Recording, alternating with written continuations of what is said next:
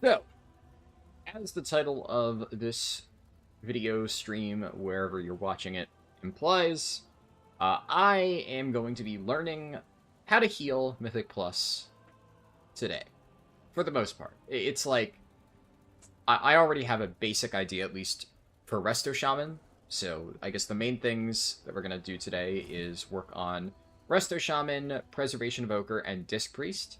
Now, although I am very confident in Resto Shaman, I don't really know generally how to heal most of the dungeons this season. I know, like, healing on that character in general, but I'm by no means an expert on it, and I haven't really healed too many keys at this point in time.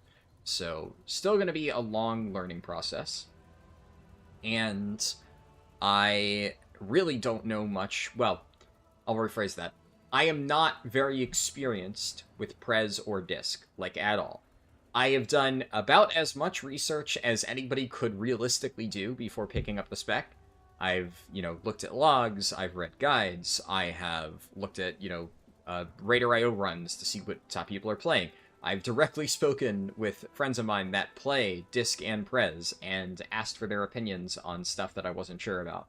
So I have done everything I can to hopefully set myself up properly for that. I even pugged like a few normal raid bosses, mostly to try and get a pick-me-up, which I didn't get, and I ended up buying with Dinar, because whatever. But it also gave me some decent practice.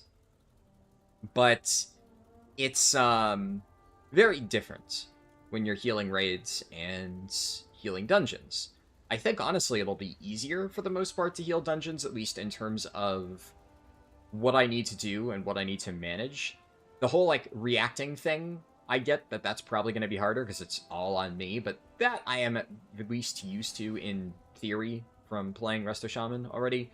It's mostly from, like, Disc, having to do the raid ramp, I wasn't super great at. I did, like, an okay job, but from everything I've heard, it's significantly easier in dungeons. You just kind of hit Radiance, and that applies your atonements, and then it's a lot more flexible from there.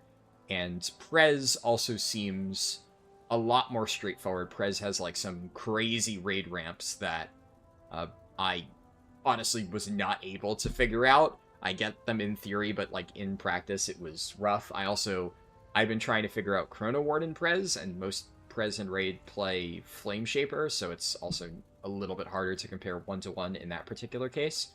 But I think it makes sense.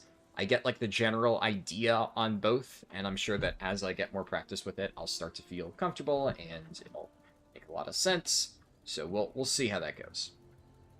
Now, you might be wondering why I'm on Blood Decay, and not one of the healers I mentioned, and that's because if we look at my details breakdown from a recent key I did, and look at the healing done, as you can see, I have definitive proof that Blood Decay is also, in fact, a healer. So, we're including it here. I'm half joking, by the way. The main reason we're doing Blood Decay right now, at this particular moment in time, is because I have been trying to get the 3 out of 4 dungeon box on as many of my characters as possible for this challenge, because even though, technically speaking, the current character as part of the Keystone Hero Challenge is still Fire Mage, that's the one that I still need to finish, and we'll do that probably Wednesday next week. We'll see how long that whole process takes. But that is the main goal. But because of the dungeon box and the fact that it would really help to start getting some gear on a lot of these characters ASAP, so that this doesn't become an unfeasible, massive time sink, I decided to work on a bunch of them in tandem. I explained this in the last stream, but, just in case you didn't watch that, I'm explaining that here again. And I, off-stream, managed to get my Blood Decay's key pushed up to a 10. So I now actually have a plus 10 Dark Flame on this character. And this is the last dungeon that I need for my 3 out of 4 box. I think technically, yeah, the Emissary War quest is down here. But that's, this is the Dinar quest, same deal, I guess. So, just to kick things off, I'm going to get my Blood Decay key. That'll complete my Mythic Dungeons. It will give me a 10 for Vault, so that I'll get something nice in this character next week. And then once I have knocked that out, then we can go and do the healer stuff. I've already done 2 keys on my Shaman. So my Shaman's key is currently a 7. I forget which dungeon. And I have not done any keys at all yet on my Prez and my Disc. So that I will be... what's it called? We'll be figuring it out from scratch whenever we do that. But anyways, I will start just by throwing my key up and plus 10 EFC. Thankfully, my blood DK has gotten very lucky because not only did I have an extremely easy time pushing this key, I somehow 3-chested a 7 Priory, which, I mean, that was this dungeon. You can see, I say somehow, the damage in this group was very good. So I think we were fairly close, but it worked out. And hitting Dark Flame is very nice because this is the freest key possible. So as the first one on my blood DK, it's definitely nice. It's a good start. I'm pretty comfortable with this character. I'm generally pretty confident with it. I've been doing pretty well, I'd like to think. But it's never a bad thing to start off on an easier dungeon just to get your footing. Sure.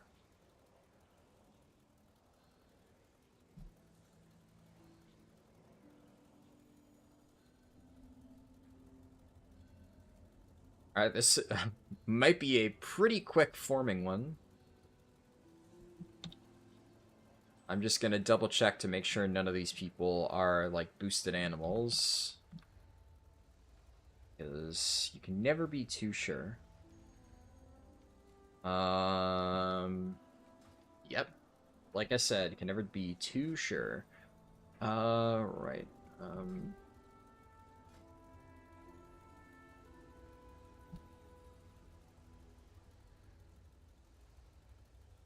boy.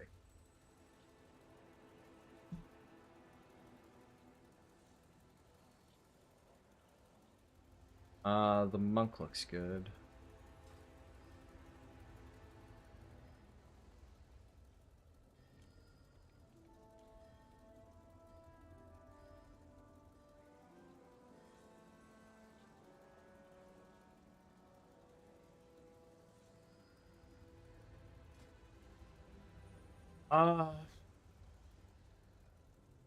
Sure.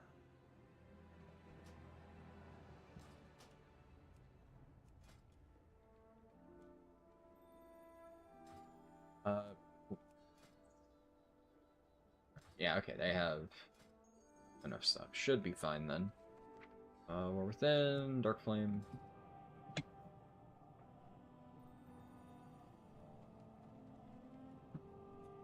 So, honestly, I would be amazed if this wasn't timed. Like, this is kind of one of those impossible to fail keys. Unless I get, like, deliberately griefed and some of these people, like, leave right out of the gate, I think that's kind of the only way that this can be fucked up. So, we'll start it off easy, and then we're going to get to the demonic healer keys, where I am very likely going to mess up a bunch of stuff, and it'll be fun, and everybody gets to laugh at me.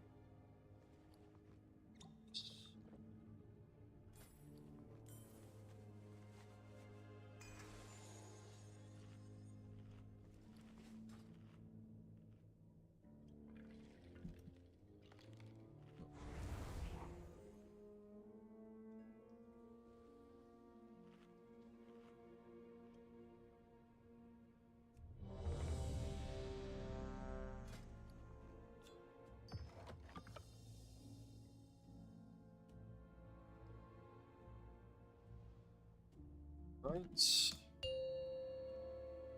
feel like this pull might be slightly harder on a blood DK just because my mobility is completely ass, but 2, 1. I think I'll live.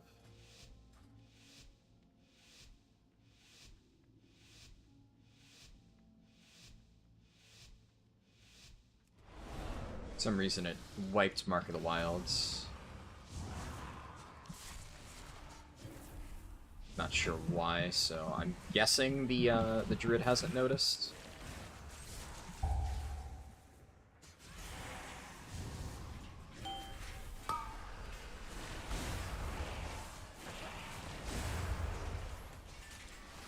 I'll remind him after this pull.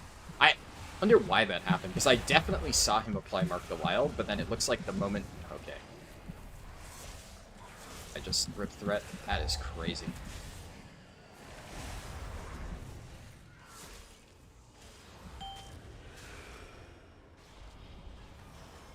Okay. Thank you, tab targeting. Very cool.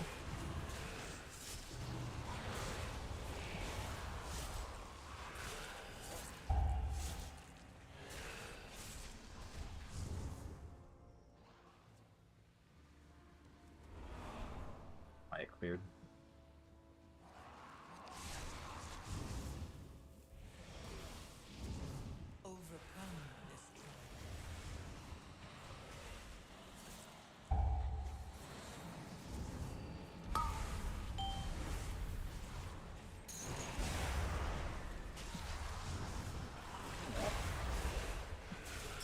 Sure, he'll get around to it at some point.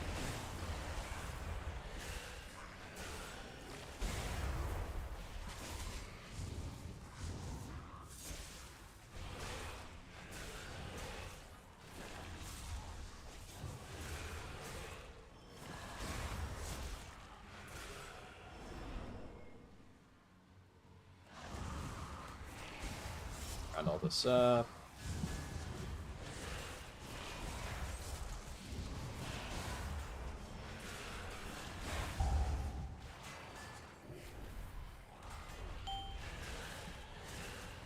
Rob, actually, okay. Wait, did I get a blood? Okay. I was wondering how I did so much damage. Yeah, Blood is Life is crazy, because I'm sitting here trying to round up all the mobs, and then suddenly I spike above the Havoc Demon Hunter, because apparently I just procced something. Wasn't even really actively playing around it, and then it just does, like, half my fucking overall. Sandlane is a very balanced hero talent, and they nerfed it by, like, a colossal amount a few weeks ago, and it's still very broken. But I'm complaining, it is kind of fun.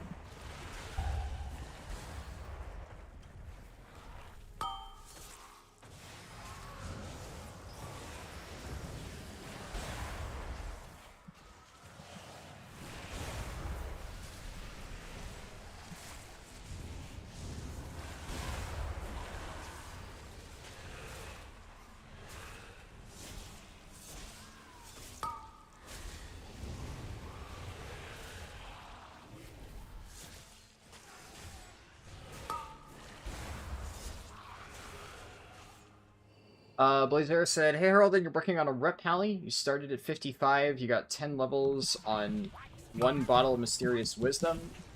You're glad they maintain." Oh my god, I got whacked right at the start here. You're glad they maintained after the event ended. Yeah, no, I'm glad they started too.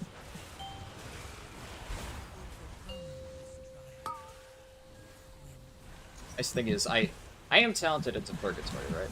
Let me just... Yeah, okay. So... I do still have that, if absolutely necessary, though I don't want to rely on it. I don't think I've actually procced it yet in any of the keys I've done. Jesus. That was an impressively bad bait. They managed to shoot it directly in between the 2 pillars that are right here. It's quite lucky.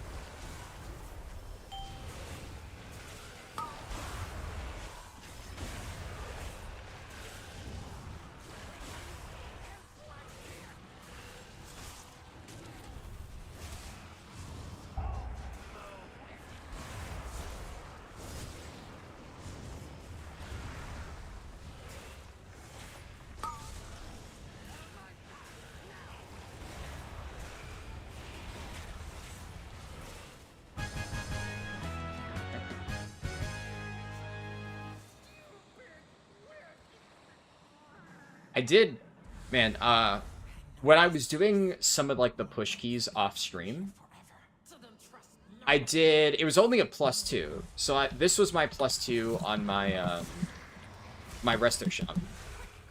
It's okay, I cleared off my own debuff with Death Strike in time.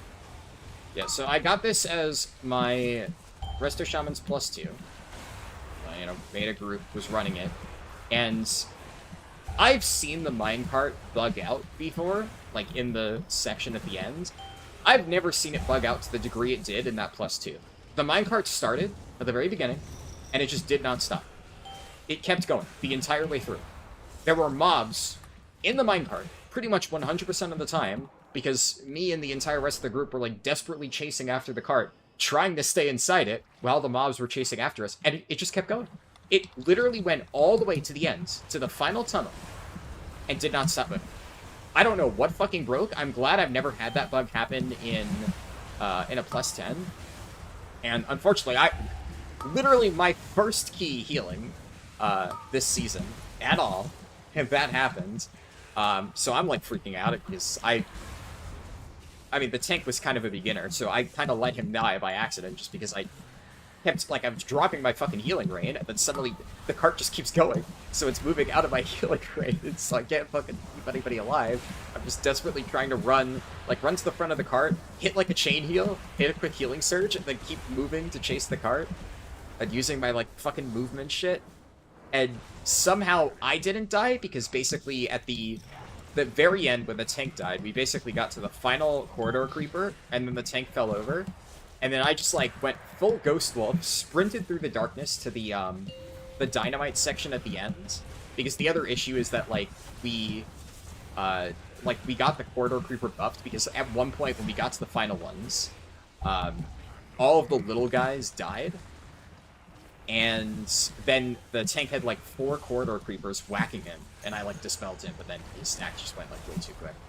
And he also, like, you know, it was a +2. The guy wasn't using defensives, he just got pancaked super easily, so we somehow managed to kill, or rather the DPS killed off, like, I think 2 out of 4 of the corridor creepers before they died, and then one of the DPS chased after me as I ran to, like, the very end, the dynamite area, and somehow, just by desperately, like, spamming heals into myself, I was able to, like, face tank the final corridor creeper as it whacked me repeatedly, and the one surviving DPS killed it. So it wasn't even a full wipe, but then of course we had to wait for, like, the people who died to run all the way back through the minecart section, because they respawned at the beginning.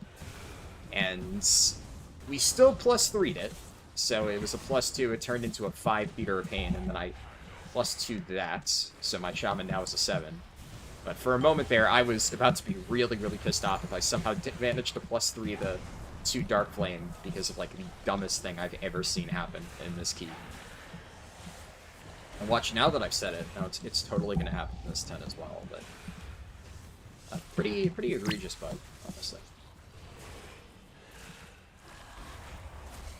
And I can't imagine I'm the only one who's seen something like that happen, so I would imagine that somewhere out there is, like, a very high Dark Flame that got completely bricked by the minecart just not stopping. And that group was really pissed off.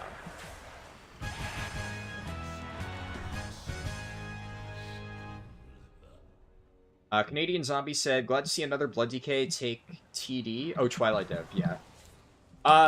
Well, to be clear, so I know that a lot of people were saying early on that they were going to take Twilight Dev, even though it wasn't actually the best, just because they want to, you know, see the gigantic laser beam. And the nice thing is, I am happy to inform you that Twilight Dev is actually your best corruption. It's either a bug, or it's, just, like, the sims aren't correct, or whatever, I don't know. It sounds like it might be a mix of both, like, maybe the sims were based on PTR data, and Blizzard changed the data without telling anybody. But for most specs, people were saying run Echoing Void. Echoing Void is dog shit. It is terrible. I think my guess on what happened is because Blizzard saw that, like, Echoing Void was most people's best corruption next to Void Ritual. Obviously, the specs that really like stats are still running Void Ritual. That hasn't changed. But for a lot of people, Echoing Void was their best option, or their second best behind Void Ritual. And Echoing Void, it's just broken. Like, it doesn't work. So the next best corruption is on multiple targets, Twilight Dev. It is very RNG, but generally speaking, on any multi-target fights or Mythic Plus, if you're not running Void Ritual, like, obviously healers, yeah, you get stats. For Like, Prop Heli, for instance. Yeah, stats are, like, insane for Prop Heli. Prop Warrior, stats are insane for you. But, like, Blood DK really likes haste, but the rest of the stats don't really give us, like, a ton of stuff, so... And I already have a ton of haste, so there's a certain point where you kind of get, like, diminishing returns on that. So for, like, Blood DK, for Brewmaster Monk, Guardian Druid, you're going to want to just run Twilight Depth. It's better. On single target, Gushing Wounds is now your best option for all of those specs. Basically, the rule of thumb currently with Corruptions is you either run Void Ritual 100% of the time, or you run Twilight Depth on AoE and Gushing Wounds with a single target. I'm pretty sure that covers, like, basically every single spec. Echoing Void, for whatever reason, is pure sim bait. I think at this point in time, sims have probably been updated to be correct, but I know that it was wrongly implemented when the patch first came out, so. I definitely agree. Seeing giant laser beams is very fun, but, well, you know me. I pick what does the most damage, right? Generally, I will not go with, like, Rule of Cool unless it's something that, like, either A, doesn't affect performance whatsoever, or is, like, literally a 0.01% damage difference. And usually in situations like that, I'll only do it if it also has, like, a utility benefit.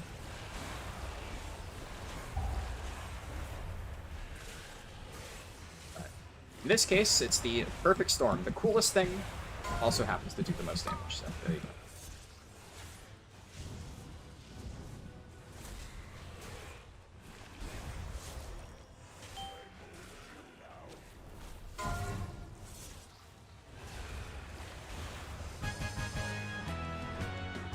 Like, even on pure single target, how much of my overall did it do? 2%. Not amazing, but also, like, not terrible. Echoing Void, I was looking at, like, my overall. It was consistently doing, like, 0.1% overall on a single target. Oh, shit. Excellent. Locked out of that.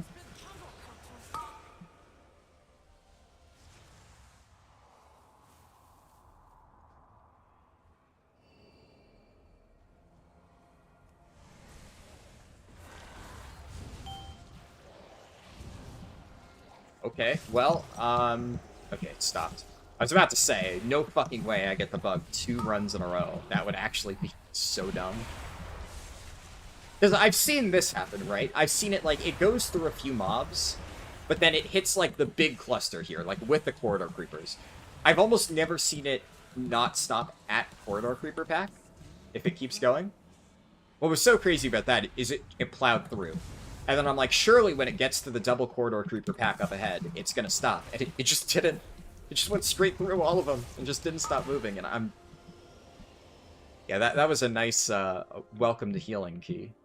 And in hindsight, yeah, and see, sometimes it just fucking stops in the tiny little skittering darkness. I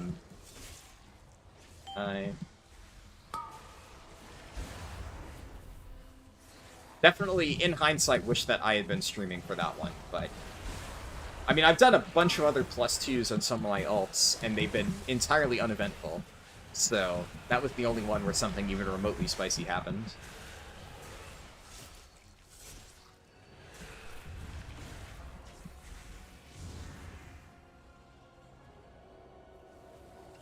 Oh my god, yeah.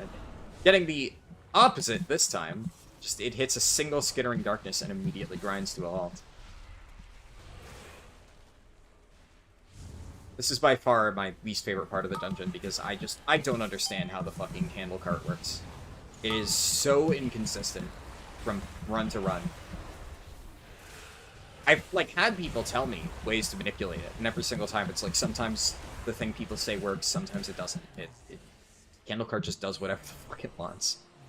And ever since that shaman run, which, well, I mean, it was yesterday, but I guess ever since yesterday, from now on, I do not believe what anybody fucking says about, like, the way that this cart works, because what I saw defied all fucking logic, and I just do not know how to explain it.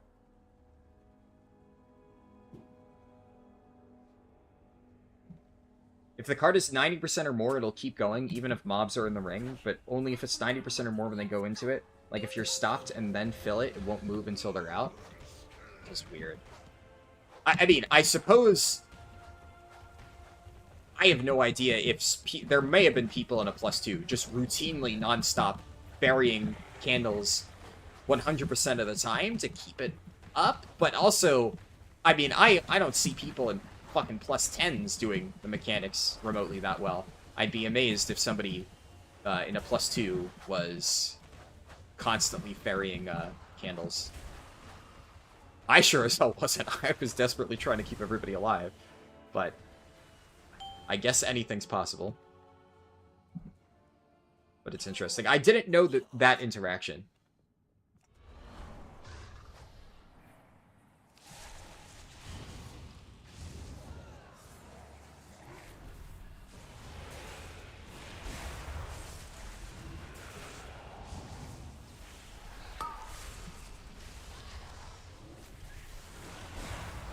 Honestly, like, I don't know why you have to kind of game it at all. It should just be that it, you know, if there's a mob inside, you know, it stops moving. If there's a mob outside, it starts moving again. Because I've also had times where I intentionally drag all of the mobs out of the cart, and then it doesn't resume moving at a reasonable speed until like 10 seconds later or something fucking insane. So it is... I just, like I said, I really hate the cart mechanic. It's just really annoying.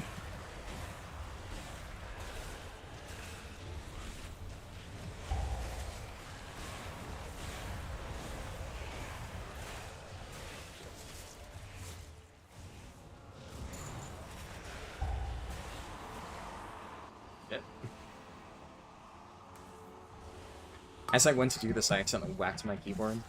Also then hit the key, and so I weren't good then. Oh, no, Drew, what are you doing? He just immediately bolted back in. We're technically at 8%, so if they're fast... I think this counts?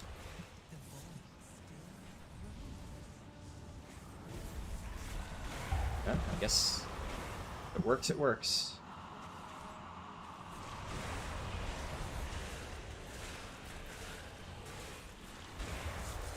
How's it going with the healing?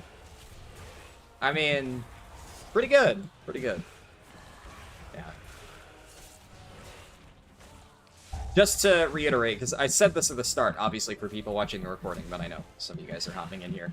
90% of this stream is going to be learning healers. But I happened to get this +10 on my blood decay while pushing the key. I 3-chested a 2, 2-chested a 5, 3-chested a 7, and then I got this 10. So this is the last key that I need to get my weekly mythic box of this character. And this also means that I got a 10 in my vault. So this Blood Decay's run has been super duper smooth. This has been really clean. So man, they are not doing this candle thing correctly at all. If I was on like any other tank that had any actual mobility, I would maybe try to just chip in and do it for him, but it's like...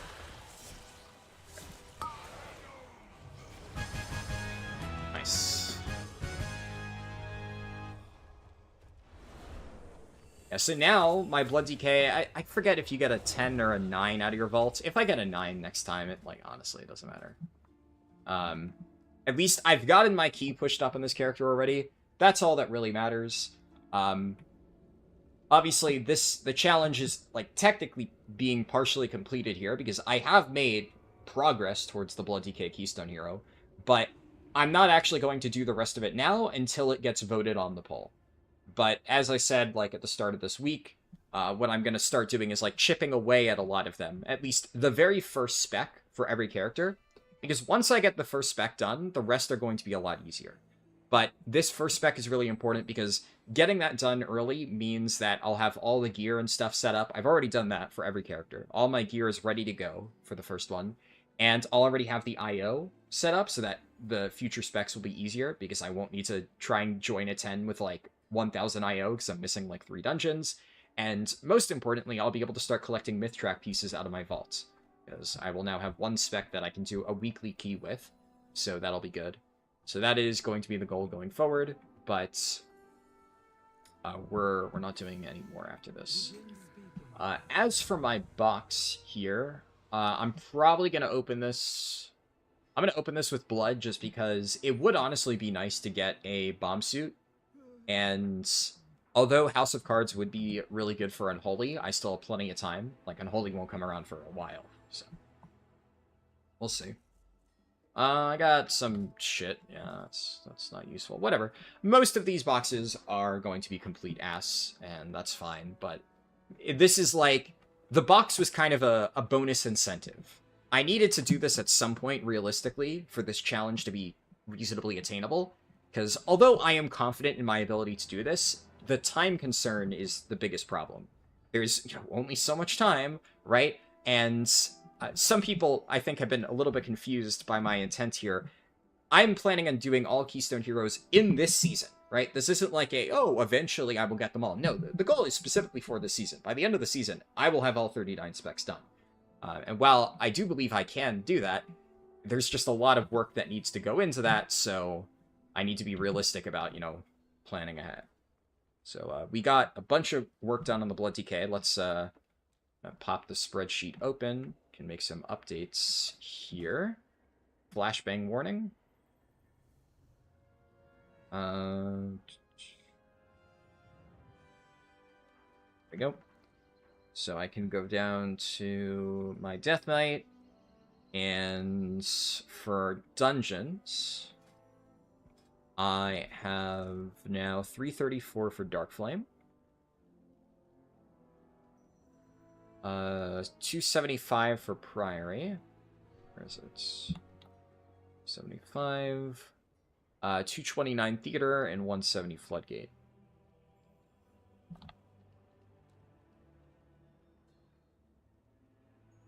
So, yep, that is correct. Alright.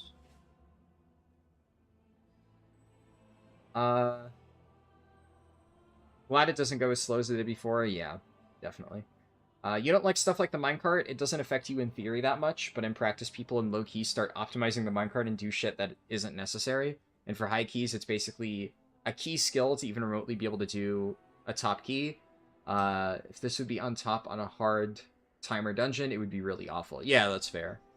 I don't know. I guess Dark Flame definitely isn't my favorite dungeon. It's at the very least pretty easy, so I don't mind doing it, but I think you're right that basically if Dark Flame was tuned to be one of the harder dungeons, I think people would really hate it. Because, like, Cinderbrew at the very least, I don't really like Cinderbrew, and it's like, definitely, I think it's safe to say it's the hardest dungeon, right? Definitely the hardest dungeon in Pugs. I don't know if, like, for score pushing it is literally the hardest dungeon. I think it might be, but I'm guessing that some other dungeon probably hits a scaling point. Like, I could definitely see something where, like, the Rookery last boss becomes a wall for, like, really high keys, and that ends up being the hardest dungeon or something. I don't know. I'm kind of talking out of my ass. Priory is maybe a close second, but I like Priory. But I think that's kind of the thing about Priory and Cinderbrew for me. None of them have, like, particularly janky mechanics. The jankiest would be, like, the bee riding thing for that boss, but that boss is really easy. The brew delivery is, like, pretty straightforward. The IPA boss is... I don't like it, but it's just crowd control. It's just... Unfortunately, in Pugs, a lot of people are bad at using crowd controls, so it ends up being really annoying to do as a tank, because you're kind of having to do all the work yourself. So... it's annoying, but nothing comes close to, like, the Dark Flame gimmick shit. Even, like, the Candle boss. The Candle boss is probably, like, one of the most gimmicky bosses. It's not even hard. But, like, it's really annoying. Actually, I take that back. The Darkness is the most gimmicky boss. So, you have the Candle boss, you have the Darkness, and then you have the whole fucking minecart section. Thankfully, most of it's just easy, so it doesn't matter. But if it was even remotely overtuned, it would suck. And I definitely don't enjoy running it. That's for sure.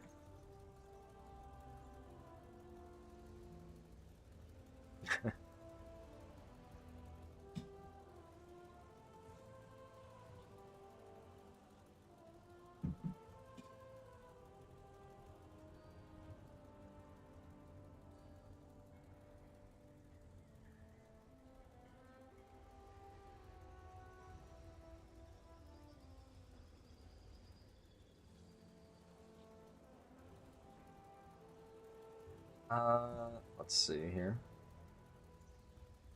Yes, thank you, Nizal. I can see that. In fact, actually, before I even... Twitch is actually so fast about getting those spam bots that I literally went to delete their message, and it says this account has already been suspended, so... Yeah, Twitch gets those pretty quick. It's, Yes. You're gonna try and do that plus 12 tomorrow before reset. Hopefully you can get some pumpers. What dungeon was it? I can't remember if you mentioned. I'll swap over to my Shaman, because Blood Decay is all finished. And I'm gonna start with Shaman just because I've already started the process of pushing my Shaman's key, and, what's it called? This is the one that I'm the most comfortable with, so Resto Shaman will be a really good way to like, learn the healing mechanics for me. Because I'm comfortable with the playstyle, I just don't know exactly all the healing patterns in the dungeons. Like, I kind of know, obviously, because I've done them a million times on other classes, but sometimes, as a tank especially, you're only really focused on the things that kill you, and there's mechanics that will, like, blast the group, and I'm like, wait, that did, like, 10% of my health bar. So I just don't really think about it. But then when you're on a healer, it's like, oh shit, you need to actually press something for that. So it'll be good to get that muscle memory down for me.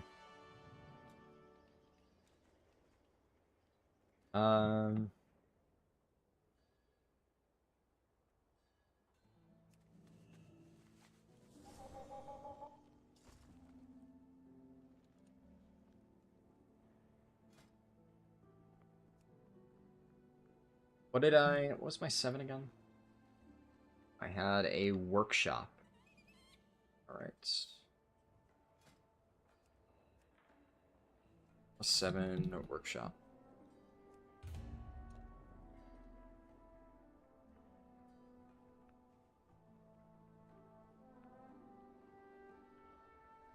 I feel like... Like, workshop shouldn't be super hard to heal.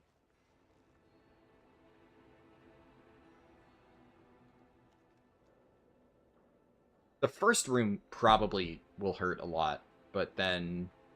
I guess the slimes also do a lot. Honestly, the trash sounds like it would be a lot scarier.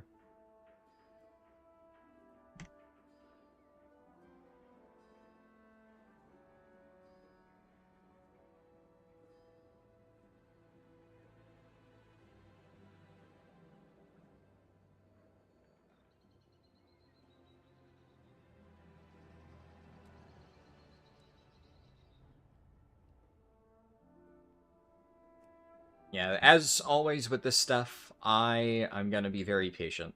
Even though it's not a plus 10 yet, I would still... I don't expect to 3 this. I was very surprised that my Blood Decay 3 chested the 7. But I would like to plus 2 it. I feel like that would be ideal. Now, it could fuck me over if I get like a really crappy plus 9, so, yeah. We'll cross that bridge when we get to it. Your key is a metery 12. Interesting. Well, I would say that is probably the hardest one. Am I taking Poison Cleansing Totem? Oh, right. Yeah, that does get rid of the Xalatath affix. I didn't even think of that. Good call, Troy. Yeah, I forgot that was this week. Okay, well, why is it...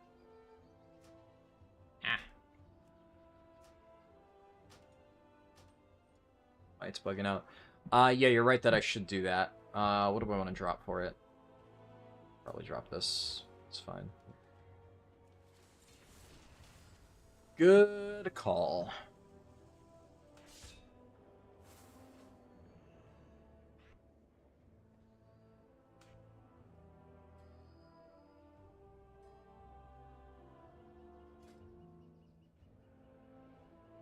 I'm gonna be fairly picky with this.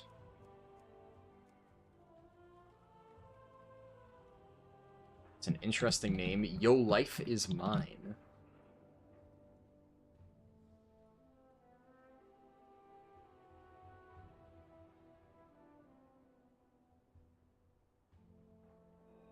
Uh, your guild managed to kill Sprocket. You're looking forward to the last bosses. From how long other guilds take, it seems like around 100 pulls per boss. Mugsy a bit more. No, One-Armed Bandit is by far the hardest boss this raid. Like, pre-nerf Mugsy was harder. At this point, Mugsy is easier. Mugsy's... Honestly, I would say Mugsy, at this point, is probably about on the same level as Sprocket. Because Sprocket has definitely gotten easier with nerfs, but you still kind of need to do all of the mechanics on Sprocket. You can survive a little bit more, but that only really helps you on reclears. Like, we've had... On our last Sprocket rekill, somebody missed their mine, and, like, 5 of us survived it and, like, crawled to a kill. But you're not really gonna be able to do that, like, on prog. That's gonna kill you. So, it's... You still gotta do basically everything. There is still, like, kind of a damage check, because most guilds at this point are playing around not getting the purple balls, and a lot of times, if you get to the purple balls, because... And this is, like, obviously, some guilds may be really good at prepping for this, but most guilds aren't. They're planning to just kill it before then. So the purple balls go out. There's going to be at least one person in your raid who has no idea what they're doing, and then they're going to kill you. So, honestly, Sprocket is, like... Sprocket, I would actually say... it's tough. I honestly think it's harder than Mugsy at this point. Genuinely, I think it is. But it's tough to say. They're comparable. The thing with Mugsy is Mugsy's damage check has been completely removed, basically.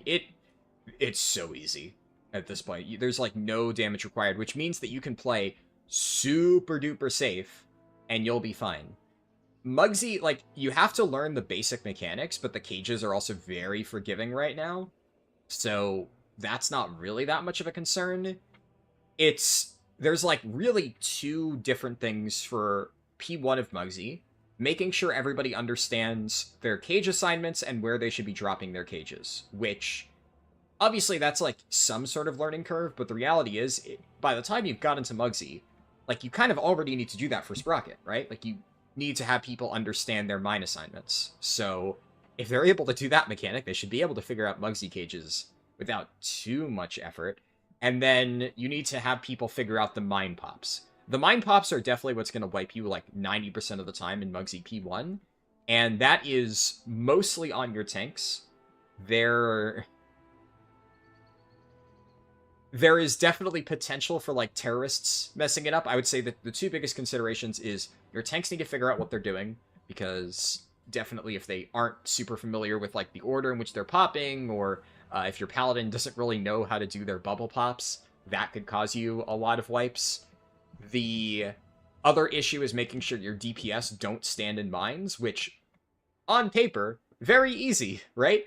There's no damage check. When you see the mines go out, get the fuck away from them. You don't need to, kind of sit in melee and pump out more damage, even though realistically a good player can do that and still dodge the mines. But if somebody's really struggling, just tell them to fuck off to Africa when the mines are going out, and it doesn't matter. Like, the damage check is irrelevant. So, a lot of times you're actually in P1 going to have to stop damage, because if you push too early, it causes problems. That's another thing about Mugsy, right? There's no real advantage to pushing super early, so we've reached a point now where it is very easy to push at the best possible time. And you don't want to push early, so more damage won't matter. So Mugsy P1 is, like, consistently easy, and then all that matters is that you have enough damage for the second half of the fight, and most people should. The only way that you don't is if you fuck up mechanics and die. So it's entirely understanding basic mechanics, and the nice thing is that the stuff that's hard in P1 for Mugsy is still the stuff that's hard in P2. Almost all the stuff that's going to wipe you in P2 is the mines. Most of your wipes are going to be the mines. It's the final mine set, which can be very tricky. Goes out, somebody is doing the big movement, and they run into a mine, and then they fuck up and kill the raid, and then they get yelled at, and then they do it again. And they, yeah. It happens, for sure. But that is gonna be the main thing that wipes you. And then you're gonna lose people because they don't know how to bait their ice spheres, and they're not comfortable with that, and it's gonna take a lot of people a few pulls to figure out. And obviously that's a one-shot, so until they know how to do it, you're going to lose a few people. And then the thing is, you get, like, the really nasty jail set, and that jail set is, like, the final mechanic of the fight. I've had some wipes past that, but generally, if you don't fuck up that final jail set, if your raid figures that out, it's a kill. In my Prot Warriors guild, literally the first time we got a clean transition out of that, we killed. Now, I had to do a lot of heavy lifting there, but it was definitely, like, you know, we kind of limped to the end, but still was a kill. When I killed it with my Prot Paladin the first time in my current guilds, obviously that was way before, that was like a month ago, so that was like pre-nerf. And we had a few wipes to the mines after the final jail set. And you might still, because technically, while it's like a little bit nerfed now, that mechanic is still hard. But it's a lot easier now because the damage is a little bit lower. So, honestly, I don't know. I don't really think Mugsy's that hard. Mugsy is like 90% of the fight is people knowing where to drop their jails. And people just not fucking walking into the mines. That's really, like, the entire boss now. There is very little else. There's some jobs for the tanks, but, I mean, I'm biased. I'd like to think that, you know, if you're tanking at that level, you should be able to handle those mechanics pretty easily. Generally, if there's somebody in your raid getting hard carried, it's not going to be a tank. It can be. I've seen it happen. And if that's your case, well, then, yeah, you might struggle in that fight a little bit. But it is hard to get to Mugsy and be that bad at tanking that you can't handle, like, the tank mechanics, even though they are theoretically a little bit complicated. But One-Armed Bandit is a fucking bitch of a boss. That fight is not easy, so, yeah.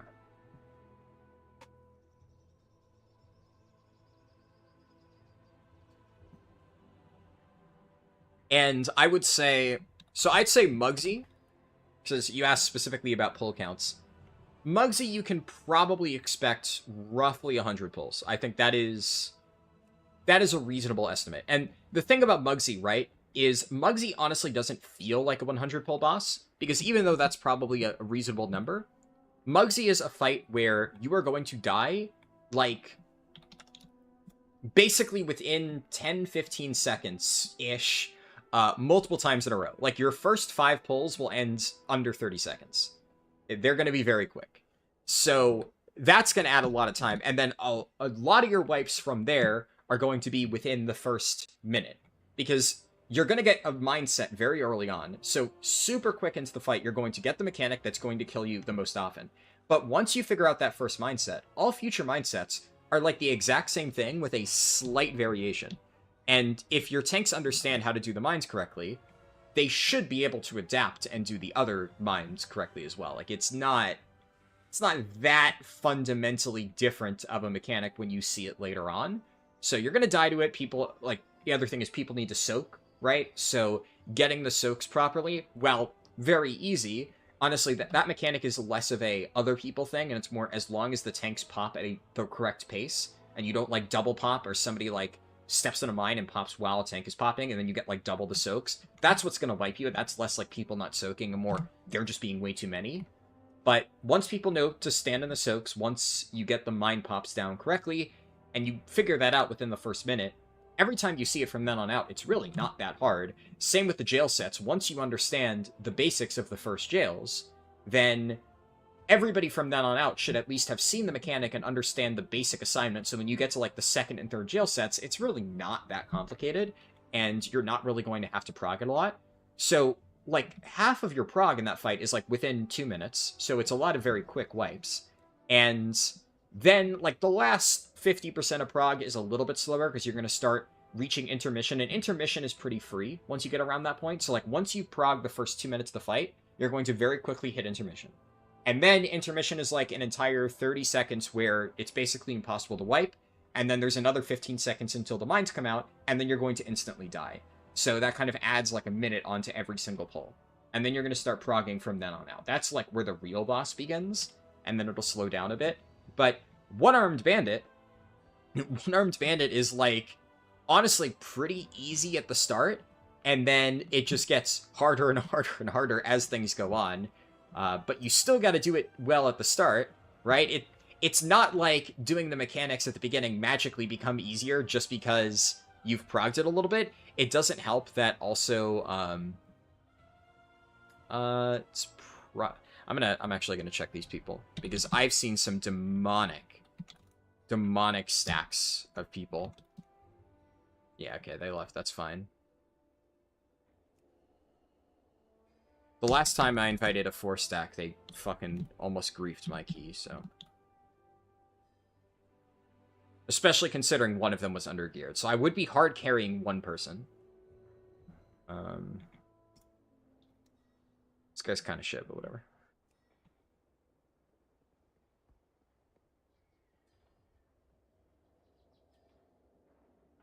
Gonna invite this guy, but then I'm gonna inspect him.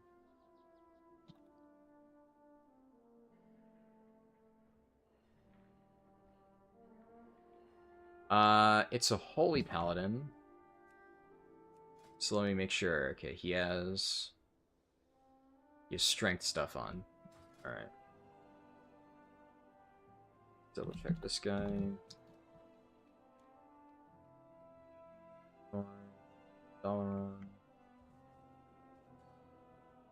High item level, high, probably good enough, yeah.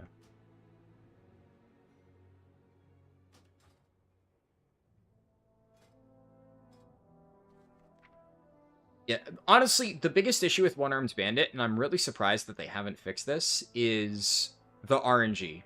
There's nothing more annoying than, like, sometimes you get pulls where the adds are split every single time, and it's just a nightmare. And then you'll get pulls where the adds are next to each other every time, and it's just noticeably easier. And it's completely random.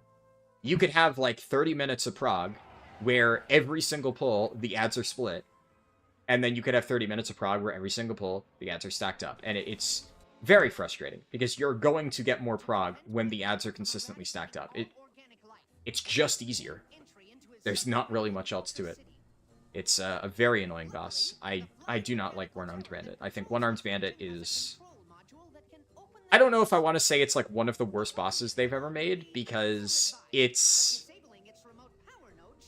Without the RNG, it would be fine. I definitely don't love the fight. Honestly, the burn phase, like, P2 is not bad. I kind of enjoy it, almost. It's just that the fact that it's a fight where RNG can just severely affect your ability to prog it, that just sucks. It's a really bad feeling. So, I don't know. I really don't like that boss. Whereas Muggsy, although Muggsy is like... I fucking hate this bug. Muggsy, like I said, I think is a bit easier now. I think it's fun. I enjoy it. The only thing I don't like is that the prop paladin strat is you basically need to run spell warding and, like, sit in a corner and do nothing for a while. That kind of sucks, but it's a fairly minor part of the boss fight as a whole, so it's whatever.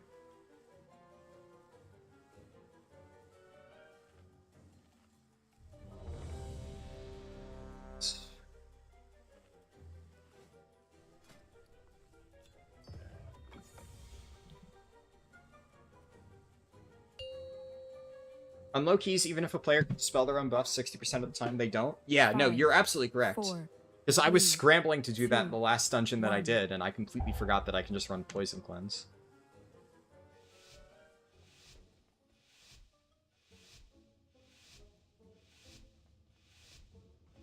I mean, it's possible if you're looking at recent kills and you're seeing that it's consistently that low. Maybe with, like, damage buffs at this point, One-Armed Bandit is actually considerably easier.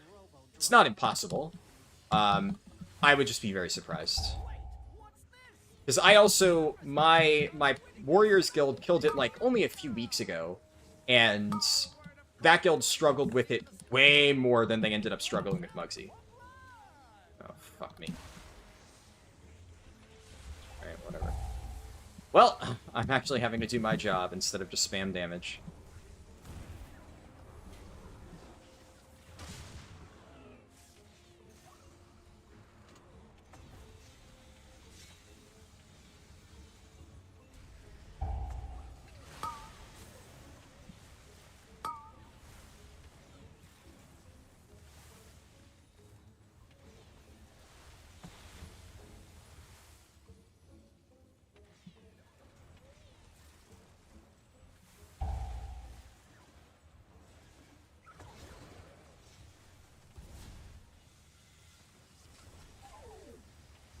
I greeted and it paid off. This guy keeps moving the fucking mobs out of my healing rain. My poor acid rain damage.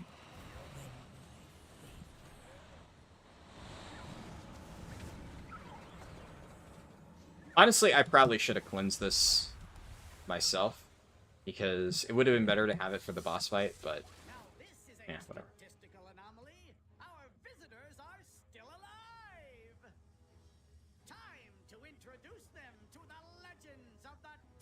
At least the affix can also be healed off. Yeah, that's what I was doing a lot in my last key. I was just healing it off most people and then dispelling one that I couldn't get.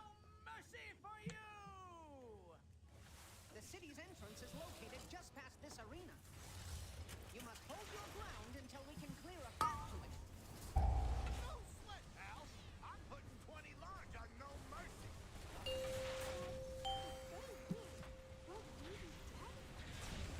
I get that on a sure thing, and I ain't really lit. There's no damage going out. I'm like, oh, finally the ground pound's happening. Surely I get to do something now. And fucking nope. Oh no. Oh no, the health bars are moving in a downward fashion. I guess I actually... My passive healing just actually covered all of that. Okay. This actually is a cosmetic roll. Holy shit.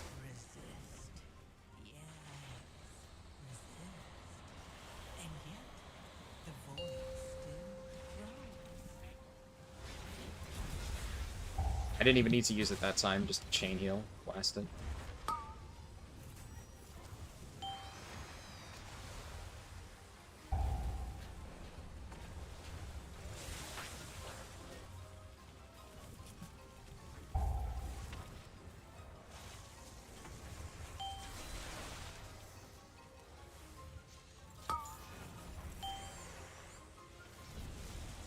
Huh?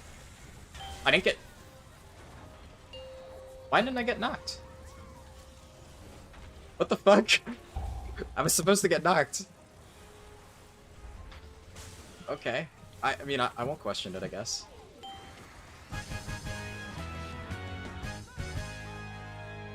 But we're still throwing them out with the trash. Kind of annoying that poison cleansing doesn't have the short cooldown that it used to. Well, I mean, it makes sense why they nerfed it. Because back in Season 1, I was using it all the time. And obviously, a million poisons are in those dungeons. But yeah, no, I could always use Totemic Recall. I mean, I don't know. I don't think I should be using Totemic Recall on Poison Cleanse right now. It's definitely not needed.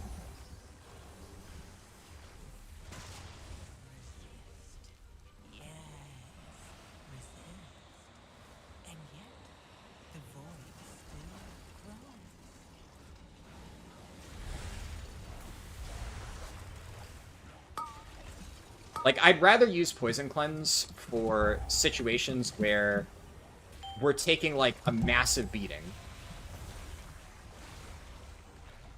And the debuff then goes out at that point. That way, I can just focus on spot healing, and I don't need to worry about also getting the dispels and stuff at the same time. Although, in a lot of those cases, honestly, I'll just heal it off, but you know what I mean.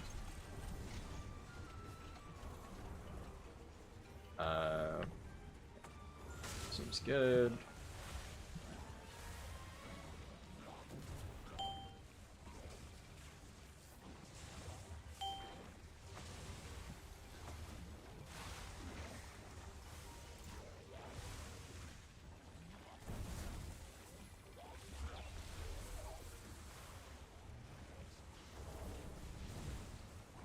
Overcome this trial. Yeah, it's healer time. It hasn't officially won on the poll yet, but I'm trying to get my healer's keys pushed up. That way, when it does get one on the poll, we can just jump straight into 10s and not have to worry about, like, the pushing process. What is this guy doing? Now, Resto Shaman, for context, by the way, this I did play a lot in Season 1. So, it's not like I've never played a healer before. I also, in the past, have played Mistweaver at least a little bit, so I have some experience. But this is my first time healing dungeons this season, and that's why I'm starting with Resto Shaman, you know, play what you know. So that way I'm focusing on learning, like, the important damage patterns. And eventually I'm going to have to learn different healers. This I actually will need to.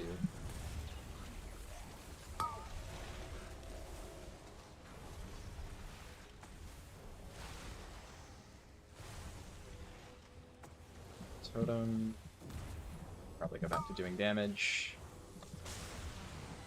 Okay, we're...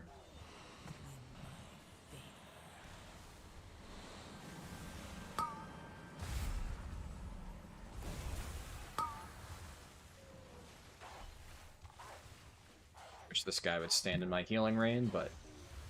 alas. It's also, it's so tricky, because, like... I haven't used Spirit Link Totem yet. I haven't even used Descendants yet. And, like, I know they're there. That's kind of the thing, right? Where, like, I know Resto Shaman. I know what I can do with it. But I just don't need to. So... I haven't even had to drink yet.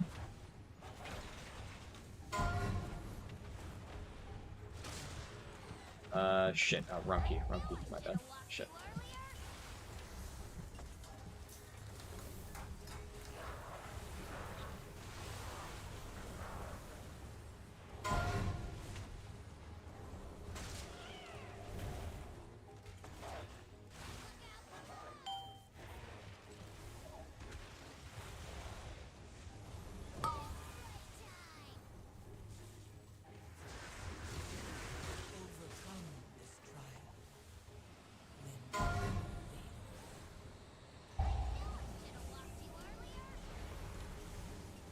So, like, this would have been a really good situation for it.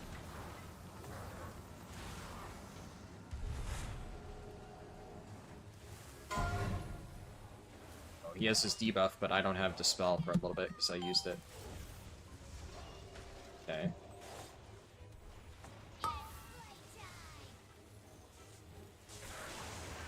Like, for instance, if somebody hit one of those boxes, I would really want to have Spirit Link Ascendance, so... If I don't need it, I don't really want to use it. Oh, shit! Speaking of which, I didn't know that was a thing. I'm actually not even sure how I'm alive.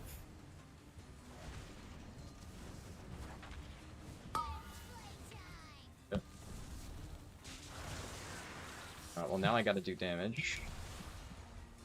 And...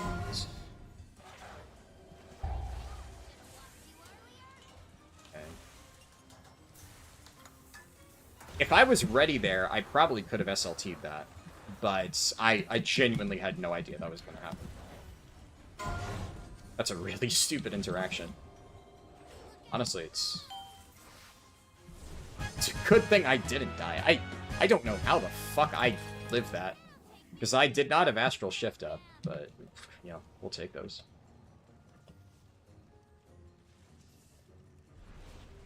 Okay, shit.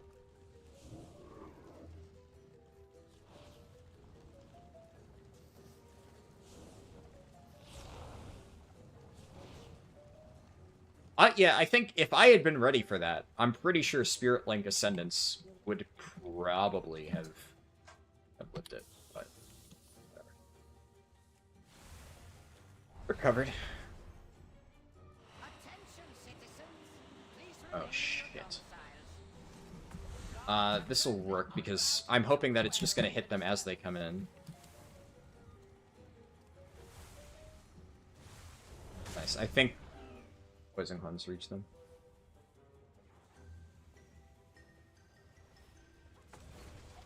Is there a reason I have my party frames further away from my character? What do you mean? You mean my character frame? Like this thing? I'm not using that.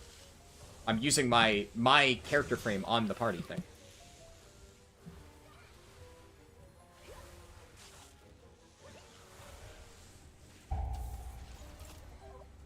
So, you dismantled a few of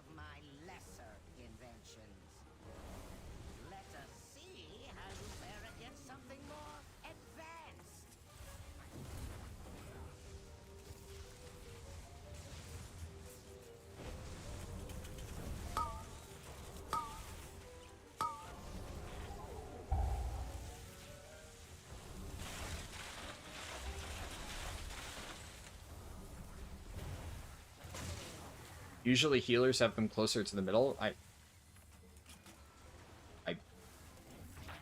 What would you describe? What is this if not closer to the middle? Like, it's either here or, like, you know, unless you're gonna nitpick that it's not, like, 3 inches to the right. It's not on the side of my screen. This is the middle of my screen.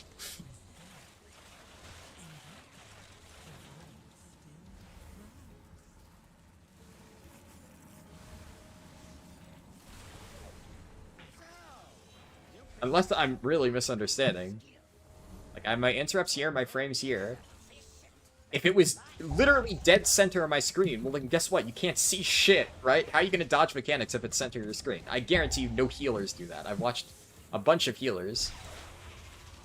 No healer literally has it in the dead center. So it's either they have it here, like above where my character frame is, like this thing. Which, like, sure. Or they have it where I have it. Which, like, I looked at a bunch of what other healers were doing when modeling my healer UI back in Season 1, so...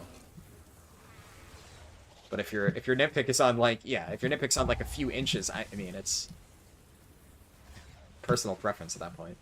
I have no problem reaching these frames, right? Like, it's not an issue for me, it's all centralized. I can easily get all that stuff. Shit. And it's not obstructing my vision of anything in particular. And that, at the end of the day, that is literally all that matters for healer UI. And frankly, that's all that matters for anybody's UI, right? Like, UI is entirely a matter of personal preference. There are, at least for healers, I am aware that there are some things that massively help. Like having your frames more centralized, right? Like, I don't really need to look at my frames as a tank, but as a healer, it needs to be, like, compact, so you can very easily switch between targets. You need to have mouse over macros, and obviously, it applies to anything. You need to make sure that your vision of the game is not obstructed, right? But, whereas, like, as a tank, I have very basic things that work for me. If there's anything I need to track, it's usually, like, here, right? So as a tank, this is what I'm using. This section here. But, yeah, I use a different UI setup slightly for healers than I do on tanks, just because on tanks I don't need it. But also, I mean, this works for me perfectly fine. For a while, I healed with the exact same UI that I do on my tanks. It wasn't until some of my healer friends were like, you need to fix that, for the love of God, please, that I switched it up. But, I mean, I had multiple healer friends help me with this setup, and they were all like, yeah, it seems fine, so and considering I have not had any problems with it, yeah, I don't know.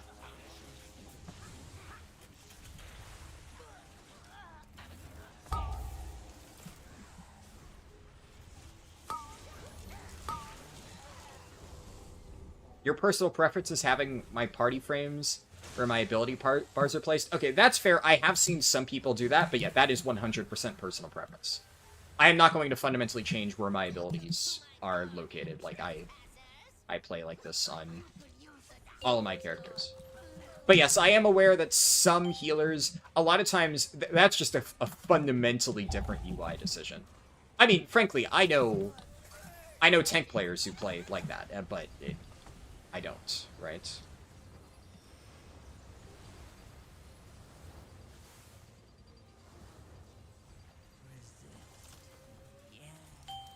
Jesus. I don't think he pressed a single defensive.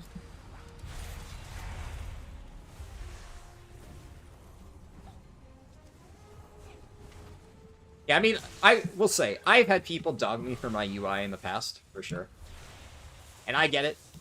To a lot of people, you know, a lot of people like having spaceship UIs, and mine has always been rather simplistic.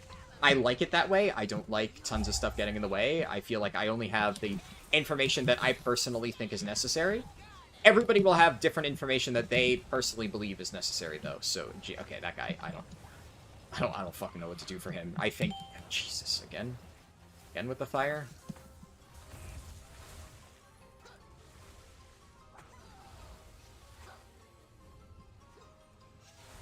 Okay, he definitely stood in a fire swirling. I was gonna say, he got, like, chunked down before I could even reach him.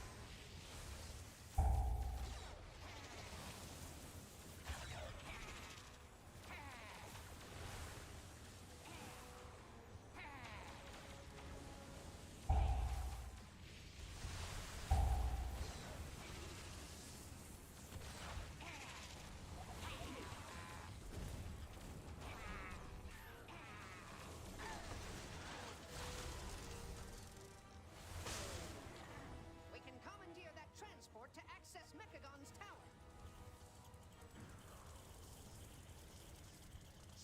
tower. What am I actually using Totemic Recall on? Right now, nothing, honestly. I probably should be using it more often. Right now, I'm kind of...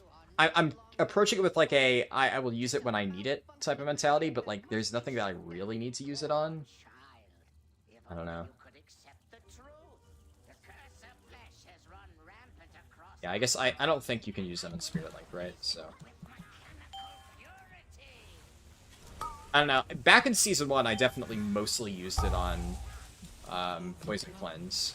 So, maybe you're right that it would be worth doing that.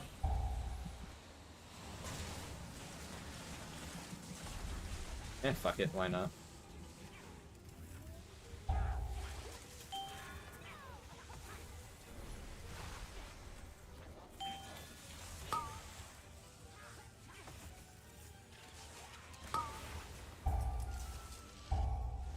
Generator lasts.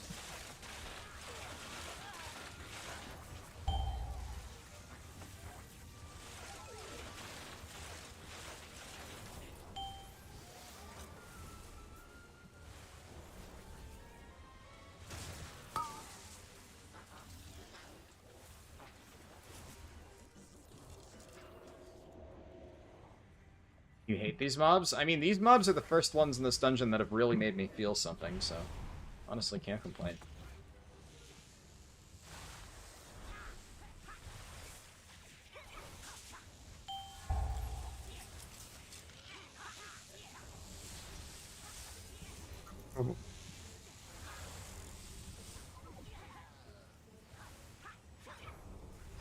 Overcome this trial. Yeah, I don't trust that shield generator. I feel like it's gonna expire. I don't think it did. Yeah, okay, that guy. Only so much I can do. That dude, I think, literally stood in the fucking exploding squirrel. Like that. Yeah.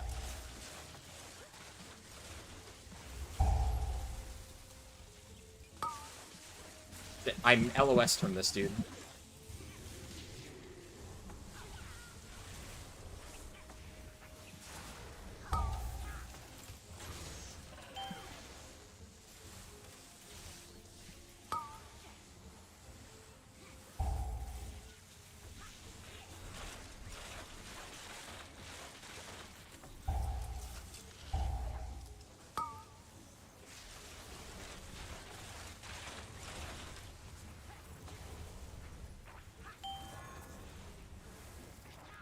Why are we tanking it inside the fucking generator, man?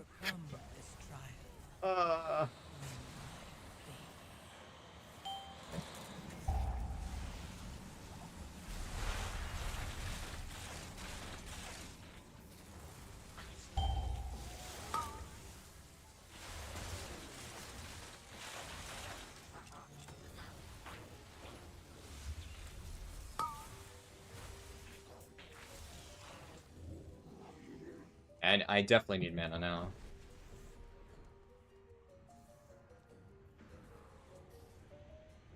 Witness perfection.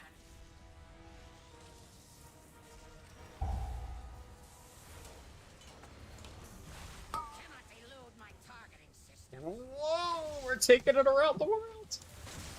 Alright. I just realized I haven't lusted all key.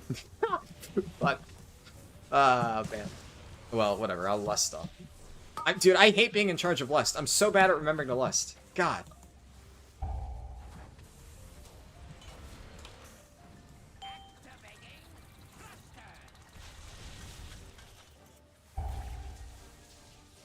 I played this character a lot in Season 1, too. It's particularly embarrassing, because back in Season 1, I always forgot to lust. And I just keep forgetting it. I don't know, man. It's... On my mage, too, I've had multiple times people are like, are we gonna lust at any point in this key? It's like, just ask for a fucking lust. Like, just tell me that I forgot to lust, and I'll be like, yeah, fuck, I know, I forgot. But people get so snarky about it. As their first reaction, mind you. Like, 99% of the time, what happens is I'll forget, and then I'll get, like, spam pinged on, like, the start of a boss pull, and I go, oh, fuck, right, that's my job. But nobody did that this time, so...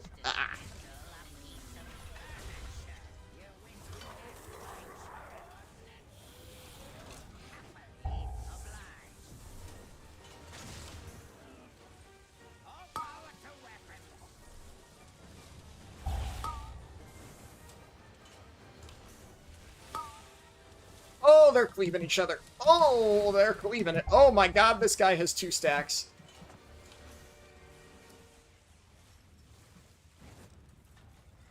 Brother, please.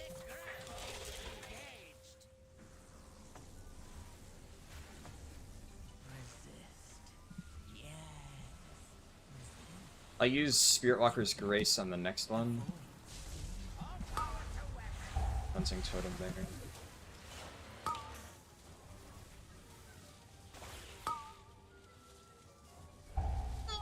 Fucking... Oh my god. Why do people fucking move with that mechanic, man? Just stand still.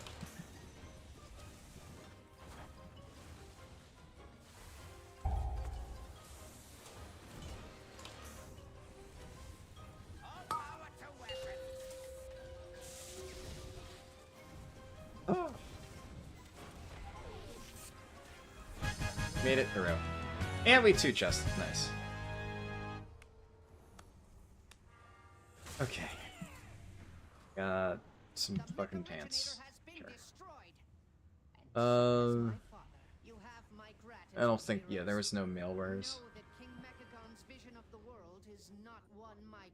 Okay, let me catch up in chat. I read a few messages in the middle, because that was relatively chill, but... You live for the moments when people are healing and unpleasant stuff goes to hell. Fair. You had it at a time at your position, you moved it at some point centered above your action bars, but yours are half as tall as mine and closer to the bottom.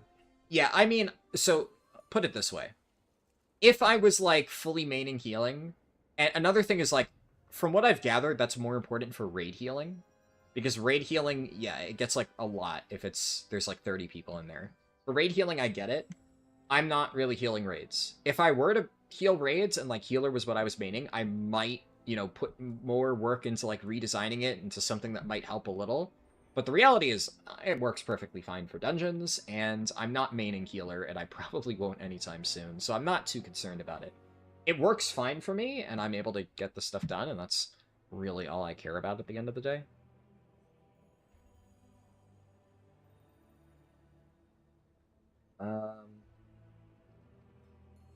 I'm not running Windrush Totem.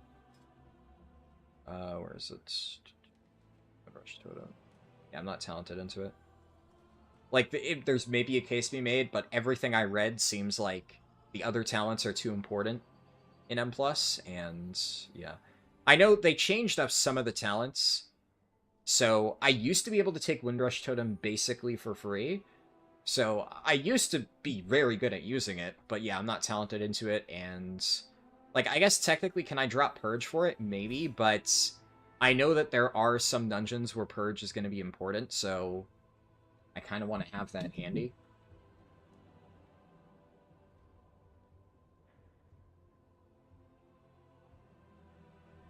I Things you can recall: Stun Totem, Speed Totem, Healing Tide Totem. I guess, yeah, there are probably some cases where I could recall Cap Totem, and that would be really good. Because it's like a flat, yeah, just a flat reset, right? So if I get like a double cap, there are definitely situations where that could be very handy. Healing Tide Totem is that one, right? Yeah.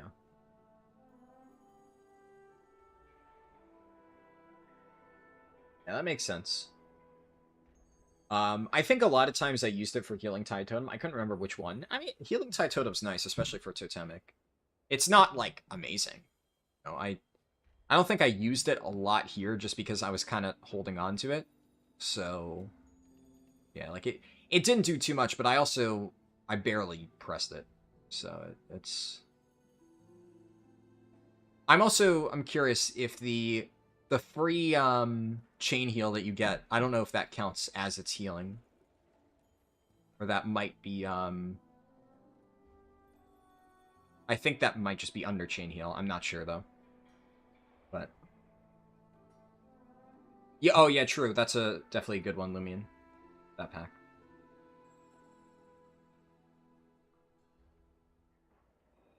The mobs at the end of the dungeon make you feel something just like a Lego brick makes you feel extreme pain. True. Eternity said, what a scrub healer smile. Yeah.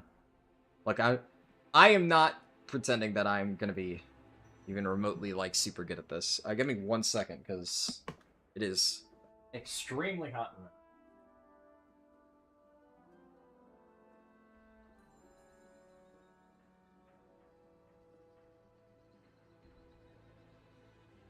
Dehumidifier is working. It's just a very hot day, apparently. Sometimes just is what it is. Alright, what did my 9 become? Motherload. Okay, yeah, Motherload's chill.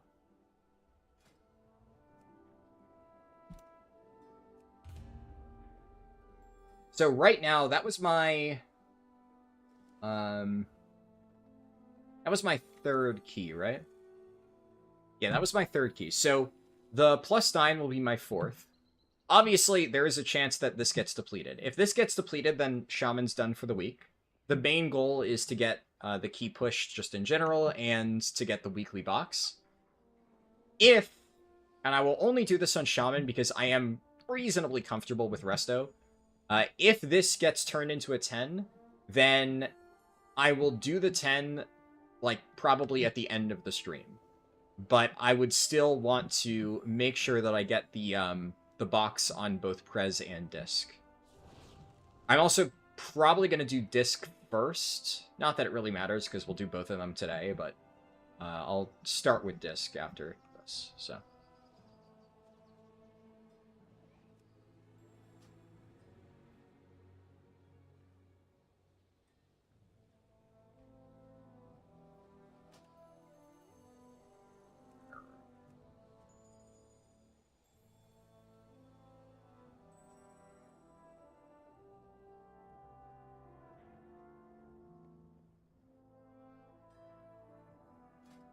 I guess, what are the dungeons that I'm most afraid of still?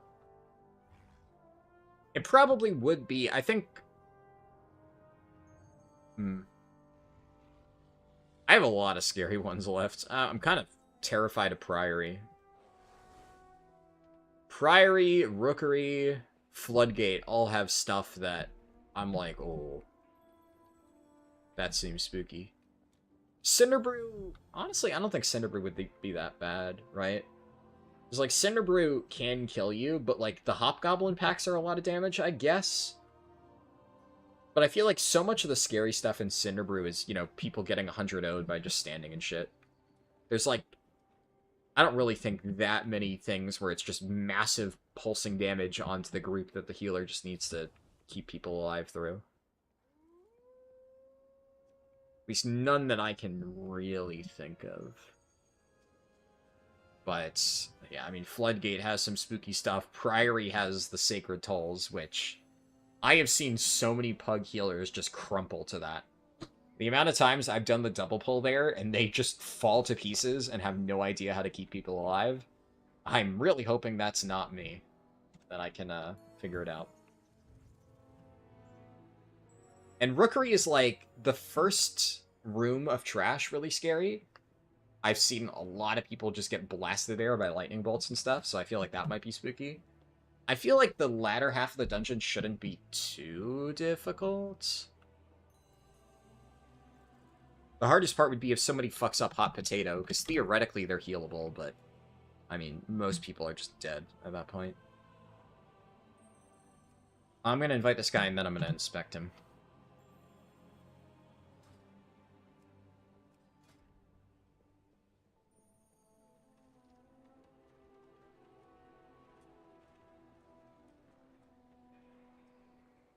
Good enough.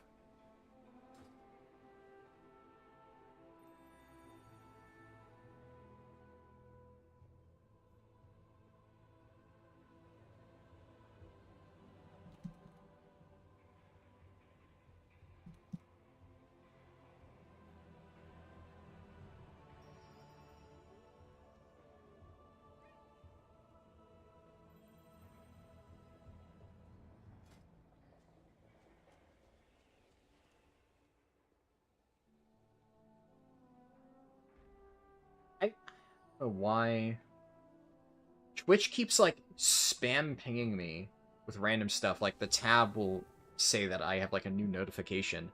And it's always some, like, random repeat notification that they've sent me a million times. It's really annoying.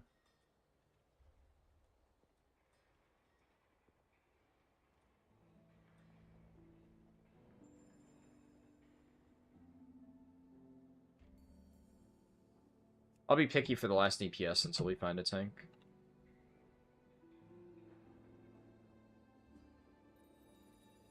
The big AoE bird is spooky in Rookery, yeah.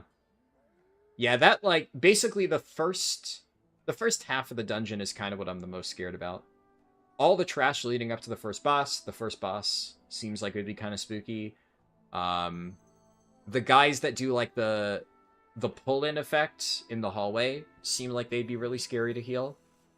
And then the second boss honestly doesn't seem too bad if people don't fuck up Hot Potato.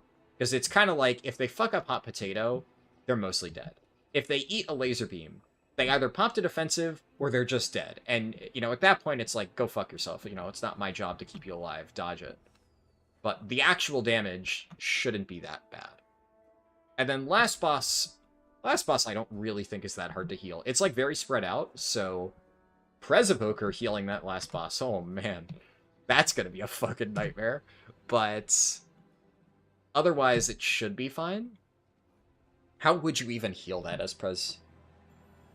I guess you'd probably have to get, like, your, like, 2 people with a time anomaly, then echo the far people, and then just get, like, a big life bind window off, I think. But that feels like it would be a lot sketchier to do than, like, on every other healer. Seems fine. Storing.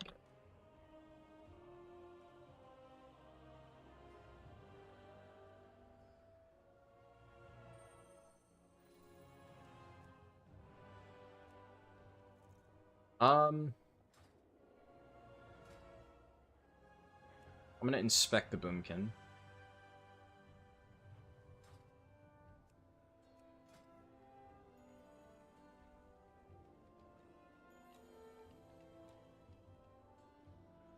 Yeah, it looks good.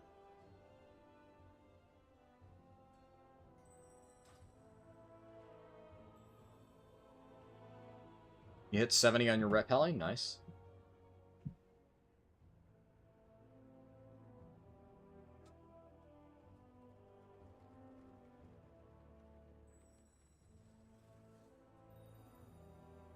After this dungeon, I need to make some more coffee. Because I made coffee before stream, but I made coffee like 45 minutes before stream, and then I got sidetracked talking to my dad. And then by the time I was starting stream, I was pretty much already done with it. So, at this point, it's starting to wear off.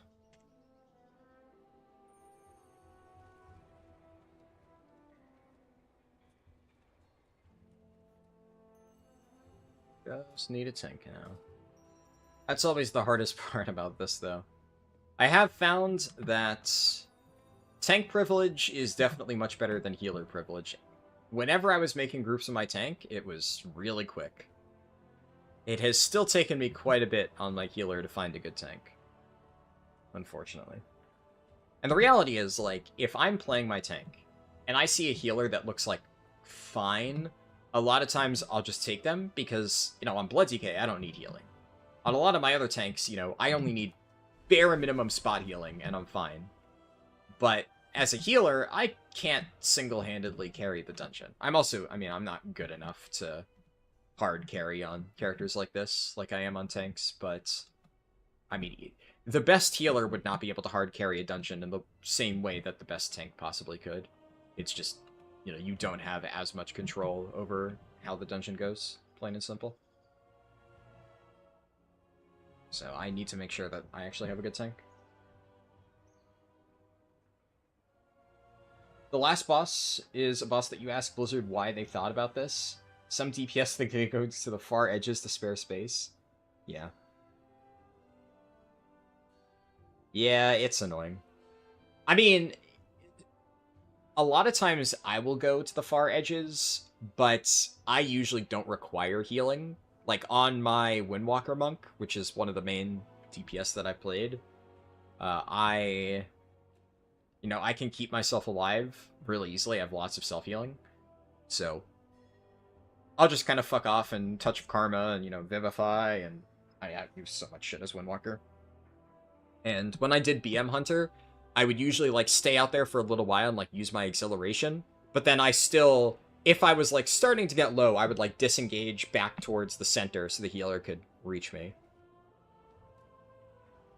So as long as you recognize, like, oh, hey, I need healing at this point, I better go get some, you're fine. So what the hell? Oh. No tanks today.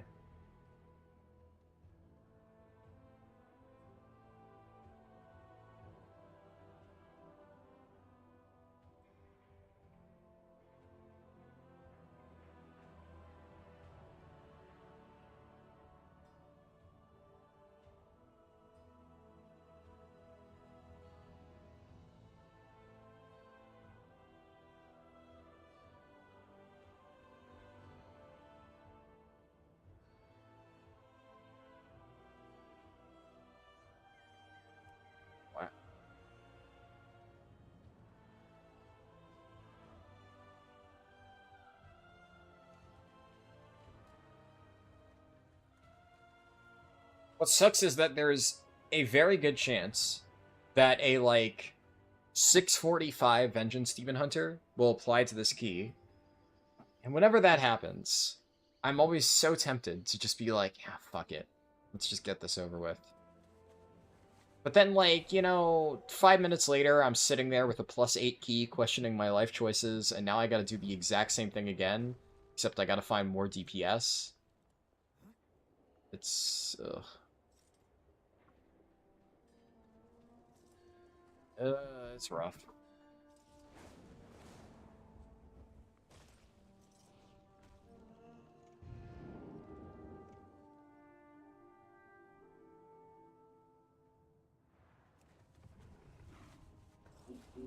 A realist.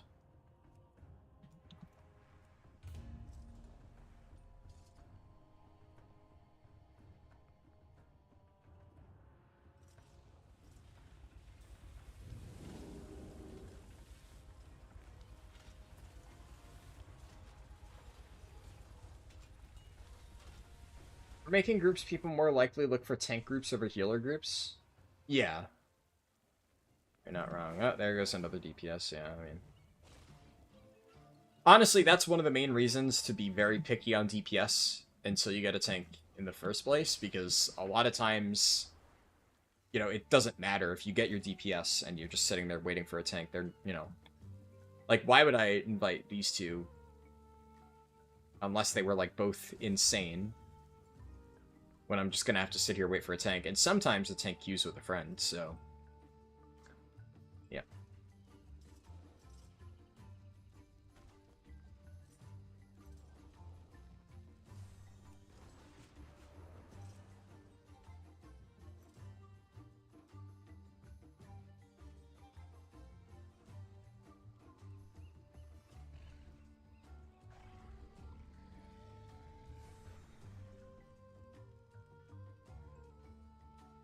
You like those mages going max rank, max range, and jumping crying?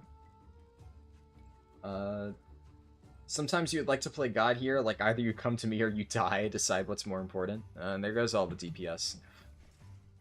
Dude, fucking hell. Yeah, I know that 9s are cursed, but we'll see. If this wasn't, if it was like on any other character, I would probably lower it to an 8 just because you have like an exponentially higher chance of finding somebody. But I would like to get a 10 on this character.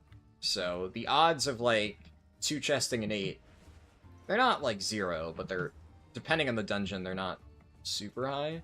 I feel like Motherload, it's doable. I don't know, we'll see. I'm not like super attached to it, because we're not doing like the Resto Shaman challenge. The goal is to get like the +4 box. So. Whereas, like, on my mage, I'm not going to sacrifice my key. The point is to get Keystone Hero. I'm not going to sit there and, like, run homework keys just because it's easier to find, because at that point, you know, who gives a shit? I have to do 10s eventually. And on this character, all I care about is getting the weekly box, and then, you know, I'm fucking off and doing the next one. So, if it does take, like, 5 or 10 more minutes, I am probably going to lower it to an 8, and hopefully it'll be easier to find.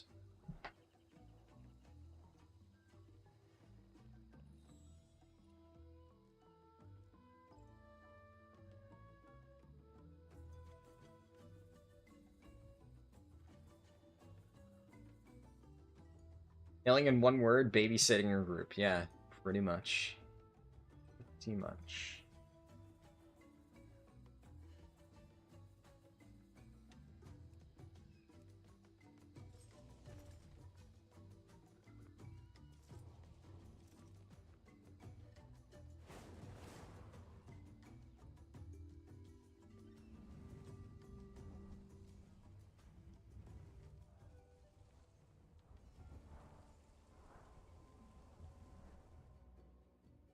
Maybe I shouldn't have gone to the dungeon already.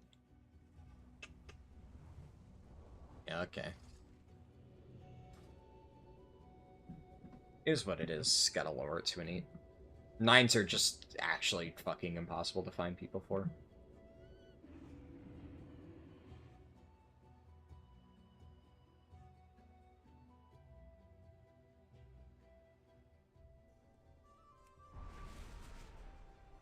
I would say, like, 9s and 11s are probably the most cursed keys.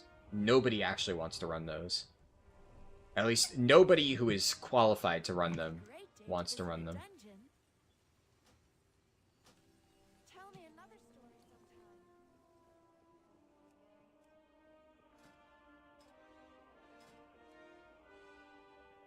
There's still a chance, but basically now we leave it up to fate, right? Either this key gets +2'd, and we'll have a +10 for later, or it only gets +1s, in which case, Resto Shaman's done for the week.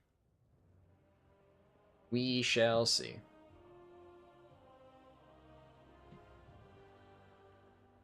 But, honestly, it's still taking forever, so I'm actually just gonna go make coffee right now. Because by the time I'm back, maybe there'll be somebody in the queue.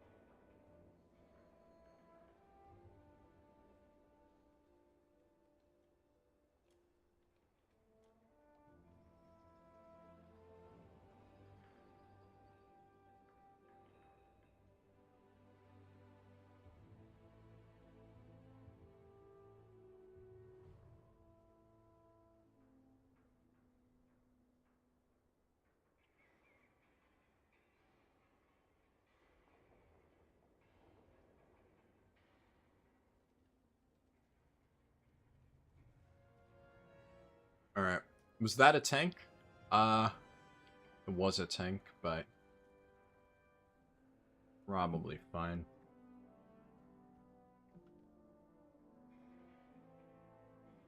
I feel like this person applied earlier. They did, yeah, I recognize that. Man. Fine.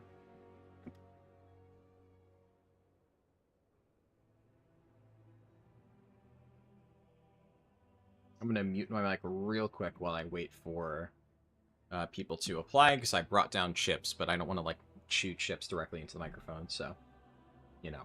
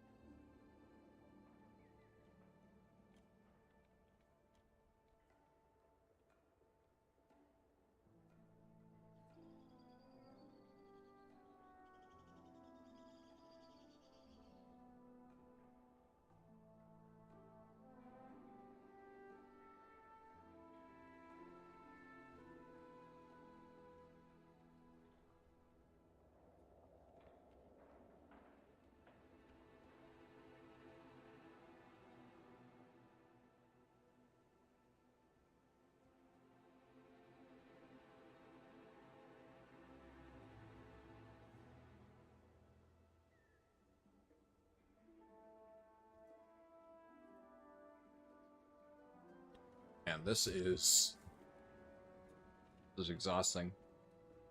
Honestly, I think I'm gonna give it, like, I'll give it another 5-10 minutes, and then I'll just lower it down to a 7 again. Which, like, I mean, it kind of sucks, but again, the plus 10 on this character was less of a concern. And, yeah. I would much rather make solid progress on every single one of my healers than, like, get a single 10 on Resto Shaman ASAP. Especially because, you know, I know that I can get all 10s on this character already. I did it last season. It's not that hard. So, I'm more concerned about getting time on Prez and Disc. So if this just takes forever, well, whatever, is what it is.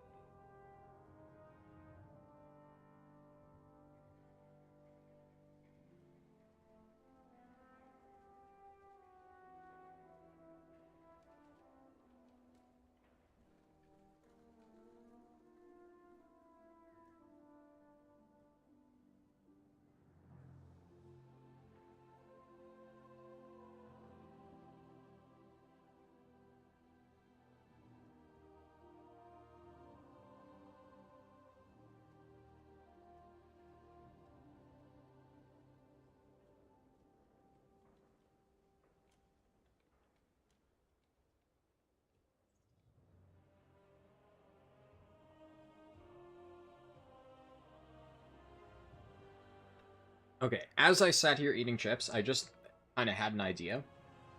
I'm a healer.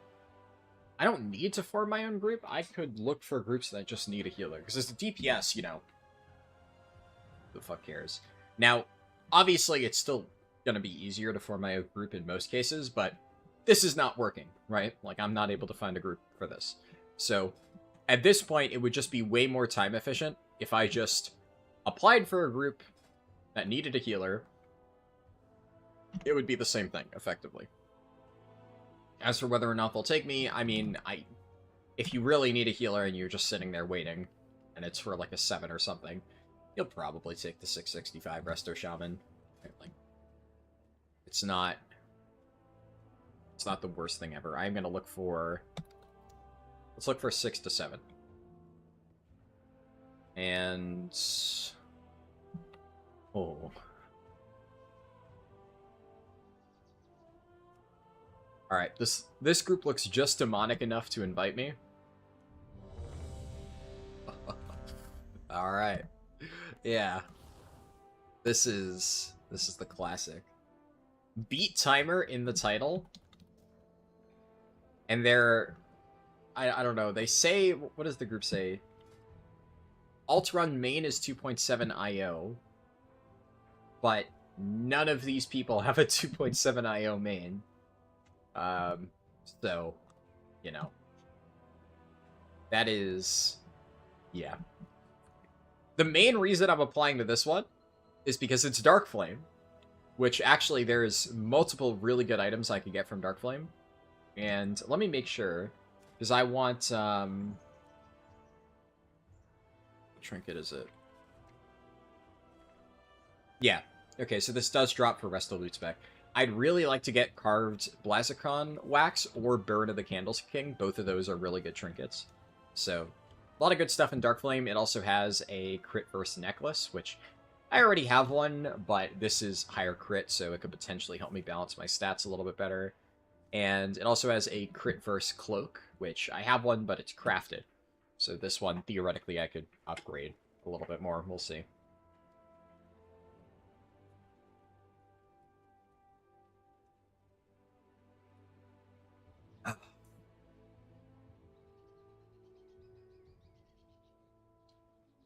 Because of how demonic everything surrounding this key is, like, look, I wouldn't let these guys anywhere near a key of my own, but it's their key. So if they brick the key, I don't give a shit. The nice thing is, I suspect I'm going to get a lot of good practice out of this key.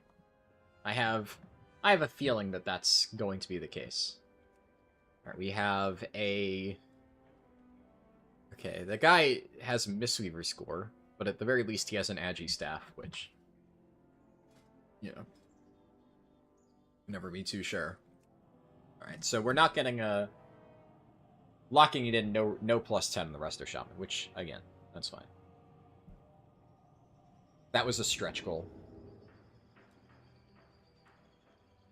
I will at least have, like, 4 dungeons in my vault. They're not going to be good dungeons, but there is a chance that I get, like, a hero track, one of these Dark Flame trinkets, which...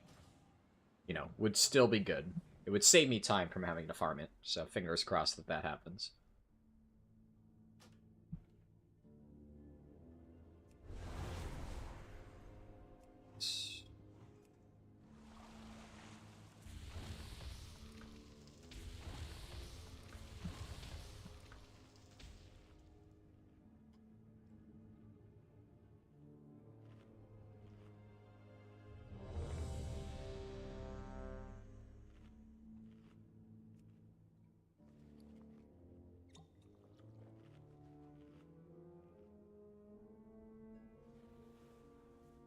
Five, 4, 3. Brewmaster will also 2, be interesting, because I'm actually 1. going to have to work for this one.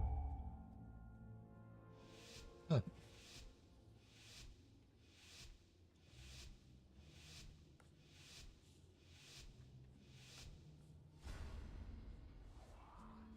It also wiped my Earth Shields. I hate this bug so much.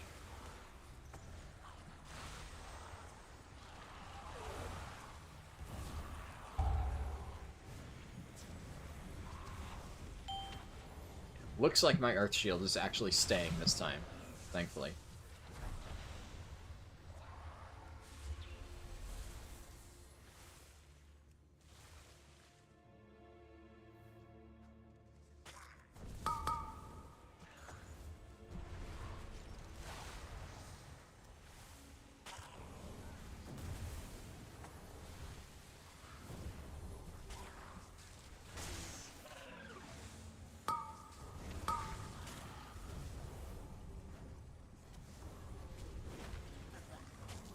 That guy's getting fucking blasted.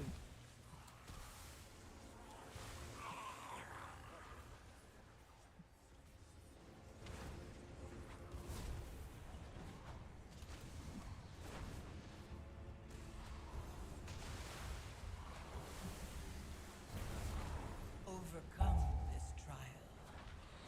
Win my faith.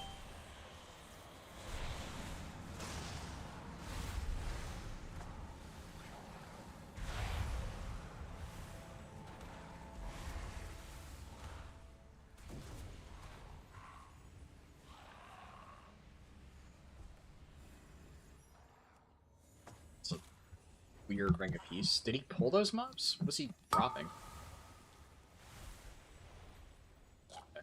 I guess he was scared that they were gonna pull or something? I don't know.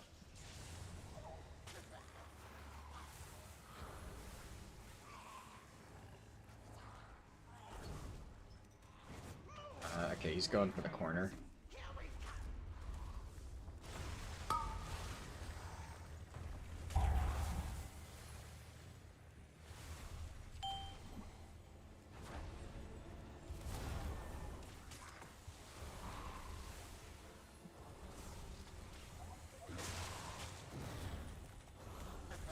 Overcome this trial.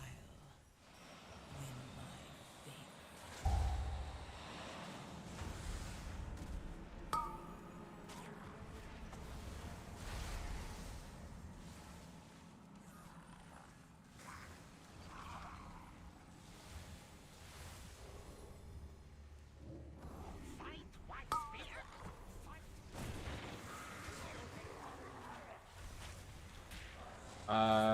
Oh, right, I'm not in charge of Lust now. Finally. Was that? Oh, Hunter Lust. Okay. I probably would have forgotten. This guy's getting fucking whacked.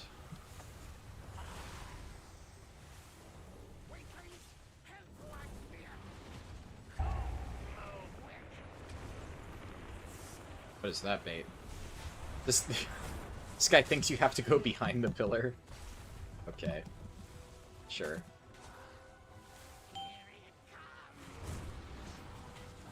Brewmaster's actually pretty good. I'm pleasantly surprised.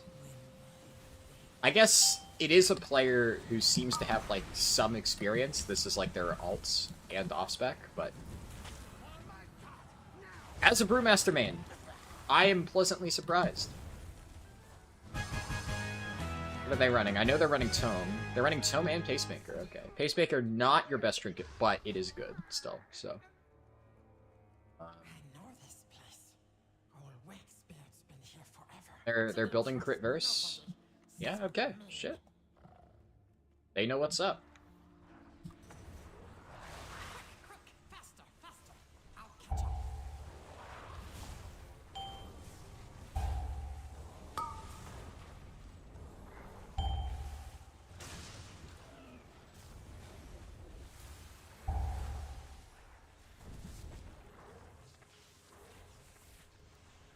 Okay. That's interesting.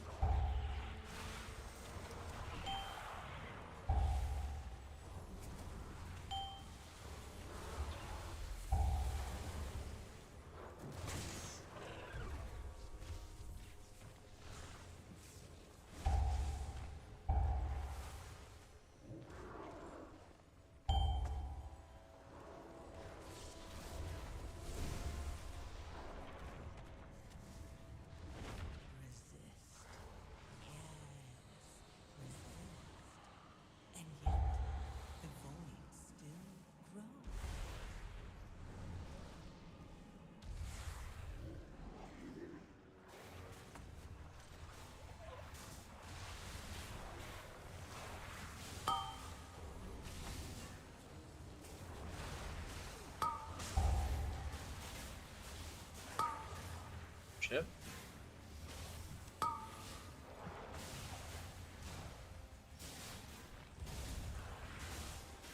Throw a chain lightning out of it.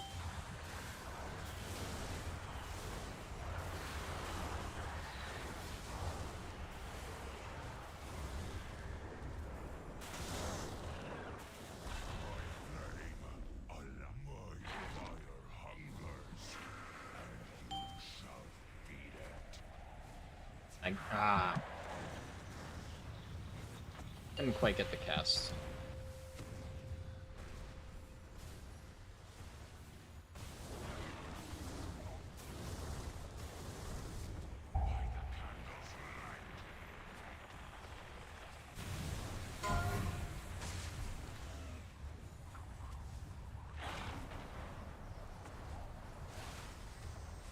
God.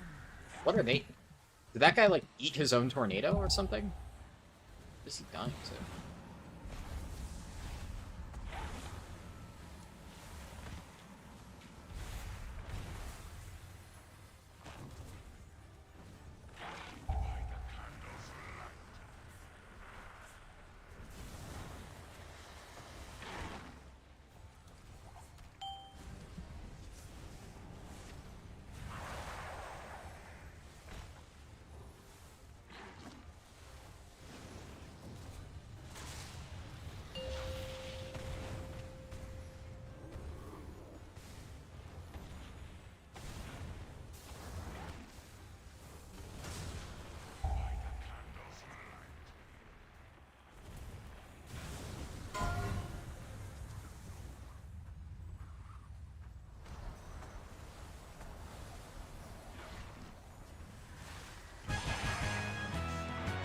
Alright.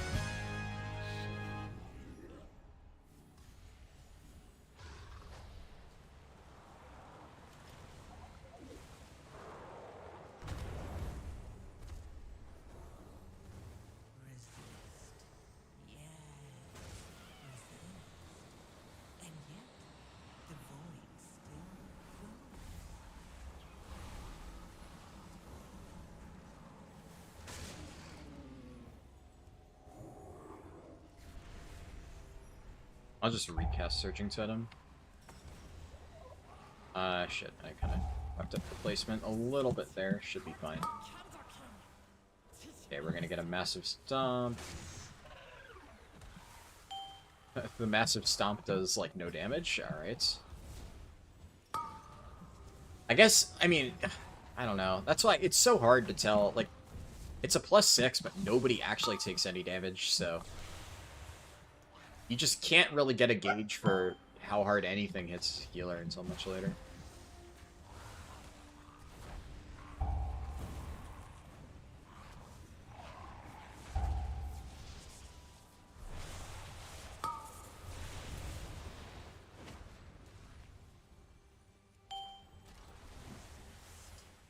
This boss probably will make me do something. I'm not going to use my poison cleansing because I'd like to save it for the boss in case I need it.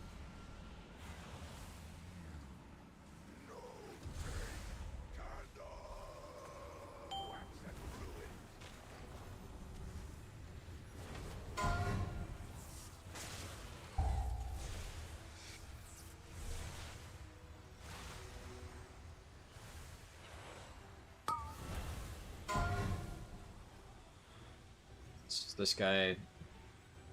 Come on, buddy, you're not on the fucking candle, dude. Oh my god.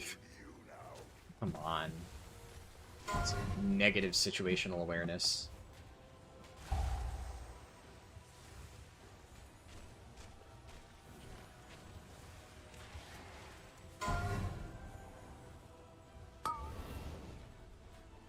At these two, I guess. Overcome.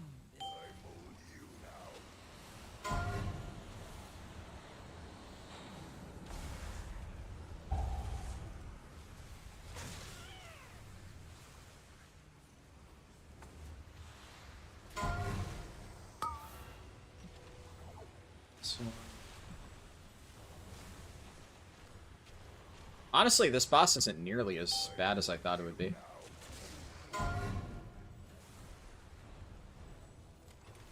Like, outside of that one dude, people have been good about getting the candles, so maybe that boss gets, like, really, really, really chaotic if people don't do the mechanics at all. But that, I don't know, that was pretty chill. But first, the darkness. Dark time to flee. Flee to freedom. We can use big candle coat to escape.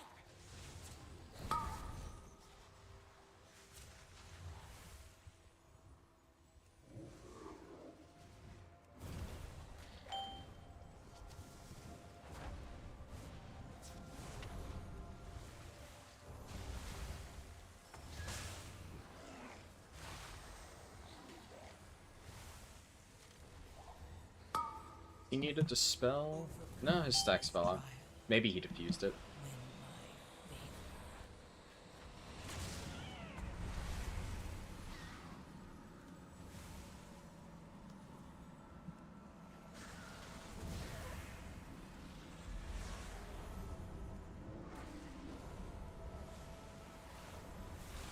Ah, shit. Okay. Just one.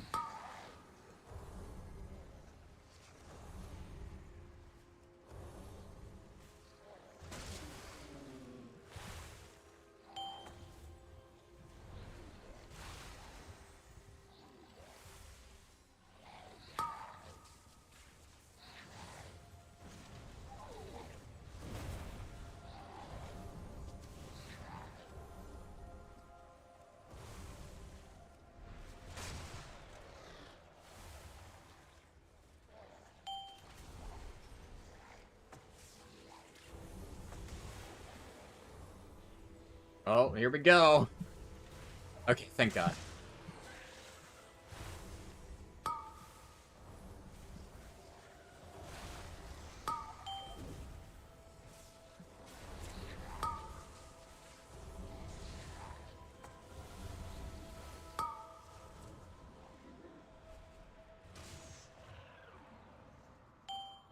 Overcome this trial.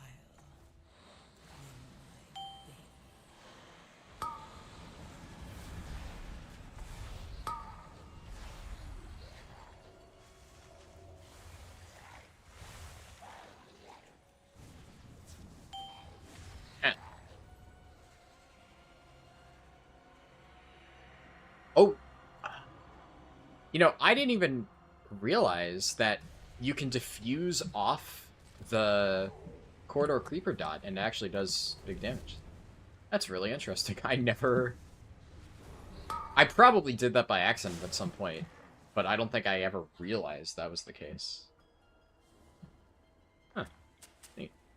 This Brewmaster is definitely very good. Pleasant surprise.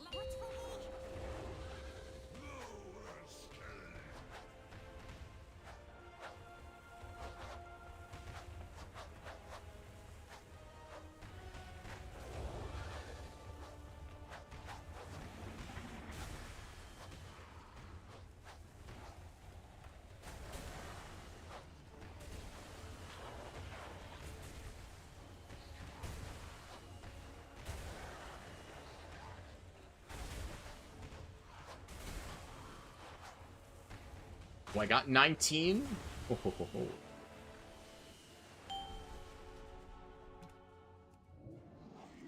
Easy. That's quite the name of the tank. Huh. I didn't even really process it. Alright. In fact, actually, I don't know if he was doing it on purpose, but I'm gonna let this guy... Oh, yeah. Okay. Waited to dispel him until he built up a big one for his diffuse. Now I'll dispel him. Are you fucking Oh, this game. Overcome this trial.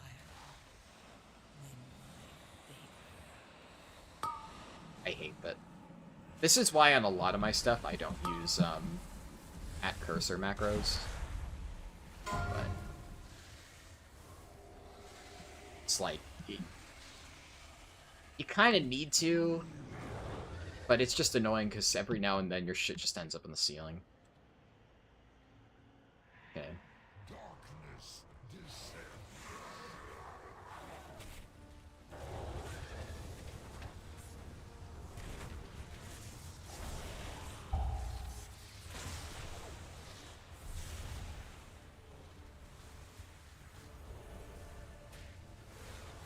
Oh, he did Shield of Vengeance, okay.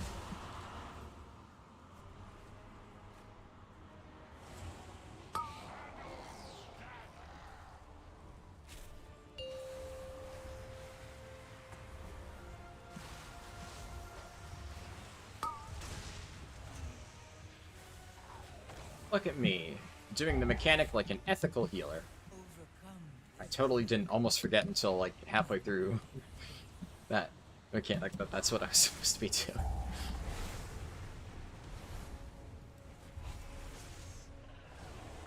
Where is he moving the candle? I've never seen somebody move it further away from the fucking candle drop-offs. Whatever.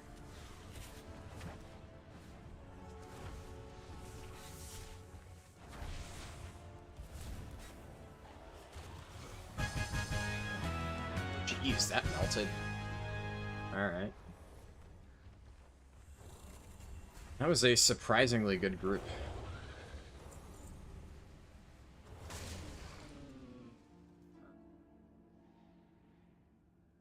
That's a good necklace. It has speed, I guess, but...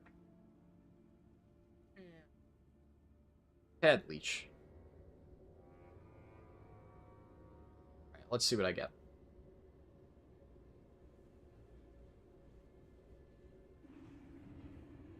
Oh, he can't trade anyway, right?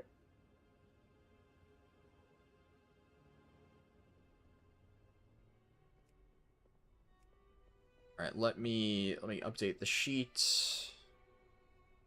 Resto Shaman now has 245.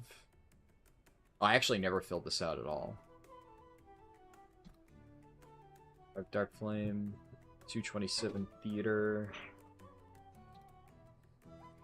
and 269 Workshop.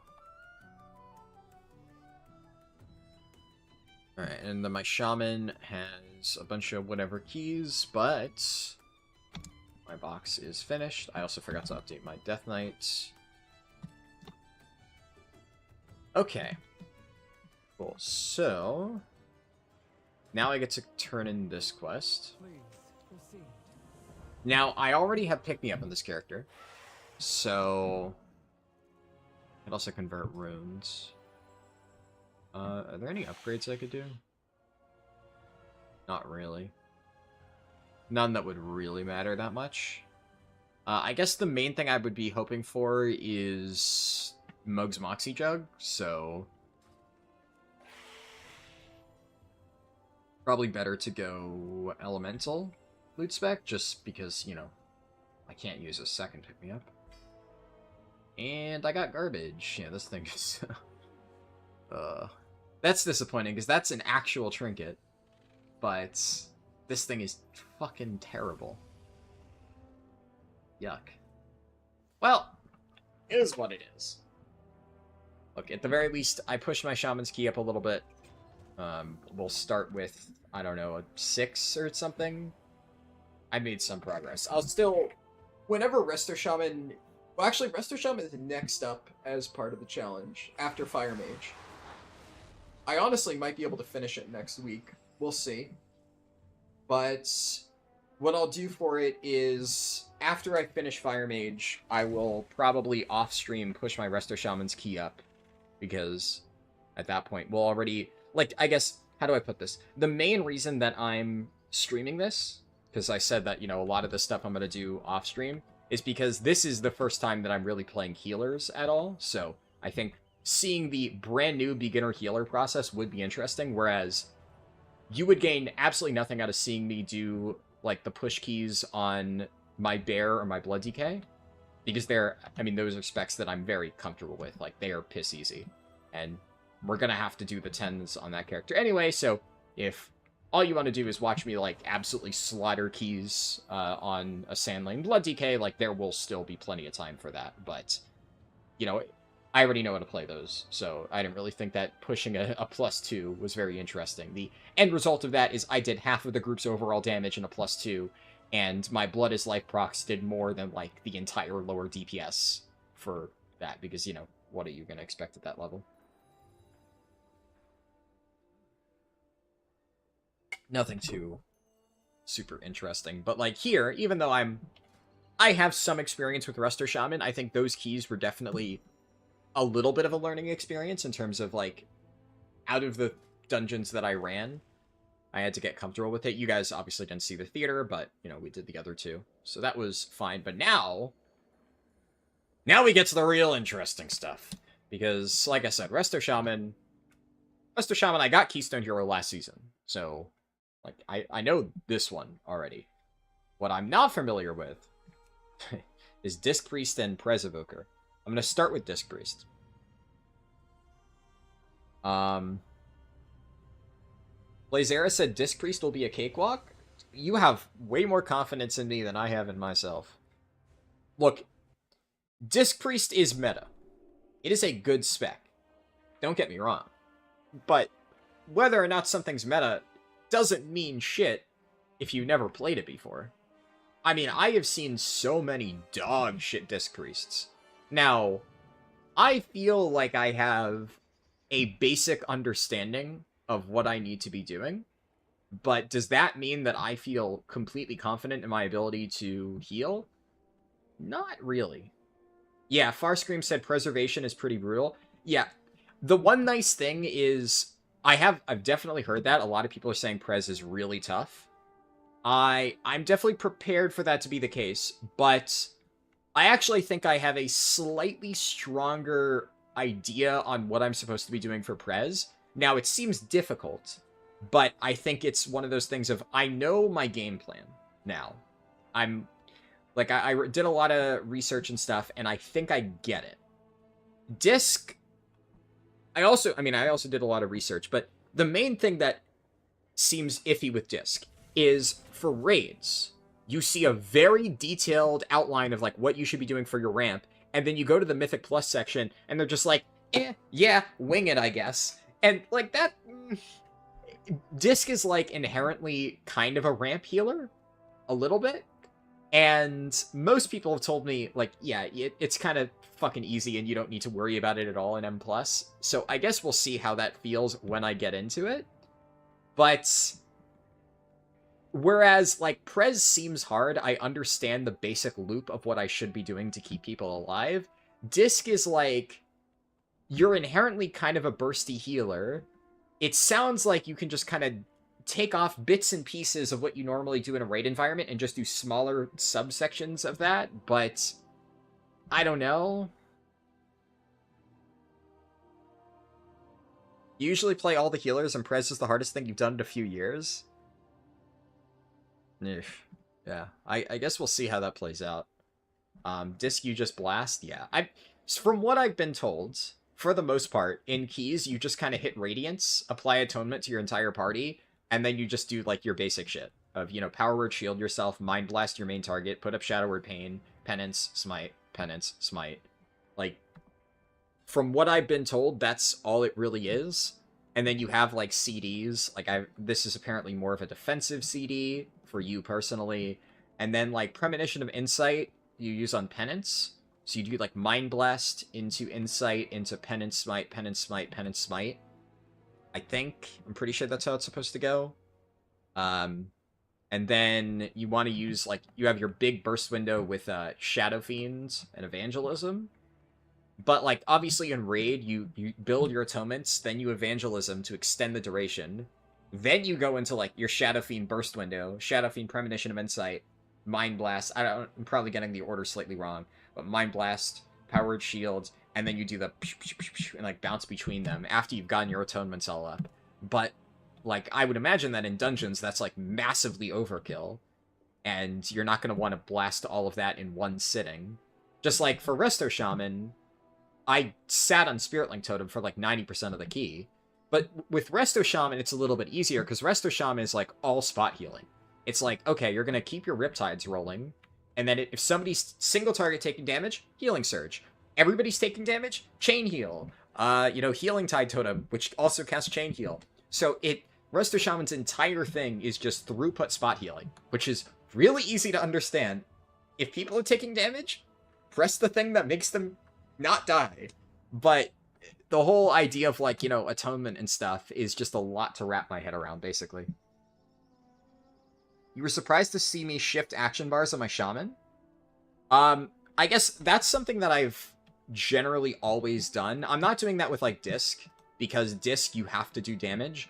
But in the past, like, I played Mistweaver for a while, and when I played Mistweaver many, many years ago, I would shift action bars. The way I do it, by the way, is I have a keybound to shift scroll up. So, if I'm switching bars, I just hold shift and then quickly scroll up, and it switches between them. And, like, the way that I played Mistweaver is I would have my fist weaving stuff on one bar, and my, like, soothing mist, big, like, burst. It's probably different now, right? But all of my, like, kicks and shit were on one bar. All of my, like, direct soothing mist spot healing was on the other one. And at the time, it worked out really well. I think Renewing Mist was, like, the one thing where I would regularly want to keep it up, so I had that on, like, Shift 4 or something like that, so that I could, like, chuck it onto people in between. But what I would do is, like, when I needed to, like, burst heal down a single target, I would switch to my, bar, and I could do that relatively quickly, right? I would do the Soothing Mist stuff, and then during my kick weaving stuff, I wasn't really doing any of that healing anyway, so I was just doing kick, kick, kick, kick. So it made sense to keep them separated like that, and this was a clean way, in my opinion, to do that. So, like, for Resto Shaman, generally, I get all my shit up, and then in downtime, I'm just putting up Flame Shock, putting up Lava Bursts, right? It's not something that you're really weaving into your rotation. Honestly, as Resto Shaman doesn't need to do damage at all as part of their healing. It is purely a nothing's happening filler thing.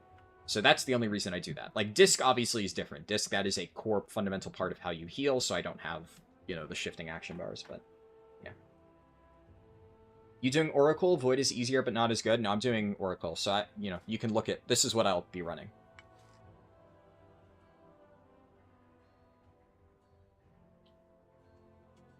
Yeah, honestly, I looked into it, and right now, everybody's running Oracle. The way that I've been going about it is if there is a build that has, like, even a slight amount of disparity, and I'm talking, like, high-level disparity. Because you say Void is easier but not as good, but it's still pretty good. Well, based on literally everything I've looked at this moment in time, nobody's playing Void Weaver. Like, it is very, very, very much everybody's playing Oracle. I'm sure it's not bad, right? Because the reality of World of Warcraft is something can be, like, 10% behind, and nobody will play it. But I'm only going to focus on playing the stuff where it's like, this is an actual build that people are seriously playing. Like, for instance, Vengeance Demon Hunter was like 70-30 in favor of Eldrachi, and by the end of Vengeance Demon Hunter, I liked Eldrachi more, and I understood why everybody was playing it. But, what's it called? But,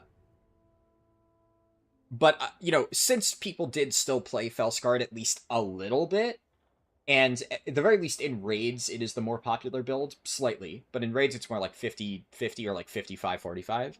I felt it was worth learning that, but right now nobody's playing Void Weaver. Now, maybe in the future I'll learn it, but I think for the purposes of this challenge, I'm only focusing on that. You say, Void is way better than Preservation. I mean, that's fair, but... I mean, that's like me saying that I'm not going to bother playing, like... I don't know, like Brewmaster Monk because I could play like Mounted Thane Prot Warrior or something like that. Obviously, if we get into semantics like that of like, well, I guess if you play Disc but you change like one talent, it's a separate build and it's better than a different class. The entire point is obviously Void Weaver is not a fundamentally from the ground up different playstyle. I'm sure it plays a good bit differently than Oracle, but obviously there's a very big difference between a different set of hero talents and a completely different class. I don't like, or at least up until doing research over the last day or so, I had absolutely no idea how Prez did its healing whatsoever, like, at all. My entire purpose for doing this is, if your argument was like, oh, well, if you're trying to, like, play a healer for endgame raiding, yes, I would argue that, like, let's say my goal was to get, like, cutting edge on a healer or something like that. I think if I were to give advice to somebody who was doing that, I'd probably tell them something similar to that effect of, like, it's better to learn how to play one healer absolutely perfectly than learn how to play every single healer a little bit. Yeah, but that's obviously not what I'm trying to do here. What I'm trying to do is get, like, a fundamental understanding of, like, the core gameplay mechanics of every single spec, and then, you know, play it to Keystone Hero. But my main goal has always been learn the core mechanics of every single spec. Feel like I am competent at every spec in the game. And I'm pretty sure that if I really understood Oracle really well and felt comfortable playing it, then playing Voidweaver wouldn't be too difficult for me, right? But if I were to play Oracle Disc Priest, and then I were to play Preservation, playing Oracle Disc Priest wouldn't really teach me much about how Preservation works. Actually, they do have slightly similar playstyles in some ways, but you get the idea. It would be fundamentally different. I'm trying to understand the fundamental mechanics of every single spec. Not to, you know, learn the meta healer builds and play all of those. So, in cases where there is some stuff that's up in the air, I'll try it. Preservation is actually kind of a weird one, because Prez is actually very polarized, where everybody plays Chrono Warden in M+, so that's what I'll be playing. But almost everybody plays Flameshaper in raids, so technically speaking, that is a different playstyle that is run, but, like, absolutely nobody plays it in M+. Now, because I'm not really raid healing for the purposes of this, and raid healing is also a lot harder to really get a handle on, because, like, I joined a few Pug raids on this character and my Evoker already, but most of those runs, it's like there's 5 healers, and I'm just getting all of my heals sniped, and I can't even really tell if I'm doing anything correctly at all. Obviously, in a dungeon, it's all you. But raid healing and, like, healer parses are just kind of a meme for a reason. Until you're in a very difficult scenario, it's hard to really gauge whether you're actually doing anything correctly. So, I don't know. Like, I don't really think that, even if I were to get, like, AOTC on every single one of these characters as well, I probably still wouldn't be able to say with 100% certainty that I really knew what I was doing on the healer specs. Just because I could probably just get by with doing just enough healing as long as people aren't taking too much damage and the other healers are doing a good job, and I don't know, it's weird, right?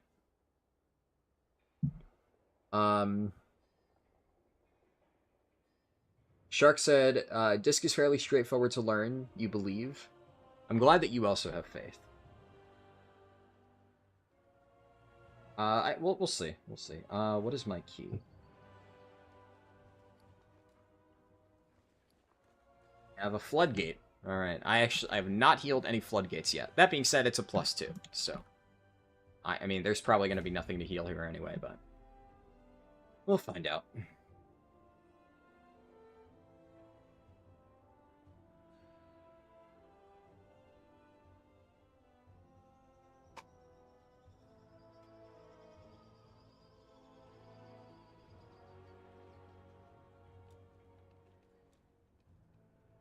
I feel like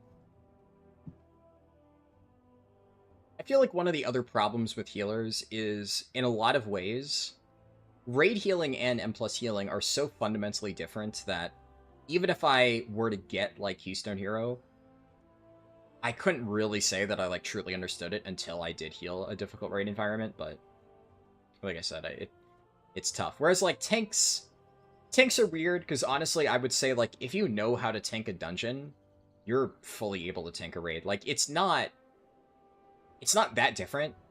In many ways, it's easier. The only hard part about tanking raids is that every now and then you'll have, like, one particular job that is very difficult or very, like, weird. Like doing the party packs on Sprocketmonger, which, like, honestly, I don't even think that the Sprocketmonger party packs are, like, hard. But that's the kind of thing that, you know, if you're just tanking M+, you'll never really run into anything like it. So I'm talking on Mythic, by the way, because obviously on Heroic, you just walk 5 feet. But on Mythic, doing the party packs on certain overlaps is, like, the movement that you need to do and the defensive usage you need to use to survive are tricky.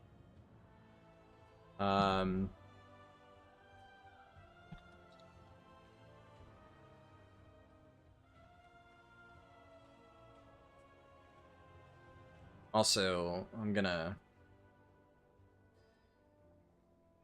I'm working on some sort of temporary long-term solution to we'll do this for now. Honestly, I probably should have done this earlier for these streams, but it doesn't really matter for, like, other stuff.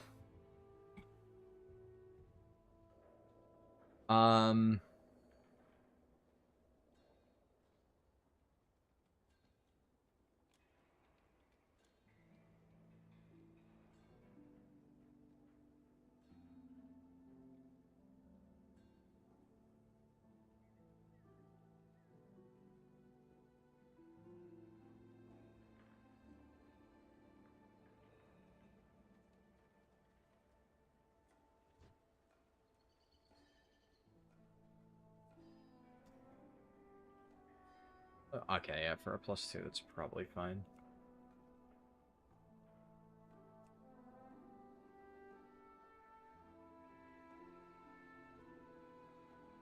Tanking raid is so boring. I mean, obviously I'm gonna disagree with you there a little bit. I think a lot of people think tanking raid is boring, and it really depends on the boss. Some bosses, well, I mean, tanking heroic raids are obviously fucking boring, right? Like, anything in heroic raids is fucking boring. Tanking, the way that I see it, right, is the most fun that I have had in raids is as a tank. When you have a tank fight that is fun, it's really fun. Like, absolutely not one person ever can tank Mythic Kaiveza and be like, man, that was boring. Nobody can tank Mythic Ansarek and be like, that was boring. If anything, like, Ansarek is a fucking stressful tank fight. There are, like, Sprocketmonger is probably the most exciting tank fight this raid. One-Armed Bandit is an annoying tank fight, but it's definitely one of those where you need to be on your game. Like, you cannot make, like, little mistakes. It's, yeah,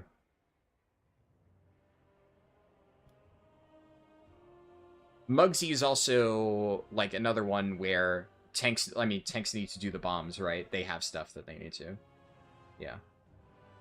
Generally, nothing in heroic raids is ever going to be remotely difficult enough for it to be interesting for tanks, because if it was, like, the reality of most tank mechanics in Mythic is there are, like, people hate pass-fail mechanics, right? Where if somebody in your raid messes it up, everybody dies.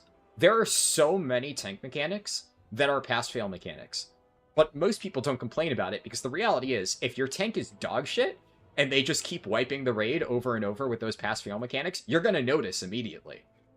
But there are so many times where it's like, if your tank fucks that up, it's a wipe. And your tank needs to pull after pull, not fuck it up. The reason why pass-fail mechanics are annoying is when it affects everyone in your raid, and then if one person fucks it up, you know, like bombshells on sticks, and you get, like, that one guy who just can't do mechanics at all, and he gets assigned it, well, you know, then it fucking sucks, right? That's when things are annoying. But there's a lot of tank mechanics like that, where you have to do it correctly. And it's fun. But imagine doing that in Heroic. There sometimes still are, but it's rare. And a lot of them are, like, fairly simple. But there's nothing like doing party packs on Sprocketmonger in Heroic, like, not even remotely. Nothing like doing the metal tank buster on, or golds, like, Molten Gold Knuckles is what I'm trying to talk about for fucking Muggsy. And One-Armed Bandit, you're just, tanks carry so much on One-Armed Bandit. It's a really hectic fight. But it's fun, so.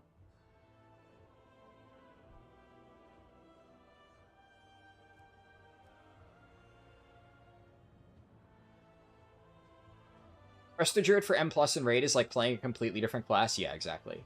But, and see, that's the thing, right? My entire point with saying that is that although there are individual mechanics like that that you might need to learn for raid tanking, and like, you know, no matter what, you're gonna have situations like that where any tank is gonna have to learn how to do, you know, like I'm pretty fucking good at tanking, but when I had to learn how to do the Sprocketmonger party packs on my prot warrior without bubble, because normally the way you do that is you have a prot pally, and you have your prot pally bubble it, and even then it's not the easiest thing ever because you need to be in the right position to not like murder the group as they get knocked, and you need to run it far enough out, you need to time your bubble correctly, and then there's sets where you don't have bubble, and those ones are hard. So, like, even on Prot Pally, it's not the easiest. And I had to figure out how the fuck do I do this on Prot Warrior without bubble.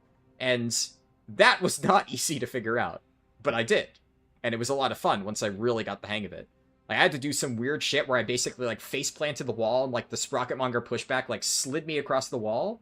And then I kind of waddled through the lightning onto the platform, and then line myself up and charge through the lightning at, like, the shortest possible path so that I wouldn't take, like, more than one tick, and then immediately, what's it called? Not Victory Rush, Impending Victory, to heal myself up, and then step onto the safe spot. And I was able to do that really consistently, but then one pull, everything was going super well, I do my charge, and then the fucking Unholy DK pops Death's Advance and runs through the lightning and collides with me mid-charge, and then ricochets me into the opposite color, and then I bounce like 5 people off. And I mean, admittedly, it wasn't my fault, but that's the problem. You know, without bubble, shit like that's just gonna happen sometimes. So it's never perfect. There's going to be things in Raid that still can throw you curveballs, but I would say like 90% of the skill set of tanking Raid you can learn in a dungeon. It's just the 10% that, like, you're gonna have to figure out. Whereas healing, from what I've gathered playing healer over the years, and from what I've been told by other people, and, you know, even like you guys are saying in chat, yeah, completely different experience. And I don't know exactly what number percentage I'd say, like, skill is transferable from one to the other, but definitely nowhere near, like, 90%, like I would say it is for tanks. And DPS, DPS, it's like, what, 95%, right? Like, obviously, DPS also needs to learn, oh, shit. It's not on Mythic. Like, there are going to be fight-specific mechanics that you'll need to learn for Raid and DPS, but technically, that also applies to Mythic Plus. There's going to be boss mechanics that you'll need to understand. So that's not something that people should be unfamiliar with, but I mean, the reality is, in both Raid and Mythic Plus as a DPS, you should be using your defensives to not die, and you should be pressing your buttons in the order that lets you do the most damage possible. You know, I mean, it's pretty fucking transferable, so.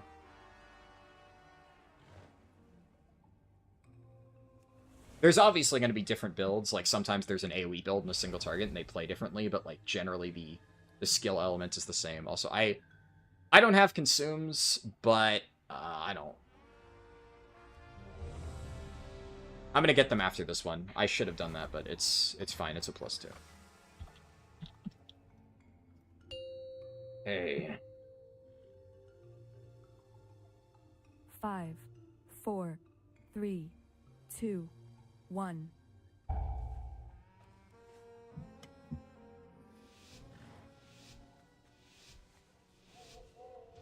I was waiting on the Havoc pre-meta, but he didn't do it, so. Where are we going? Okay, you know, he's doing the correct thing.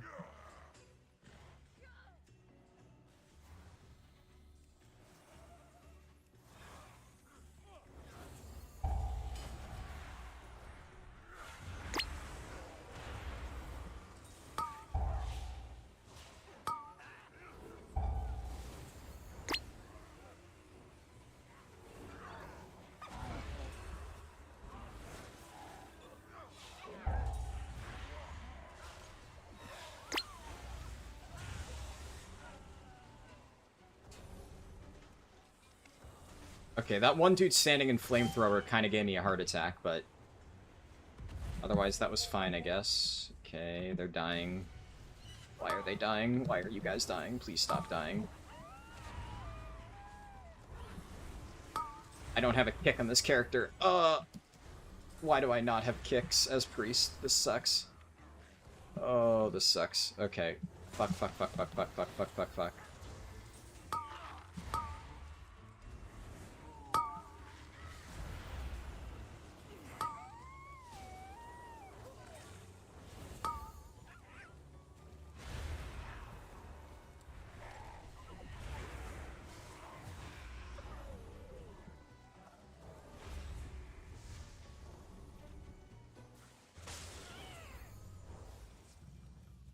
I think I can still, even though that guy's taking reduced damage, I don't think it reduces my atonement, from what I've read.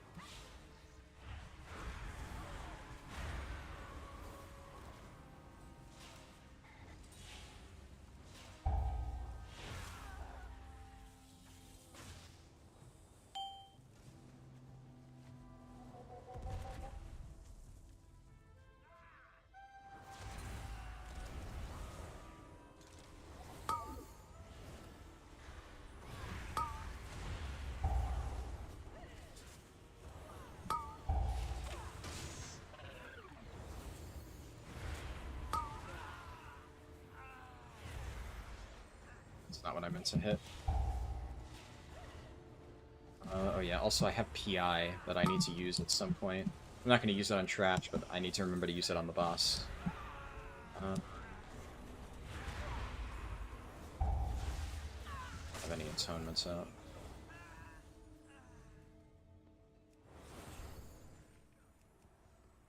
I can cleanse that.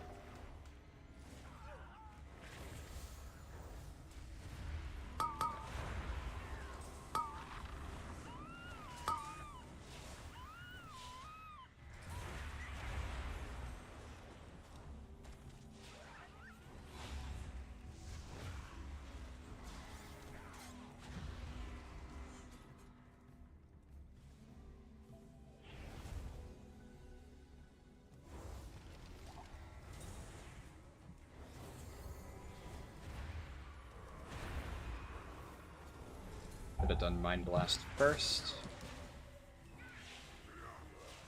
Jesus. Where are they dying to?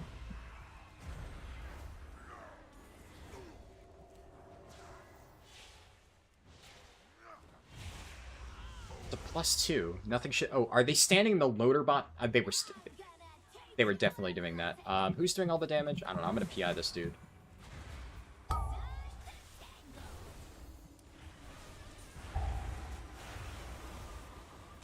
I should be doing that.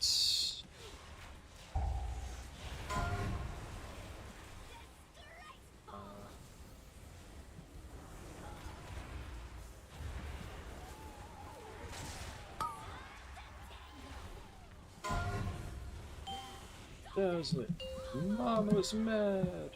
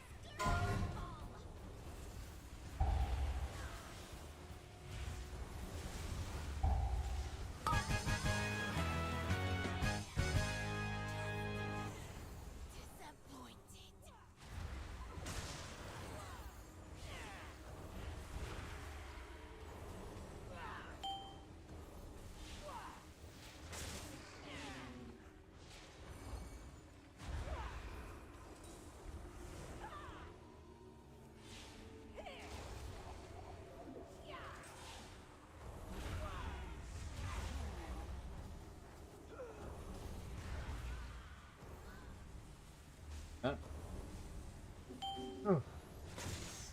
Atonement is just a buff that ticks down naturally. It won't tick down faster if they take damage. Yeah, I mean, I'm aware of that. I don't know if I said something that made you think otherwise. Sorry. Oh,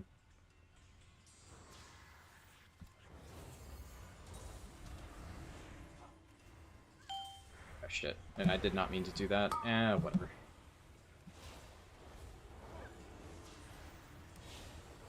I kind of messed that up. Oh well. It's fine. I probably should have run out of that and then mounted, whatever. Had to commit at that point.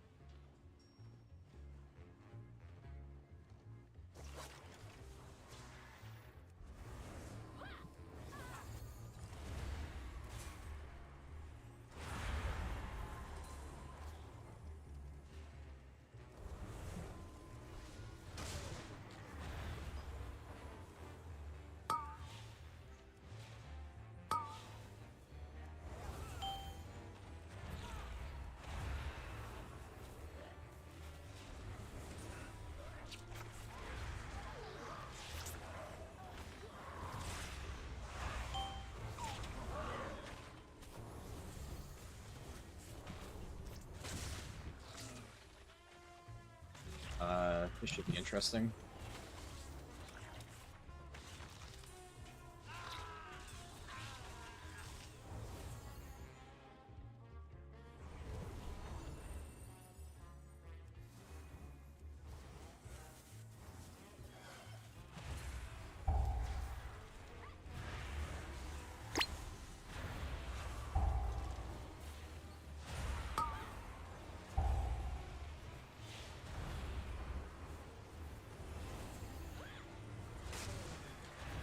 Could have done Mindbender first, but it's fine.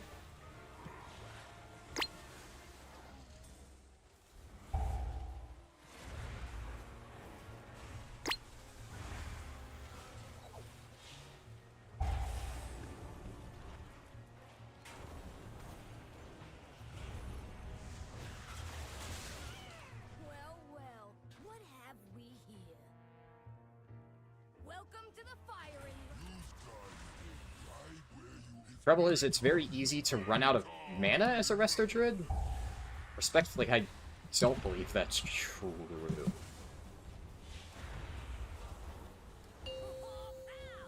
No Resto Druid that I know has ever struggled with mana, ever.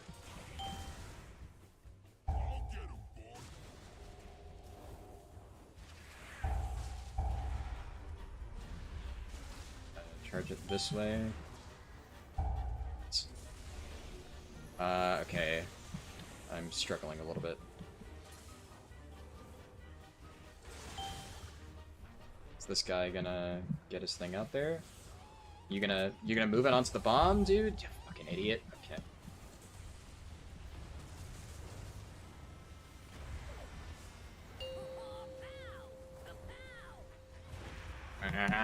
Okay, I didn't do that super well.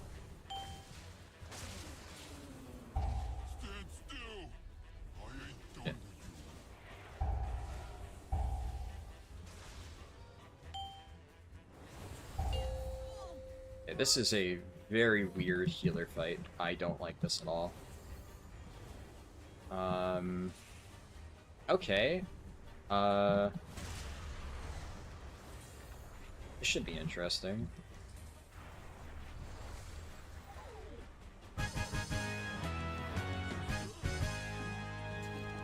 Sure. This is your least favorite boss to heal as a disc? Yeah, I see why. That was quite stressful.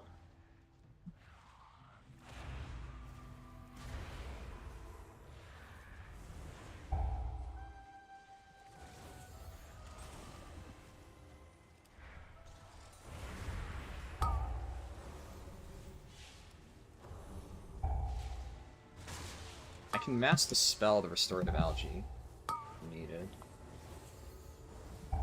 Doing a pretty good job at keeping it stunned.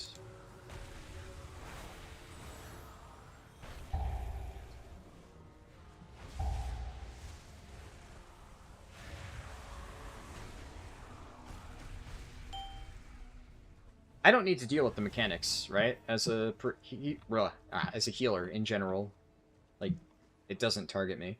I guess I should probably still do it just in case somebody dies. But okay, shit. Wait back just so I don't get fucking whacked like that guy.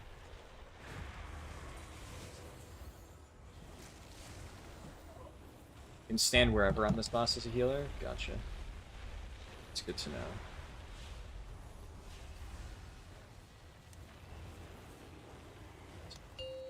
Not what I meant to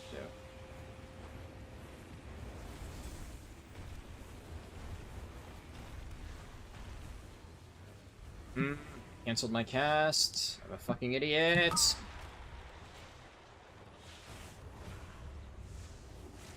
Man. I did not do that super well. Okay, yeah, honestly, I think having to worry about movement here is actually fucking me a little bit. I probably should just sit out here and just not think about it at all.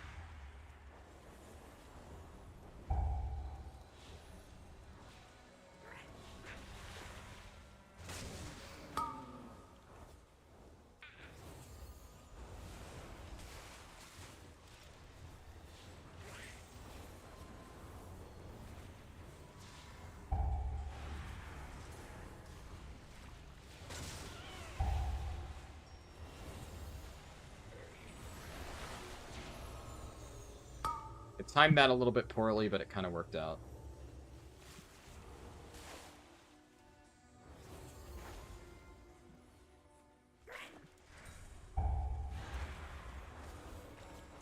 This is like terrorist bubble shit.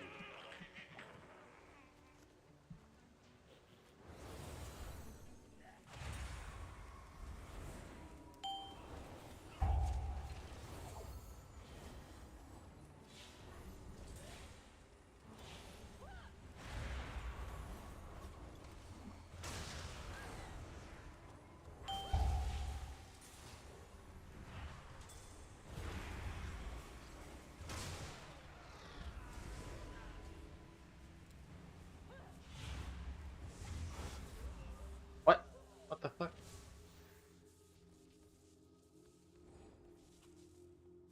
That must be a healer mechanic that I just don't know. I've never seen that. Okay.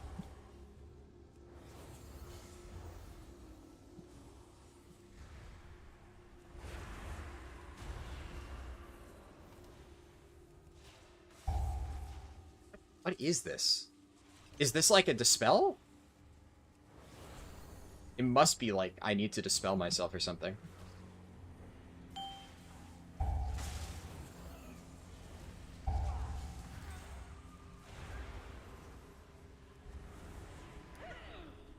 Overcharge.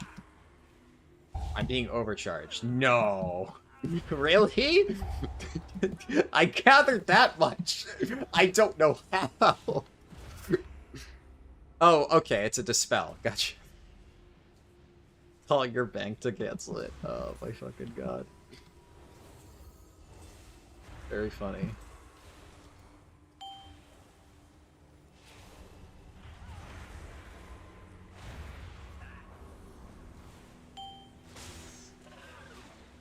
Oh, I see. How do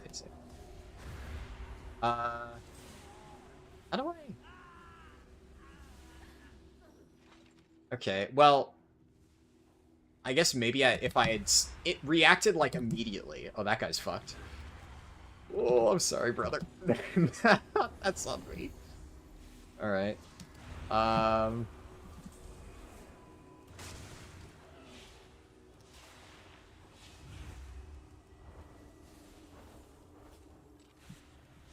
Might be short on count? I actually think he might be exact. I'm not sure. Yeah. Don't question the Pug +2 DH tank. He has it all under control. So I shall have the power I require. You dare question me? Face annihilation. Let's do this. And I completely fucked that up. Whatever.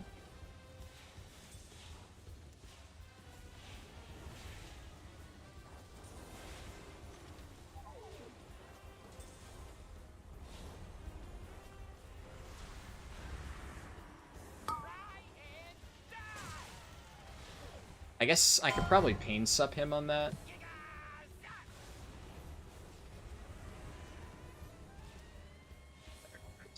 Matters.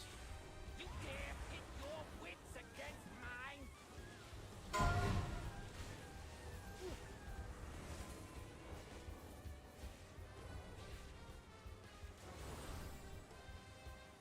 and die.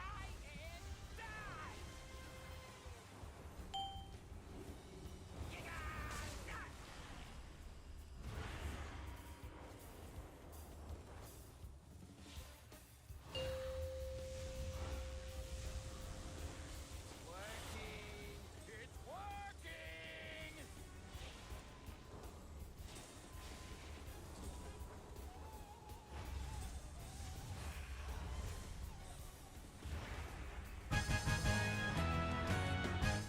Well, we +3'd it, so. Got another fucking +5 Theater of Pain, dude. The amount of +5 theaters I've had to run this week, it just fucking get me out, man. I hate that dungeon. It's not even, like, hard. It's just, it's so long. Ugh. Give me Dark Flame.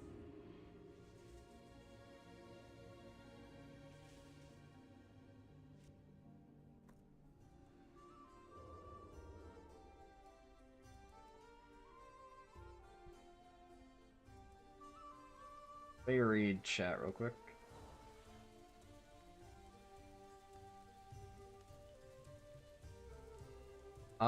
Lasts like 10 seconds, does dot and stuns at the end if it isn't dispelled. Okay, so if I rip a Purify insta, I should be fine. I could also just mass dispel that, I guess. So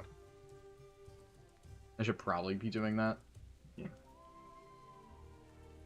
Harldan reading tooltips, DH, I'm in danger, yeah. Stunt said, I'm not a pug. Were you in that group? Were you one of those people?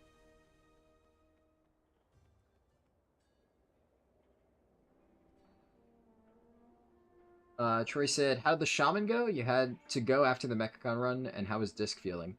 I mean, Disc felt fine. It's so hard to tell on a +2, dude. Like, nobody takes any damage. It's definitely not as straightforward as shaman, but I'll get used to it. It's not as complicated as I thought, but also I don't really think I was playing it perfectly, and again, very hard to say when barely any damage is going out. That's definitely the hardest hitting +2 I've done so far. Some of the other +2s, like, literally nothing was happening. Like, my shaman, my passive healing from Healing Rain and Riptide was covering everything, and I had to do nothing. I spent half the dungeon hitting damage buttons, but that time I actually had to do some stuff. My damage feels, like, surprisingly low. Which, I don't know if it's supposed to be low. I'm curious. Is Disc Priest damage, like, actually not good?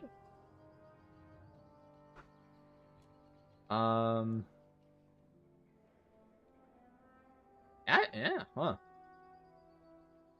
Yeah, actually, Disc Priest damage is not that good. That surprises me. Okay, Resto Shaman actually has a higher max. So, just by hitting Flame Shock and spamming Lava Burst, you're probably going to do more damage than the Disc. That feels weird, because, like, you're DPSing as part of your rotation, but... Oh, so it's an Oracle thing? I guess, does Void Weaver do more? That makes sense.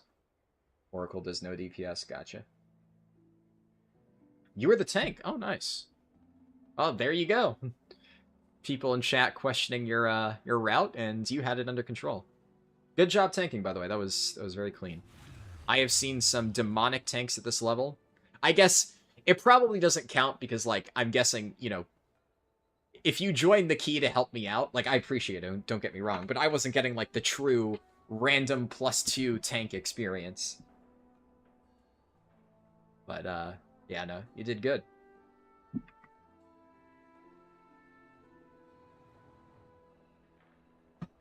He was a demonic tank. In a sense, that is correct, yes. He was the good kind of demonic tank, not the bad kind. Healing does nothing but raise your blood pressure. I feel that. You did 330k overall in a 10 now? Damn. Yeah, that's lower than I thought. I feel like I did more than that. I was doing like 400k-ish in most of my keys on my Resto Shaman, just with like Acid Rain and the occasional Flame Shock, Chain Lightning, Lava Burst. But like 50% of my overall is just Acid Rain, which, you know, you get passively. That's silly. You can give me the random +2 tank experience? I think I'll turn you down on that offer, thank you. You can do your top. Generally, the way that I go about it, here, I'll tell you what. I'm going to throw my key up. If I can't find a tank in like 10 minutes, you know, apply and I'll say fuck it. I'd rather go again. I usually don't like to rely too heavily on, like, you know, people helping. I am trying to somewhat get the pug experience, right? Because that's the best way to learn. Even though, again, I appreciate the offer. So usually my go-to is I don't like to regroup with people. You're welcome to, like, apply, like, you know, once or twice and help me out with, like, a key. I'm generally chill with that, but I will usually drop group after and find new people. Yeah. Nothing against you, though. Like I said, you did great in that +2. It's kind of the opposite, right? If I get a shittier tank, then I get to learn more, especially as a healer.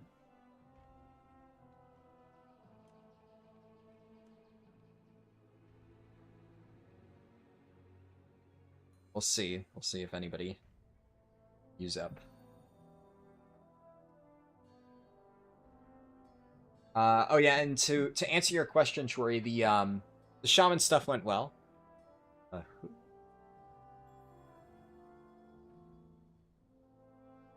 Friends. Best Dark Iron female arcane mage? Who the fuck is this?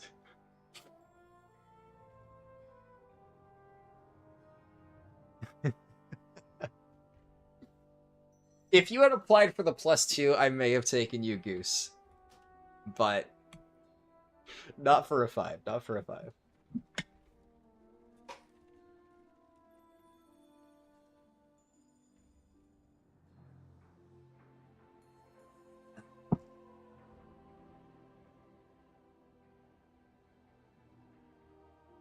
It's just an AHL you're trolling. I figured, yeah.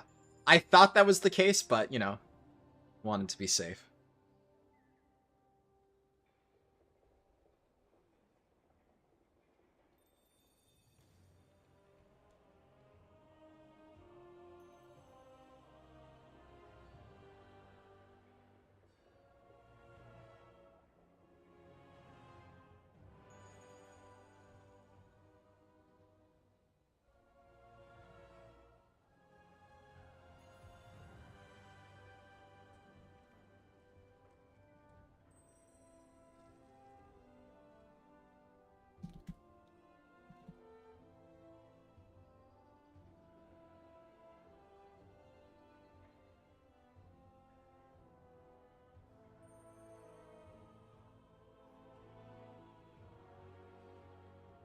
Yeah, fucking Theater of Pain, man. It's like, of all the 5s to get, this is maybe the worst. Because the loot in Theater is just turbo ass.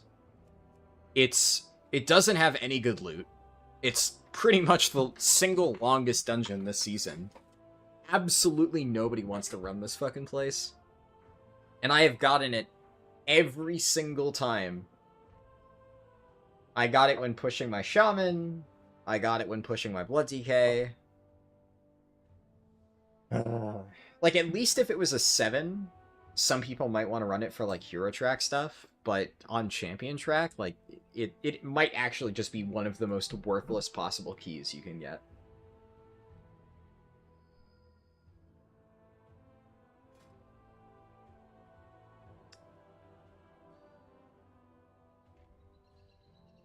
You think this is an acceptable call to get friends to get out of a 5 and into 7s?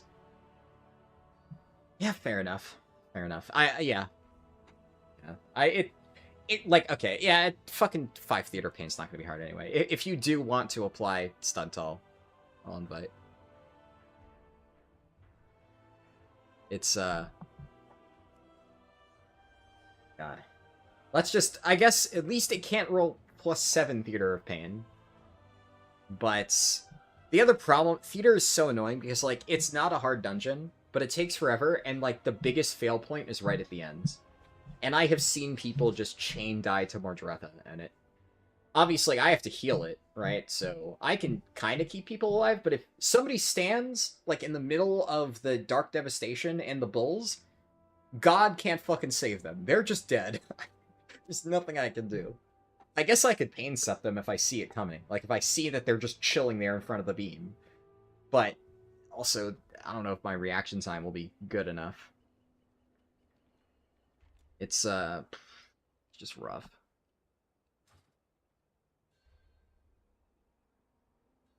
Yeah, 7s are usually pretty good. That being said, the hardest that I've had is the 5s. I've had an easy time in 5s if it's a good key. Like, if it hits Dark Flame, some people run it. But 9s, obviously, as we saw earlier, are fucking horrible. Like, nobody wants to join 9s. There's, like, that dead zone. Because, you know, why not? Why just not run a 10 at that point? But, unfortunately, the way that it usually goes is, unless you get a +3able... And, like, even then, if you +3 the 5... which is not always doable, and then you have an 8. Well, now you still got a +2 the 8, which, like, you're still going to have a hard time finding people for that, because most people are going to run either 7s, 10s, or 12s. And you're not going to find that many people for an 8. And then, depending on the dungeon, it might be really hard to reliably plus to it with, like, good pugs.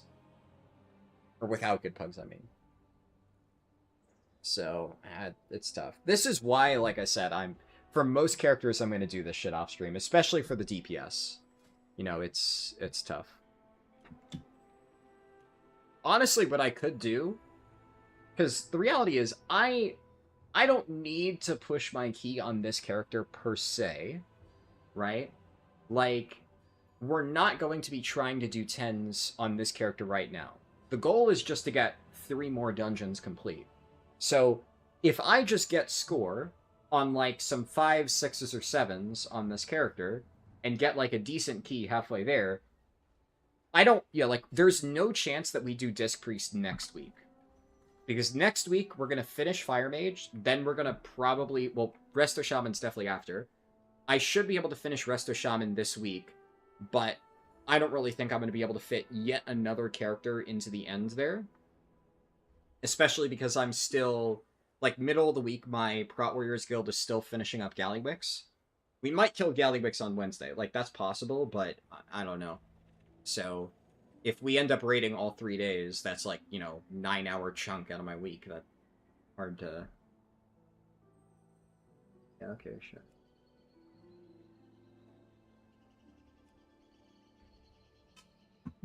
Hard to really play around that. But I have time on this. The main thing right now that I need is practice.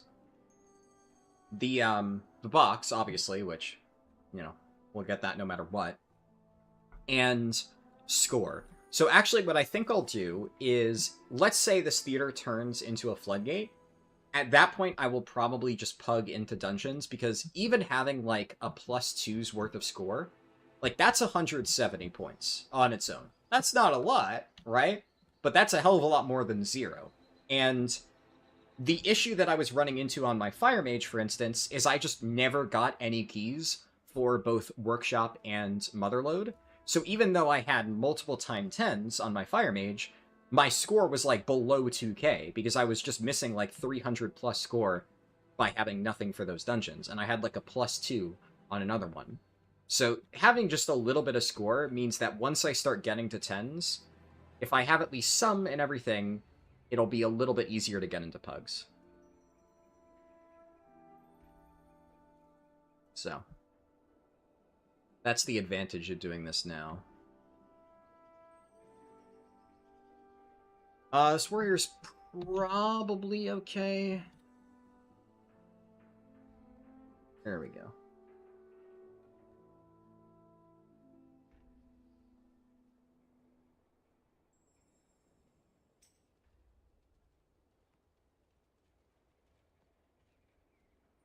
I fucking... First off, if you actually are 3k, fucking link your character. Second of all, I don't give a shit what your main score is if you're 625. Go jump in a fucking delve. God, I hate people like that. Fuck off, 3k main. Like, if you're 3k main and your ult is like 650, 645, okay, sure. But if you're like less than 630, literally you can get more item level than that just by doing fucking Nightfall. Like, ugh. Just annoying.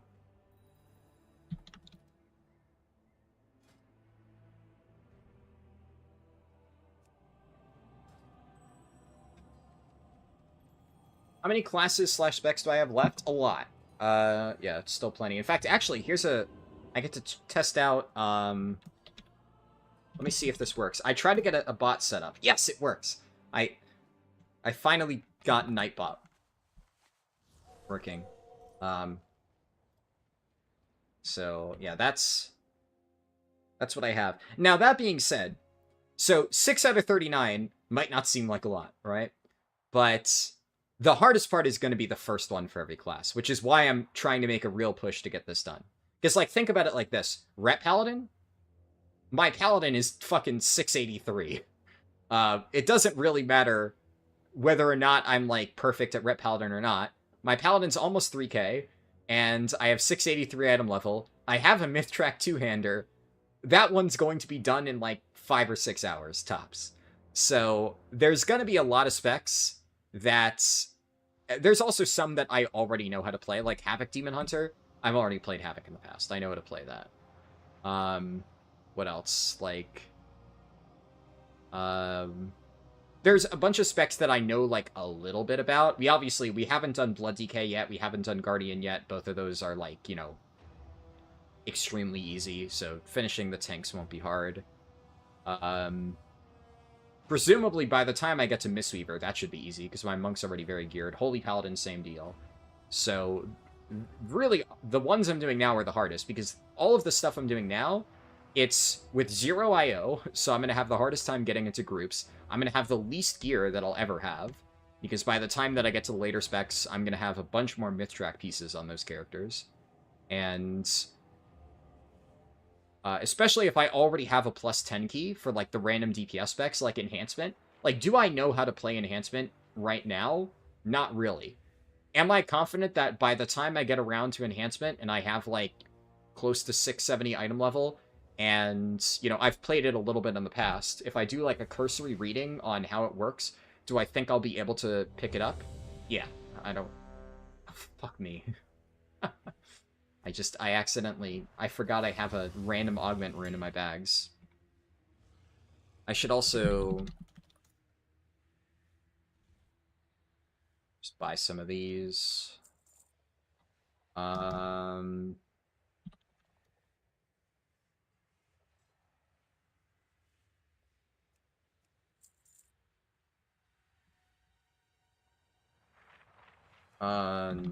No, it's...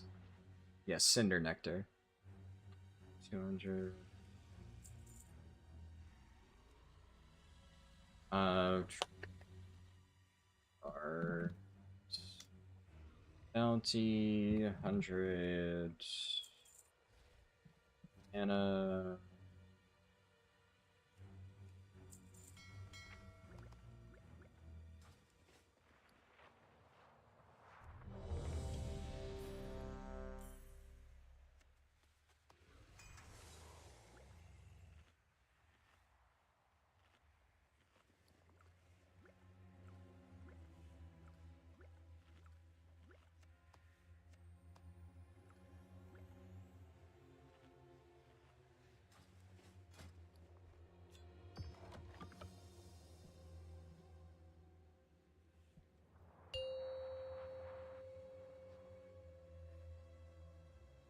Five, Getting to 7, you have a lot 4, more people applying, 3, yeah.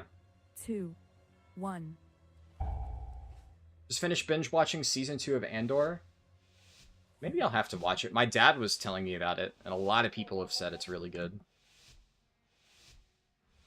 I still have a few shows that I need to finish before I get around to that. I just recently finished, okay. Alright. Putting me in the ringer right out of the gate. I see. Shit.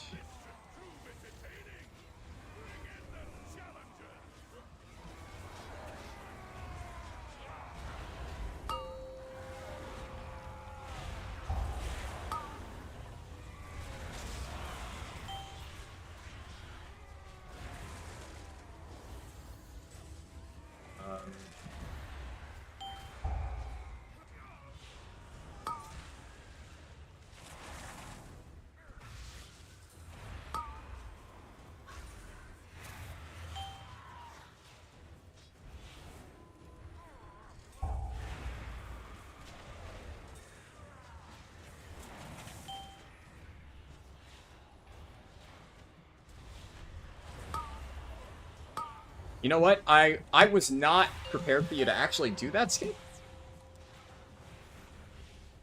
Honestly, I normally don't even do it on my Demon Hunter. It's just too lazy. But I'm very glad you did, because I had to lock in.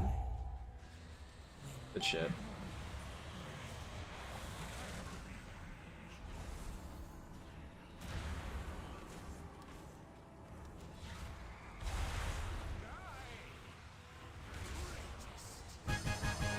It worked out. Okay, I don't think I did too bad. If you have Wheel and Woe, you should be using shields after Penance. I think I do. No, well, but I want to use it for its smite. Yeah. But, no, yeah, I'm... Correct. I might be wrong, Environment. I believe that is incorrect. Obviously, I'm new to Disc Priest, but if that's the talent you're talking about, I did specifically remember reading that you should be using that on Smite, because that's not damage, right? That's fucking atonement, right? Which is your healing. So you use it to get the buff up, and then you're using its you're alternating Smite and Penance. Like that is basically the one big takeaway I had from the guide, is alternate Smite and Penance for Wheel and Woe. So, I don't know. Like I said, obviously I'm still new to this, but that I actually do literally remember it saying, always use Wheel and Woe on Smite. And Ramp, I mean, maybe, yeah. I don't know. I am just doing what the guide said, and the guide did literally specifically say that, so...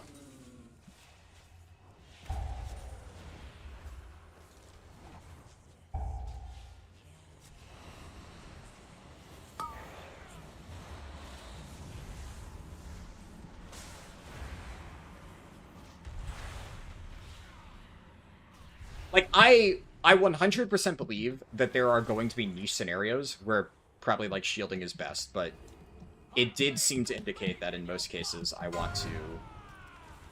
Shit. If you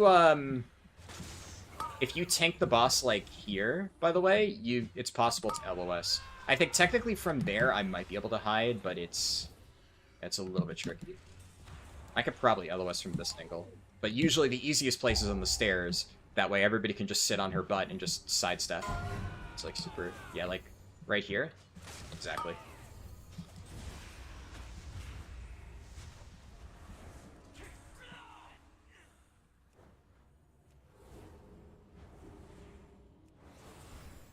Worked out, though.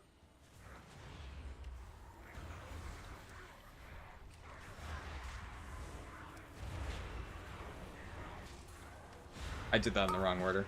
But... oh, fuck me.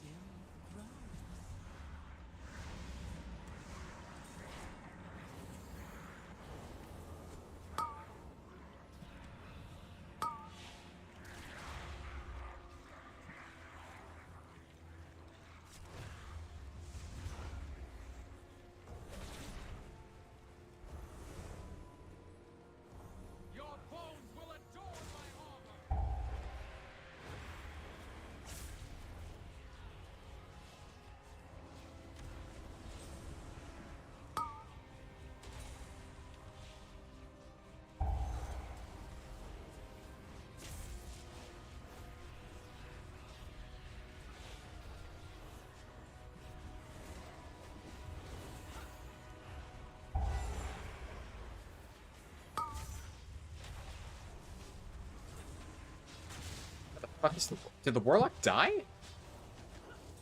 No. He definitely didn't die. We have no deaths. Where the fuck did he go? How did he get back there?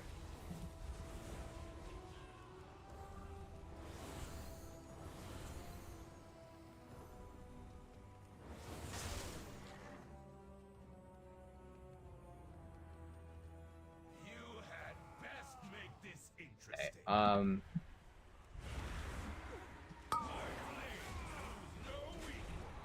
Overcome this trial. In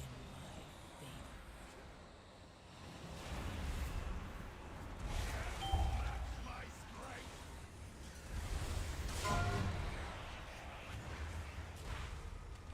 strength. Shut up! Why do random fucking abilities just AoE silence? That is such like a massive fuck you to healers mechanic. Like as a tank, I don't even know that that exists. I guess I probably could have just penance to auto-apply it. Are they... Are they fucking PvPing down there? Fucking... Oh my god. Dude.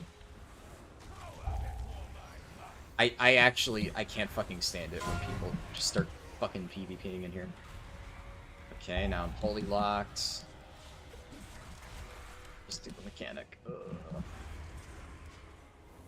Okay.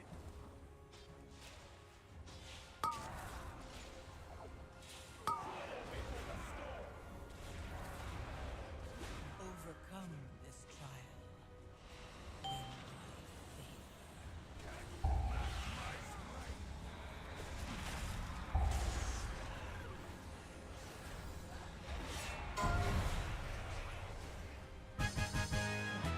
Yeah, it's fine.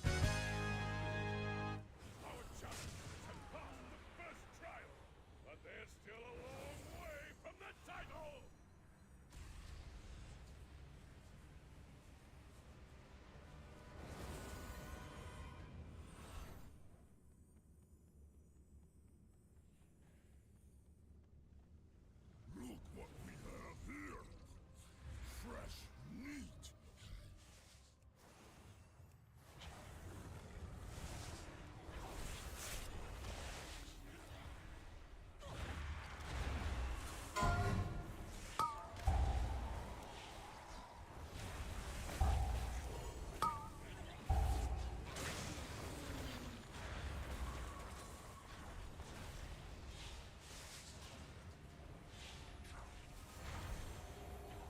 I can't cleanse diseases with Mass Dispel.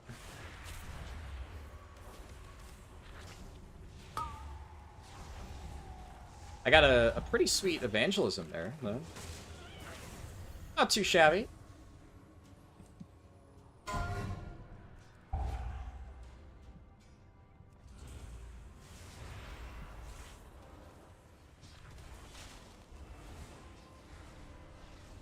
I've got my speedrun timer up? Yes, I am aware. Thank you for letting me know, though. Are you kidding me?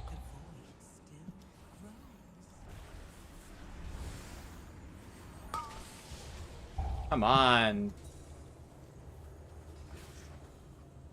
Like, once is fine on the big pull. It's not fine, but, like, understandable at a +5. But 2 fucking mobs. Fucking kick them. Oh, my god.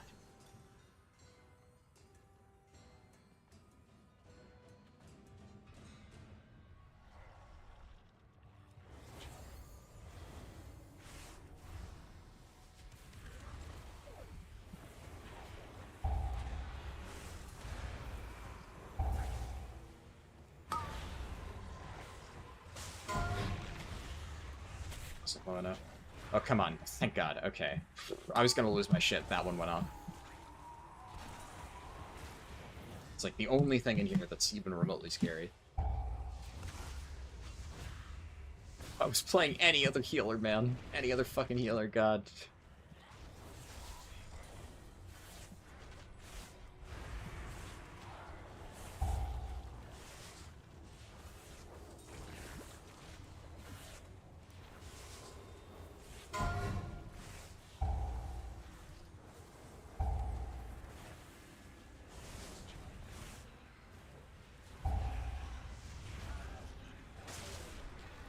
Overcome this trial.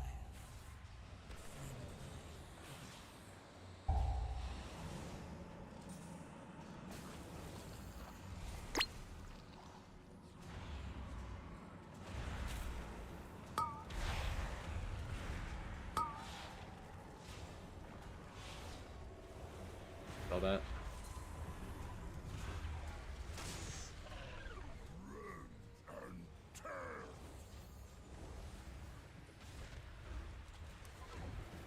Forgot some.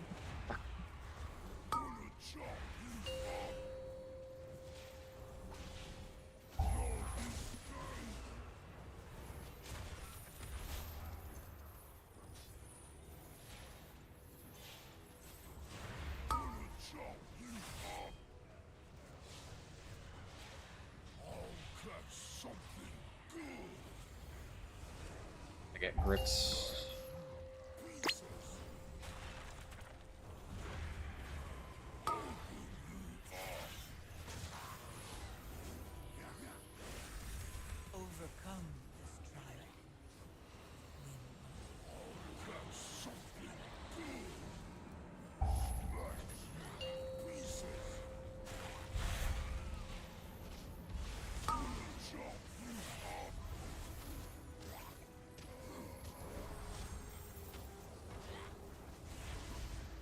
Getting clobbered, my friends.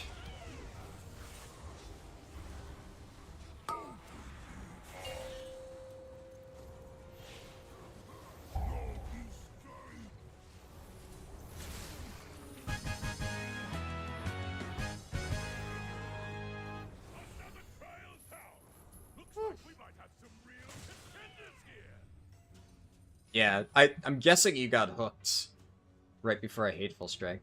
It's happened.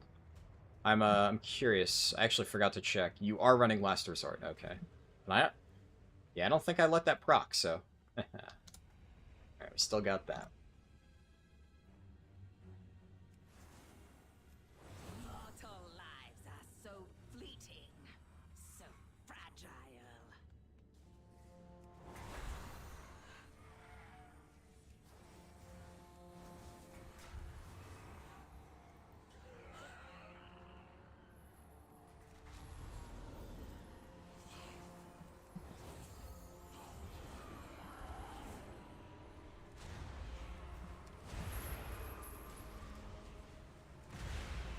Resist. Yes, resist. And yet, the void still grows.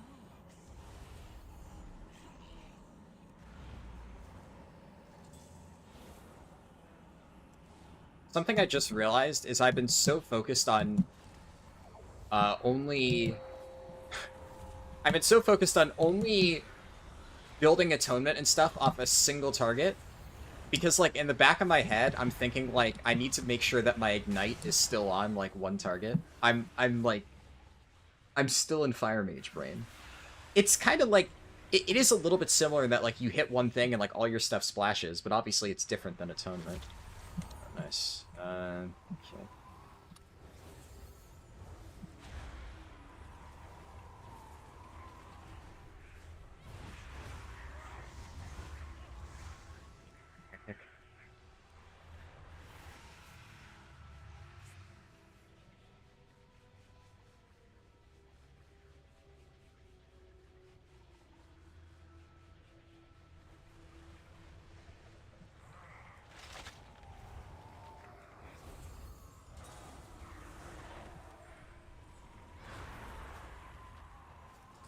That going off? Oh, nice. They picked it.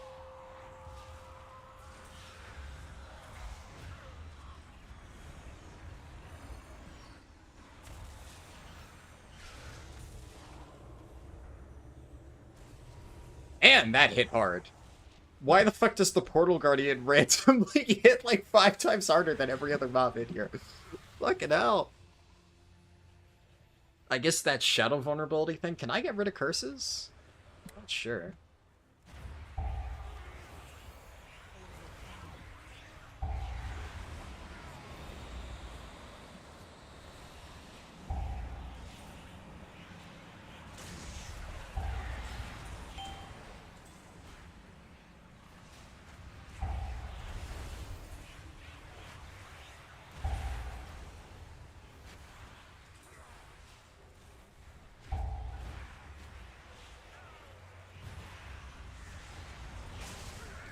I don't remember it.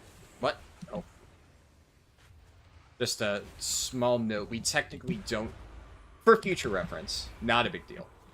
You don't need this pull because we skip the guys at the start. But the main advantage of skipping the guys at the start is that when you get upstairs from Redretha, right? There's like a lot of roleplay. And you're able to actually do those mobs while waiting on Redretha's roleplay. So you're basically just getting free time. And I don't think we skipped anything anywhere else, so... Yeah. It's not a big deal, though. Like, I think we're still fine on count. It's just... That is, like... a bit of a, you know, little trick that you can do to save a tiny bit of time. Not that big deal. You are going to get blasted by that. Nobody kicked. Chronic Bolt Volley. We're chilling now. I guess I mass the spell when we get up top. If the monk doesn't run ahead, I can do that. Shit. got some of them. Doesn't really matter, because as long as it doesn't buff... Souls are mine to claim.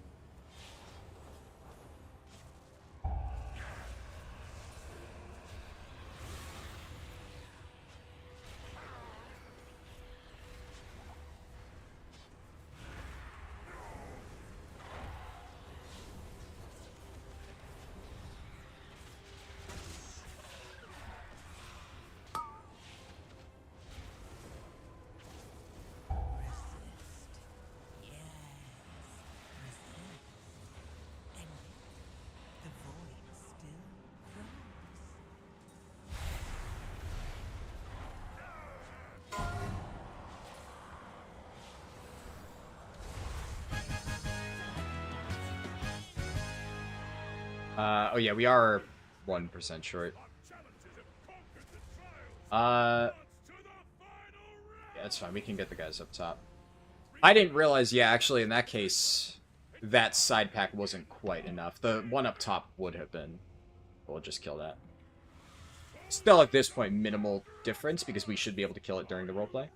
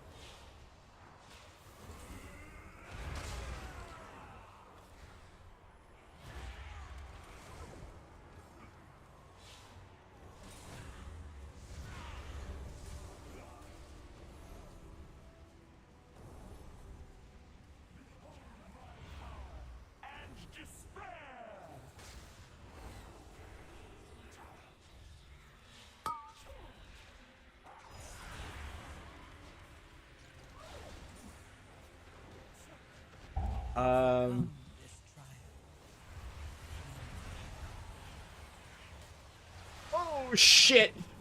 Yeah, okay, don't tank her that close to the edge. I can't really get around her. Just shift her out a little bit, if possible.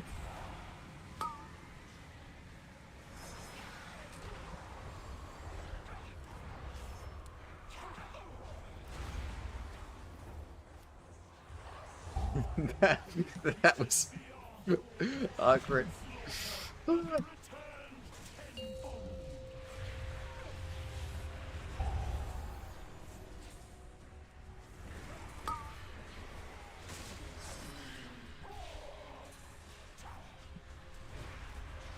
I'll pain sup you for the next two reaping sides.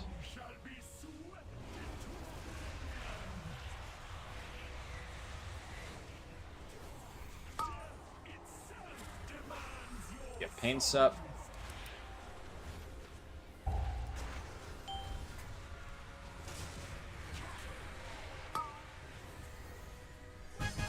Oh, nice. Got a fucking Cinder Brew, man. I guess from a healing perspective, Cinder Brew probably is not the hardest thing ever.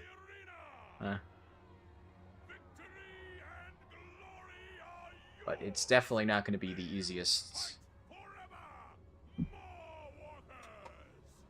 Decent amount of people will try to get their haste next, so.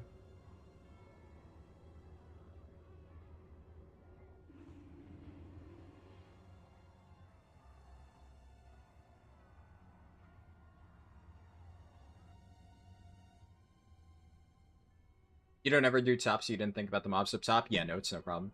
I mean, again, that was still a very clean run. That's just a very minor thing.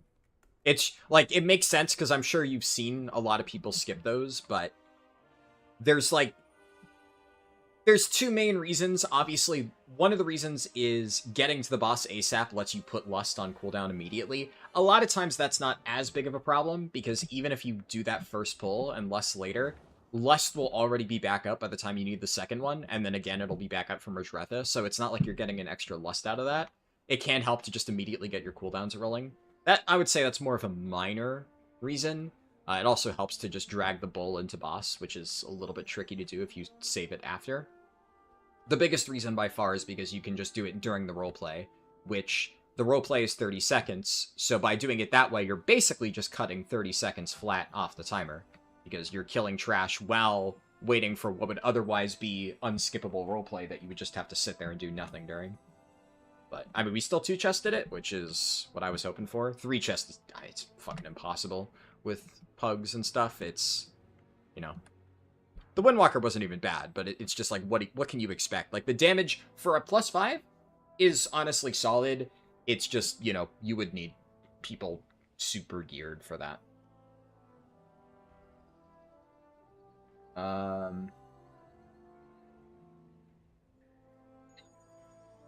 Debating what I want to do now, though.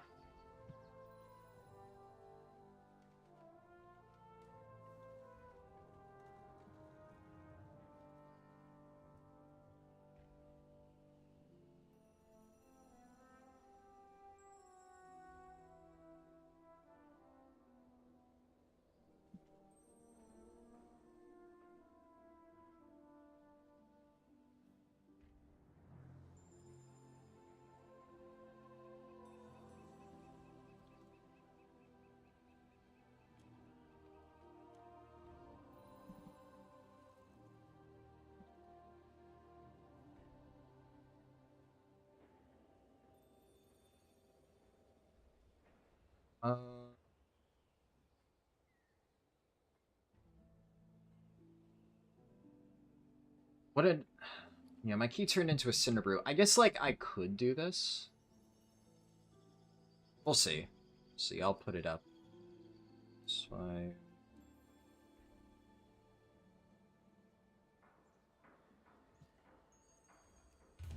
what I might do for the other two keys is just join random groups for +5s.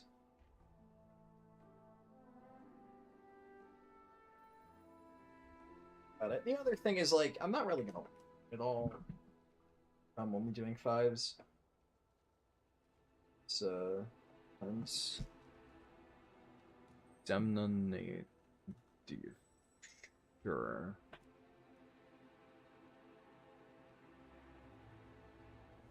Declined invite. Okay. Well.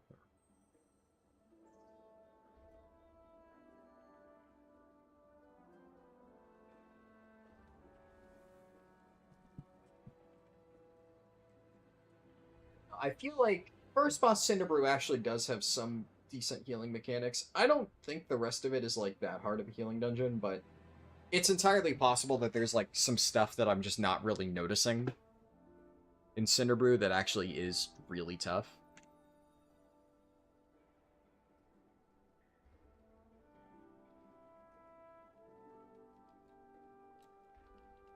Who knows?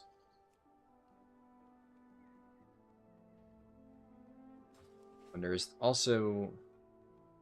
I don't really think there's any trinkets that I could really use. Like, Dark Flame has some good stuff, but...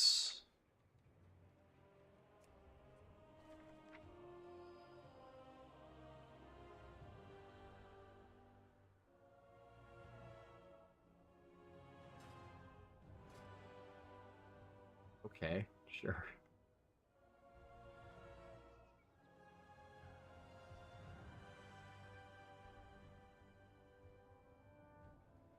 Yeah, that guy's probably fine.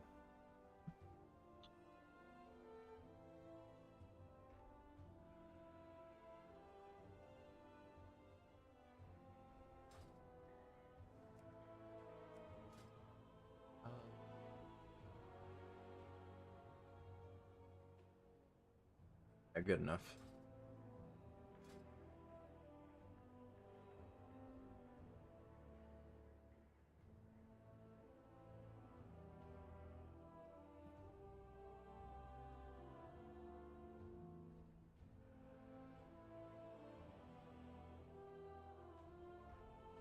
Guy's a resto shaman. I guess he's playing Ellie. Can't hurt, I guess.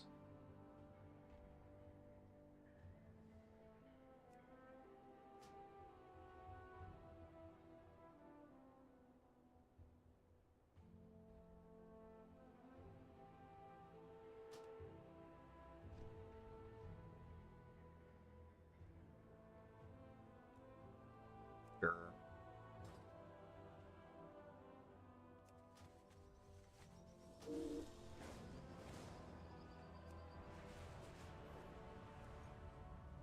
On Spec just to be...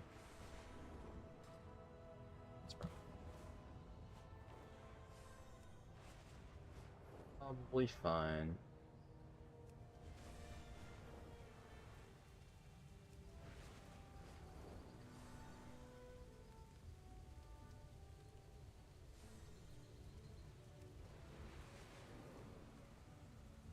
The charged silt from these clashing elementals are packed with healing properties. Let's stock up while they're occupied. You're gonna take a break for a bit? Thanks for the runs? Yeah, no problem. Thank you. You saved me from the hell that is +5 dungeons, and I am eternally grateful.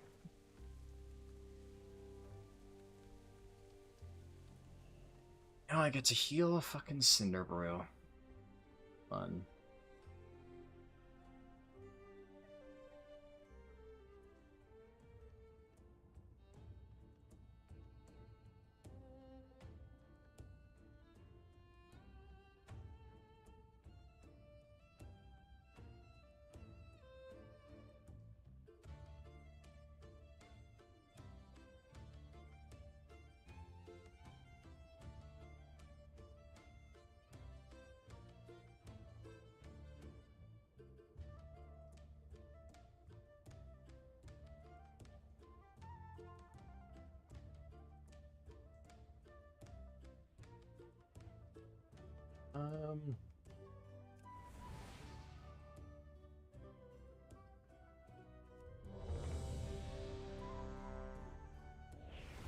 Surely we time this in 30 minutes. I believe. I believe. 5, 4, 3, 2, 1. I'm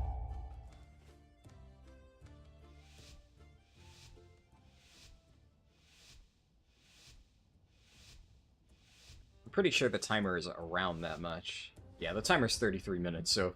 if we don't, then there's a much bigger, different problem. Oh, fuck. I hit the button.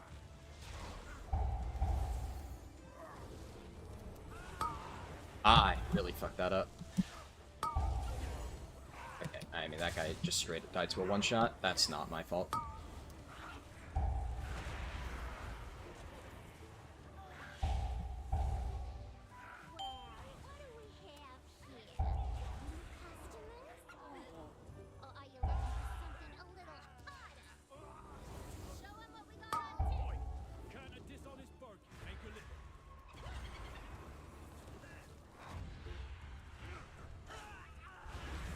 I don't know why they're all taking, like, ridiculous amounts of damage right now. Turns out, this dungeon actually does have hands.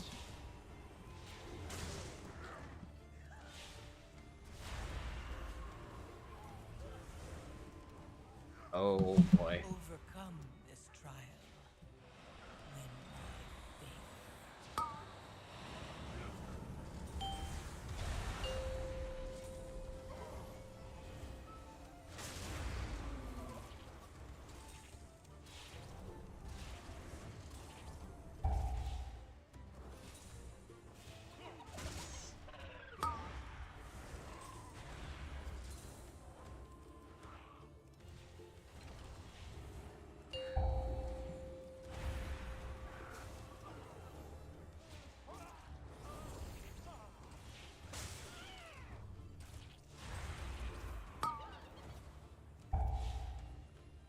This guy is really doing a lot of chain pulling, with fucking Chewie up. I do not do this. Oh, this guy does not value his healer. I never fucking chain pull with Chewie up. I mean, admittedly, I don't chain pull with Chewie up at a fucking +10, but it's not a +10, but still. And Chewie, man. Overcome this trial. Win my favor.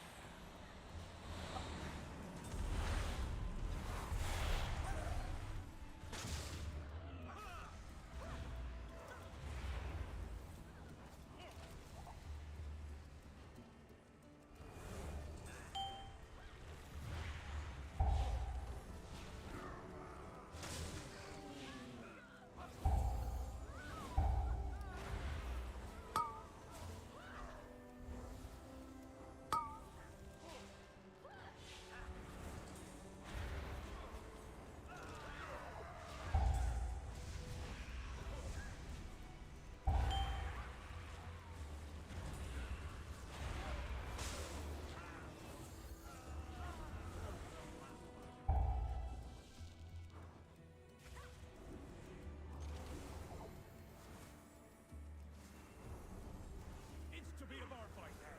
Good.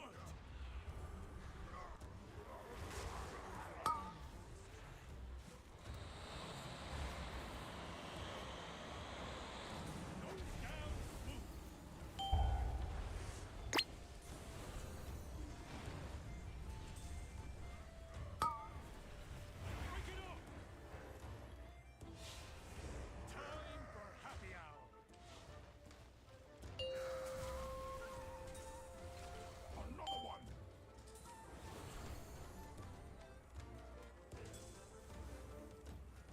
Keep 'em coming.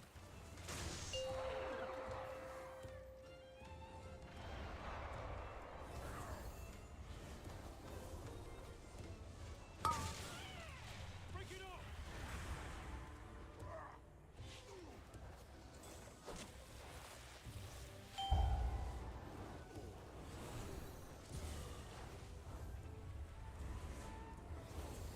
Time for happy hour. Where's my drink?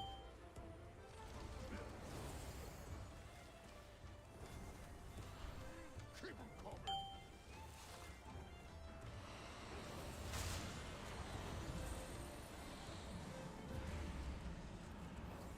Where's my drink?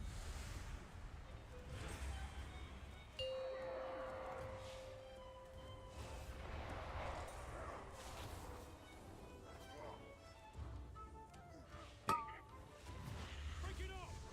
This is kind of stressful. Not gonna lie. I didn't even think of that, but that was actually a sick mind soothe by the Shadow Priest.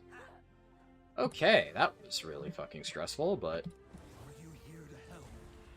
My zeal to get back in business led to faulty reasoning. Your pal here signed some papers he didn't read. And now Goldie Baron-Bottom is beaten oh, over this joint. Help me, please. Get my meadery back, Outlander.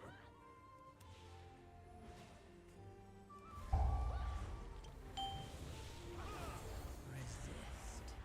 Yes. Resist. And yet, Yes, the void still grows.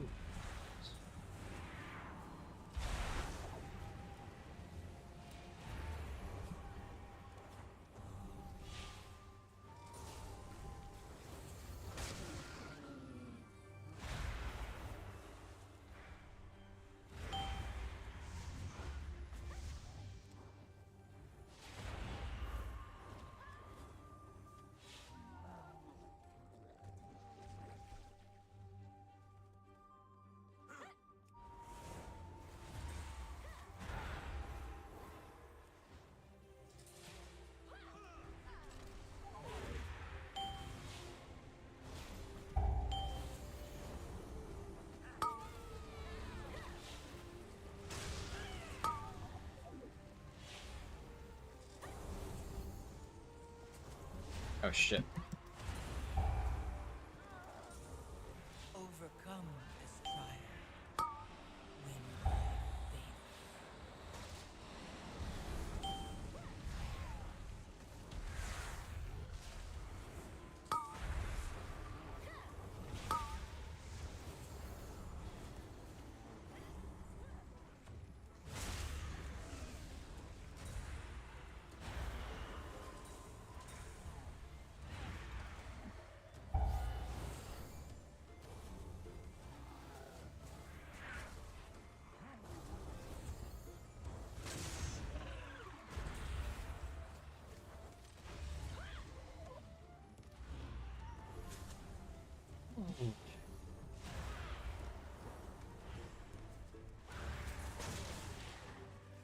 My totems have fallen off. The damage is going out yet. There.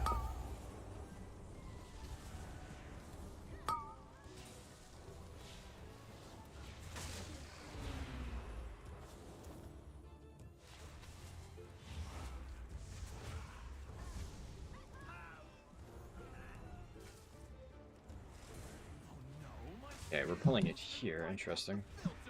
It's running too hot. The need will be substandard. Yeah, but there'll be more. More meat, more money. That's good business. Secret was my personal directive, my passion. She's ruining everything. Camera angles. A little bit fucked here.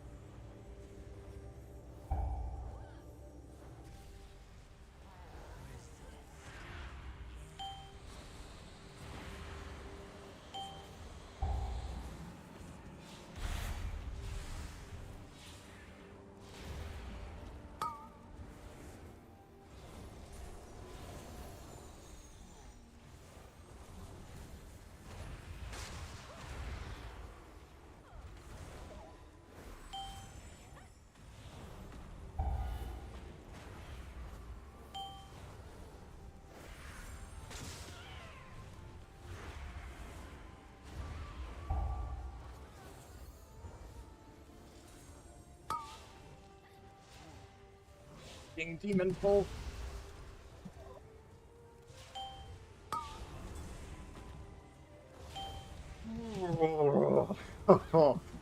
That was really fucking stressful. Holy shit. And we're chain pulling again. Oh my fucking god.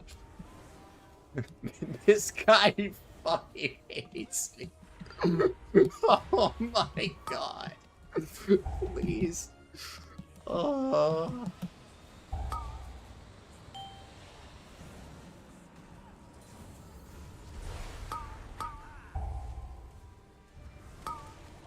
Please. Oh, I'm getting fucking meleeed.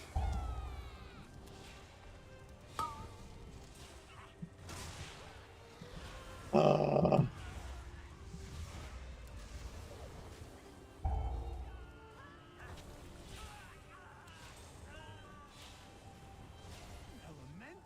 Made of mead?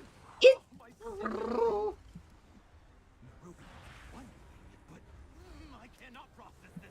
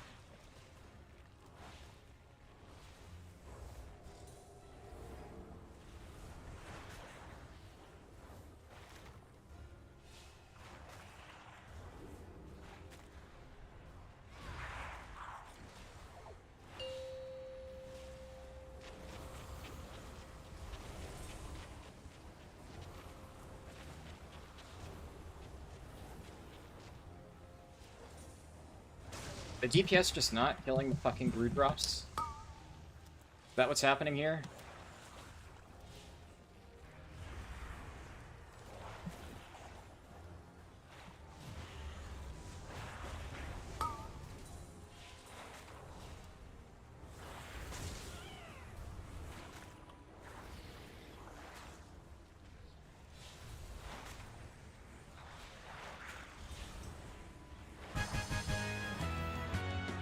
Oh my goodness gracious.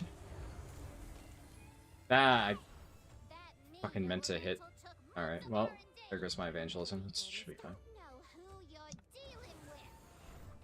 You do any more damage, and I'll cash you out. You hear me? Resist. Yes. Resist. And yet, the void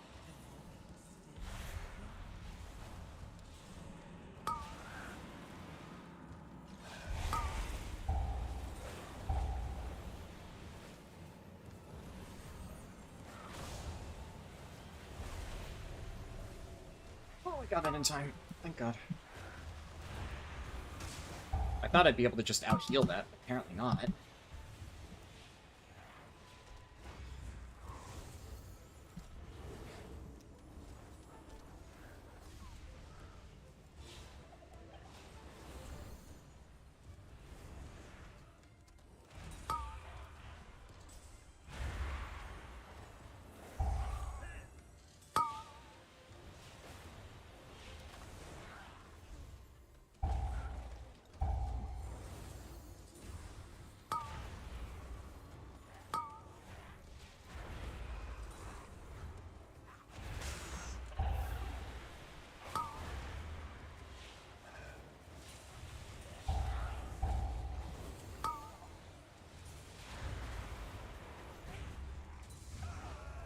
overcome this trial. Win my faith. I probably can just heal through this. Yep, okay, we're good.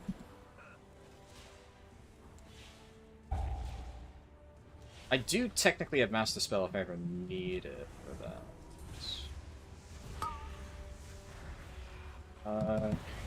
Oh boy. Oh boy.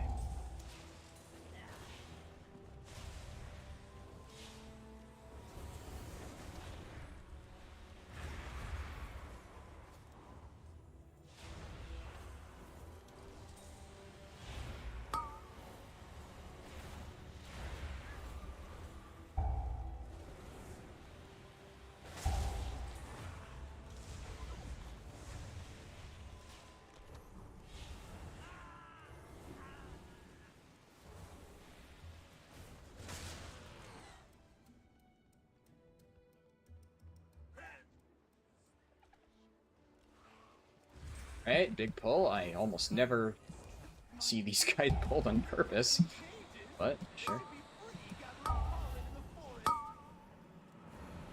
had to lock up the bees. Letting them be free range was too much labor. And their anger and frustration just makes their honey spicier. Right, Spec? Spec!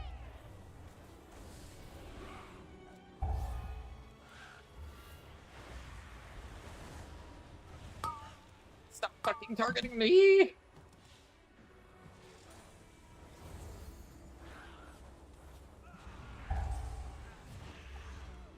Alright.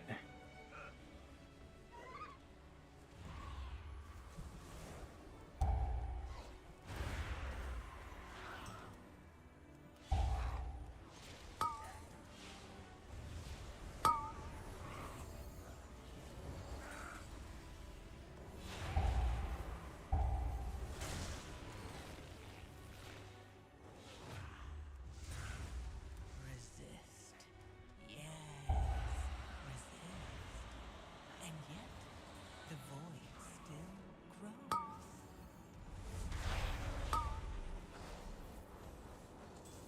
Time to bust out my bees. Best for my bees. Dude, if I was on my Resto Shaman, I would actually fucking murder this tank. He's so lucky that I don't need mana on this character. He's actually so fucking lucky. He would be so dead.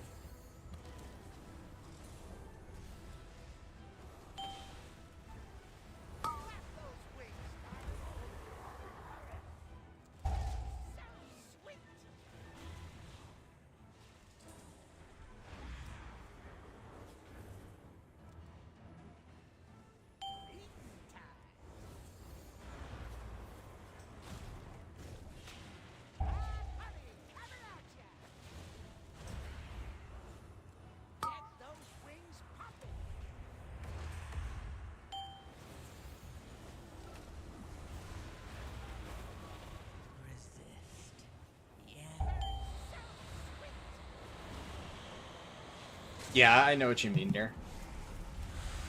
Sorry, I can't really reply in the middle of a key. But I get you. I feel that.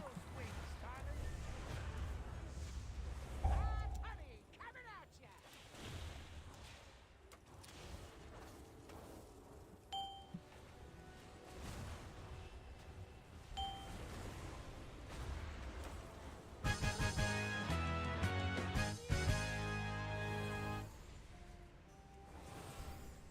should use them to make a beeline to Goldie's office.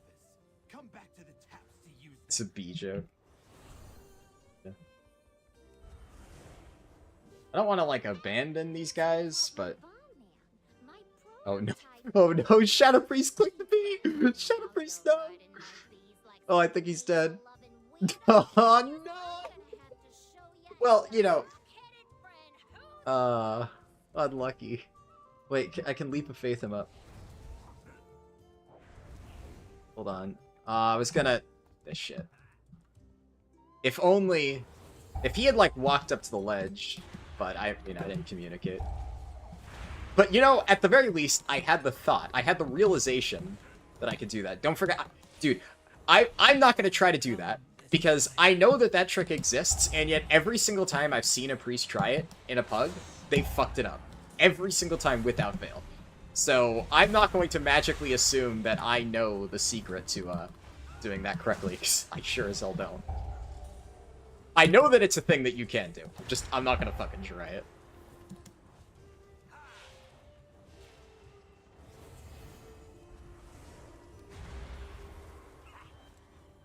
Yeah, Chori also asked the same thing in chat, the Dominate Mind Tech. Yeah, for the record, I don't know exactly how it works. But I've seen people try it and fail. I have heard about that apparently, like, the ads will get, like, locked onto you with threat or something.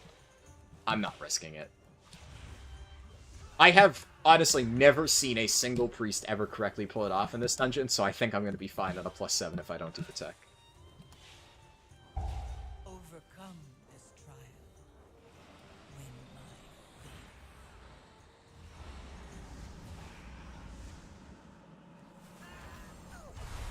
You may have gotten my employee, How do people fail that? I don't know. but now you're dealing with the I'll look it up for whenever I do this on, like, a +10. And if it's simple enough, I'll do it then. But I'm not going to risk it here.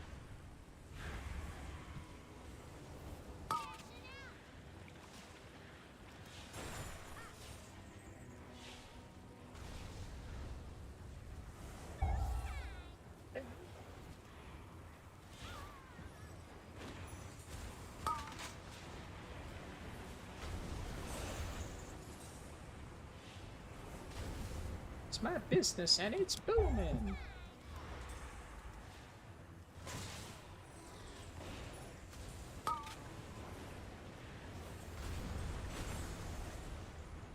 Oh. Don't die.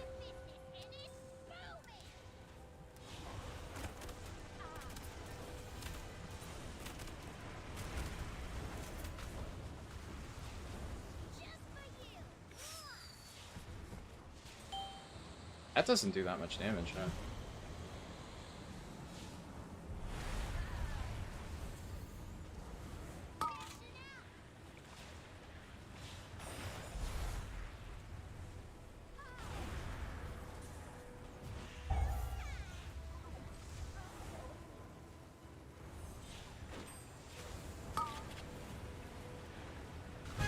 Nice.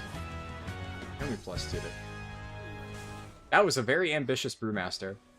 You know what? I'm gonna go so far as to say I think I did pretty well.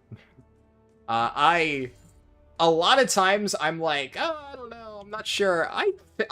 There were some pulls where I was genuinely like, oh my fucking god, I'm gonna die. And I didn't. Outside of the priest getting shit on, I'm not sure what the other... Oh yeah, no. I think it was the exact same guy and he died to a one-shot in the very first pull. And I didn't let anybody else die. And there were some fucking sketchy pulls. That guy chain pulled the entire dungeon. He chain pulled into boss twice. I think, all things considered, I'm actually pretty happy with my performance there.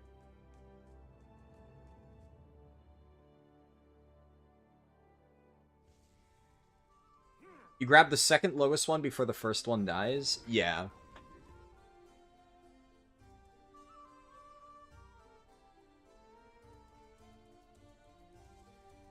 Yeah, I'll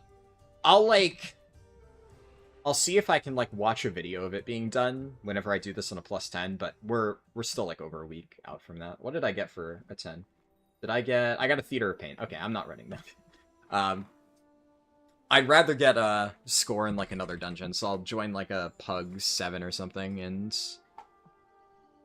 try to get score for something. Maybe I'd join a Priory, just to feel something. Yeah, I mean, the time save is minimal. It's whatever.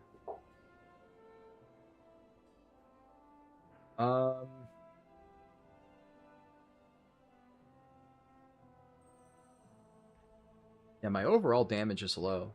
Yeah, I'm very pleasantly surprised with that.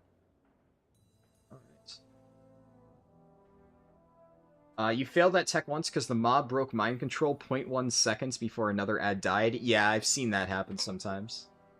How hard was it to pick up disc? Well, so to be clear, we just did my 3rd dungeon on disc, right? I don't necessarily think that I've fully picked it up yet. It's, that is not low overall damage for Oracle. Well, that's good to know. Yeah, a few people did say that Oracle was low, so if that's about what I should expect, then that's good. Yeah, I feel like I'm doing pretty decently, considering it was my 3rd key on disc ever. I'm forgetting to PI. I need to be doing that more often. It's kind of like, I haven't really done a full ramp, but I feel like I don't need to, because I've done, like, a lot of mini ramps, and that kind of just works. Nobody died. Priest died twice because it was his own damn fault, but... I feel like I've done pretty good. Oracle is a monkey healer spec. Voidweaver is hard. Yeah. Maybe at some point I'll try Voidweaver. It's just a shame that, you know, Voidweaver is... Yeah. Get the PI aura. Do you happen to have it on hand? If you can just link me the PI weak aura, I'll fucking download it. I don't know it off the top of my head.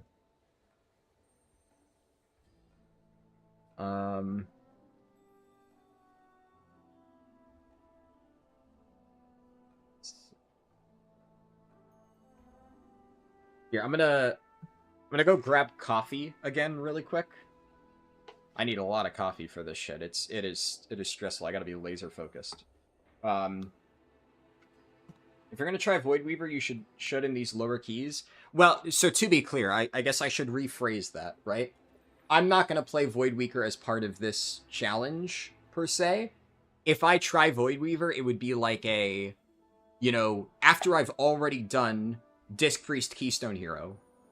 Because that's the other thing, right? I would slightly disagree, because you might argue that, like, oh, sure, if you're gonna play the worst spec, you should play it in the content that doesn't matter. But then, how can I really say that I'm trying Voidweaver if I'm playing it in content that really doesn't matter? At that point, am I really learning it? You know, like, for example, I played Druid of the Claw Guardian Druid in like a +7 when I was pushing my Bear's Key. And, you know, that was like, yeah, it's whatever, it doesn't really matter, I can just do big damage. But, you know, the thing about that is, I know for a fact that Druid of the Claw really does not work in 10s. And I've actively been playing Bear for the entire expansion. So, like, I played it in a 7 not because I was trying to see how well it performed. I was playing it in a 7 because I know that it does slightly more damage, and I just wanted to do it a little bit faster. But if I were to play Voidweaver right now, I mean, I really wouldn't be learning anything. It wouldn't really help me at all. If I was gonna play Voidweaver, it would be like a purely for fun. Like, let's say, for instance, we finish Disc Priest as part of this challenge. I want to get, like, you know, the week afterwards, I want to get a weekly 10 on my Priest because, you know, Shadow or Holy hasn't been voted on the poll yet. And I play a Disc key. Well, maybe at that point, I play a +10 Voidweaver key. Just for fun, to, like, get a feel for it. At least in that case, I would be playing it in semi-real content where I actually need to know what I'm doing. Voidweaver can go extremely sideways, even in a +7. It's less about you and more about how people are messing up. Gotcha. Yeah, I guess that makes sense. Let's see. It's the one you use.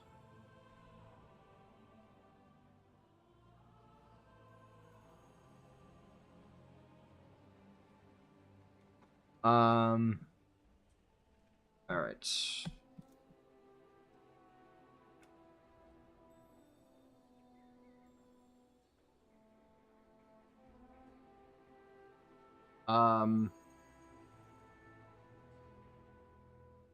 Oh, what the fuck just happened?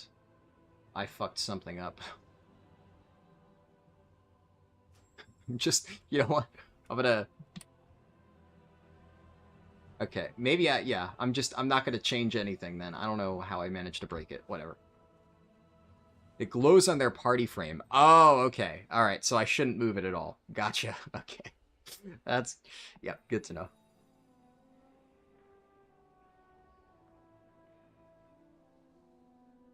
Alright. I'm gonna grab coffee real fast. Am I not using party frame add-ons? No, I'm using default UI. I use default UI for everything. I mean, I haven't, like, nothing that I have experienced yet. I've been like, oh, shucks, my frames are really holding me back. I've had 0 issues with my frames, so yeah, I don't really care. To each their own. Okay, I'm gonna grab coffee real quick. And then we'll plug into a +7. I don't really have any particular key that I guess I'll be looking for. I'll probably search like 6 to 8 or whatever. Now I'll just search 6 to 7. Honestly, anything's fine. There's nothing in particular that I really need. Just not one of these, so I'll uncheck those dungeons. I'll want score. The only thing you really need to add to base frames is targeted spells, so you can see if somebody's about to eat 3 hours and 2 fireballs in the same global. I did hear something about that. I mean, if you know how to enable that, I would do that, yeah. Okay, BRB real quick.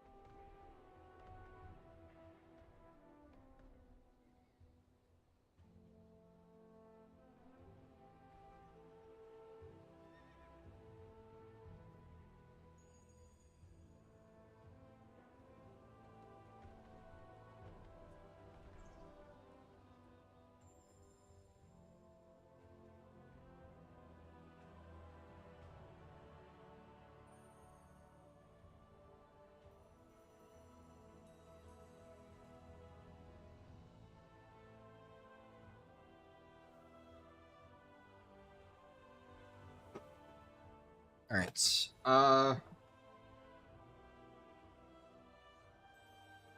see.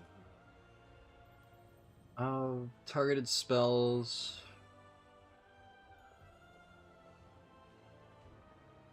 Yeah, it is crazy how many, like, semi-mandatory weakers there are for healers.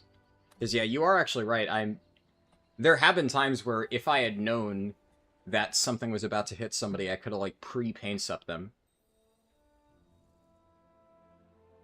It is kind of wild that that is not baseline functionality, considering how important that is.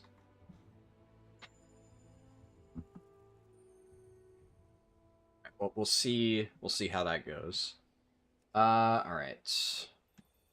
Priory is the one where you need it the most? Yeah, I could definitely see that. Okay, I have theater, this. And let's search 6 to 8. I could try a +8 Priory. I'm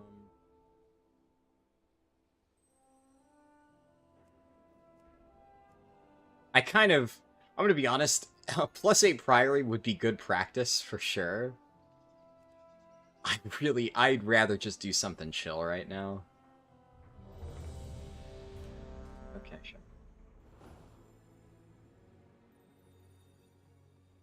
Like, I'm not really in the mood to get my teeth kicked in at the moment, you know? This is still good enough practice. Shit, wrong one.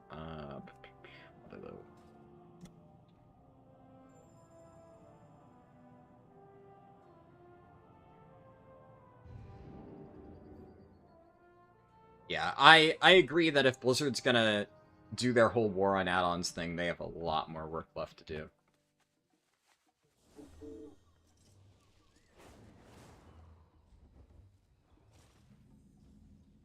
They're all inside already. Wonder if Blizzard could add that this player's using a powerful ability indicator from Og Evoker to Priest. Oh, is that actually a thing on Og? Goes to show how little I actually play Og. I had no idea.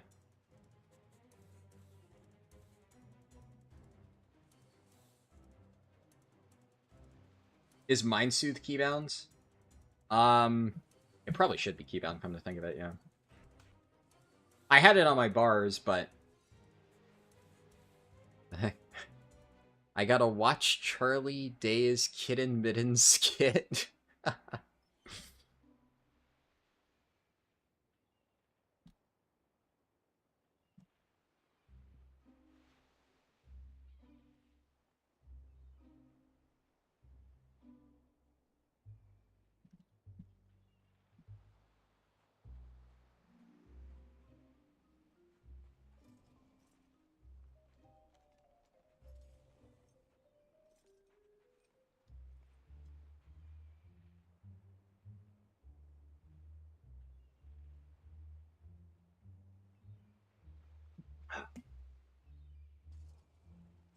His name is Whittle Itch.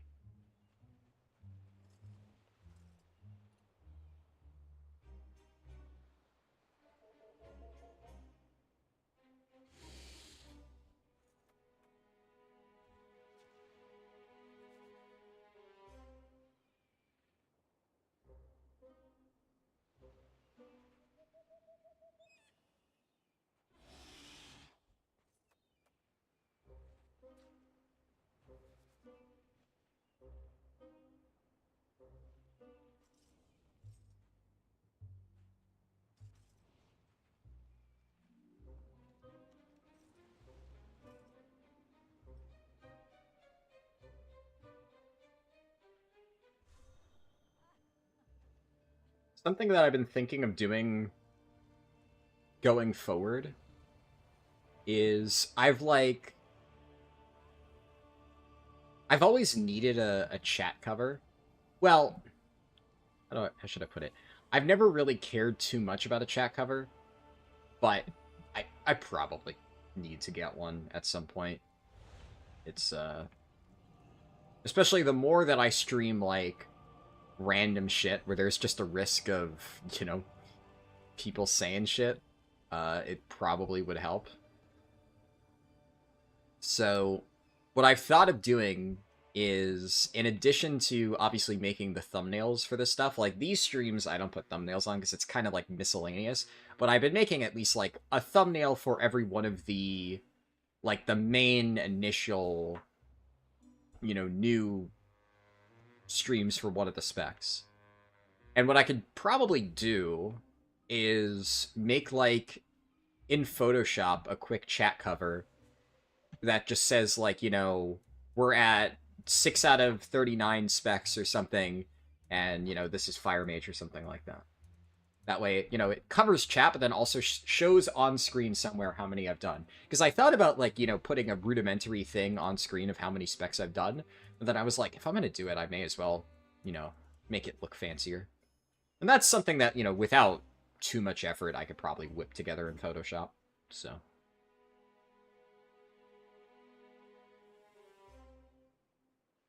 And then once I have, like, you know, a template for it, it shouldn't be too hard to get set up.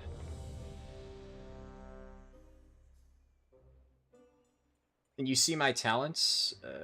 Give me a second.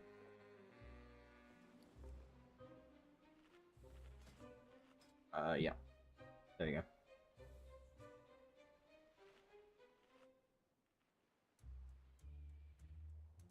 Five, 4, 3, 2, 1.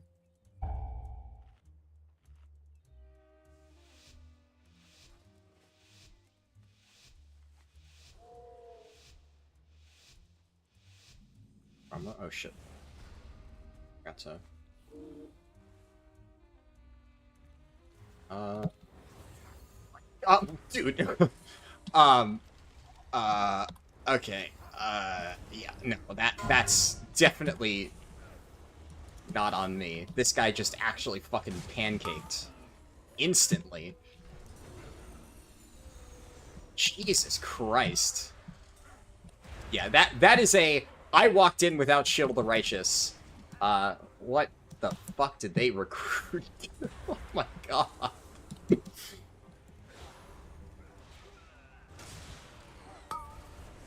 This guy's actually... What is this guy doing? Okay. Yeah, no, this is...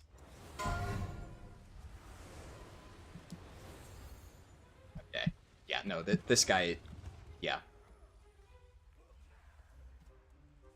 That's unfortunate, but yeah, this key's fucking over. Unlucky. Yeah. That's how it goes sometimes. It's unfortunate, because there was the guy talking about Always Sunny in Philadelphia, and he seemed nice. But yeah, that tank is fucking turbo-ass. If you die instantly. I didn't even get time to fucking ramp anything.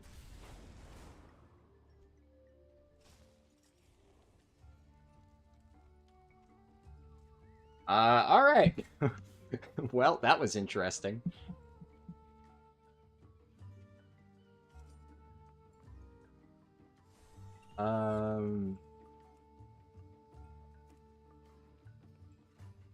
Here. Let's just do that. Sure. I'm curious now. I'm gonna look this paladin up. I'm not gonna show it on stream, but for my own personal curiosity, I gotta see. The fuck is this guy doing?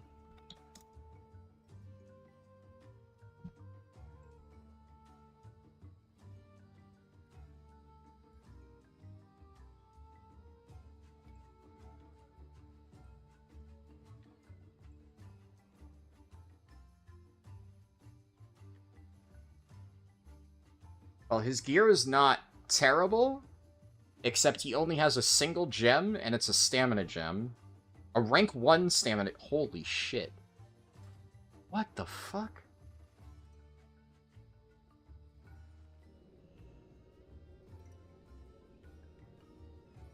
Not a single enchant to be found on any of his gear. Never mind, he has some enchants. None of the important ones, but he's got some. Fucking hell. That's crazy, dude.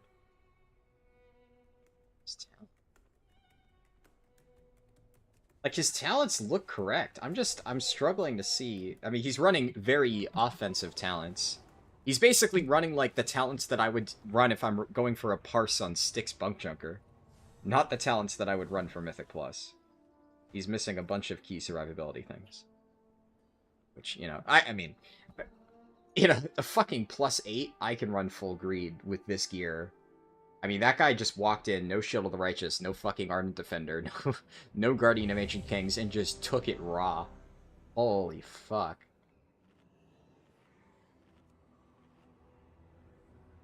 Yeah. Yeah, no, that trust me, you do not need to tell me that tank is cheeks. I main prep Paladin. I know.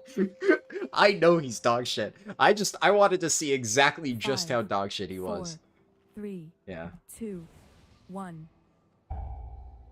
It's like, on one hand, I probably could have reacted a little bit better after that, but I was so surprised to see him just get fucking evaporated that I was just stun-locked for a second. I'm like, what the fuck just happened? And then I basically stopped mid-ramp because I'm just, like, why is he dead?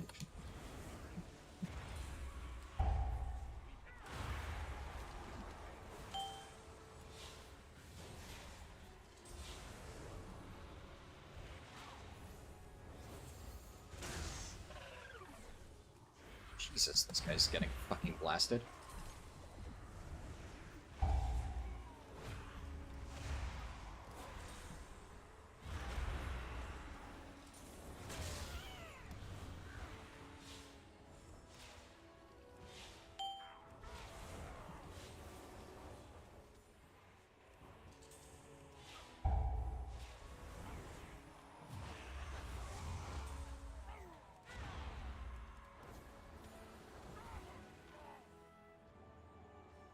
While you go to the roosts, I will distract them here. We can think.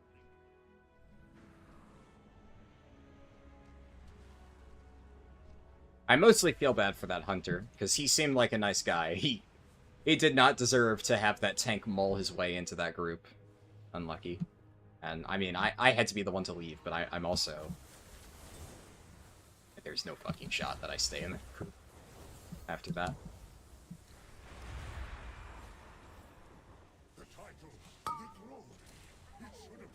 Mine, Pilgrim. You never deserved to be stoned.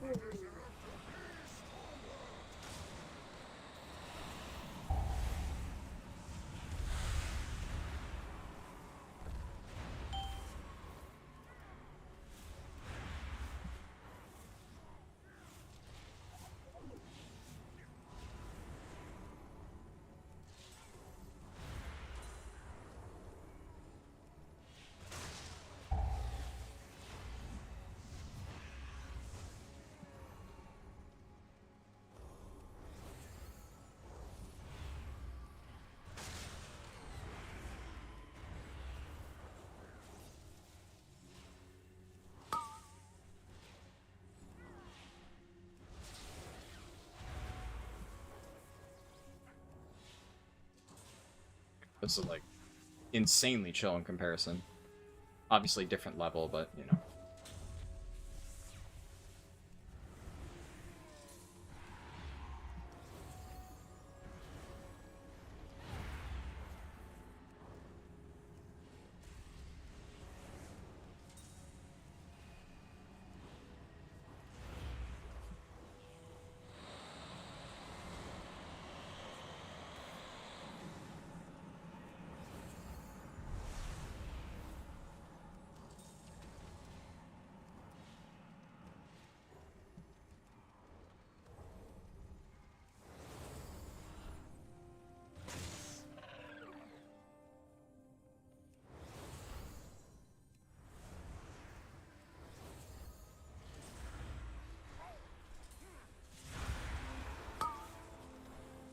Gonna get the double.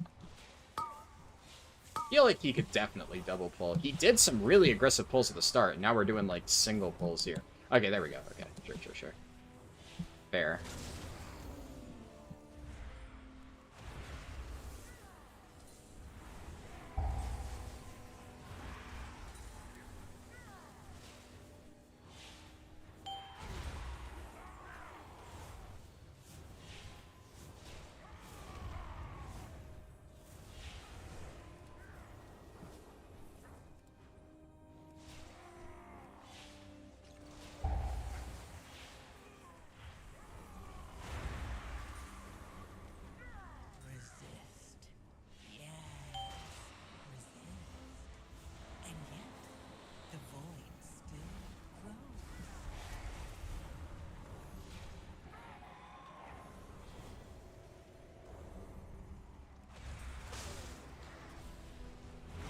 definitely pull into the next pack.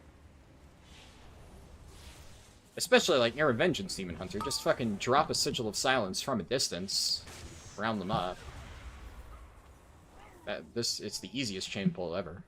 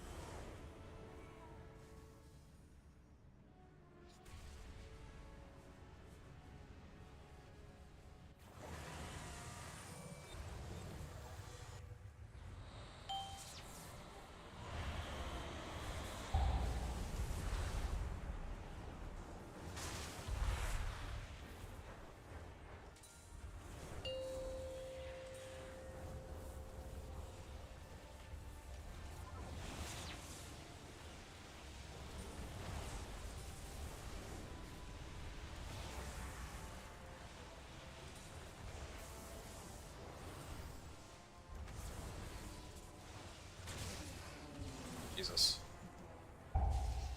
It's rough on a priest. Okay,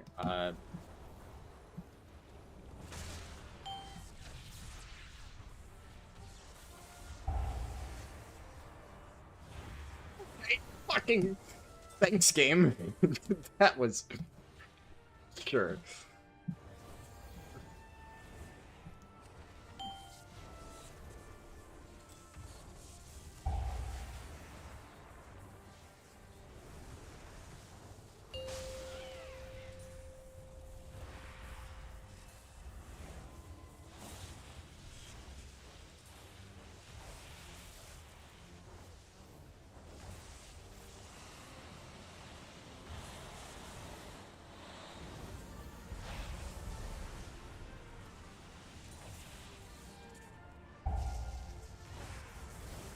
Kidding me? Oh my god. I missed my feather, dude. Well, that fucking sucked.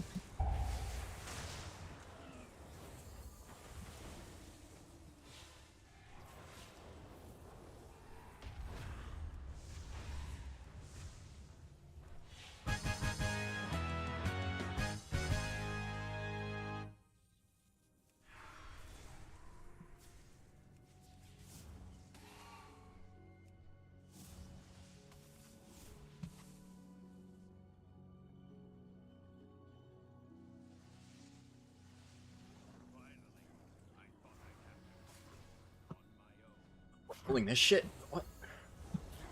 Why?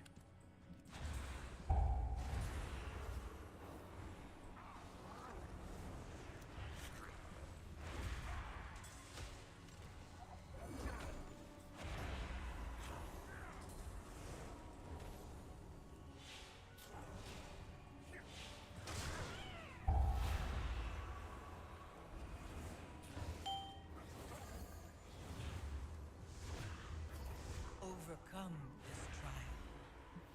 Win my favor.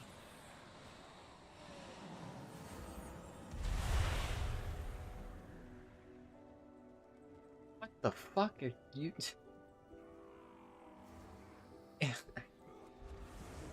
Dude. The shit that you only see in low keys. Pulling the easily skippable pack, and then randomly trying to skip the pack that is literally right in the middle of the hallway. If you're gonna pull 3 mobs, just pull the fucking one that's right there. But just... I really wish I could, like, crawl inside that Vengeance Demon Hunter's head and just understand, like, what's going through his brain when he makes the decisions he makes. It just... The dumbest fucking route of all time. Okay, you're LOSing me around the pillar. It's a wide open hallway, and you found the one spot that has LOS. Congratulations.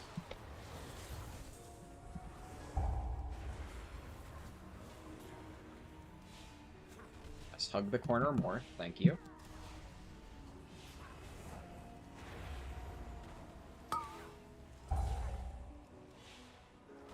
Overcome this trial.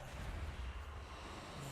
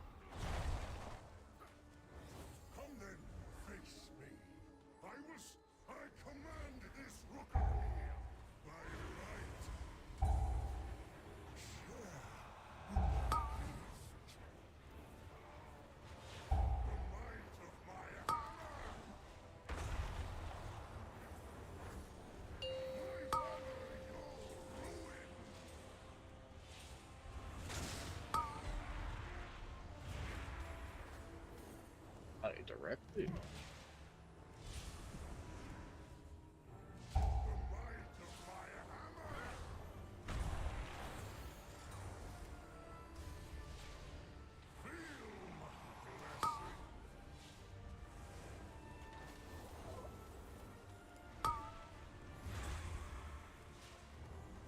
Resist.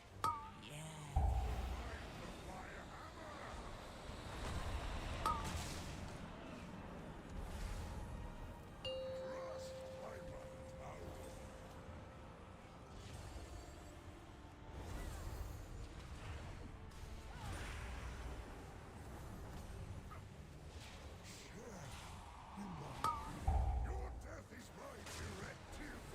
Check.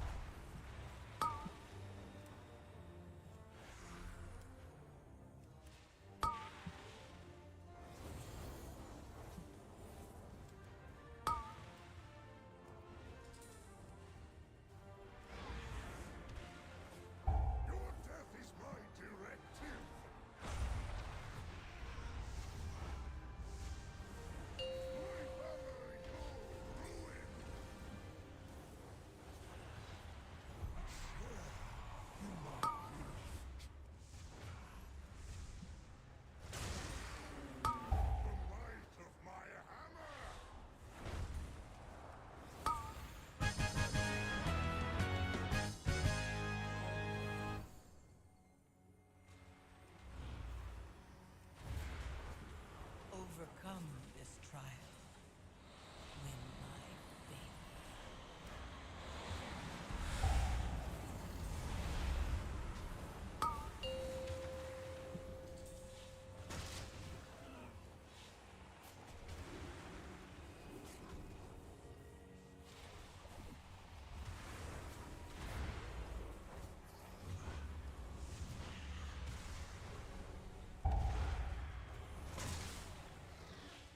I do not like that it feels darker and colder as we go down. But there are more survivors to rest. What is that? The lift is out. If we want to keep going, we will have to go down. We have to take it down. Oh, this guy's getting fucking blasted. Brother, don't die. Oh my god, don't die, please.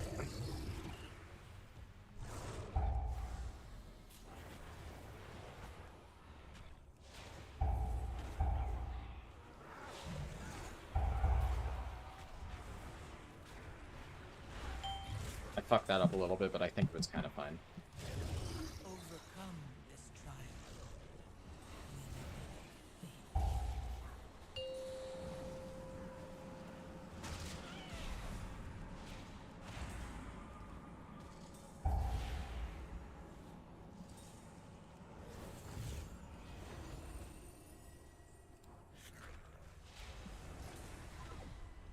How did the... How was the Evoker getting fucking cheat deaths? Oh, was he getting meleeed? I think he was getting meleeed. Yikes.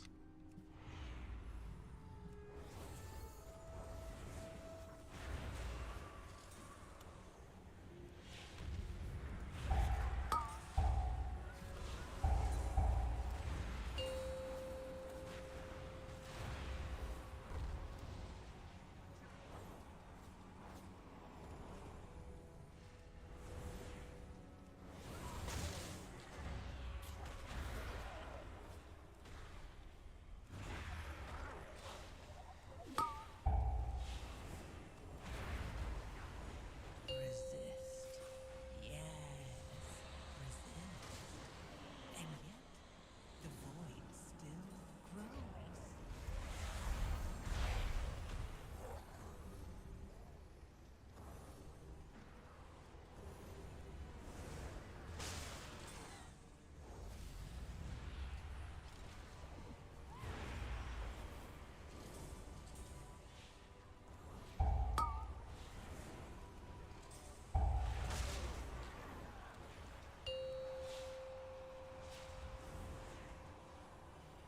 Evoker is just getting dumpstered non-stop.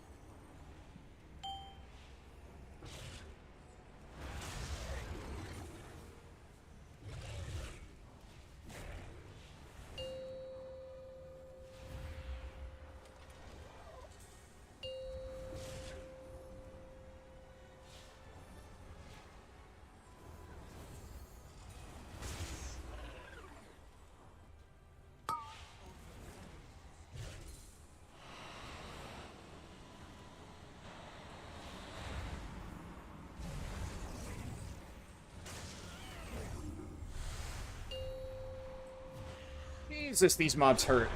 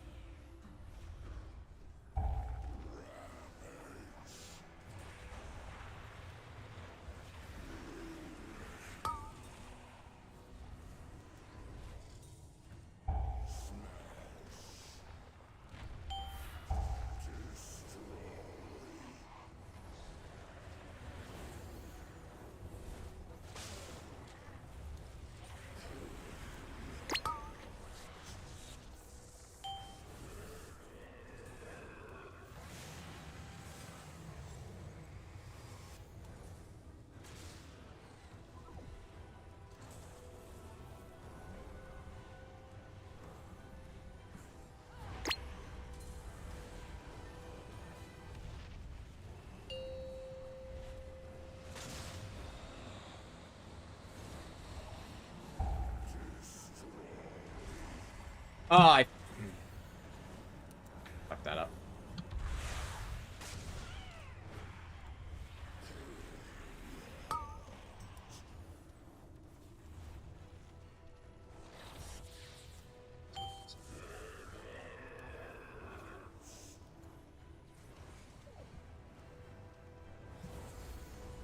At least my radiance reaches him from that far.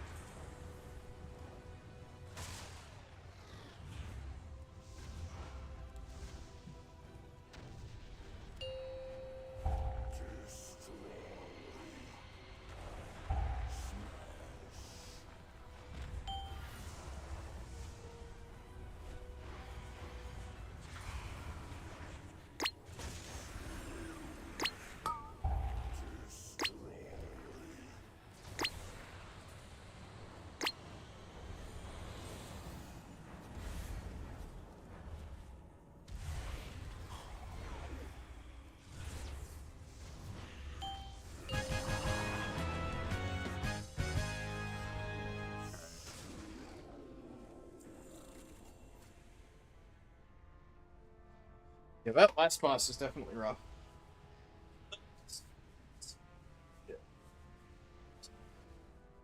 My box is finished. I can mark that off.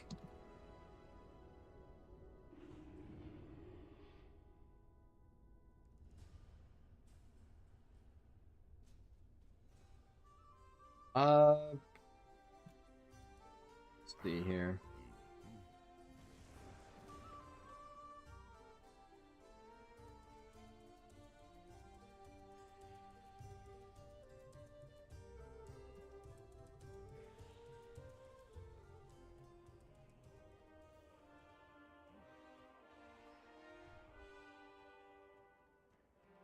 This first, just for the resonance crystals. I think I should open this as Shadow, because I have Pick Me Up.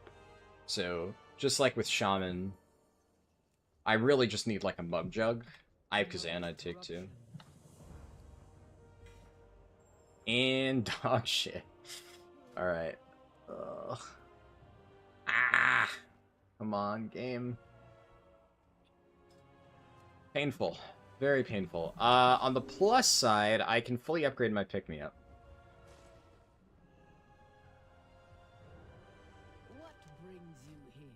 A Panda Priest is interesting? You should remember this character, Oxara. I'm pretty sure, like...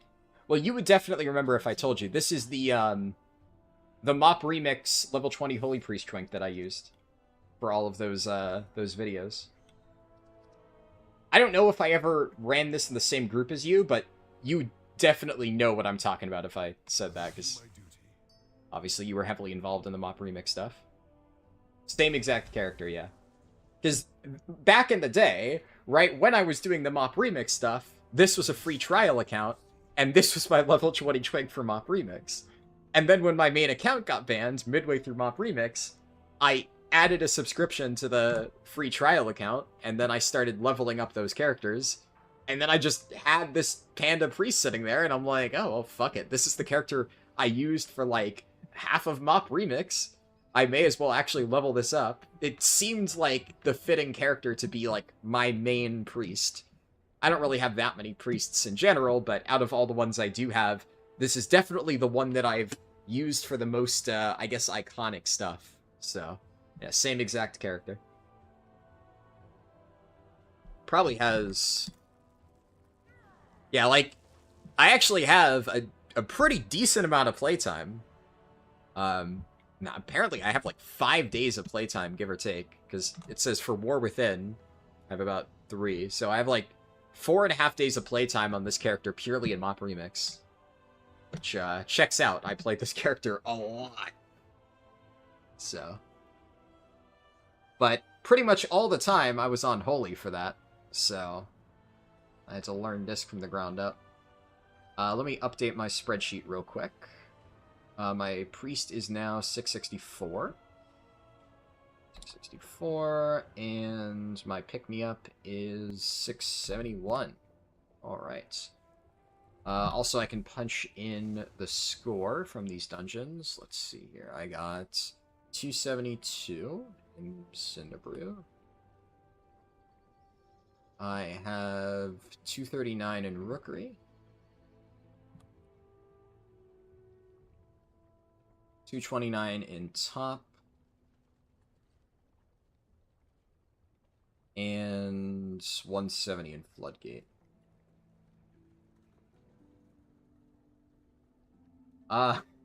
Big Buttis, good name, said, "Yo, just stumbled upon your speedrunning video guide. Good stuff. Thank you. Glad you found it helpful."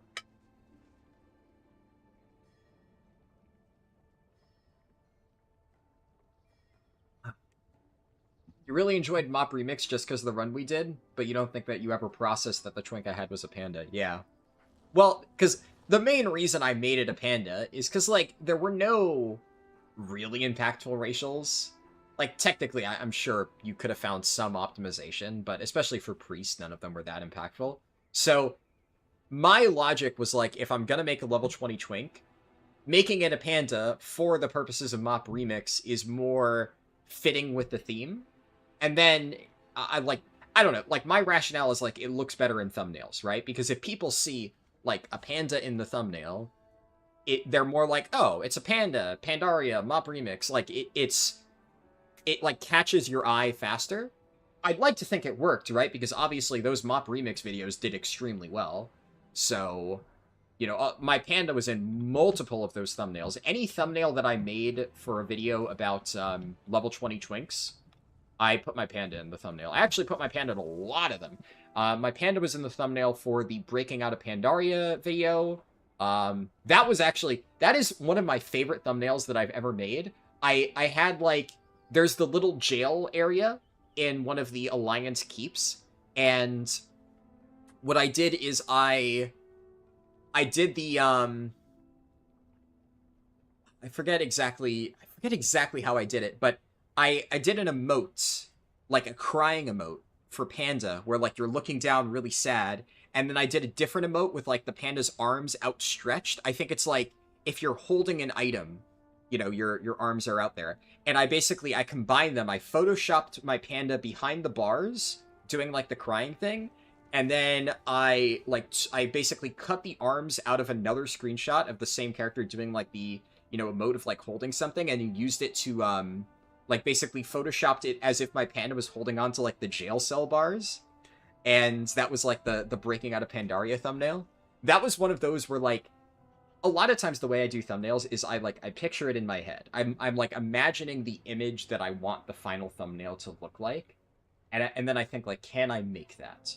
And that, like, visualization of, you know, how do we make a thumbnail for a video about breaking out of Pandaria? Well, the idea of, like, you know, a jail cell and, you know, you're escaping the confines of the jail cell, like, that was the first thing that popped into my head of, like, a theme. So I was like, if I could show, you know, a panda character stuck in jail, and that the thumbnail is, you know, indicating, like, you know, this is how you escape the prison that is Pandaria, thematically that would work. But I'm like, how the fuck do I pull that off? And that is by far my favorite thumbnail in terms of, like, really crazy idea that I had. that I actually managed to pull off in terms of like almost one-to-one. It matches the visual that I had in my head. I was very proud of my Photoshop abilities. And that used this character, this exact character with this exact transmog. So I was, you know, this panda saw a lot of use on my YouTube channel around that time. They're delisted because, yeah, they're all delisted now, obviously, because like Mop Remix and stuff. But if you go into the playlists, you'd be able to find it. Specifically for your question, Archdemon, if you look at if you're looking specifically for the leveling runs, if you look for the WoW speedruns playlist, it should be close to the top. If I search Harldan, if I just look at my channel, and I click on playlists, yeah, I guess it's interesting because the way, it's actually all the way at the bottom. I wish there was a way that I could sort that better. Come to think of it, actually, I might need to delist some of these, unlist some of the playlists themselves, because there's a lot of random old playlists here, and because the WoW Speedruns playlist is the first one that I ever created, it's actually all the way at the bottom. I never realized that, because the way that the sorting is on YouTube Studio is actually different than if I look at it as, like, you know, somebody who's just looking at the channel. It's interesting. That being said, I also, on my main channel page, which I do have control over, if you go on there, like, the landing page is, like, there's a recommended section, YouTube does that automatically, then it's recent uploads, and then I control the playlists on there. So then I have War Within Leveling, War Within Season 2, Delves, WoW Speedruns, Keystone Hero on every spec, Cataclysm Classic, and then live streams. And there's other playlists, but those are the ones that I chose to feature on the main page. But if you go on to, like, that WoW Speedruns playlist, you'll be able to find all of them. Obviously, this is a topic that gets beaten to death. Can probably have a playlist channel in Discord for all the unlisted stuff. Not a bad idea, actually, yeah.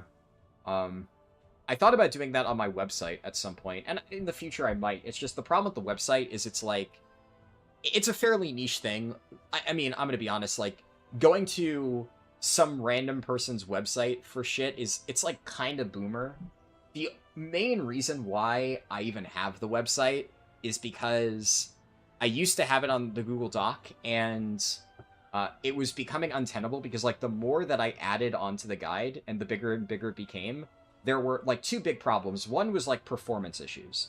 The Google Doc started getting very laggy, and it, you know, I could have split it off into, there's, like, read-only copies, but then people wouldn't be literally getting live updates, so it's, like, a little bit iffy.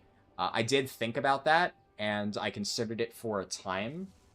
The other thing is, obviously, you know, one of the things that my dad pointed out is, like, well, you can't monetize the Google Doc. So he got the website set up. I'm talking about you, by the way. What did I do? The website and how it got set up at first. Oh, yes. Yeah. You know, it's functional, but it looks like crap. Yeah. Because I design it, by the way. Yeah. Well, I'm sure I wouldn't be able to do much better. I actually tell people in my class that I do things that are functional. They don't have to look pretty. They just need to work. I let other people who are more artistic, you know, design the pretty-looking things. Yeah. I get the stuff that works. What are you doing? I'm putting my computer. Oh, okay. Yeah.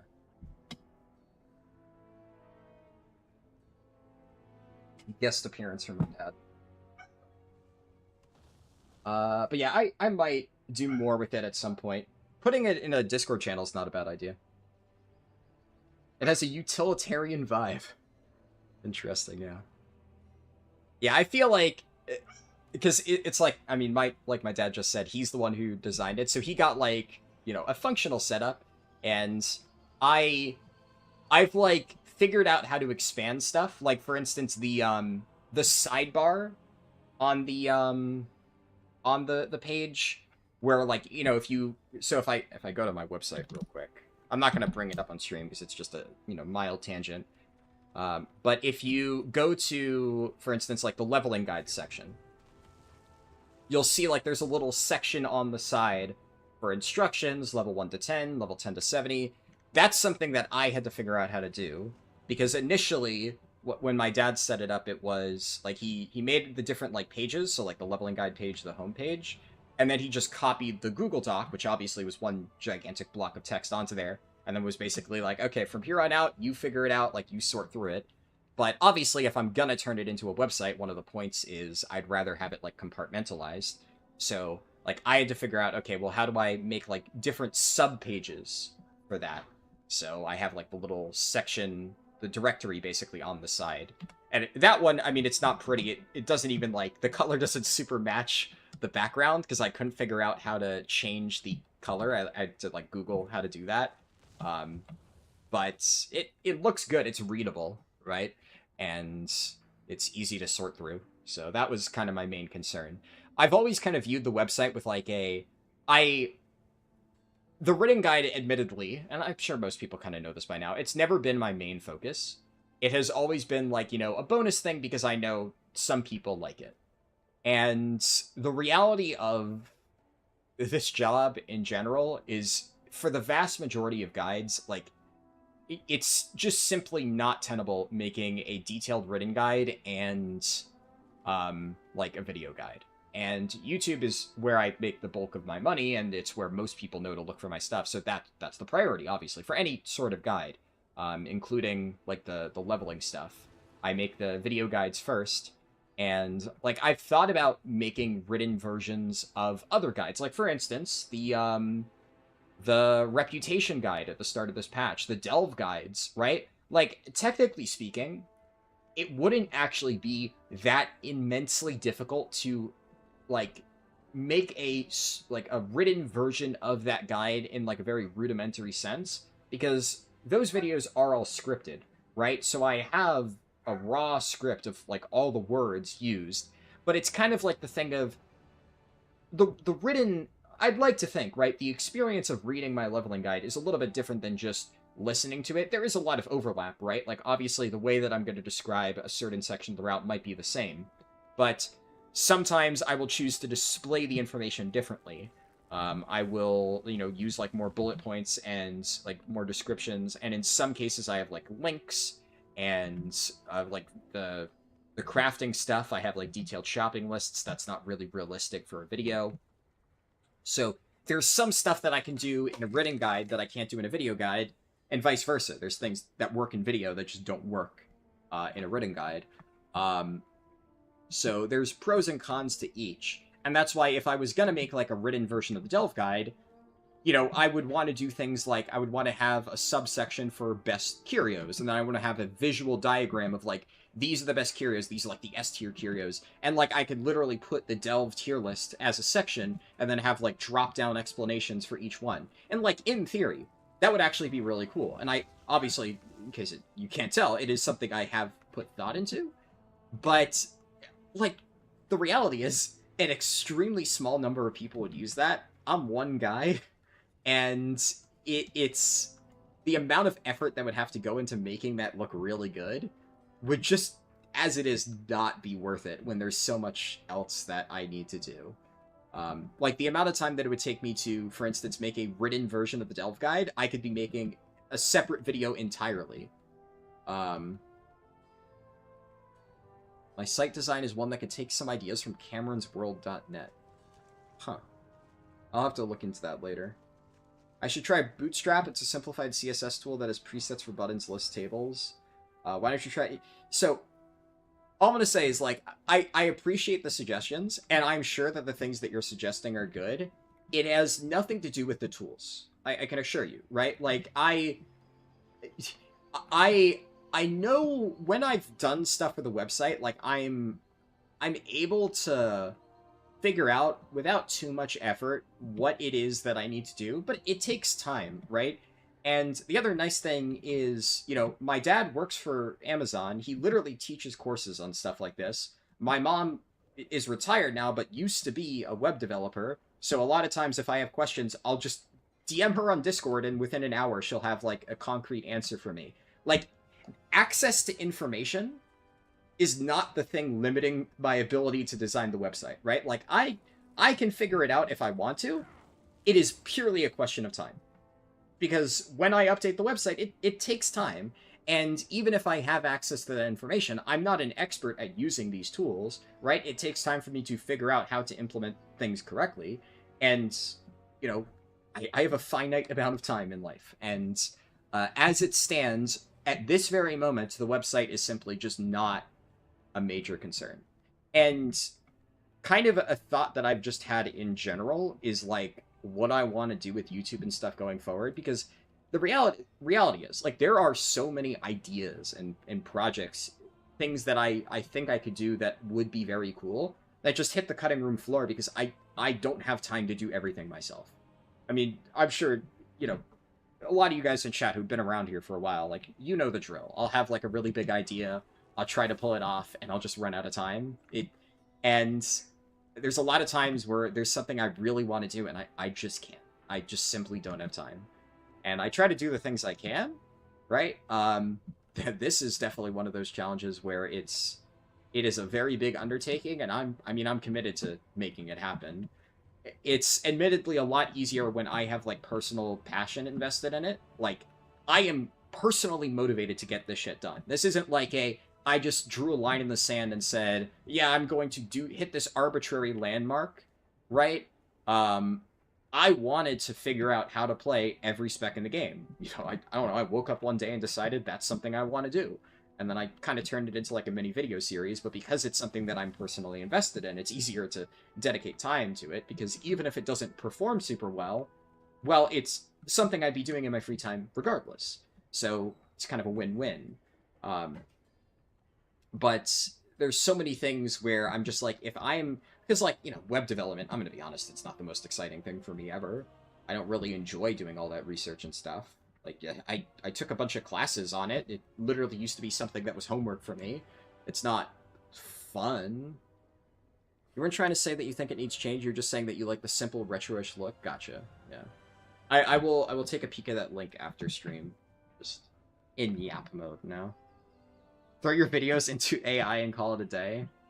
Yeah, I don't know, I've thought about it. I think, realistically speaking, if I wanted to expand and do all that stuff, I'd probably need to, like, pay people. I need to basically throw money at the problem and find areas in my life where I can just pay somebody money to do something that is consuming a big chunk of my time. And the big obvious one would probably be, like, video editing, I guess, because that is probably, out of all the things, the thing that I spent the most time on. Web development is probably another thing that I would probably just throw money at the problem, right?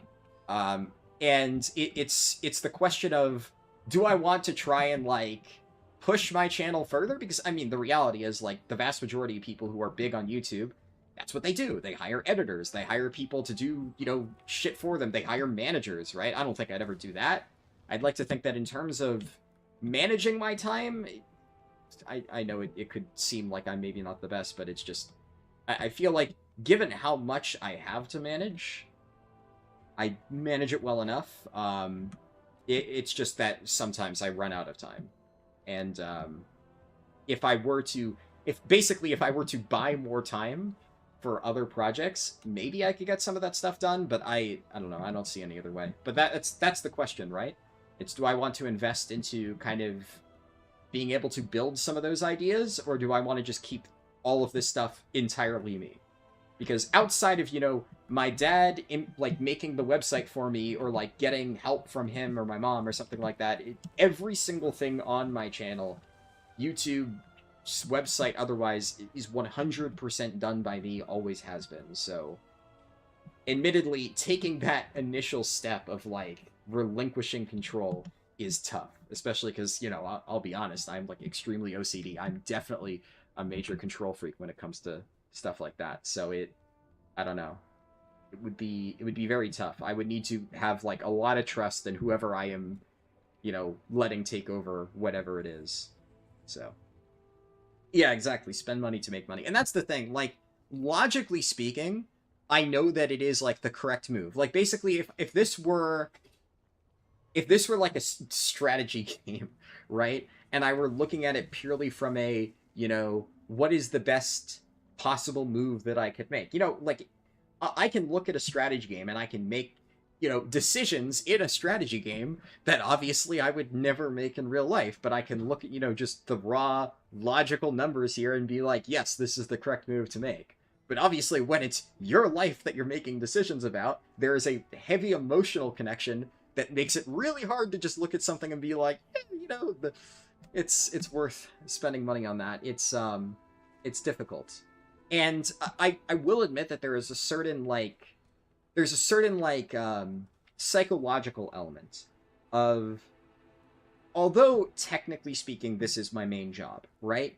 I almost don't really view it as a business per se, because it's like any money that I make is like pure profit, if that makes sense, right? Like, the only thing that I'm investing is my time. And now, obviously, I'm not stupid. I know that, you know, time is money, right? And, you know, my work put into videos is valued in some shape or form, because that's time that could be spent doing other stuff and making, you know, a regular salary, right? I'm not oblivious to that fact.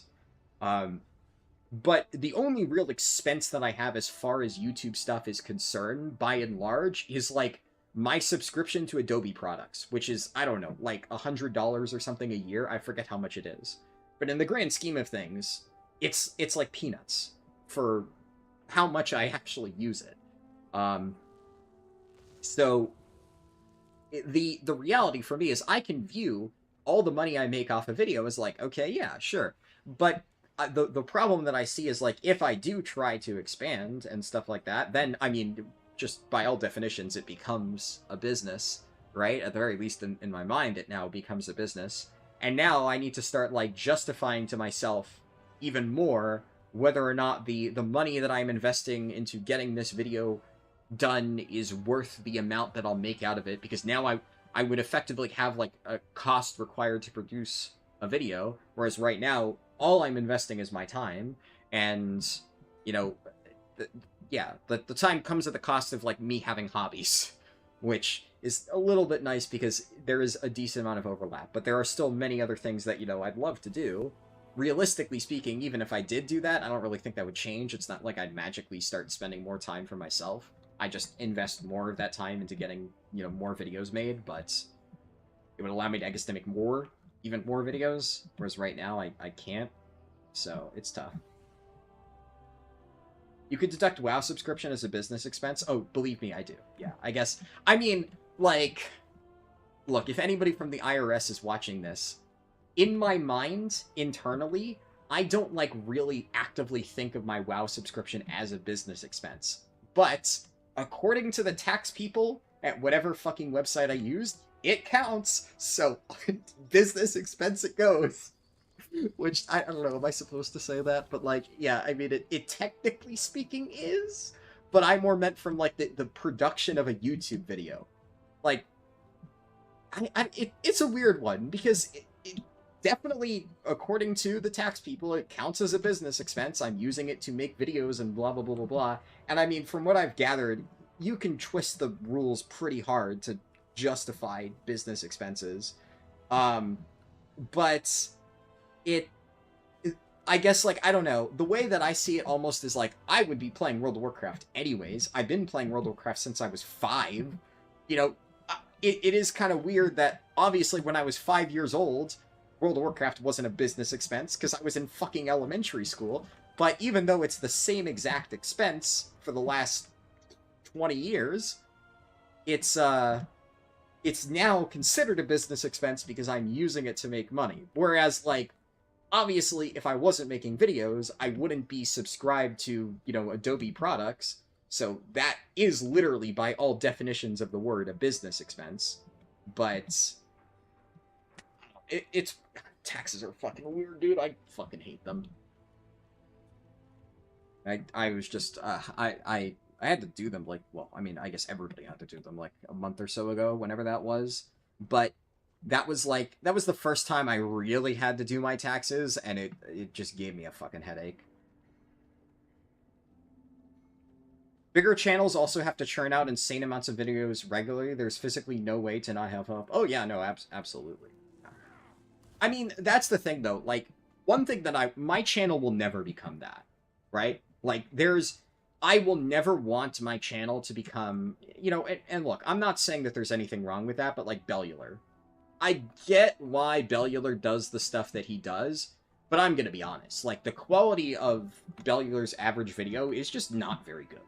He just regurgitates information that a million other people have put out there. Obviously, it's not ever possible to say that Bellular is literally directly ripping information, but his videos almost come almost always after other people's. It doesn't really ever add anything original to the conversation. It's just like a summary of a bunch of other YouTubers' stuff with like a different coat of paint, and Bellular narrates it, and then there's just generic visuals on screen, and a lot of times he tries to oversimplify things and gets it wrong. Like, every single time he's made a leveling video, it is almost always like a paraphrased version of my guide with a bunch of off-the-wall assumptions about why I route in the zones that I do. And I also know that he does that because on some occasions he has directly credited me and shouted me out, which is why I'm not, like, super upset about it. But there are some leveling videos where he doesn't do that, and I can tell it's just based off a leveling video that I made. But then he'll basically... It's like the whole copy my homework thing, and he'll say the same words, and then his justification for why you're doing XYZ thing is different.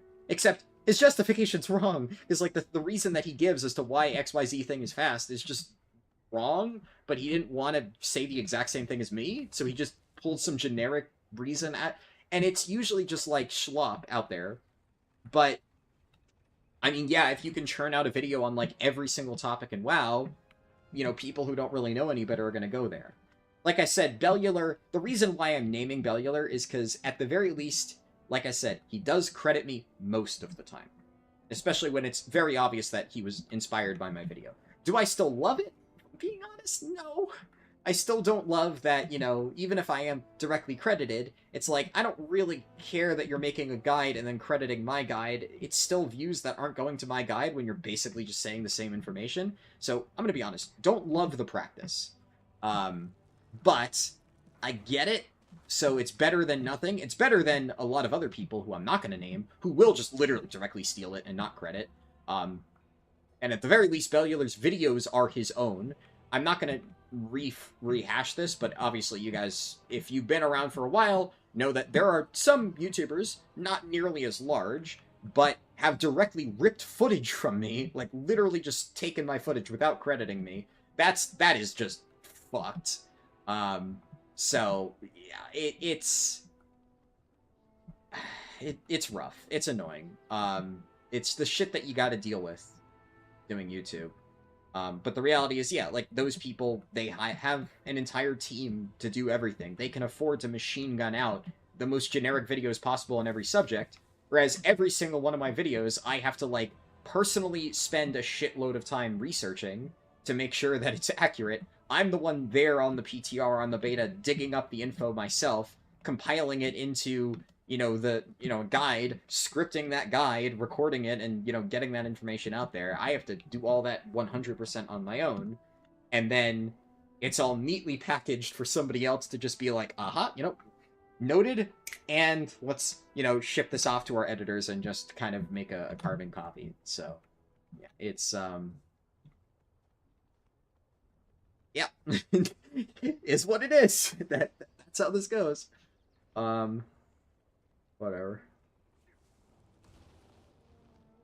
Let me make a YouTube video real quick to pay for your sub. Yeah. Well, I'm getting... one of my friends is messaging.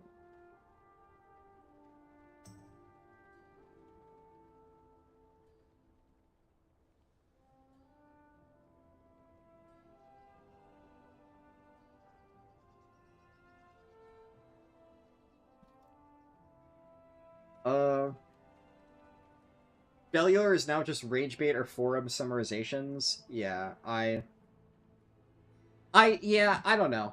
Like, I will be honest. I've never been, like, Bellular's biggest fan. But I do agree that, like, I did actually like some of his older videos when, especially, yeah, like, the game dev background stuff. I actually thought that there were times when he covered topics and provided, like, an actual, you know, insightful comment on a particular situation. But the few times that I've watched some of his videos recently, I'm just like, he has no fucking idea what he's talking about. It is so out of touch, it's insane. I don't know.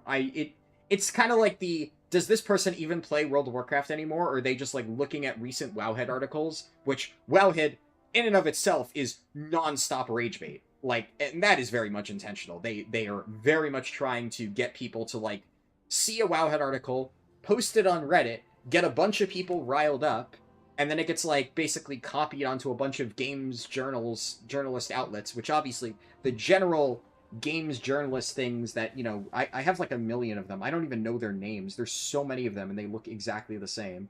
But I don't know if anybody else's phone does this, but my phone will give me, like, there's like a news recommendations tab.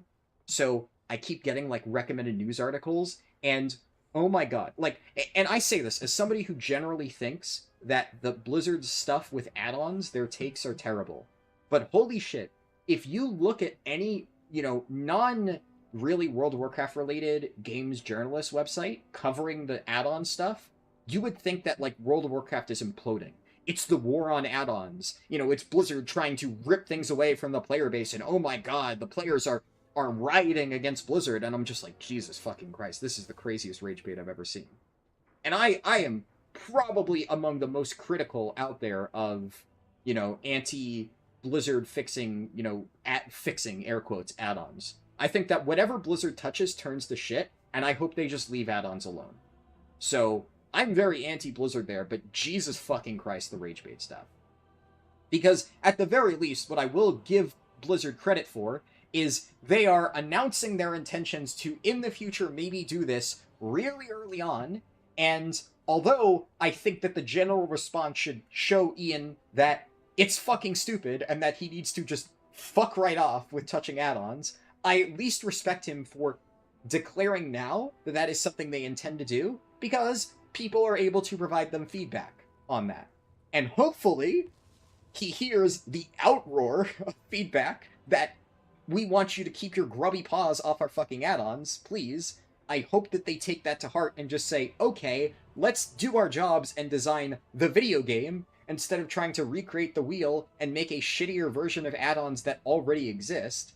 I mean, like, again, I think it's an incredibly fucking stupid idea. But taking Ian stating his intentions to, in the future, do something as like this is the end of World of Warcraft and the players are rioting against Blizzard, I think it's just insane rage bait. So, yeah. True, yeah. The craziest engagement farm since the bot epidemic, blah. Yeah, for sure. And Wowhead doesn't help with that. So, I don't even know. I haven't looked at Bellular's channel recently, but I mean, if I took a guess and said that he's made a rage bait video on the add-on stuff, would I be correct? I'm not really a bold guess, considering fucking every single one of those content creators under the sun has made one, if not more, rage bait videos on the fucking add-on thing, right? It's just... Ugh. And that's kind of the thing, right? That's why I said, my channel will never become that. Fuck that shit. Like, I am more than happy to sit here and on my own stream just rant about shit that annoys me. And yeah, I have strong opinions on the add-on thing. But do you need my fucking video on the add-on rage bait shit? Absolutely not. I'm going to tell you that I'm pissed off about it, but I'm not going to make some fucking rage bait videos to try and farm clicks. It's just fucking stupid. If I were to ramp up my channel and stuff, it would just be so that I can make more guides, right? Because, like, one thing that I've always wanted to do, and a bunch of people have asked, is, like, are you going to make tank guides or something like that? And I would love to. Obviously, you know, you guys know how much I love tanks. It's, like, the main thing that I actually care about in this game, and yet I don't really make videos about tanks, because it's a fairly niche subject, and although it's something that I care a lot about, and pour a lot of my time into, like, you know, understanding for, you know, the actual part of this game that I play, it's not really something that I can ever justify spending time on when, you know, the videos about leveling or, you know, rep farming and blah, blah, blah, blah, blah, just do better. So that's the stuff that gets the guides, that's the stuff that gets the videos. But if I had, like, just a little bit more time, a little bit more resources, I probably could justify making tank guides. I think that would, you know, that'd be good. You think you should start making clips of these rambles, because you're pretty sure this is the 5th ramble that has gone pretty much the same or very similarly? Probably. I mean, I've, like, run circles around this fountain while yapping about random shit so many times. This is, like, my go-to, you know, run laps around X spot.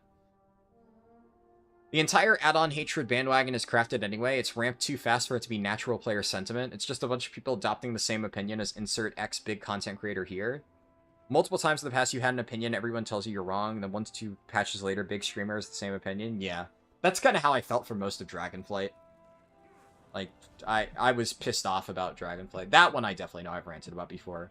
And then, you know, by the time you get to Amir Drasil, and now everybody's pissed off at Dragonflight being a mediocre expansion, but, you know, whatever. Whatever.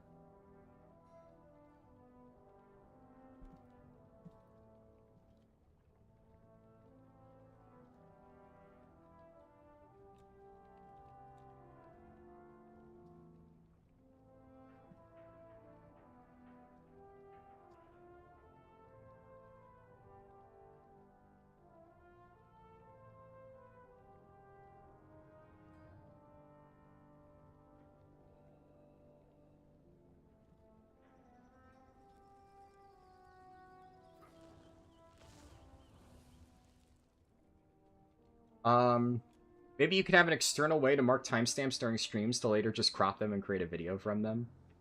Well, I was responding to what Oxara said. Oxara said, I think I should start making clips. I wasn't saying that I specifically should. But, and on that note, if you want to clip the rants, you know, and send me the timestamps, go for it. Though, I don't know, like, there's a lot of YouTubers who have, like, clips channels. I have sometimes made, like, you know, shorts out of things I've talked about, but it's iffy. Shorts are very hit or miss. And, I mean, I've had shorts that do really well. Technically, my second most viewed video-ish thing of all time is a YouTube short on my second channel, barely surpassing one of my speedruns, which is now third. But it's also weird because, like, short views don't count as, like, a real view. Not even, like, and that's not just me talking out of my ass. YouTube literally doesn't count short views the same. It's, like, technically speaking, counted as, like, I think it's something very low, like 1/10 of a view. As far as, like, YouTube's concerned for, like, analytics purposes. It's weird. I don't know the back end, how they handle that stuff. So, in reality, not really, but it's, I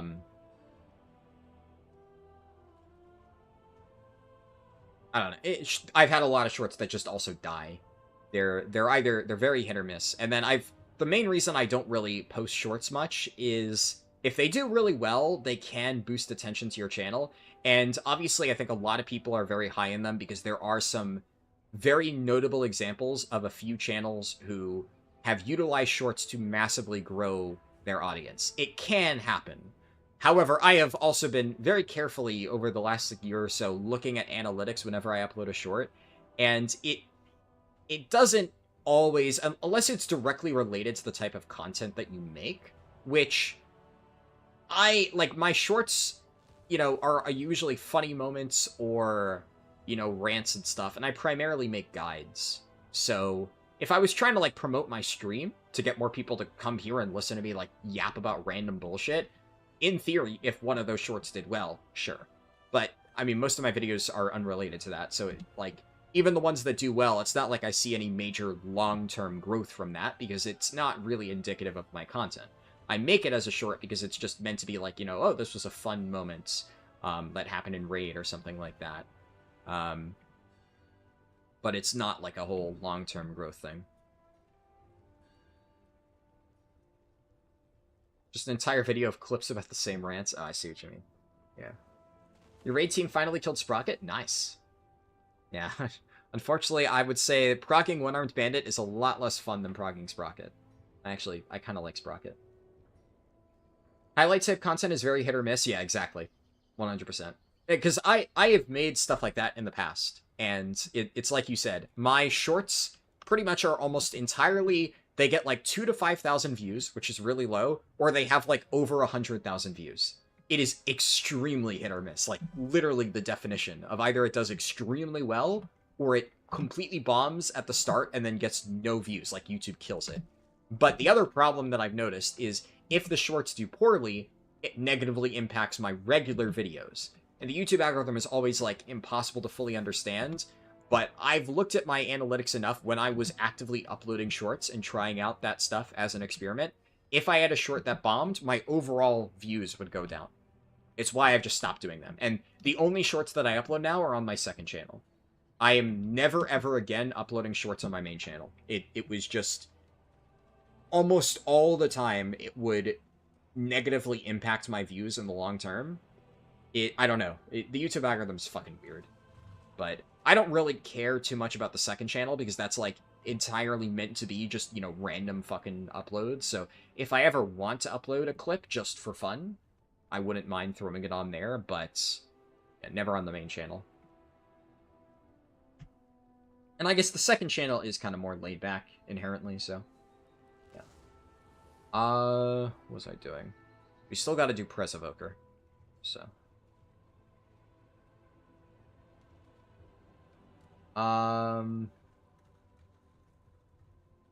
You may be on bench for your raid, but you got a Harldan stream to watch. I probably read that a bit late. Bookworm said, Panda is Priest best race in Mop Classic. You're about to main one. Yeah, well, I mean, things are different in retail. Panda's honestly not bad, even still, don't get me wrong. But obviously there's a lot of new fancy races with, like, super OP racials. Panda is, I think, most people's best race in Mop Classic, just because the extra stats from Food Buff actually gives you quite a lot. A lot of the racial benefits are not that powerful back in Mop, but... And yeah, the casting animations are really sick. I think the other thing, though, is technically speaking, Blood Elf is, although, like, from a log perspective, not BIS for everybody, you have to remember that by the time of Legion, pretty much, like, anybody that could be a Blood Elf or a Goblin was. So, like, Goblin, technically speaking, long-term, is the BIS race for Priest, to the point where guilds were literally paying for their priests to race change to Goblin in Tomb of Sargeras. Just because, with your mobility. It might be different in Mop, I think you might have more mobility tools, and obviously, you don't really need rocket jumps for any fight in Mop, I think. Might be good on Lei Shen, but it's nowhere near the level of, like, mandatory for multiple fights from Legion onwards. So, that was obviously a big one. Still kind of is to this day. Although now you also have Drakthir, which is arguably better. But during Legion and during WoD, even if it wasn't necessarily the #1 damage race, at least for Horde, basically anybody who could be Blood Elf was Blood Elf. Because...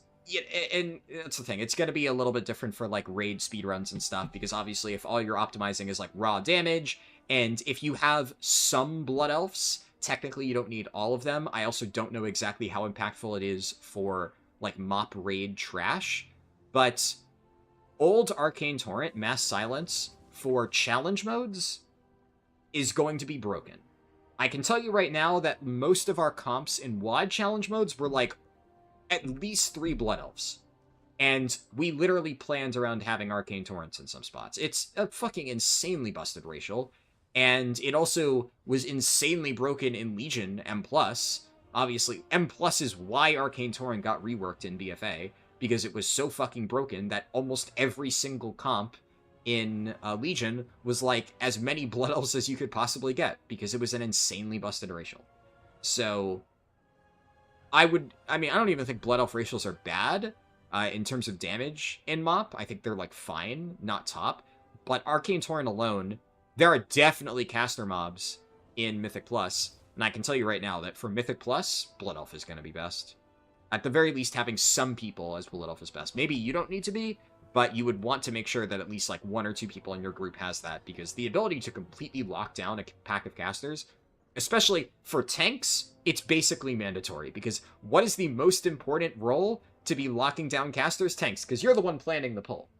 Obviously, if you're in a coordinated group and you have, like, a Blood Elf, you can tell them, like, okay, Arcane Torrent now. But if I'm a tank, I don't even need to worry about that. I can do the pull, I can round up the casters, I can, like, stand in between all of them, Arcane Torrent, silence them all, group them up, and then the DPS annihilates it. Having the mobs easily stacked for, like, really good, like, burst AoE is way more of a damage increase than you're going to get out of, like, a slight personal damage buff from Panda or something in challenge modes. And I would imagine there's going to be, like, 1 or 2 raid fights where it is relevant, but it was always more of a dungeon thing than a raid thing anyways. But even in raids, I mean, there are plenty of examples of just being able to completely negate any caster mobs if there's, like, a pull with adds. I'm trying to think of an example from Legion. Obviously, if it was just that, it wouldn't have been nerfed in Legion, because arguably, the new reworked Blood Elf racial still has a few niche fights in raids where it is basically mandatory. A very good example would be Broodkeeper Tierna. Obviously, that was, like, a while later in Dragonflight. But that one, I can't remember any other fight where, like, you literally needed to have either multiple priests or multiple blood elves, or you could not kill the boss on Mythic. It was mandatory, which was really dumb. And obviously, having, you know, random people swap races was a lot easier than forcing specific classes into your comp. Especially back then, when it was still faction-locked. We didn't get cross-faction until the very end of Vault of the Incarnates. So early Vault of the Incarnates, Rob, you could not have just a bunch of Blood Elves. I think they changed it, like, middle of the raid, I want to say. It was, like, 10.0.5 or something when they did the full cross-faction stuff. I'm pretty sure it was technically still, like, there were some limited grouping options, but it might not have been, like, in Mythic yet. I forget exactly how they rolled that out at the time, but it was kind of weird. But I do remember Alliance guilds early on being kind of fucked over because they just couldn't get access to Blood Elves, so they were really struggling in that fight because you had to bring multiple priests for Mass Dispel. But yeah, I mean, that's a whole can of worms.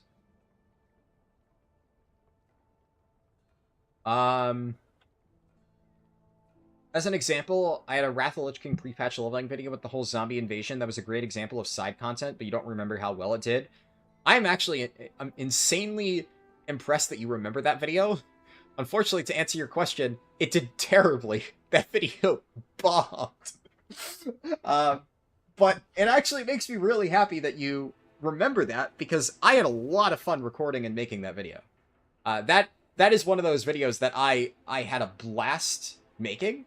The concept I thought was really fun. The process of actually leveling that character during the zombie invasion was really cool.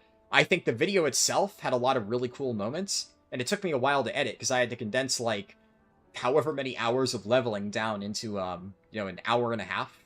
It was a long-ish video, but considering how much footage I had, I really did try to make sure, like, the entire thing was relevant. I thought it was a good video. I was happy with it. But yeah, stuff like that doesn't do super well. Admittedly, my channel was way smaller back then, though. When was that? Was that... I'm trying to remember... I think Sepulchre had been out already. Yeah. My channel had probably, like, 9,000 subscribers. I don't think I was at 10K yet. It was pretty small. So... it's hard to say, like, the views that it got would be absolutely atrocious for, like, the current size of my channel. It was definitely not good back then, too. But it was, like, fine enough that I didn't regret making it. Especially because views on longer videos are always, like, better, because you're basically getting, you know, as far as the algorithm is concerned, someone's watching for, like, you know, 5 times the length of a standard video, so it's fine. Generally, those ones that, you know, I'm glad that you thought it was good. I think the general sentiment on that video was, hey, I really enjoyed watching this, you know. But then for me, it was just unfortunate that there weren't that many people. I've had a few videos like that. And it's difficult because obviously I want to make those. But yeah, it definitely is a good example of the type of thing that I can do on my second channel. And I haven't really had any opportunity to do that yet, but, like, I think a good example of something coming up, which I definitely will still do, it's kind of a lower priority because of everything I have going on, but, like, Turtle WoW, I've said multiple times that I've been playing that, and I haven't really gotten a chance to play it over the past like week or two, just because I've been super busy doing this stuff. But that is something that I was having a lot of fun doing, and in the past, I probably never would have been able to make like, a video about that. But now I'm kind of like, well, I have the second channel, so the plan is to stream it on the second channel, I think. Yeah. Shadowlands Season 4, you could cross-faction and M+. Yeah, that's kind of what I mean when I say, like, the way they rolled it out was weird, because I think it was only M+, though, right? Like, Mythic Raids, were not you couldn't do it in Mythic Raids, I think, initially, and they didn't have cross-faction guilds for a while. So one of the biggest problems that I know, this is, I think, the last thing that they actually managed to fix, because I know they had the ability at one point to group for raids, but then if you had different faction people in your raid, it wouldn't count your guild's kill. So technically speaking, you could have cross-faction raids, but for Mythic Prog, you realistically couldn't. And I remember there was a point in time where the guild that I was in only allowed 3 people, I think, to play cross-faction characters, because if you had more than that in your raid, it wouldn't count as a guild group. And then the kills literally wouldn't register for a guild, which, obviously, just being realistic, if your guild's kills are not registered, then, and it doesn't show up on, like, fucking WoW Progress or, Raider.io or Warcraft logs or whatever, well, from a recruitment standpoint, and, just getting the fucking guild achievement for the title and stuff like that, yeah, it kind of fucks you over. So even though it sucks, if you want to play Alliance at that individual point in time, your guild just wouldn't let you. Like, there was a point where I wanted to play Void Elf Brewmaster Monk for Razagath, and I was told, like, no, you can't. You need to stay Horde. So, yeah, I don't remember exactly when they changed it. I know that was a thing because I remember that being a problem. Yeah, there's, like, some ratio. Well, it's not just Hall of Fame. It's, obviously, it would impact Hall of Fame, because Hall of Fame only works if your guild, like, registers the kill, but even beyond Hall of Fame, your guild wouldn't get kill credit if you didn't have, like, enough people within the guild. And until they fully introduced cross-faction guilds, that didn't really work. So, like, I suppose there was probably a small period of time where Alliance guilds could basically, like, recruit a handful of Blood Elves, or realistically have a few people in their raid race change Blood Elf, specifically to get access to it for that strat, but, that's unfortunate. I mean, obviously they fixed it now, but that was a very awkward transition time, yeah. Obviously now everything's cross-faction, and, well, everything except the random dungeon finder, which is a dumb fuck restriction that they, for whatever reason, are just deciding to die on that hill for no discernible actual reason whatsoever. It's annoying, it is what it is, whatever. But, yeah, there was a period of time where things were very, very, very strange. Alright, let me... Because, obviously it's 10 p.m. I wanna... I want to get this done before it's, like, insanely late. I don't think it's gonna take, a super long time. I only need to get 4 keys done. But, let's, instead of sitting here for another hour yapping, let's get cracking on this.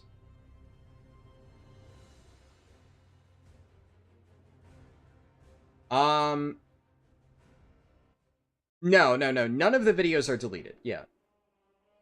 Yeah, so, okay, so you said you saw the question in chat, but you weren't here for it. Yeah, all of the videos are still there, but they're in a playlist. So a lot of really old videos, it depends on what priest leveling you're talking about. If the only priest leveling video that I can think of is a while ago, like back in Dragonflight, I leveled, like a Holy Priest. Holy and Shadow Priest, I switched between the specs. That was, like, a while ago. Videos like that, if they're really old, I'll usually unlist them. So they're not deleted, but they're in a playlist, so you can't, like, find them through the search thing. I wish there was a way that it could show up on my channel page without you having to go into the playlist, but if you just go into the WoW Speedruns playlist, it's on there, and you can watch it. You can watch all of the old speedruns. Everything is still viewable if you just look through the playlists. It's just you can't, like, actively find some of the older stuff. That's for YouTube algorithm reasons. Okay. So, Prez Evoker, as people have pointed out, this is probably going to be one of the harder ones. I mean, the nice thing is we're only doing baby keys right now. I have a +2 Theater of Pain, which is really unfortunate, because this one fucking sucks.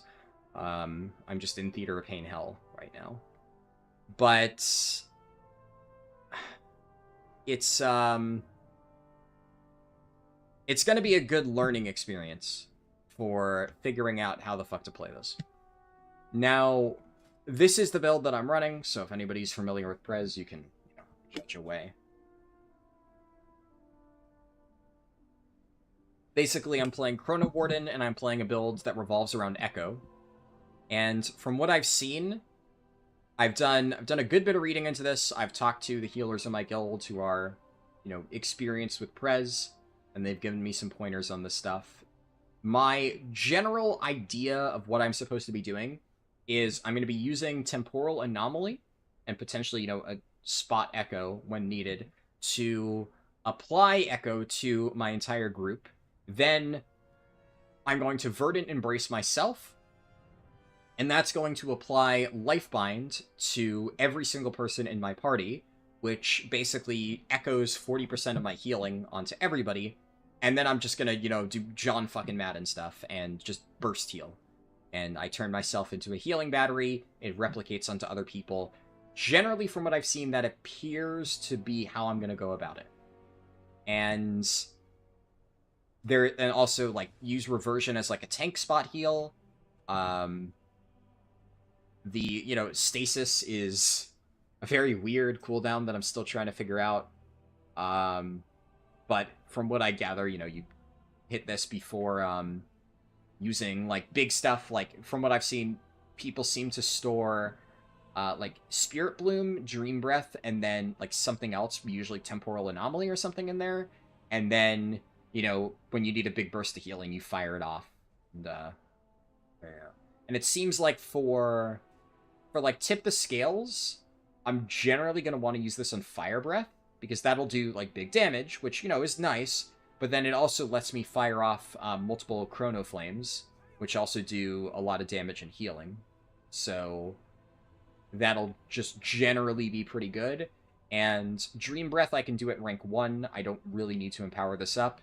And Spirit Bloom, if I link everybody, then it'll get replicated onto people. So if I need, an emergency massive burst heal, I can tip Spirit Bloom, but it should be enough in most cases to just do Temporal Anomaly, Verdant Embrace, a rank 1 self Spirit Bloom, because even though it's only healing one person, it's healing me, and then 40% is replicated onto other people.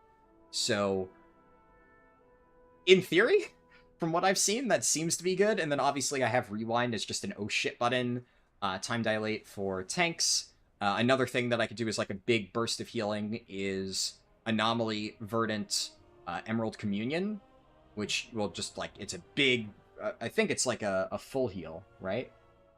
Over 4 seconds, so it's a channeled full heal, and then that, pumps a bunch of healing out into everybody with my Lifebind. That is what I've gathered. That's kind of, from what I've seen, what I need to be doing. Basically, Lifebind appears to be my bread and butter.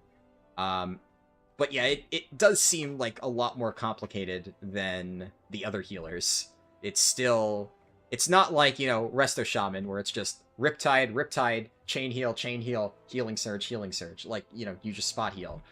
Disc, honestly, seemed pretty complicated, but in practice, honestly, felt not too bad.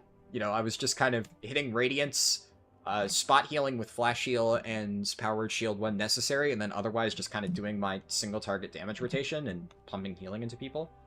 So, was pleasantly surprised.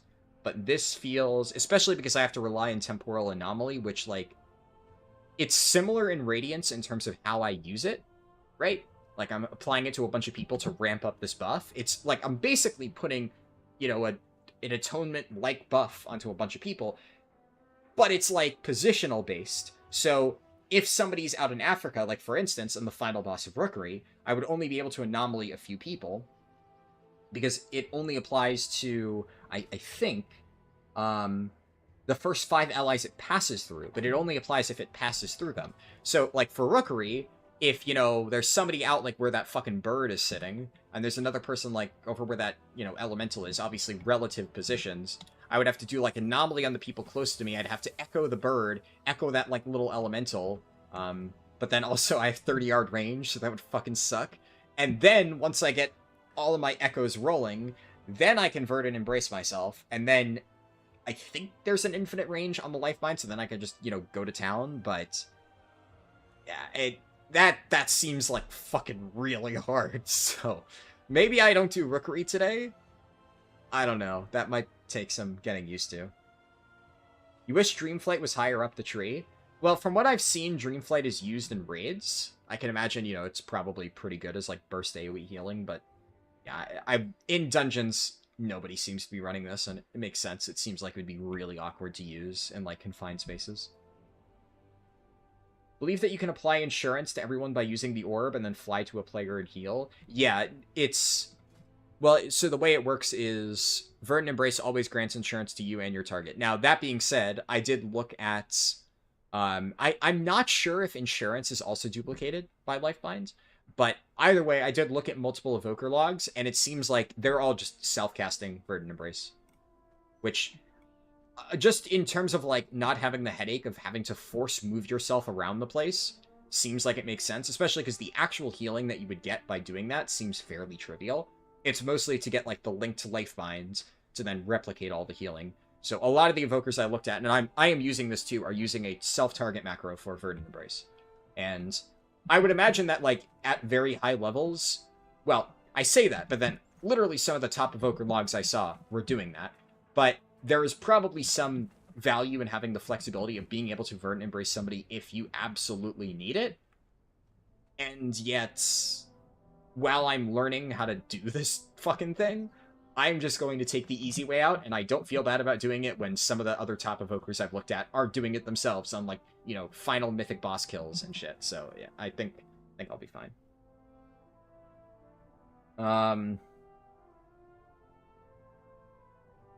You like Dreamflight and Deep Breath? Yeah, I feel that.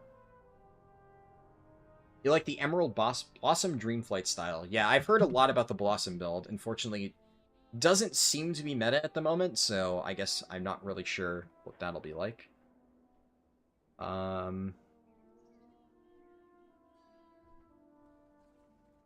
Interesting. Joyous Journeys is up for Europe in Cataclassic. Let me see, was that the planned time? I think that was the data mine time for Joyous Journeys. I don't know if I posted it anywhere, but I saw something saying that it was end of May. I guess, yeah, when else are they going to do it? Okay, cool. Yeah, maybe I get some alt leveling done later this week. I guess we'll see.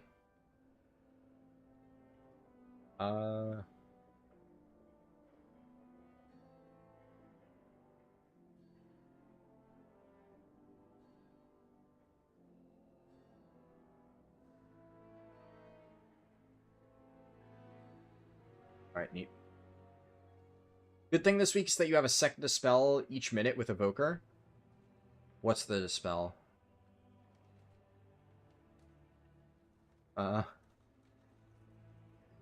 What am I missing? Sorry. How do I do that?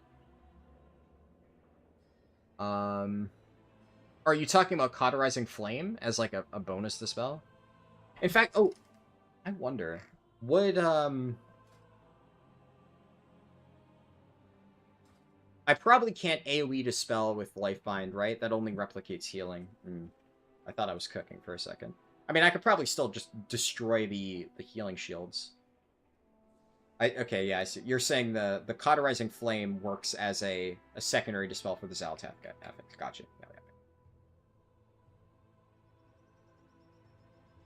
Blossom's playable up to 12s, but anything beyond that you have to switch. Yeah, that makes sense. Right. So, I guess I should probably post my key. I've just been kind of sitting here yapping. Let's get this show on the road.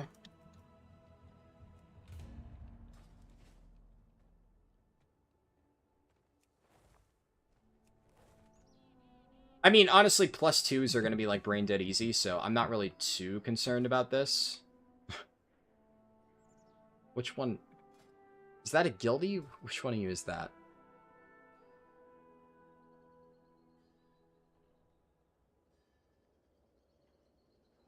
Oh, it's actually somebody who I don't really know at all, maybe? Whatever, I'll invite him. I'll give him a shot. I don't have a note set for them. Is this one of you guys and I just, like, forgot to set a note or something? I normally set notes. If it is, I apologize. Oh, it is you. Wait, when did I add you? Oh. I see.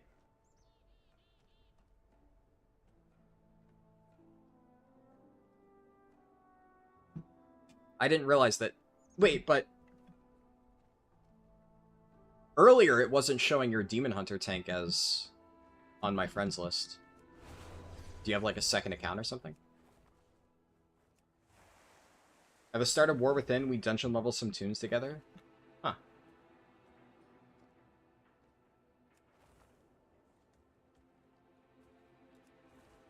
I apologize. My memory is not the best.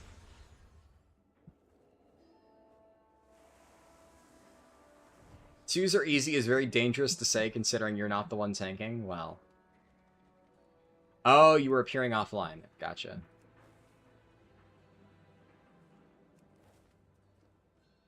Huh.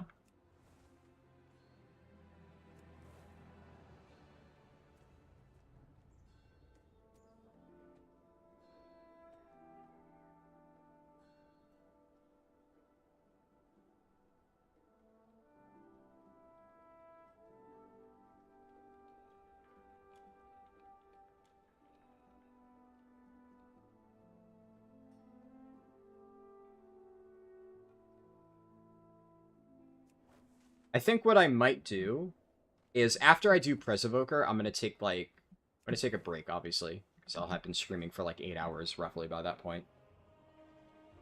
There's no shot that I'm gonna be able to fit Rogue in, but I might off stream try to get my Warlock done, because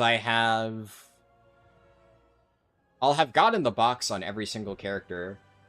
Obviously, I didn't get the box on my Demon Hunter and BM Hunter, because, like, you know, we've already done them for the challenge, and there's very little I could get. I could theoretically get, like, a House of Cards on my Hunter, but, you know, I would have to basically high roll for that to matter, and I don't really care enough. I got a +10 on my Demon Hunter, so that's all that really matters. We're not really going to get around to MM or Survival for quite a while, so I'm not too concerned about gearing it up. My Hunter's also already very geared. I've gotten when we did the challenge, I got 2 pretty good items out of vaults, so it's not bad. But although there's absolutely no way that I managed to get my Rogue done on time, what I'm probably going to do is my Rogue has done 3 delves. I'll probably get my Rogue an extra delve, so at the very least I have a delve vault, so it's something. And I might try to get my Warlock 4 dungeons done, because my Warlock's at least, like, a little bit more geared. It's, like, reasonably geared compared to my, my Rogue. So there is, like, there is a chance that if I bother researching... I'm gonna invite this person. Okay, their Raider IO didn't load properly. Yeah, okay, they're probably fine.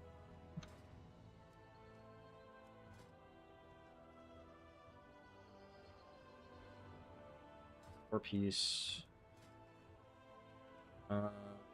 This guy doesn't have 4-piece, and he has pretty shitty trinkets. Yeah, this guy... I didn't bother checking, but most likely bought a boost, so... There's no other way that you have mythic weapons and random unupgraded veteran items in some slots.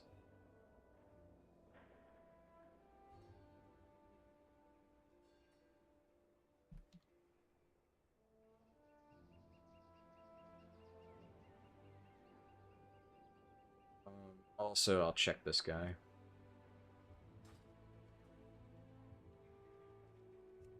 curious, how geared is your character? Yeah, see, you're lower item level overall, and you at least bothered to get 4-piece, right? And you have better trinkets than that dude. I will admit, you know, Stunts, I wouldn't invite your alt if it was, like, in a vacuum, but... You helped me earlier, so I trust you.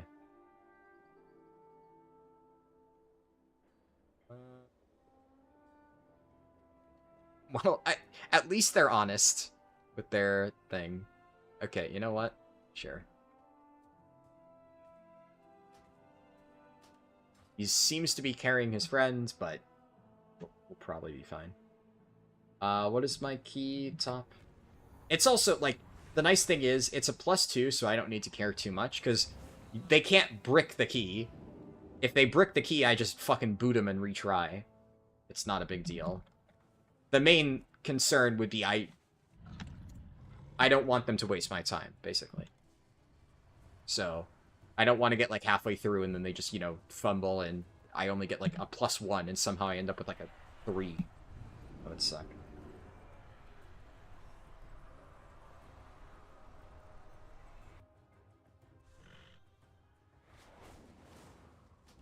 Yeah. I do think it's funny, though, that even though you're on, like, an under-geared alt, you still put in more effort to gearing your character than that other dude who had, like, 15 item levels on you. Had a fucking myth-track weapon, but couldn't be fucking bothered to catalyze 2 more pieces. Oh shit, it's on normal. Always forget on new characters.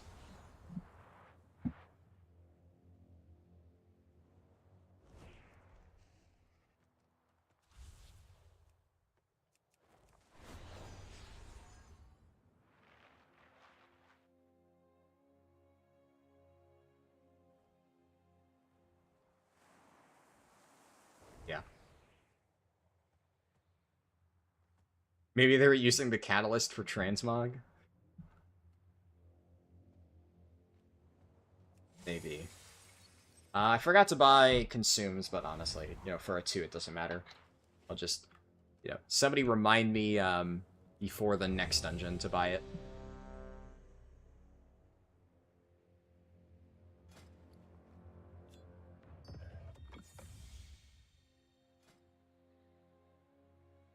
Oh, thank you.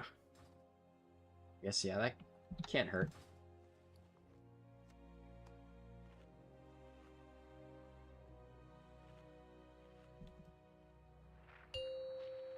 I'll do a 20-second. Give me time to get my food buff, and then...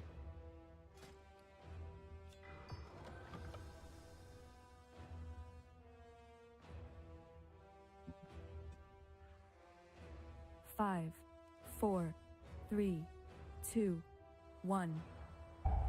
They'll send a message on YouTube, and with your internet delay, it'll probably arrive at the end of the key. Good plan.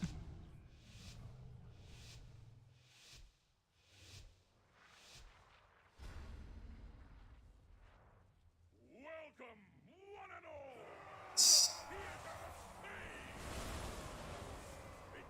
Oh, we're going. Okay. I guess.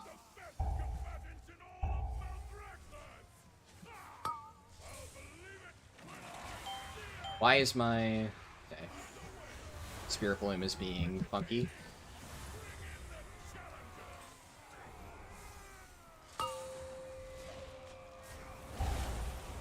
Okay, I'm gonna be honest. I am already panicking, and I am not really sure what to do.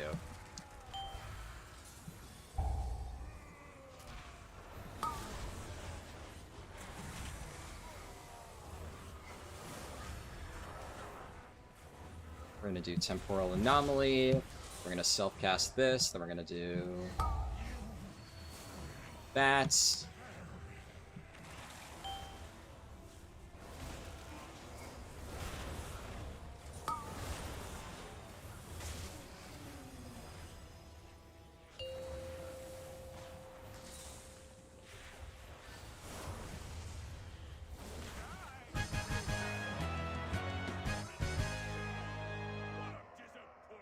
Definitely throwing me in the ringer for the very first pull. Alright. How unexpected.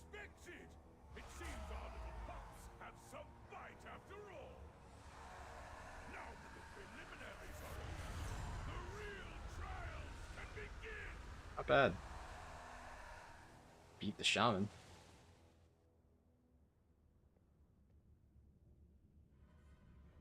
Where we going, buddy?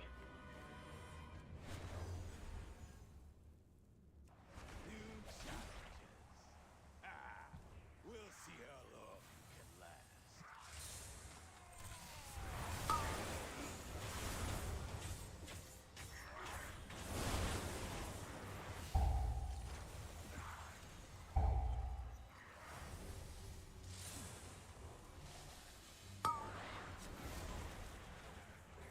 Shit.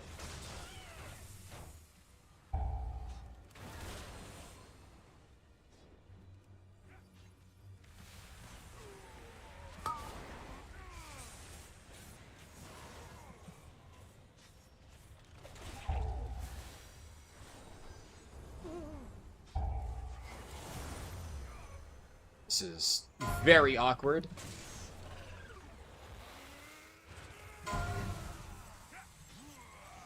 So I probably don't need to do that on him. This.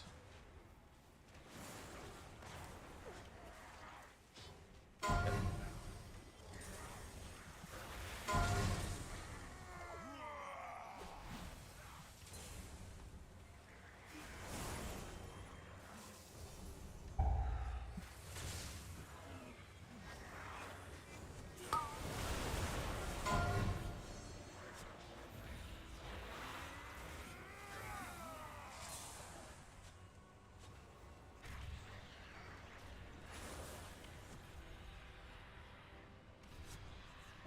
Okay. Dude. This is some fucking demonic shit.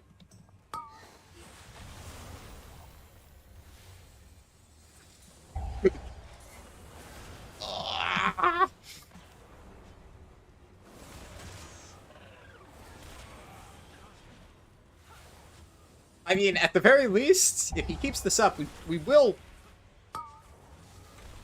probably rechest the key. But it's a good test, I suppose.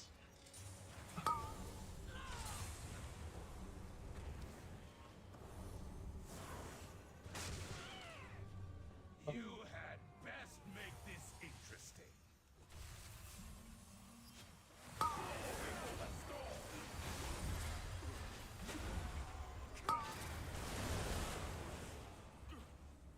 Okay.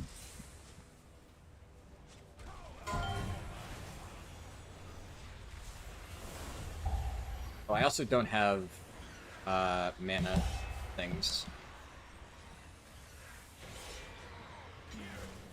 Show me what you can do.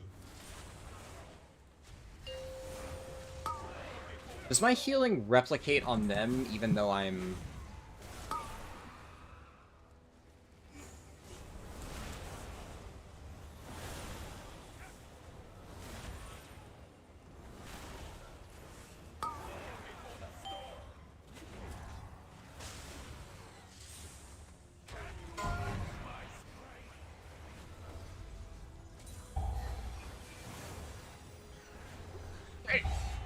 God damn it, dude. I really like how big the cone on Dream Breath is.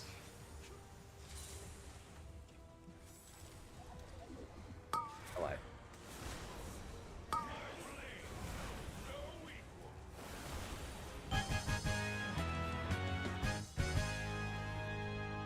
Our champions have come the first trial, but they're still a long way from the title. The cone is fun on Wheelchair Priest? Oh, believe me. I learned that firsthand just an hour or two ago. Oh, fucking God. Damn it. Look what we have here. Fresh meat. Okay. Alright, I have a feeling this is going to be very fun.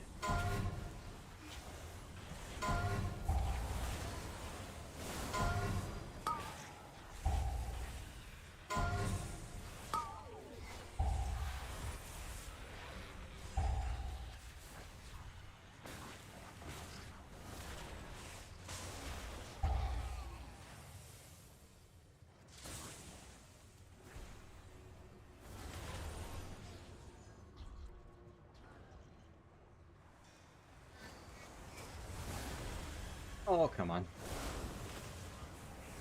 We're just...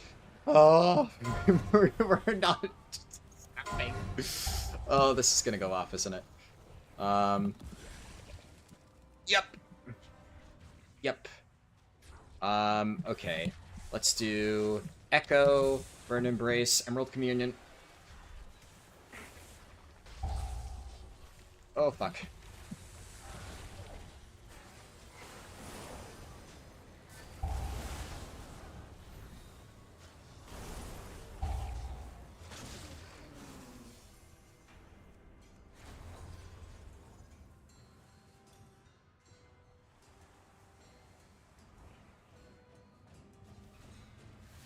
Oh, we're going. Okay, we're going.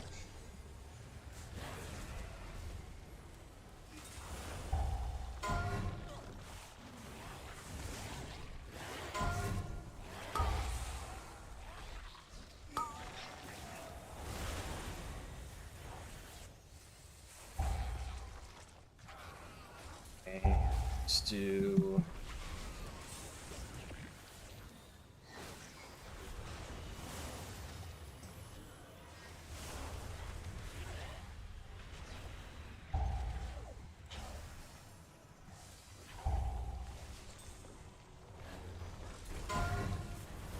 Okay, yeah, I'm sorry! I couldn't save you, that was a one-shot. I will try to res you if the warrior lets me.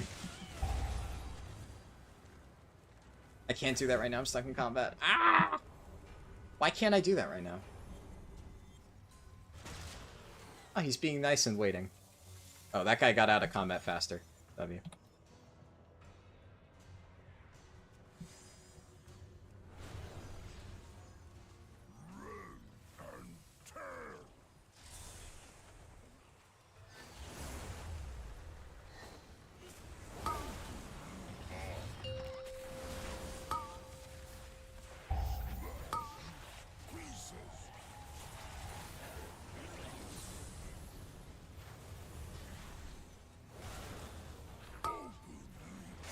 Fast res is a different lockout than single res? Really? Oh shit, I didn't know that.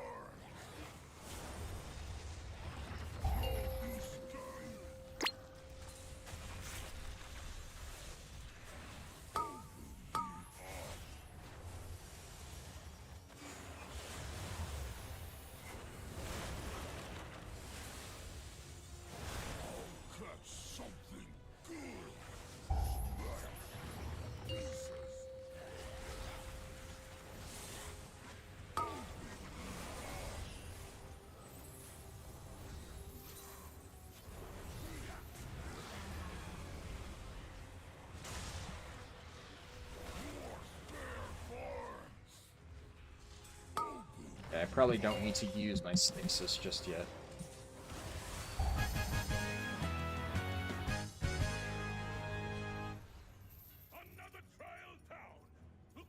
Maybe the pick-me-up kept you in combat? I don't know.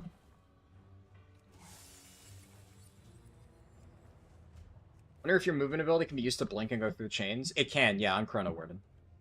Chrono Warden turns your hover into a blink. So, anything that you can, like, blink through as a mage, you can blink through with Chrono Warden hover. Regular hover, it would not, though. But yeah, that would have worked.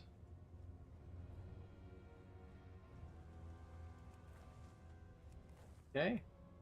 Oh, no. They DC! No! Okay, well, at the very least...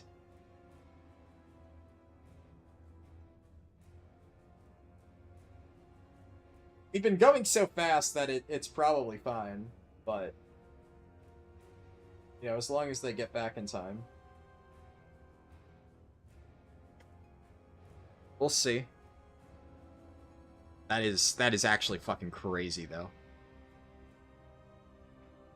It's crazy. Yeah, I did call it.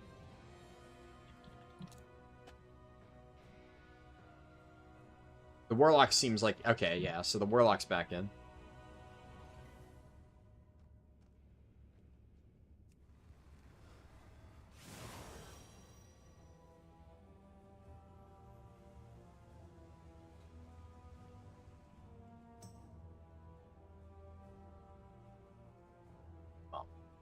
should be fine.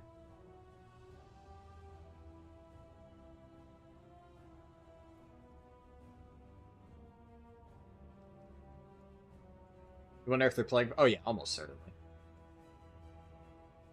I mean, especially because the Warlock literally said that the Warrior crashed as well. Unfortunately, the Warrior's taken a while to get back in. Oh. They finally registered as going offline, so...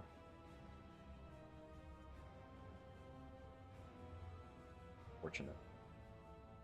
But we have plenty of time.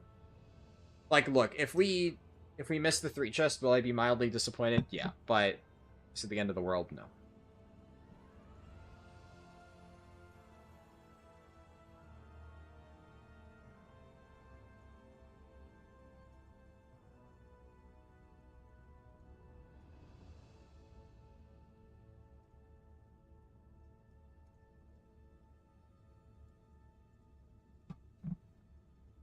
Gamer PC versus Potato PC.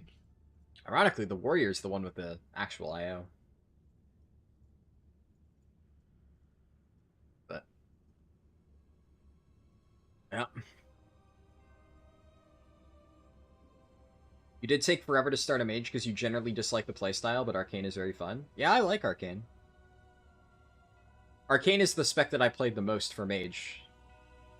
Which is why I wanted to start with Fire, because I wanted to try something, like, force myself to try something new for the start. Which I don't regret, actually. I quite enjoyed Fire.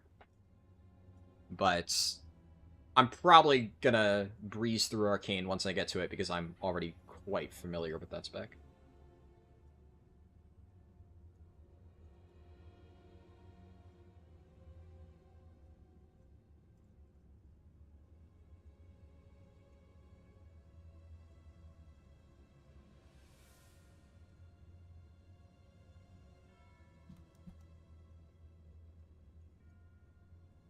So this is taking a while. It's been 2 straight minutes since they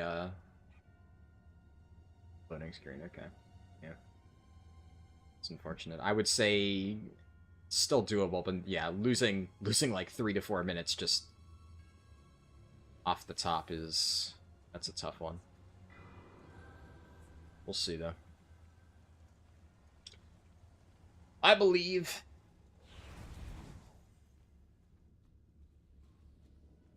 Hamster needs to warm up. Yeah. Well, now I appreciate the Warrior going super ham earlier.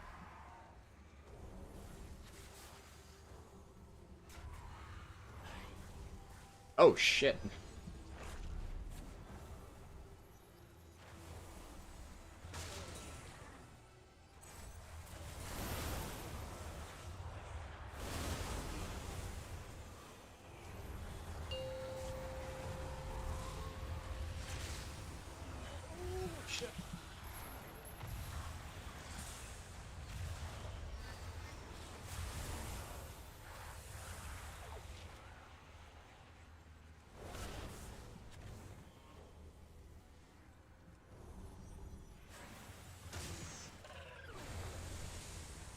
Going this way?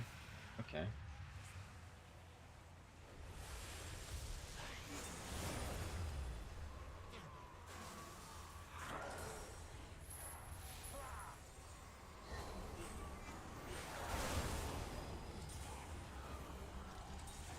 How long does my...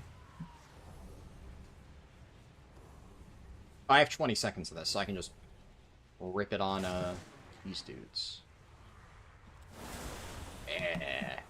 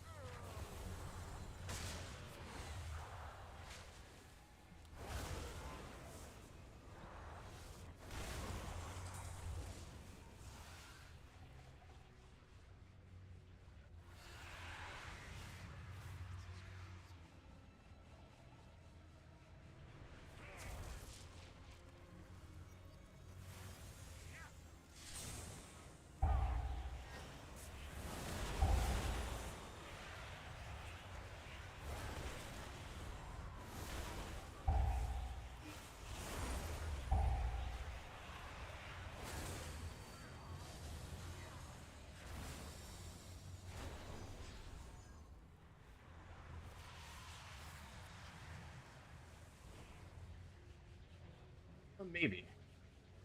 It's gonna be close, I guess.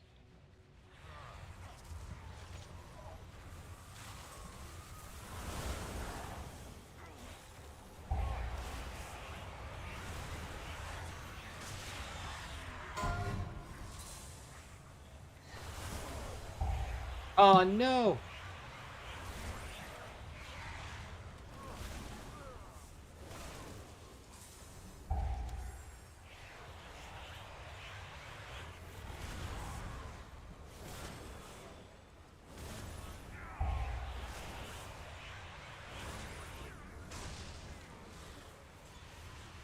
Does the Warlock know to not take the portal? Ah, they barely missed it. They got knocked off.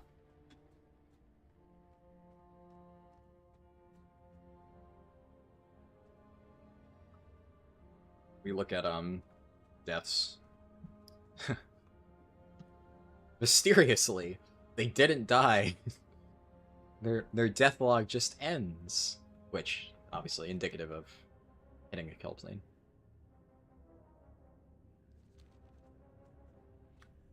Wait, I can do evoker stuff.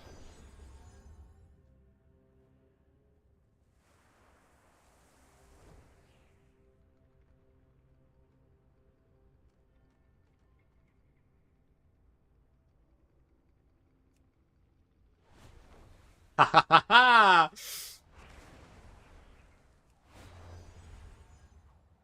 I always hate it when people do it to me, but now I have a good reason.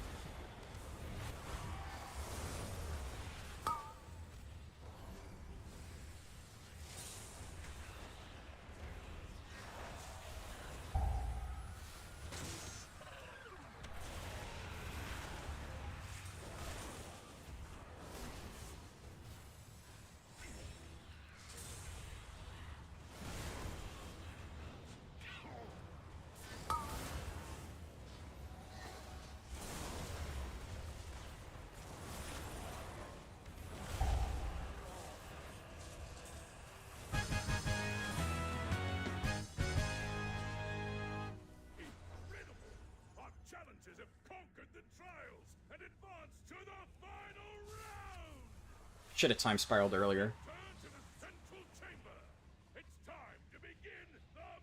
I don't know. I feel like we're short. It's fine. We'll probably 2-chest. I don't know what Theater of Pain 3-chest is, but I think we're just a little bit too slow.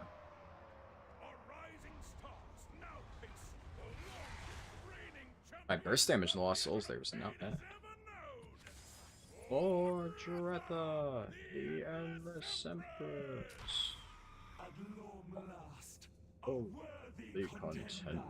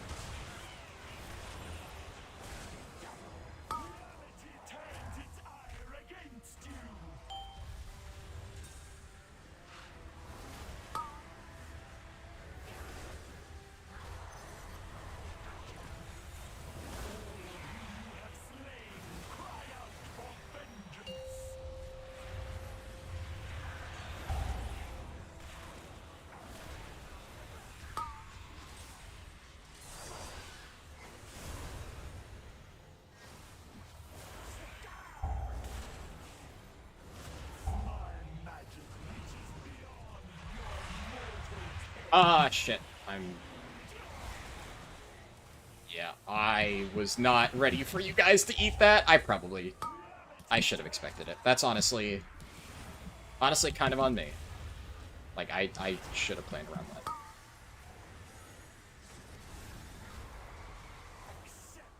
Fuck. That's definitely on me.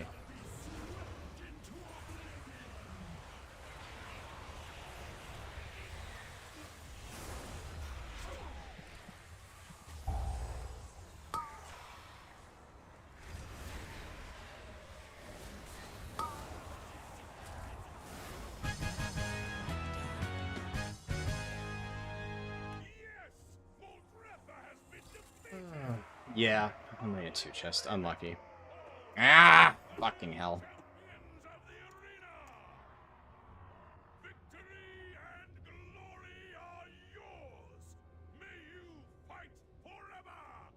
I kind of panicked there when people got hit by the beam.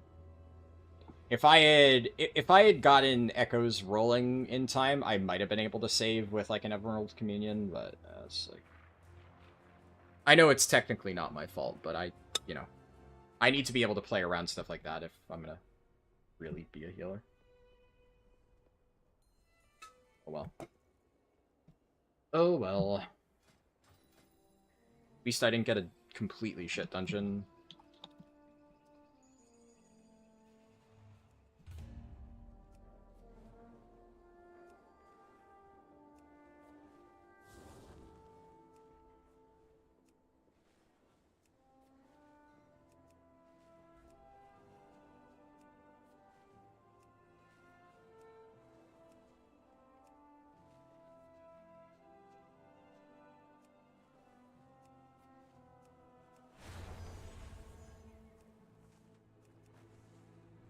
Yeah, no problem. Thanks for coming. Thanks again for tanking. Honestly, for your item level, you did really good. I mean, you beat that shaman, which I think had like 15-ish item levels on you. So, yeah, you definitely pulled your weight, and then some.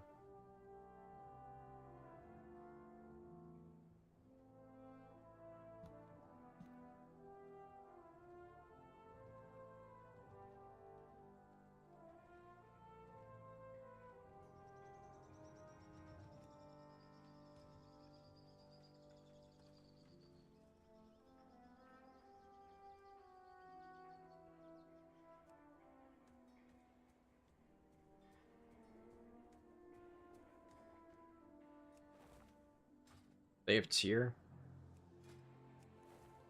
They have 4-piece, Funhouse lens.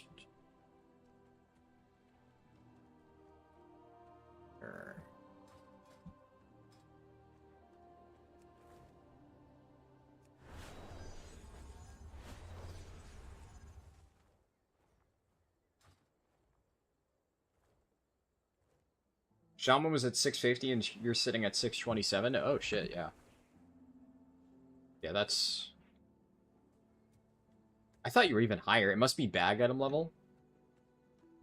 But damn, yeah. For 627, that was definitely very solid. I mean, that warrior was like super geared and you beat him. You know, for reference, if I was on my prot warrior, which is only like slightly higher than his, I would have done somewhere in like the 2 million range. It's like generally every key. But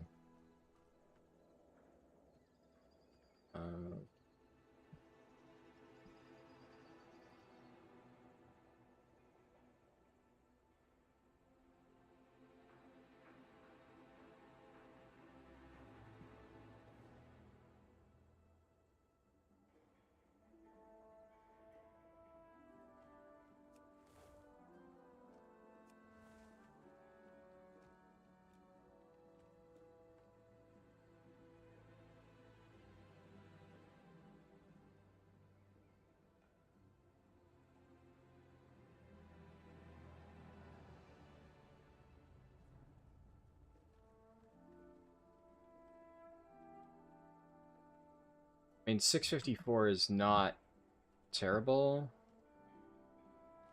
I'll invite this guy and inspect him. House of Cards, I have Kazan.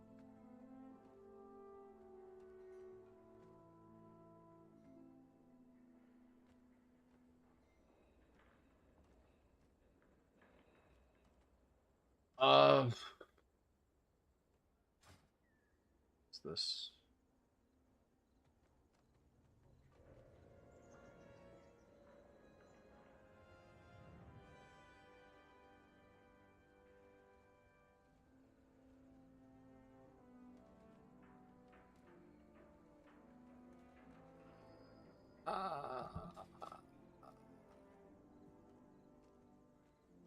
That's a fucking +4. If this was a 5, like, the way that I see it, the odds of us 3-chesting this are extremely low. If it was a 5, I'd want to try and at least, like, 2-chest it, and I'd be a lot more picky. We're not going to get it to a +7, so, like, yeah. Fine.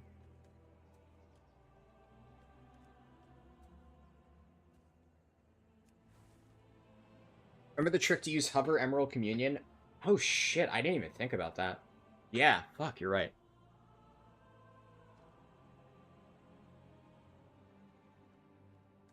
Good call.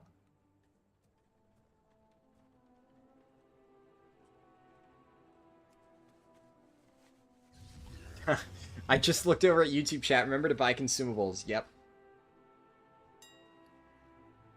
And that would be a good tip on follower dungeon stuff. However, the best mana is not from follower dungeons. It is Cinder Nectar.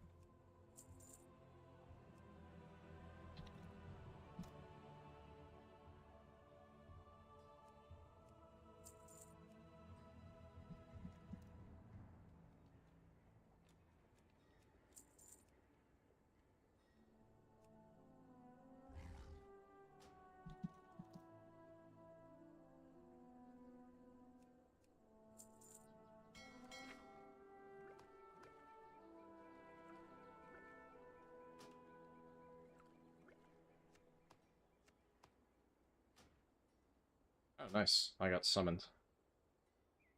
Am I going to make a mop speed leveling guide? Absolutely, yes. Yeah, I've, ooh, I got summoned to the, Horde area.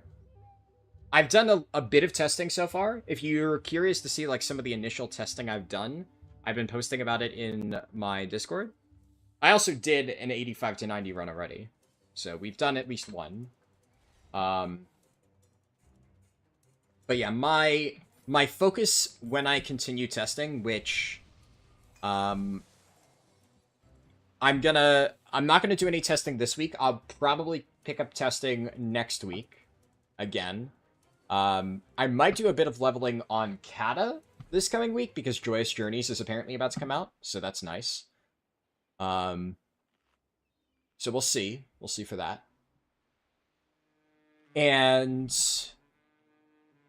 then the goal is when MOP pre-patch hits, I'm going to have my alt leveling guide done. That's the plan. I'm not sure what format I'm going to use. I don't know if I'm going to do like one big guide or an Alliance Horde guide. I might do like one big guide and then just have Alliance Horde sections. We'll see. TBD. But that is the main plan. And then 100% I'm going to have an 85 to 90 guide. But yeah, 85 to 90 guide, I mean, that'll be pretty straightforward. 5, 4, if you saw my 3, Kata 80 to 2, 85 guide, 1. Same general format, right?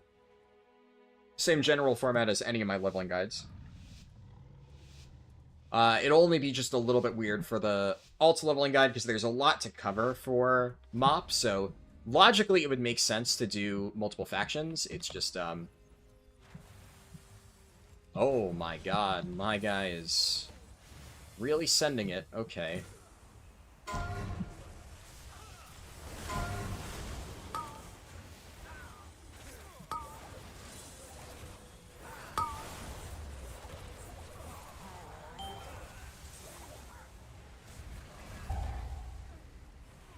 Okay, none of them stuns.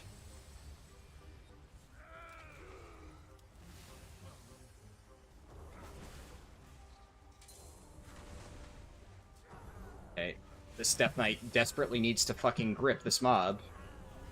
If you don't want to pull this. So now I gotta pull it for you because...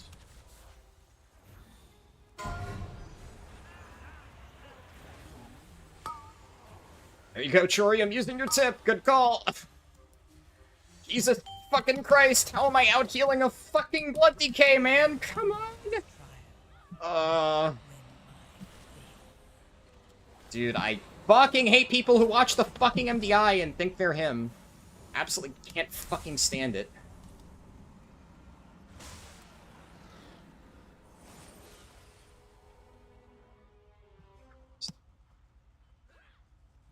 An MDI pull, but does absolutely no fucking crowd control whatsoever.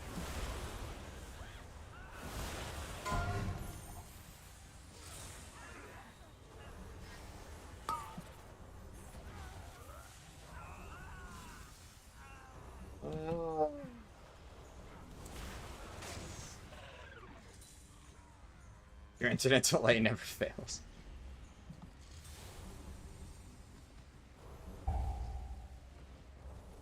Pulling more with this? We're not really gonna pull a Peacekeeper through the tear gas. Okay, we are.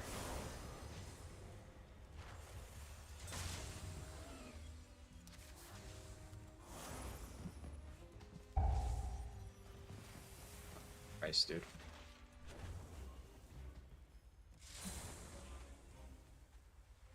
We're not gonna pull the easiest fucking for. Okay. One person slips off the trash pile, that pack pulls. Jesus fucking Christ. Pulling this? Okay, well, I swear to God, if this guy doesn't drag the mobs away...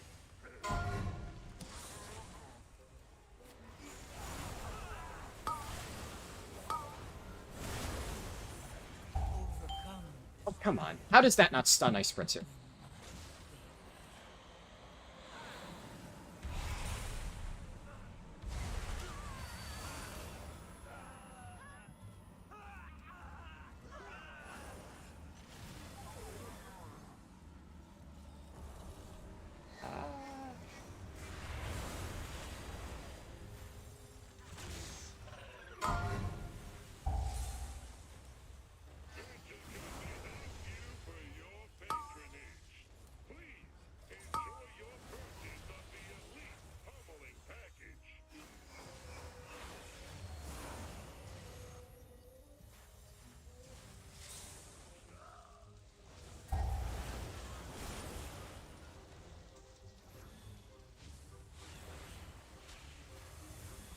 Come on. God. We'll be lucky if we two-chest this.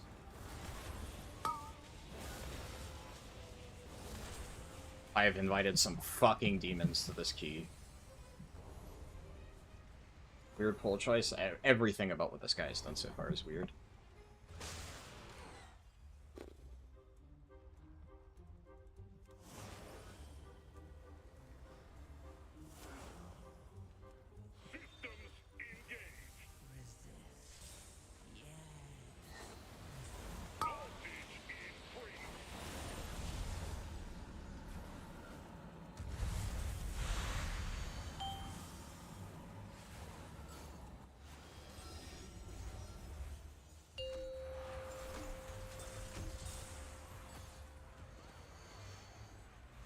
Let's do that.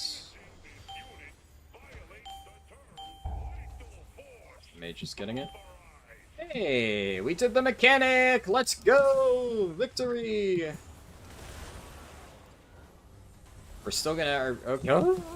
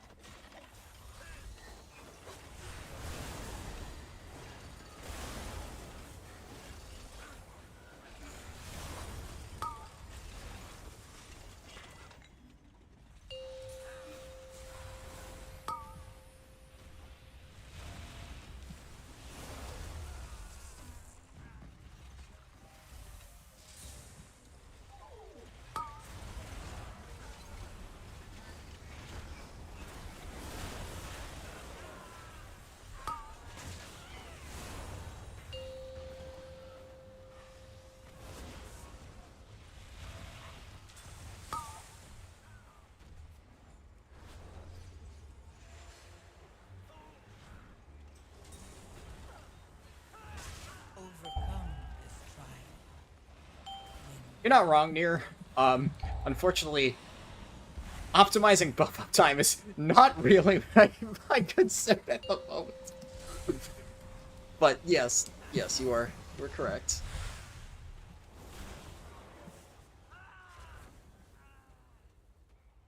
Yes. Good tip. Unfortunately, you are assuming that people watching the bombs will actually freak out and run over to do the mechanic. In most of the groups I've been in, they are completely apathetic to actually doing the mechanic and will just sit there and watch it fucking explode. It is... It's really frustrating.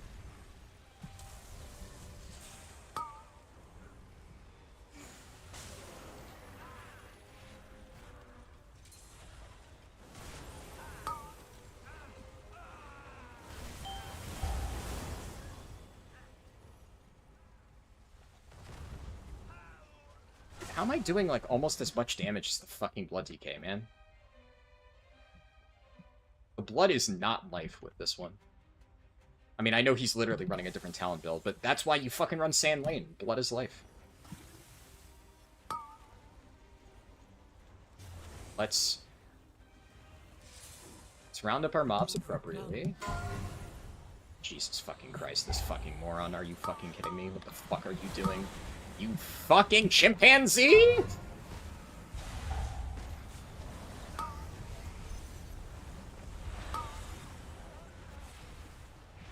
Why would you do this pull? Why would you do this pull? You absolute... Why? My God!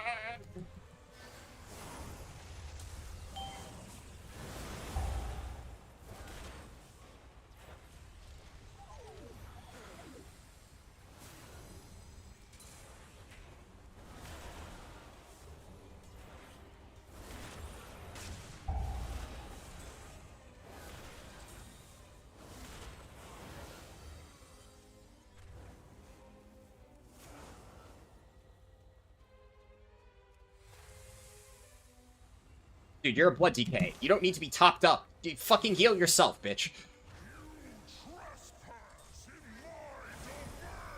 What the heck?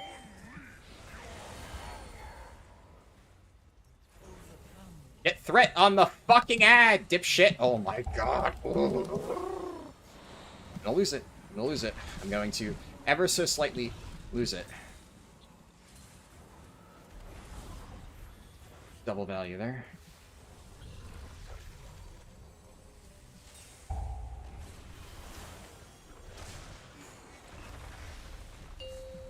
Fire Breath bugged out, but it's fine.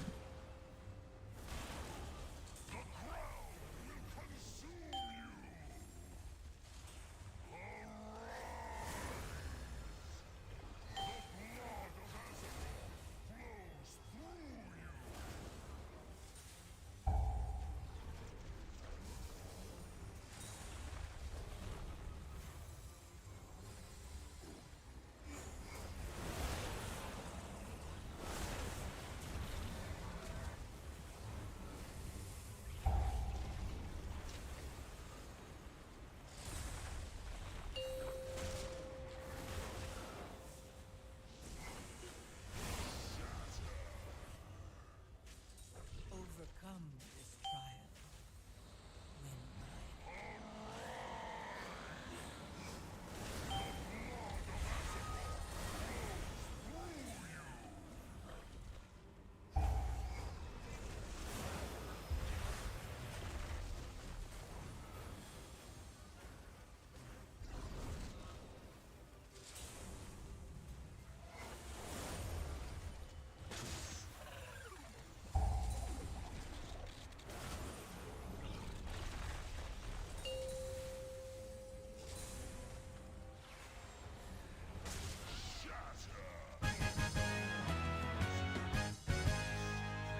Oh.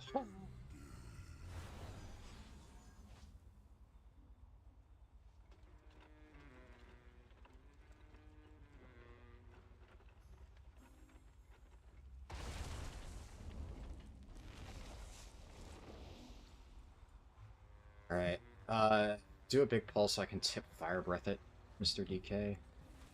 Yeah, he's not gonna do a big pull.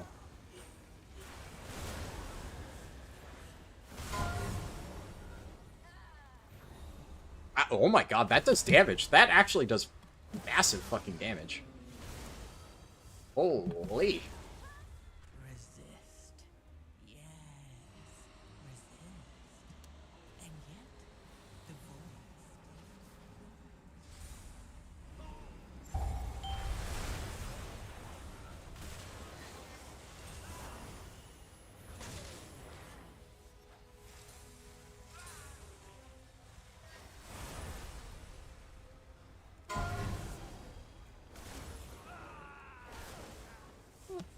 Almost got hit by that tornado.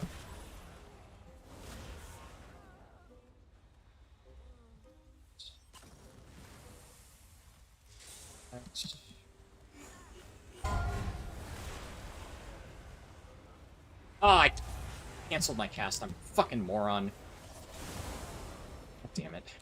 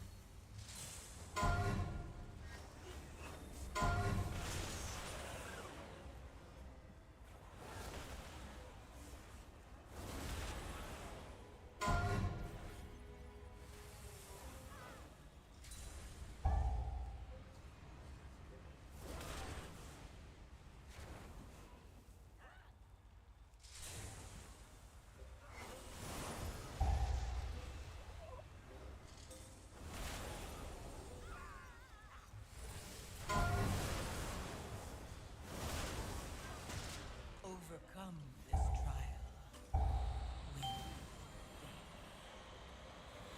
Win. Oh shit, never mind.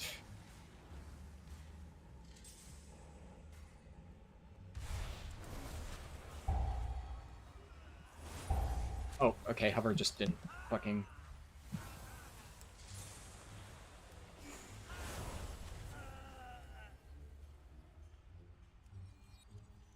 Please don't hit me, tornado. I swear to fucking god. Thank god, it's cosmetic. Oh boy. No, fuck off, beast middle, the fucking key, dipshit. Mother... Yeah, alright, let's all get fucking food buff. Middle of the key, there's no fucking timer here. Motherfucker. Yeah. The small amount of primary stats really gonna make the fucking difference. I've never seen people do this. Holy shit, fucking low-key idiots. Fuck the timer, right? Who fucking cares about that?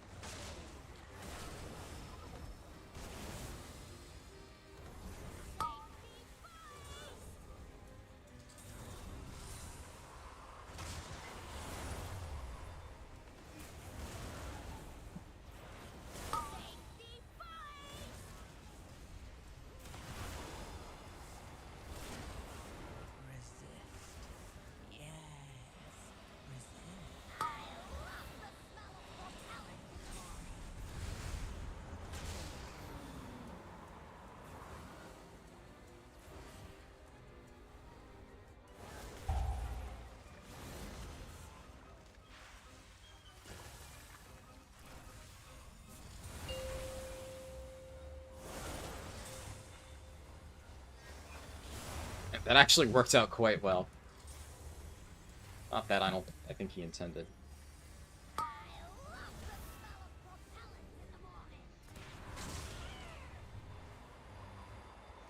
Hey, Sync. As you can probably tell, I'm having so much fun in these +3s. It's amazing content. It's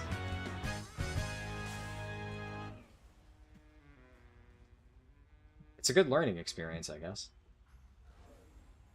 Wait here. Oh, he's cooking. All right. All right. Let's see.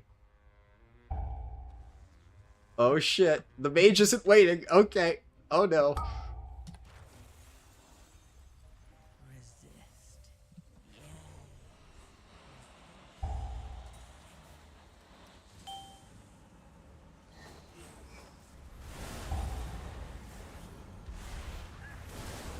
Oh, I did not have a hover charge.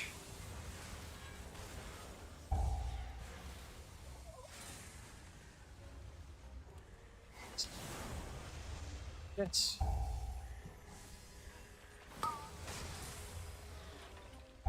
And this to version.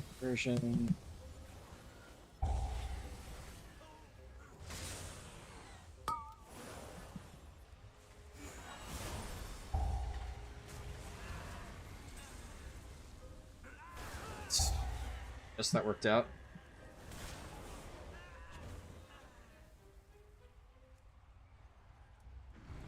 When the tank pulls every mine at once. Yeah, honestly, it might have worked out well if the mage didn't just, like, say, fuck it, I'm going in. And I didn't really want to let him die. Oh no. Oh no. Oh my god, that guy is tempting fate. Jesus Christ.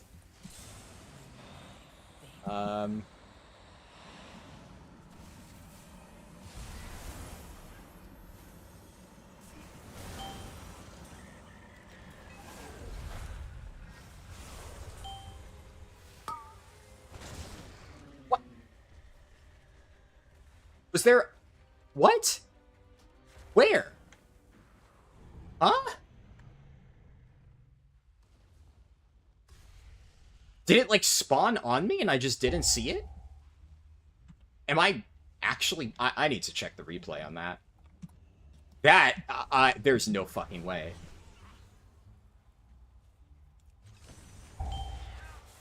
Jesus fucking Christ. I will say, doing this in a key like this is fucking terrorist shit. This is gonna be... At this rate, this is a fucking +1.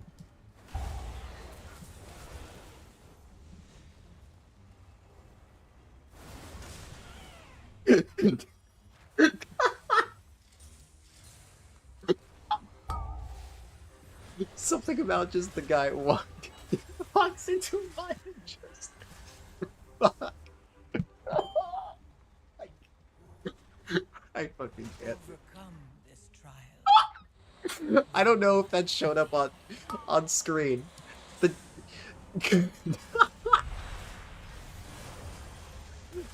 the Death Knight walked into a mine and he just typed fuck and all caps in the chat. Holy shit, dude. This is so fucked.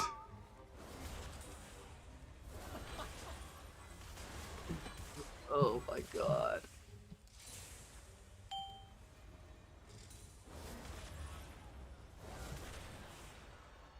I could always rescue somebody into a bomb. Thank you for that advice. I will keep that in mind. Good point.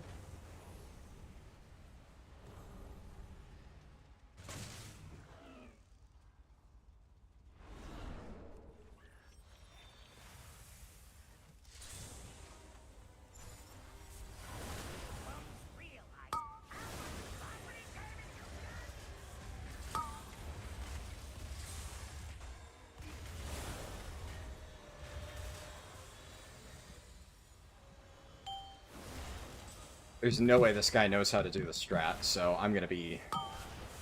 Anyway, I hit the wrong... Overcome this trial.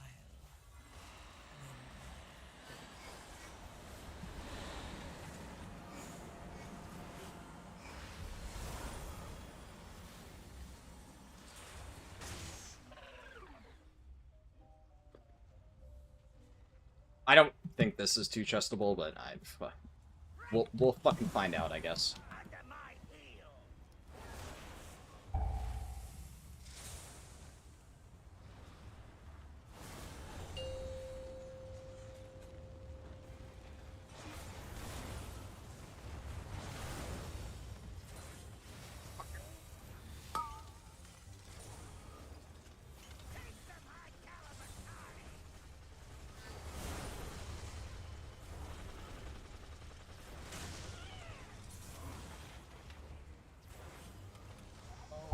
No, buddy, that's not a safe zone. That's not a safe zone. Oh, no.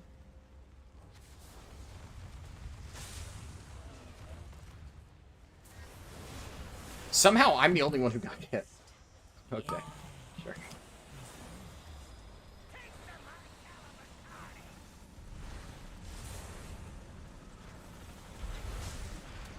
What?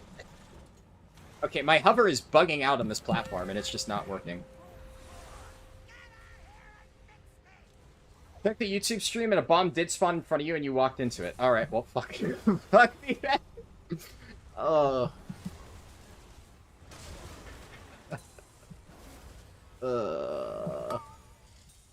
guess I'm just a fucking moron.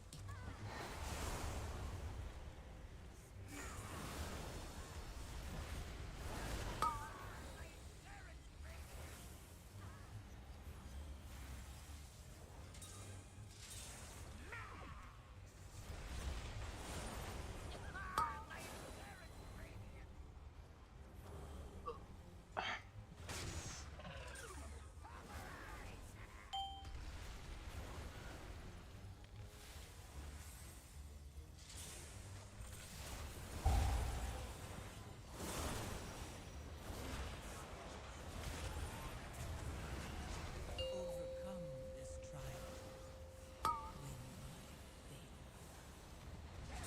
Win my faith.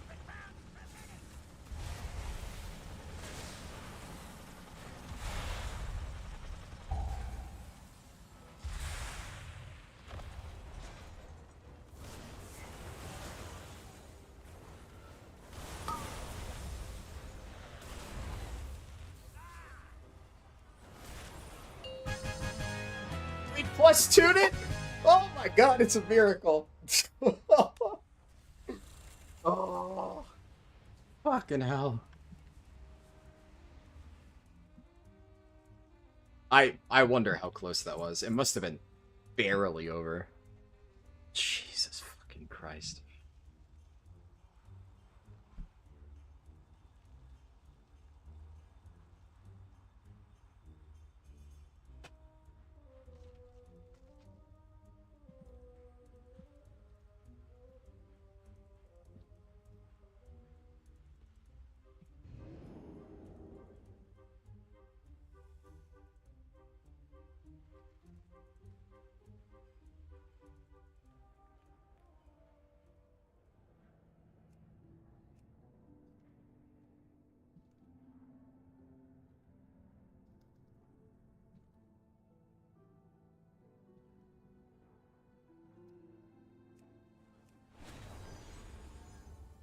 At least the tank seems nice. He asked, like, you know, was his tanking okay? No, I mean, you can see what I typed, but I said, you know, you were a bit aggressive with some of those pulls. But, you know, overall, it was fine. Gave me a bit of a fucking heart attack, but... My guess is he probably... It's a typical, I watched the MDI, and I'm just going to, you know, do exactly what they did, but with absolutely none of the crowd control or defensive usage. So... good learning experience, though. Honestly, I had to... Both of these keys, I have had to really put my back into it. Fucking hell.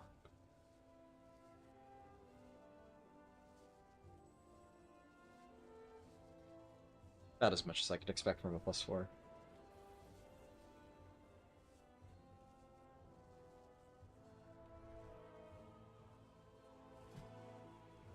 Alright, what did I... +6 Dark Flame? Oh, yes!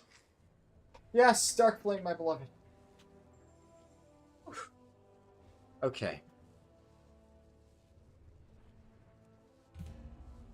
Well, I need a trinket from here, so fingers crossed.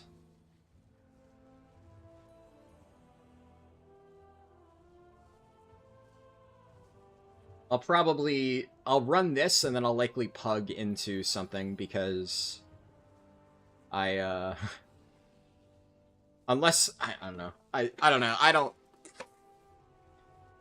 We'll see what it turns into, and then I'll make my decision then.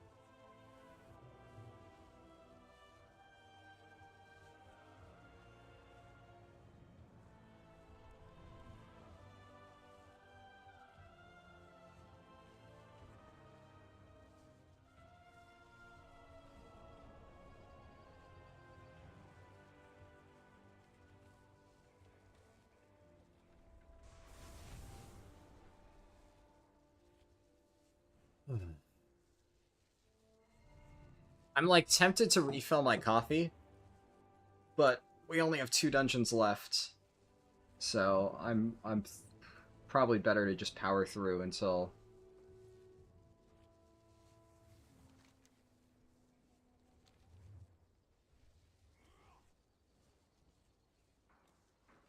Let's see.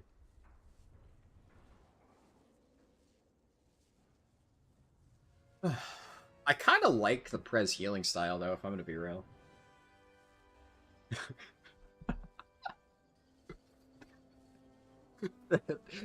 Mood, honestly. Oh, man.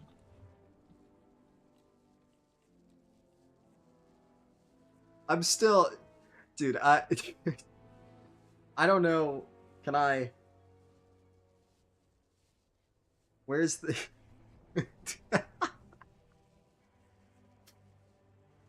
Oh, man. Yeah, I see it, like, the chat log is just, Gothburst has died, and then Gothburst in party chat, fuck, in all caps. I don't know why that fucking killed me as much as it did. But, oh, that's so good. So fucking good. Holy. I guess +6 is probably like, you know, demon keys, right? Because it's just barely not enough to get gilded crests, so. I think this is actually, like, cursed as fuck, like, nobody's gonna app to this, right? We lower it to a 5. Honestly, I'm just... Executive decision. It has occurred to me that absolutely nobody in the world is going to want to run a +6. The cursed keys are +6, +9, and +11. Those are the demon keys right there. So we just do +5 DFC. And I'm not really trying to push this super high, so I don't give a shit. It's whatever.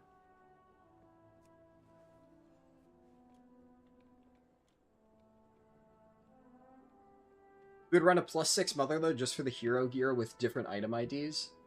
Does it not work with champion? Do you have to get, like, different item ID champion and hero pieces? Is that a thing?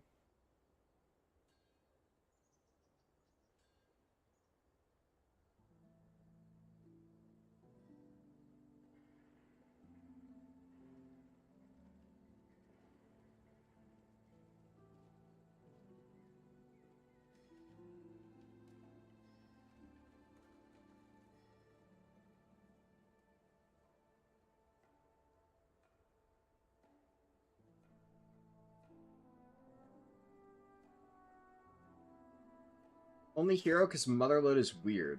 Huh.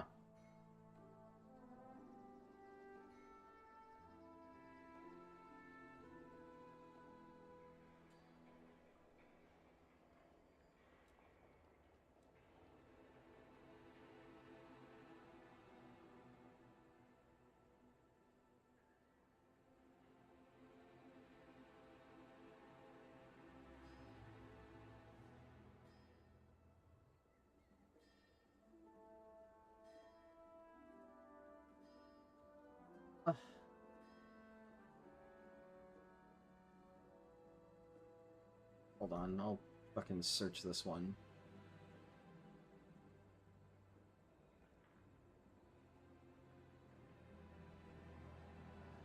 Eh.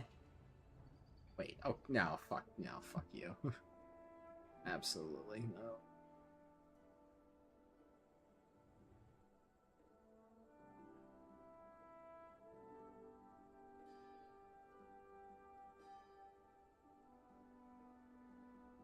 Oh, wait.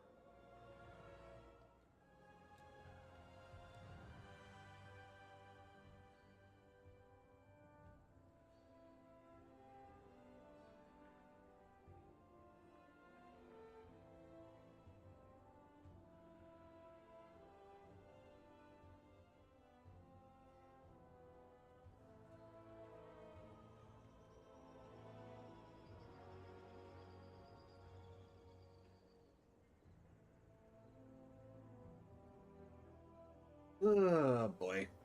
Honestly, maybe it's like pug into groups time. I think, yeah, it's gonna be probably hard to find my own, or form my own group at this point, so I'll search 5 to 7, and... Huh. Alright. That would be funny. Oh... Huh.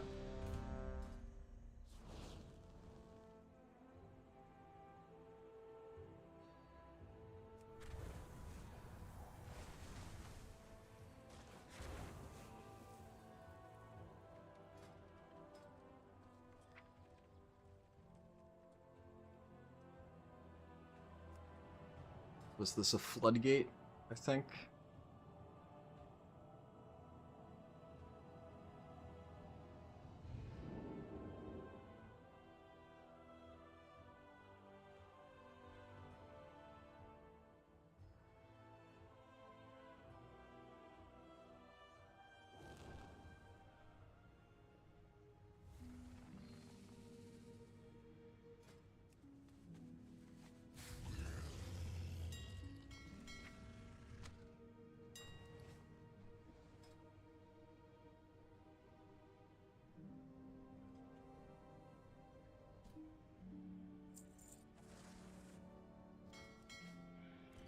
We've got another incursion.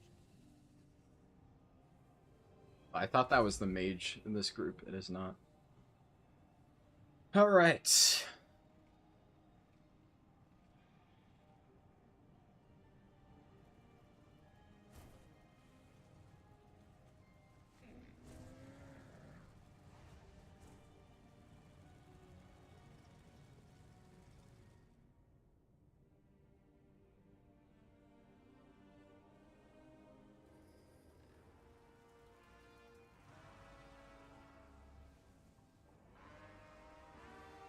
Well, Floodgate was definitely the most stressful dungeon I did so far for healers, so this should be a good learning experience.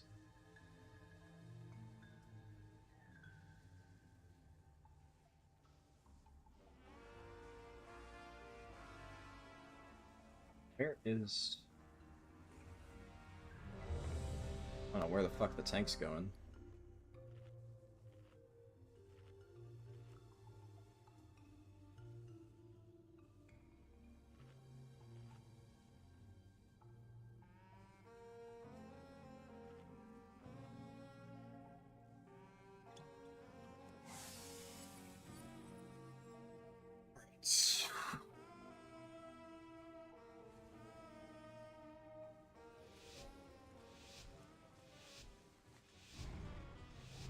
Still need Mark of the Wild, though.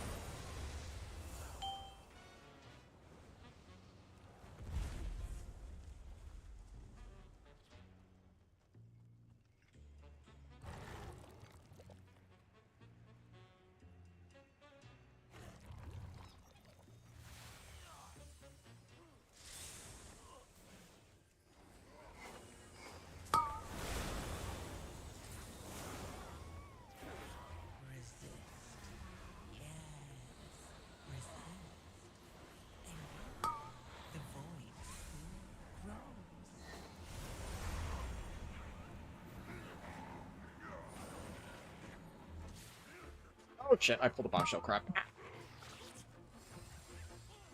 Actually, never mind, it wasn't me. Or maybe it was, and it's just whacking the boomkin anyway. Typical boomkin out.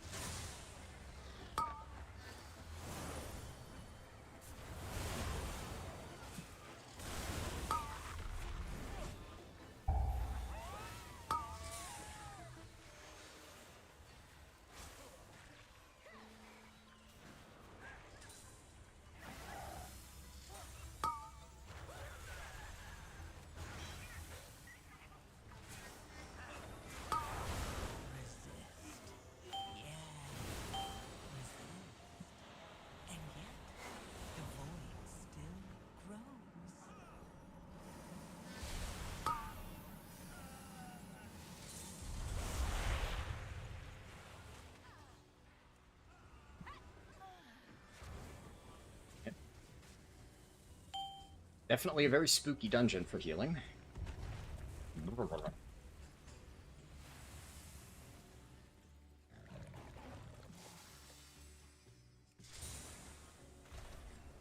not gonna get anything for CC.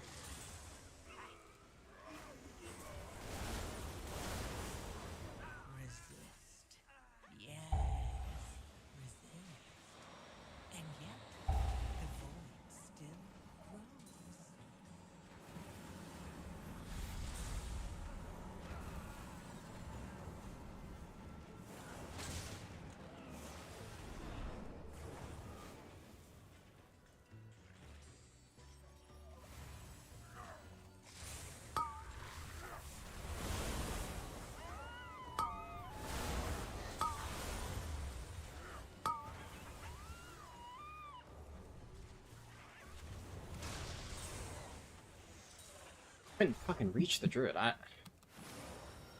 don't know why. I kind of need mana. I could probably get enough mana here before I'm really needed.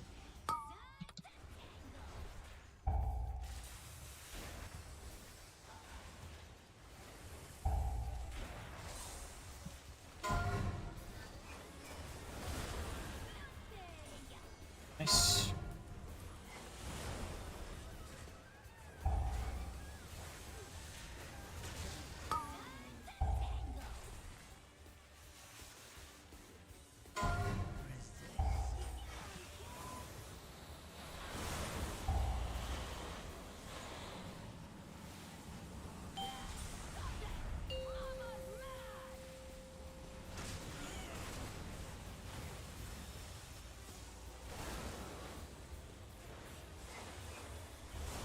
Yeah, come on, man. Give me a break here.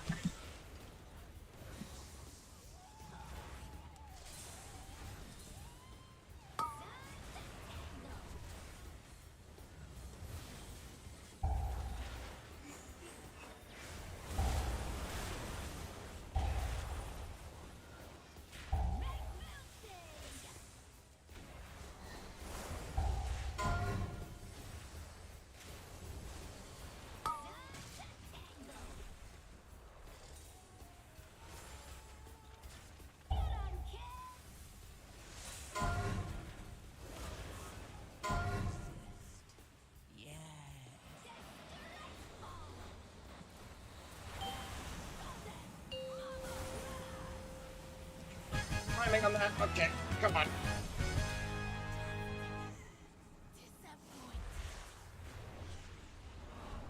I need mana.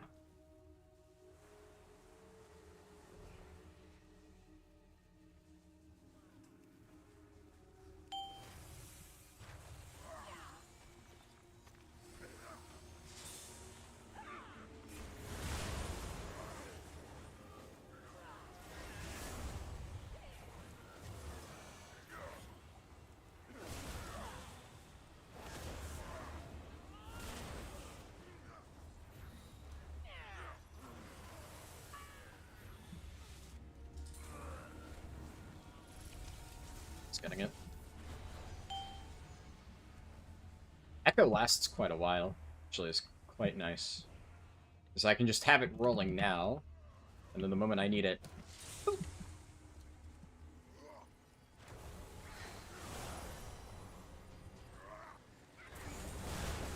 I answer that too early.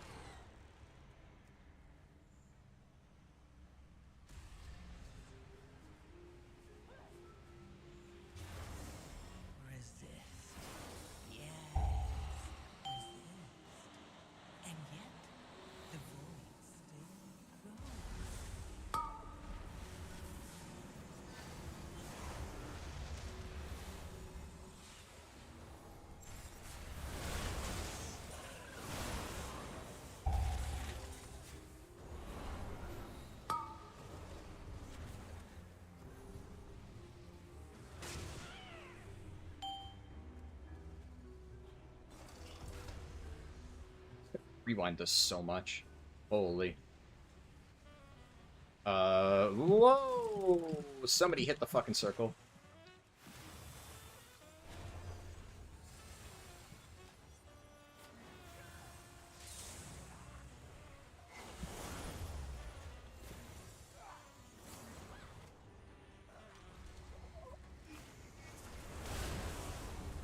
What happens when you hit the circle? That happens.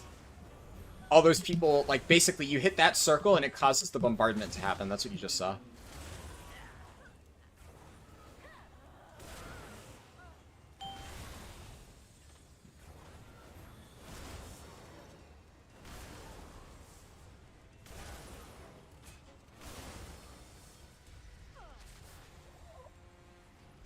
Overcome this trial. Win my faith.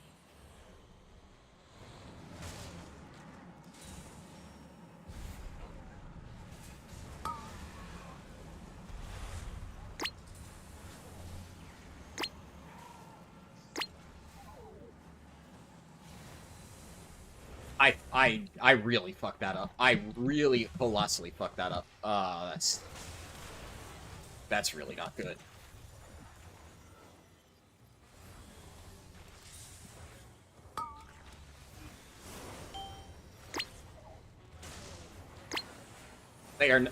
They're just not.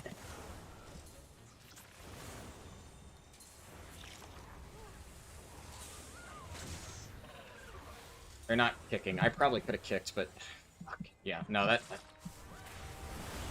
I fucked that. That's on me. Oh well. Ah.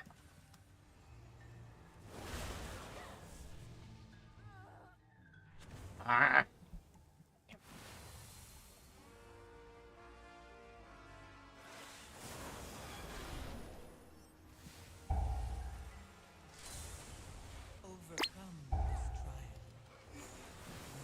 Jesus Christ, what is this pull?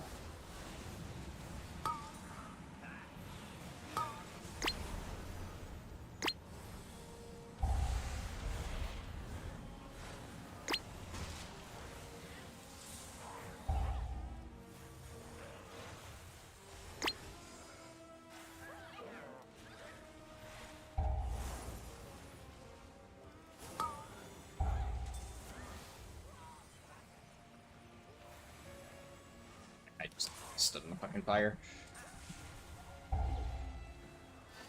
This DK tank is fucking ass, but... Come on, man. Fuck, move out of the fucking shredder! Oh my god, I fucking hate healing Floodgate. Holy fuck, this dungeon is actually just awful. This guy's waiting on a res. Where is he? How is he back here?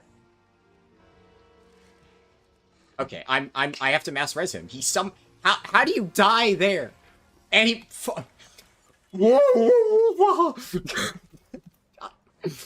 Okay, alright, sure. Alright. Fucking dude. Ugh. I don't know, man. I don't know what this fucking Blood DK is doing. I don't know what this fucking mage is doing.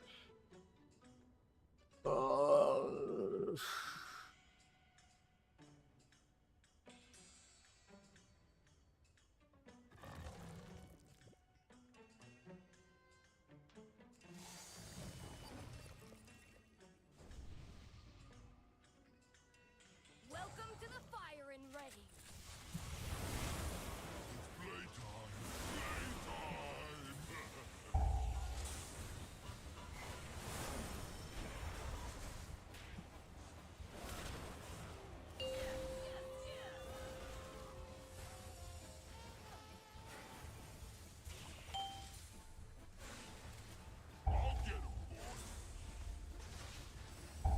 What is he dying to?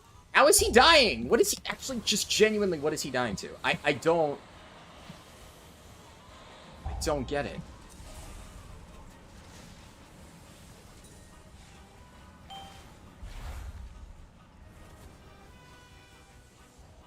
I don't have the fucking dispel. Oh my god.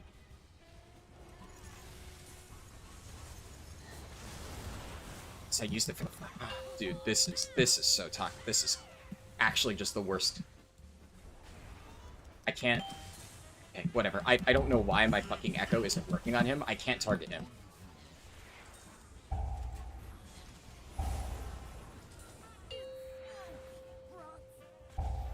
Okay.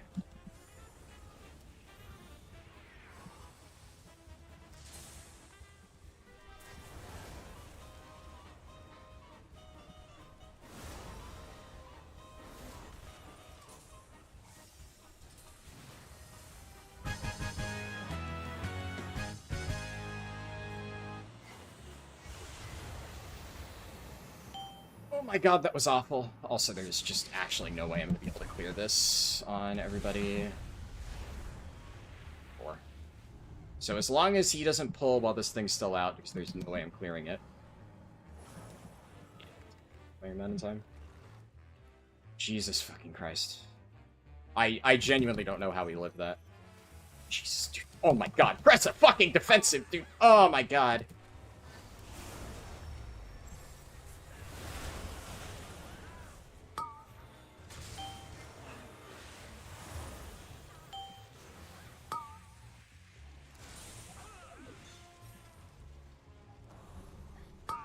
can't really... Okay, alright.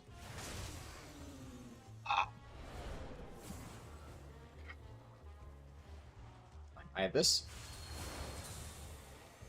And I have this.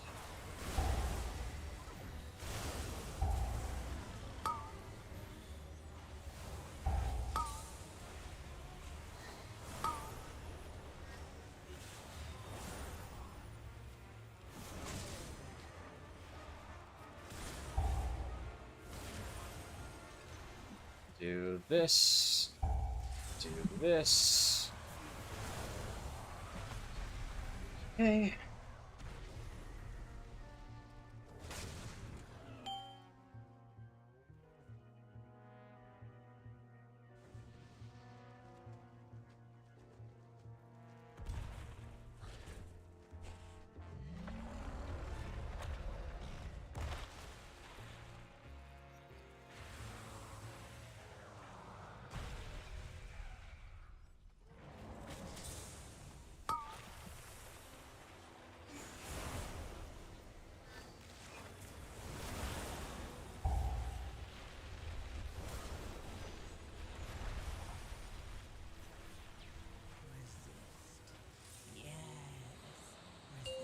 Nice thing about this boss is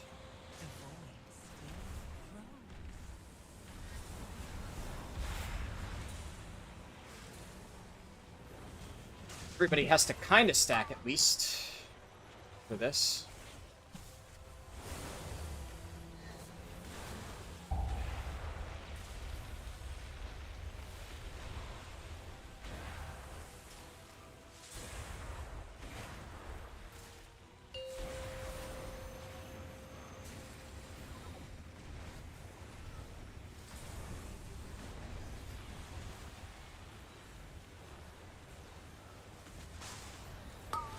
I think that worked. I never life binded. Okay, fuck me. Well, I had the right idea. Wrong execution. Okay, hold up. Now, I just do this, do that, do a little bit of this, and then I'm going to just reversion this one and do that, and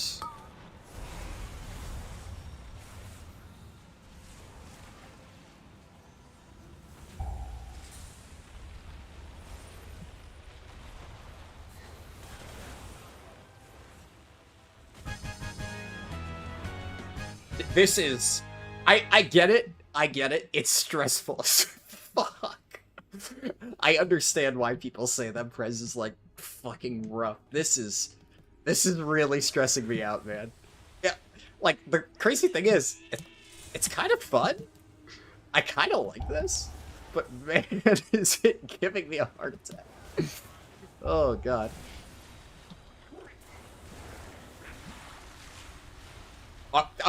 I'm okay. Yeah, that one's not on me. Fuck you.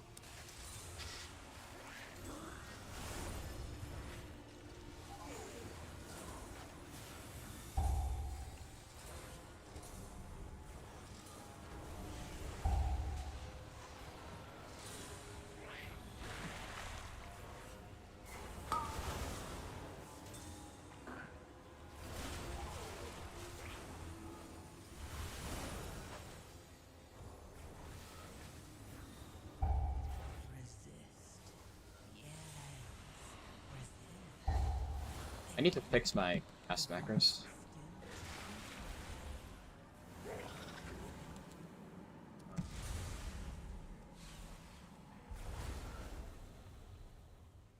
Okay, one of them got AMS'd. I need to get mana.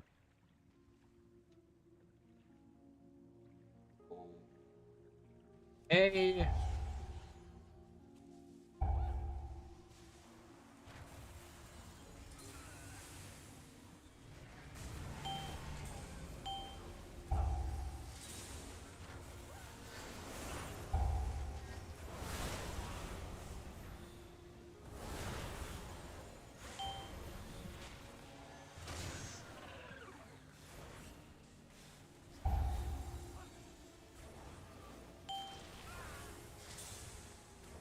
I mean, this is just an incredibly dumb pull, so I can't really be too mad here at myself for letting him die, because, like, why would you ever do this pull?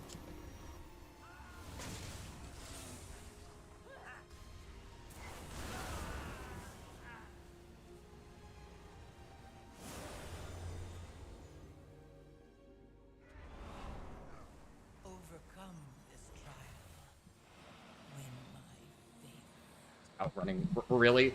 There's no fucking way that you think that this is an okay pull to do. You are out of your fucking mind.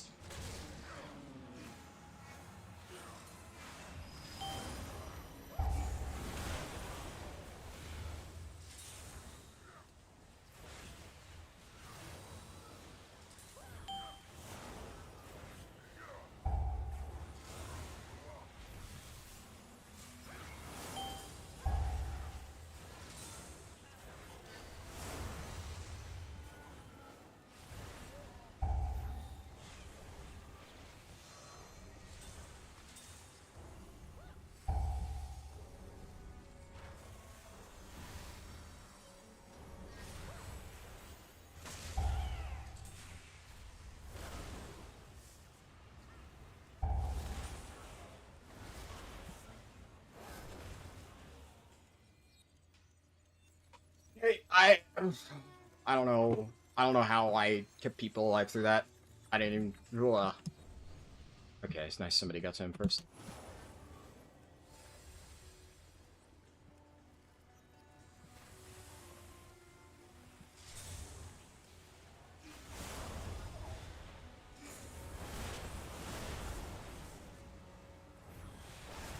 Overcome this trial. Win my fate.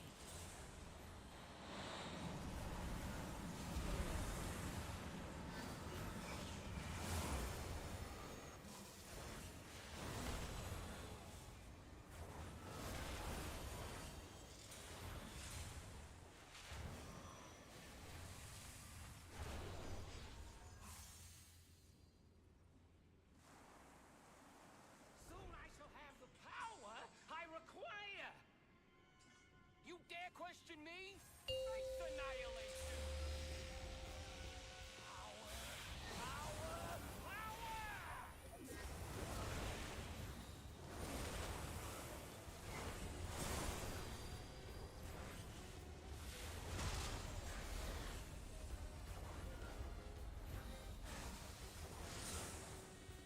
Try and die! Jesus, that guy took that completely raw. You dare!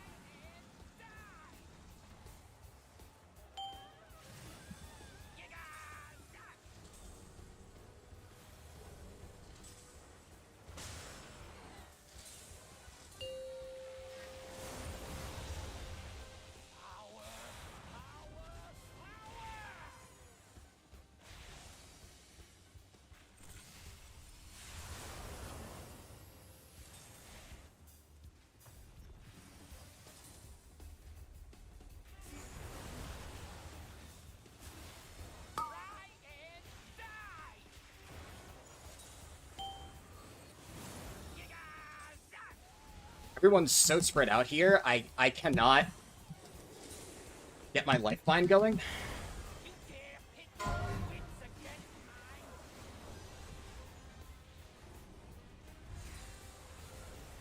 mine? Oh my god.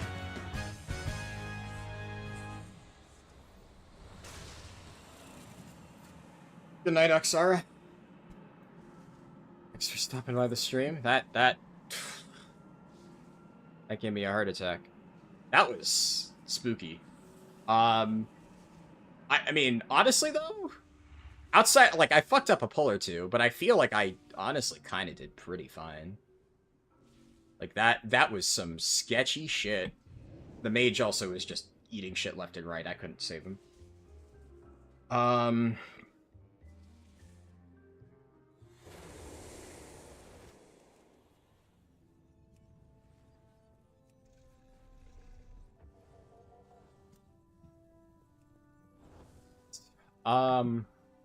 Hold on.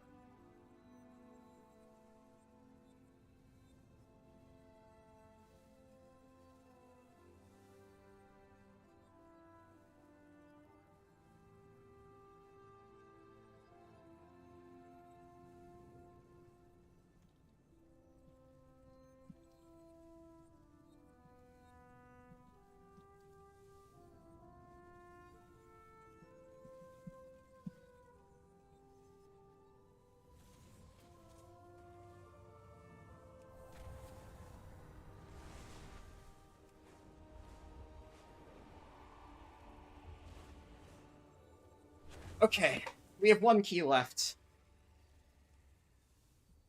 Um...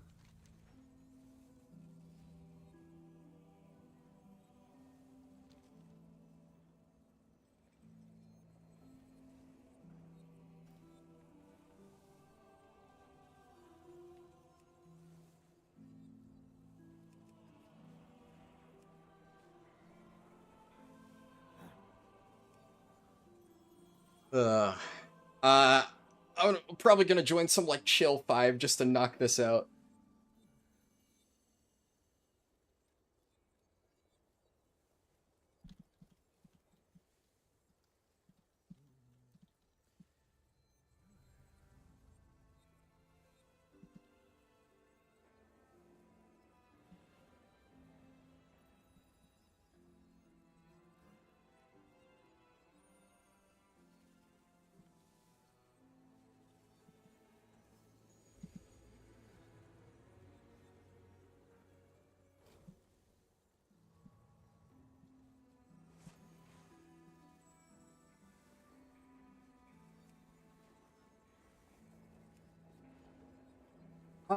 Let's see. Let's see what is available.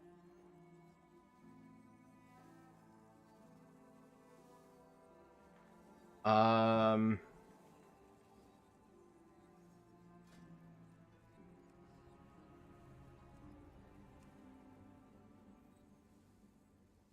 I'll search 5 to 7.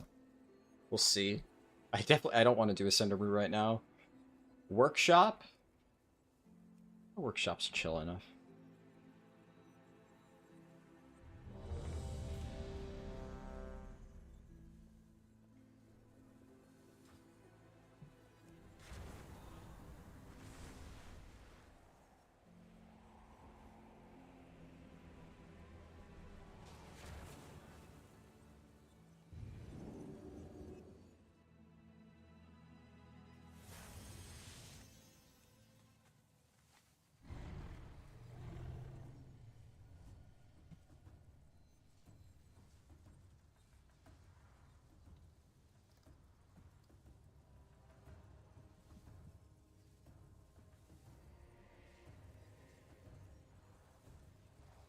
What was it?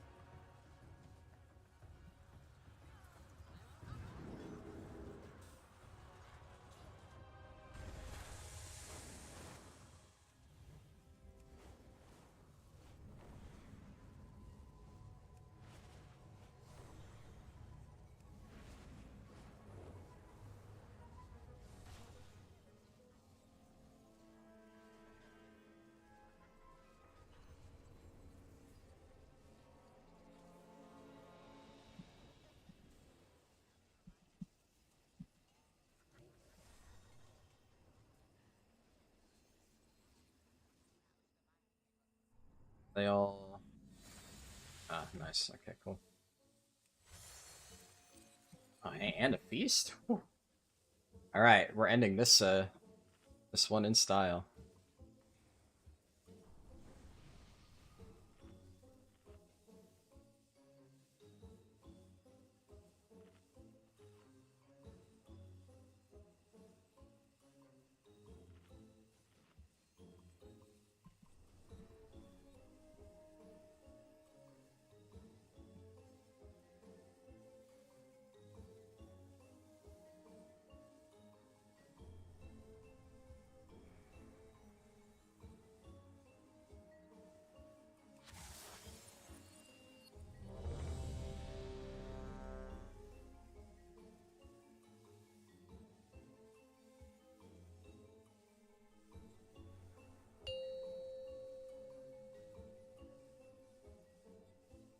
5, 4, 3, 2, 1.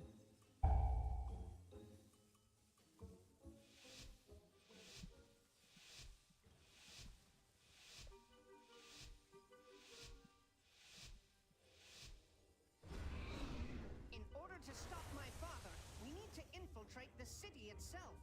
And that means passing through the Robodrome. Let's echo out. Oh my god, you're not. They're actually. Dude, are you kidding me? There's actually no way that they fucking. Oh my fucking god. There's no fucking way, dude. Oh my god. A whole room.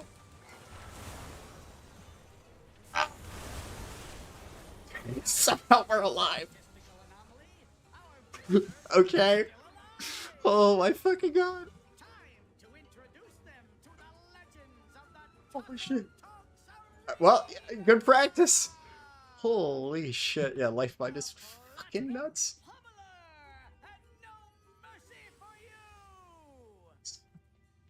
The city's entrance is located just past this arena. You must hold your ground until we can clear a path to it. But in front of large on no mercy.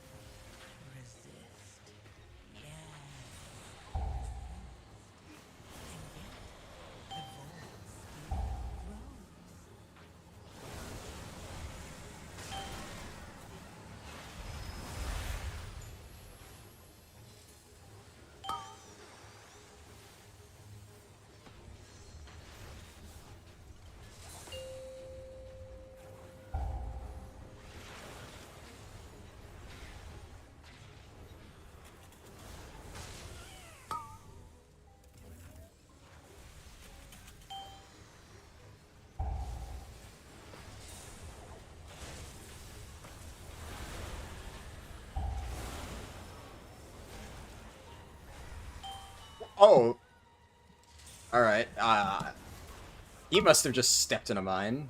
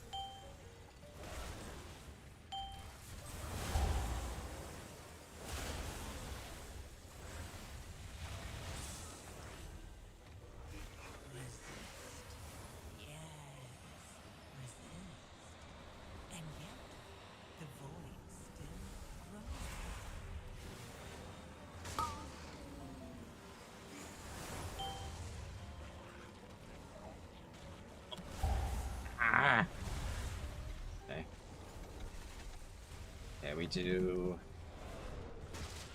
big stasis release. Yeah. Shit.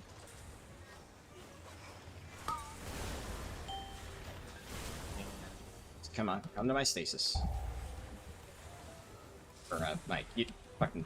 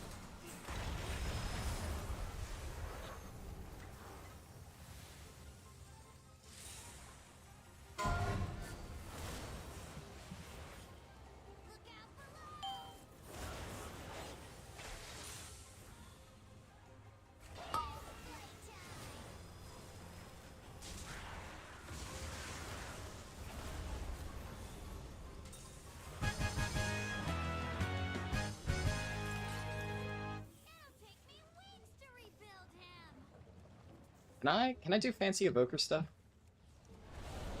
Oh, I can! Let's go.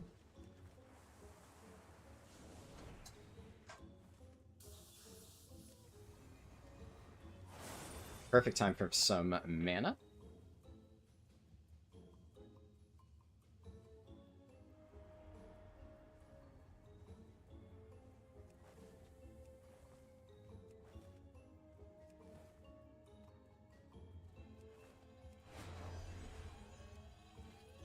Attention, citizens!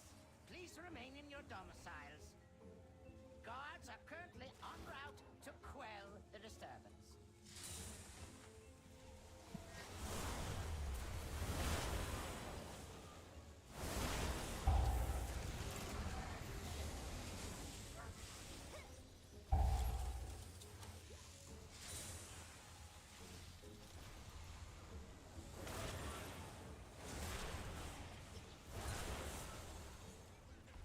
So, you dismantled a few of my lesser inventions.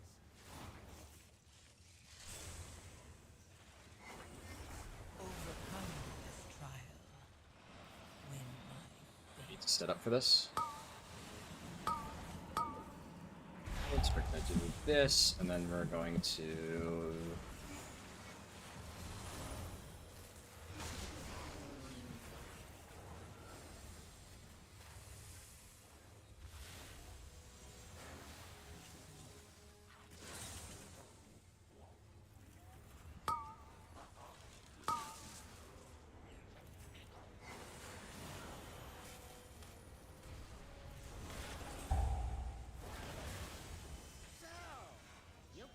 a modicum of skill.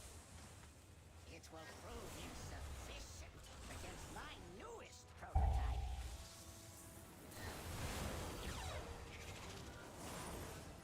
I wasn't targeting the mob.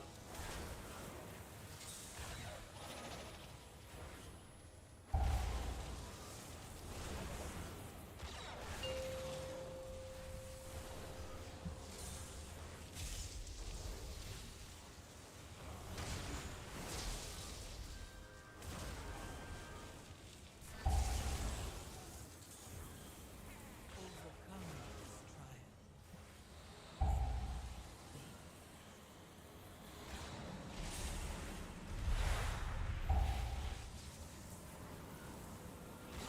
I wonder why every single time I do my big Lifebind window, I instantly rip the shield off everybody except the DK. This is awkward.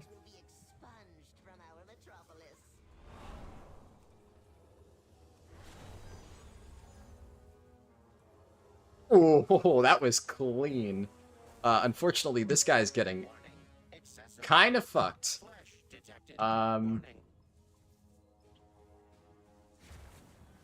Oh, I could do something dirty.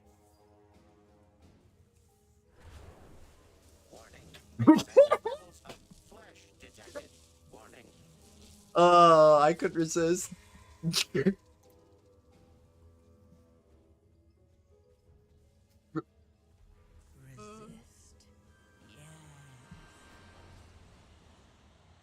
Holy shit.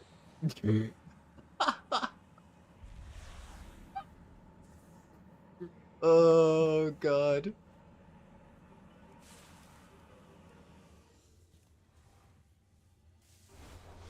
Oh. Oh, it's...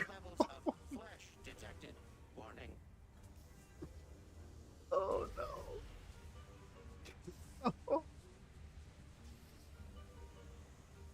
I can rescue someone to the end? Is that a thing I'm able to do? Wouldn't they get hit?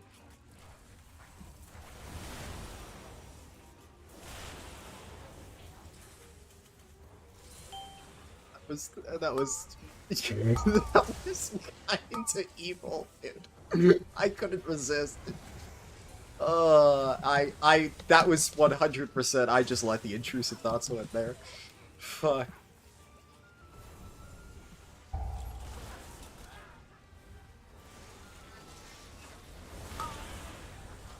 Yeah, it's not my key. Fuck it. We're fine. If it was like close to time, right? I'm gonna be honest. I expected them to fail it a lot more than they did.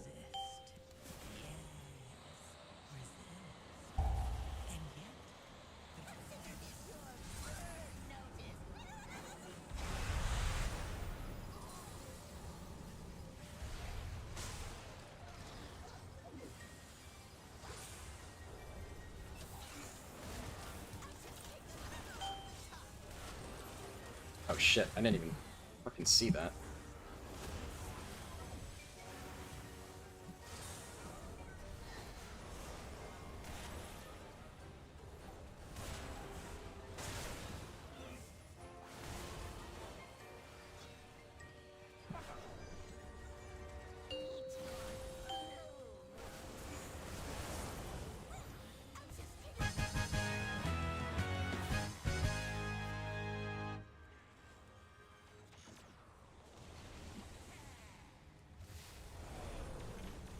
I'm gonna send that DK into a spiraling tilt. Look, to be fair,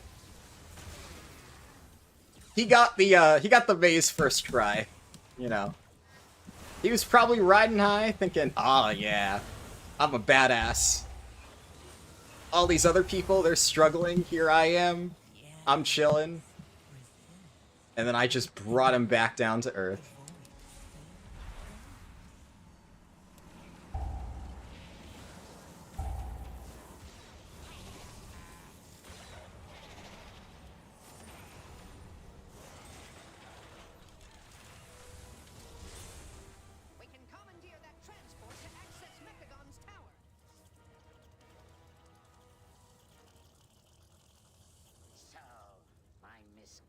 The rescue tech and the conveyor belt?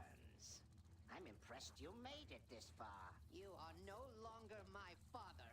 Just a malfunctioning machine that must be. You're gonna have to elaborate because I have no idea what you're talking about. If only you could accept the truth.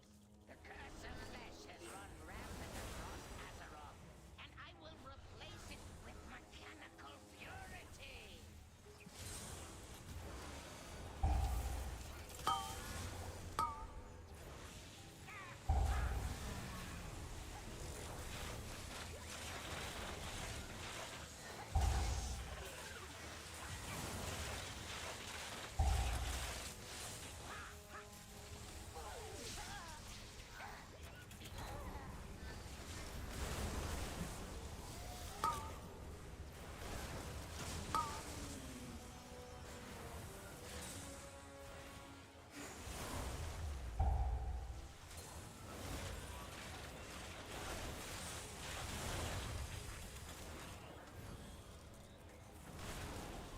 Overcome this trial. Win my favor.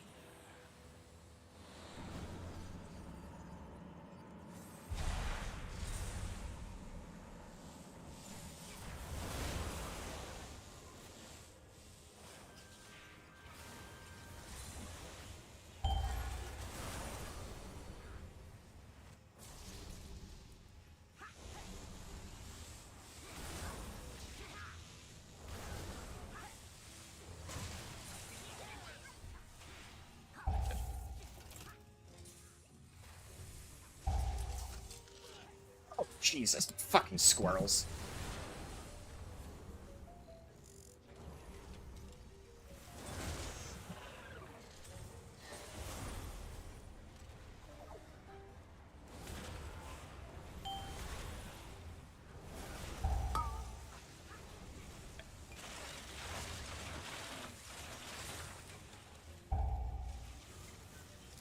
Oh, shit, I'm hitting the shield generator. Oops.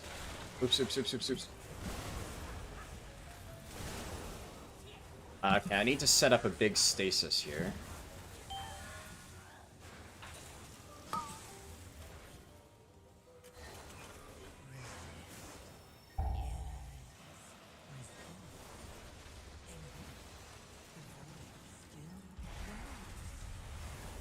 Oh.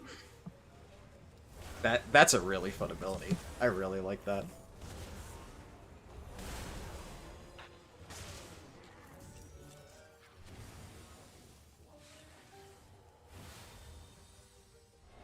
Witness perfection. You cannot elude my targeting systems. Cannot elude my targeting systems.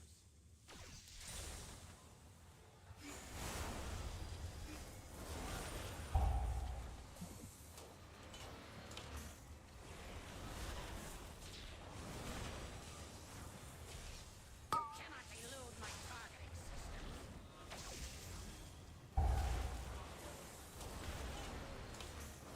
Activating thrusters.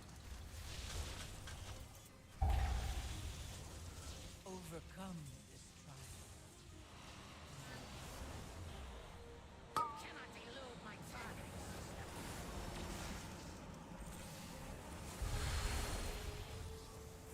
I didn't want to risk it because the stun was about to go out, so if I didn't clear one in time, I didn't want the boss to throw it, so tip Spirit Bloom. All you have done is dismantle a piece of furniture.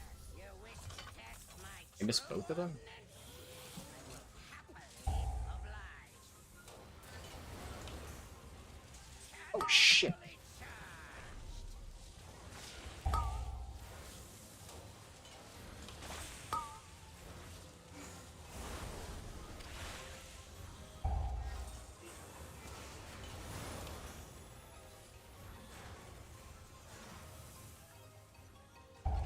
Okay, this is absolute hell for Prez.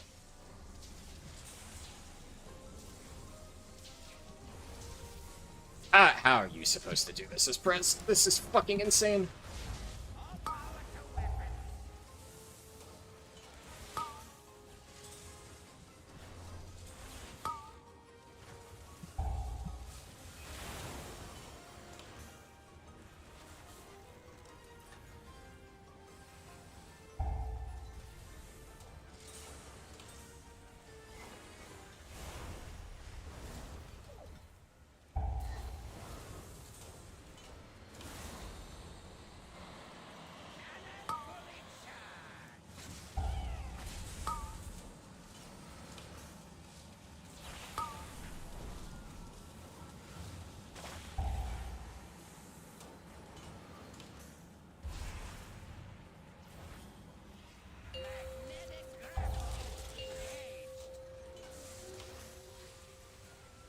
me, dude. Oh my god, this fight is a nightmare. Holy shit.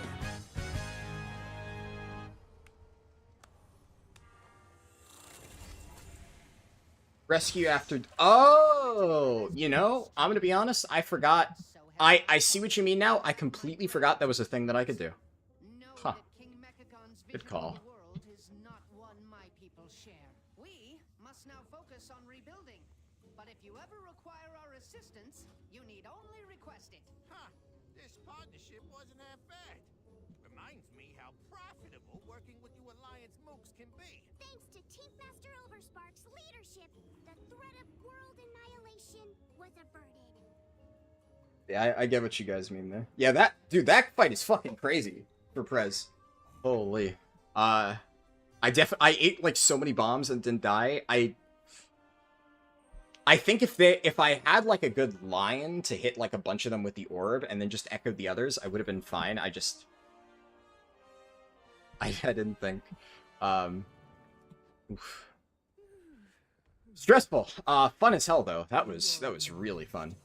I'm gonna be honest, I actually kind of like Prez. I'm having way more fun with this than I did with Disc Priest. Partially because it feels really hard, but like, it feels really satisfying getting like those big like stasis bursts off. I kind of like this. Damn. I was not expecting that.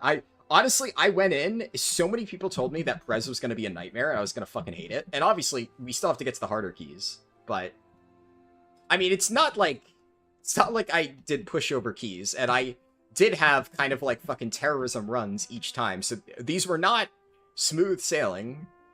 I feel like I did okay. And, yeah, I kind of like it. Fun AF. Alright, final thing. We gotta crack this box open. I'm gonna set loot spec to dev, because I don't need anything else. Mug jug, mug jug, mug jug. I mean...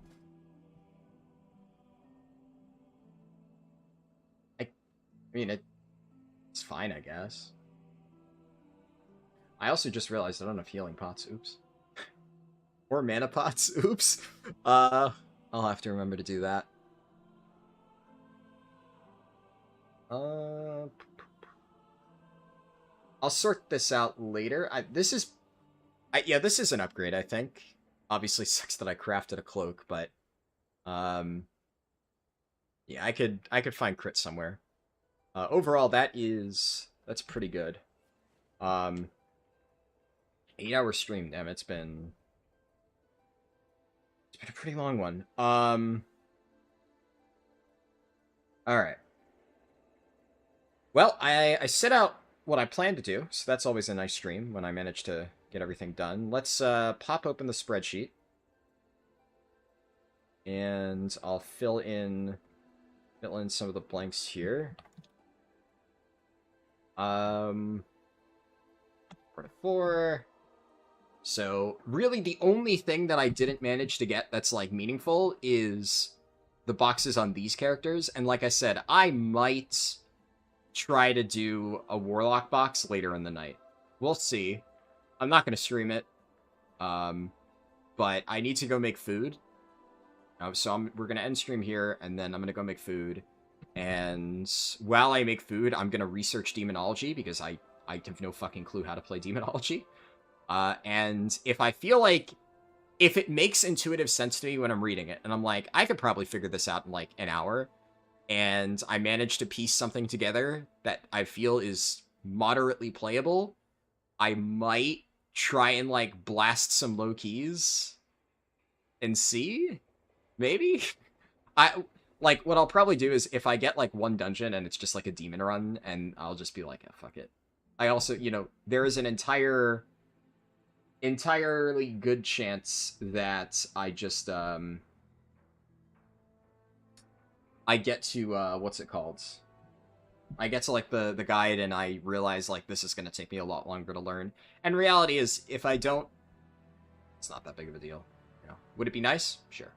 Does it really matter that much? Not really, no. Let's see, let's fill out these, Dungeons 273 Workshop. 239 Floodgate.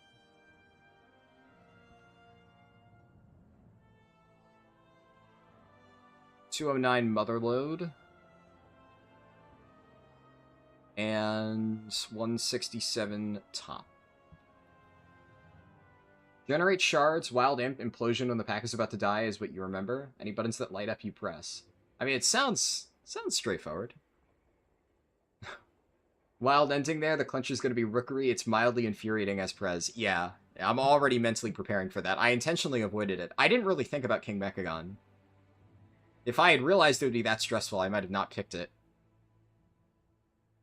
Wrong spec. Oh, right. Good call. Shit.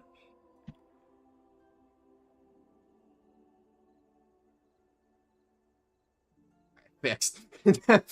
I initially planned on doing Devastation first, so I put it in the first column. But, yeah. Good call, Nazal. I probably wouldn't have noticed that for a while. Alright. Seems good. I am happy with the results here. Just a quick note. I am almost certainly not going to be streaming tomorrow. On Tuesdays I have shit going on in the morning, and also I'm gonna have to do like a lot of weekly stuff. Like I mean obviously I have raid on Tuesday nights, so that limits my schedule, right? So I can only do so much, and I'll think about streaming raid, we'll see. But I have to do, like, weekly delves for crests and stuff on a bunch of characters, so my Delver's Bounties and whatnot, because obviously that gives upgrades. My Warrior really could use some upgrades, and my Warrior's Guild is almost certainly going to kill Gallywix this week, which means I need to do everything in my power to make sure it's, like, as geared as it can be. So I'm going to try and spend some time doing that on, you know, Tuesday in the middle of the day, so that, like, you know, it's a morning raid, so in the morning on Wednesday I need to be ready. So that is my main focus. None of that stuff is, like, super interesting and or related to the challenge, so I'm probably not going to stream. If I do stream, it'll be, like, a raid stream. I'll think about it, maybe. But I might stream on Wednesday, and the goal on Wednesday would be to finish the Fire Mage challenge. It will also depend heavily on how my Prot Warriors Guild does on Gallywix. So we'll see about that. But I'll probably post in Discord if if I'm close to making a decision on that front. But yeah, anyways, I will call it there. Good stream overall. Thank you guys for showing up, and I will see you maybe tomorrow for raid, but definitely whenever we finish up Fire Mage. And next week, Fire Mage, we're finishing up for sure, for real, I swear, promise.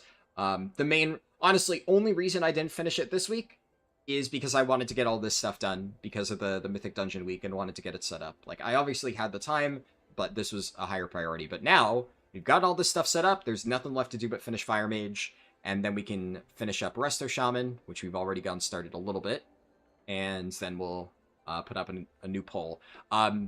Also, the moment I finish Fire Mage later this week, I'll probably throw up the new YouTube poll, so don't know exactly when that is. I could post it now, but I'll wait until then. But yeah, that's it. Thanks for watching, and I will see you later. Peace.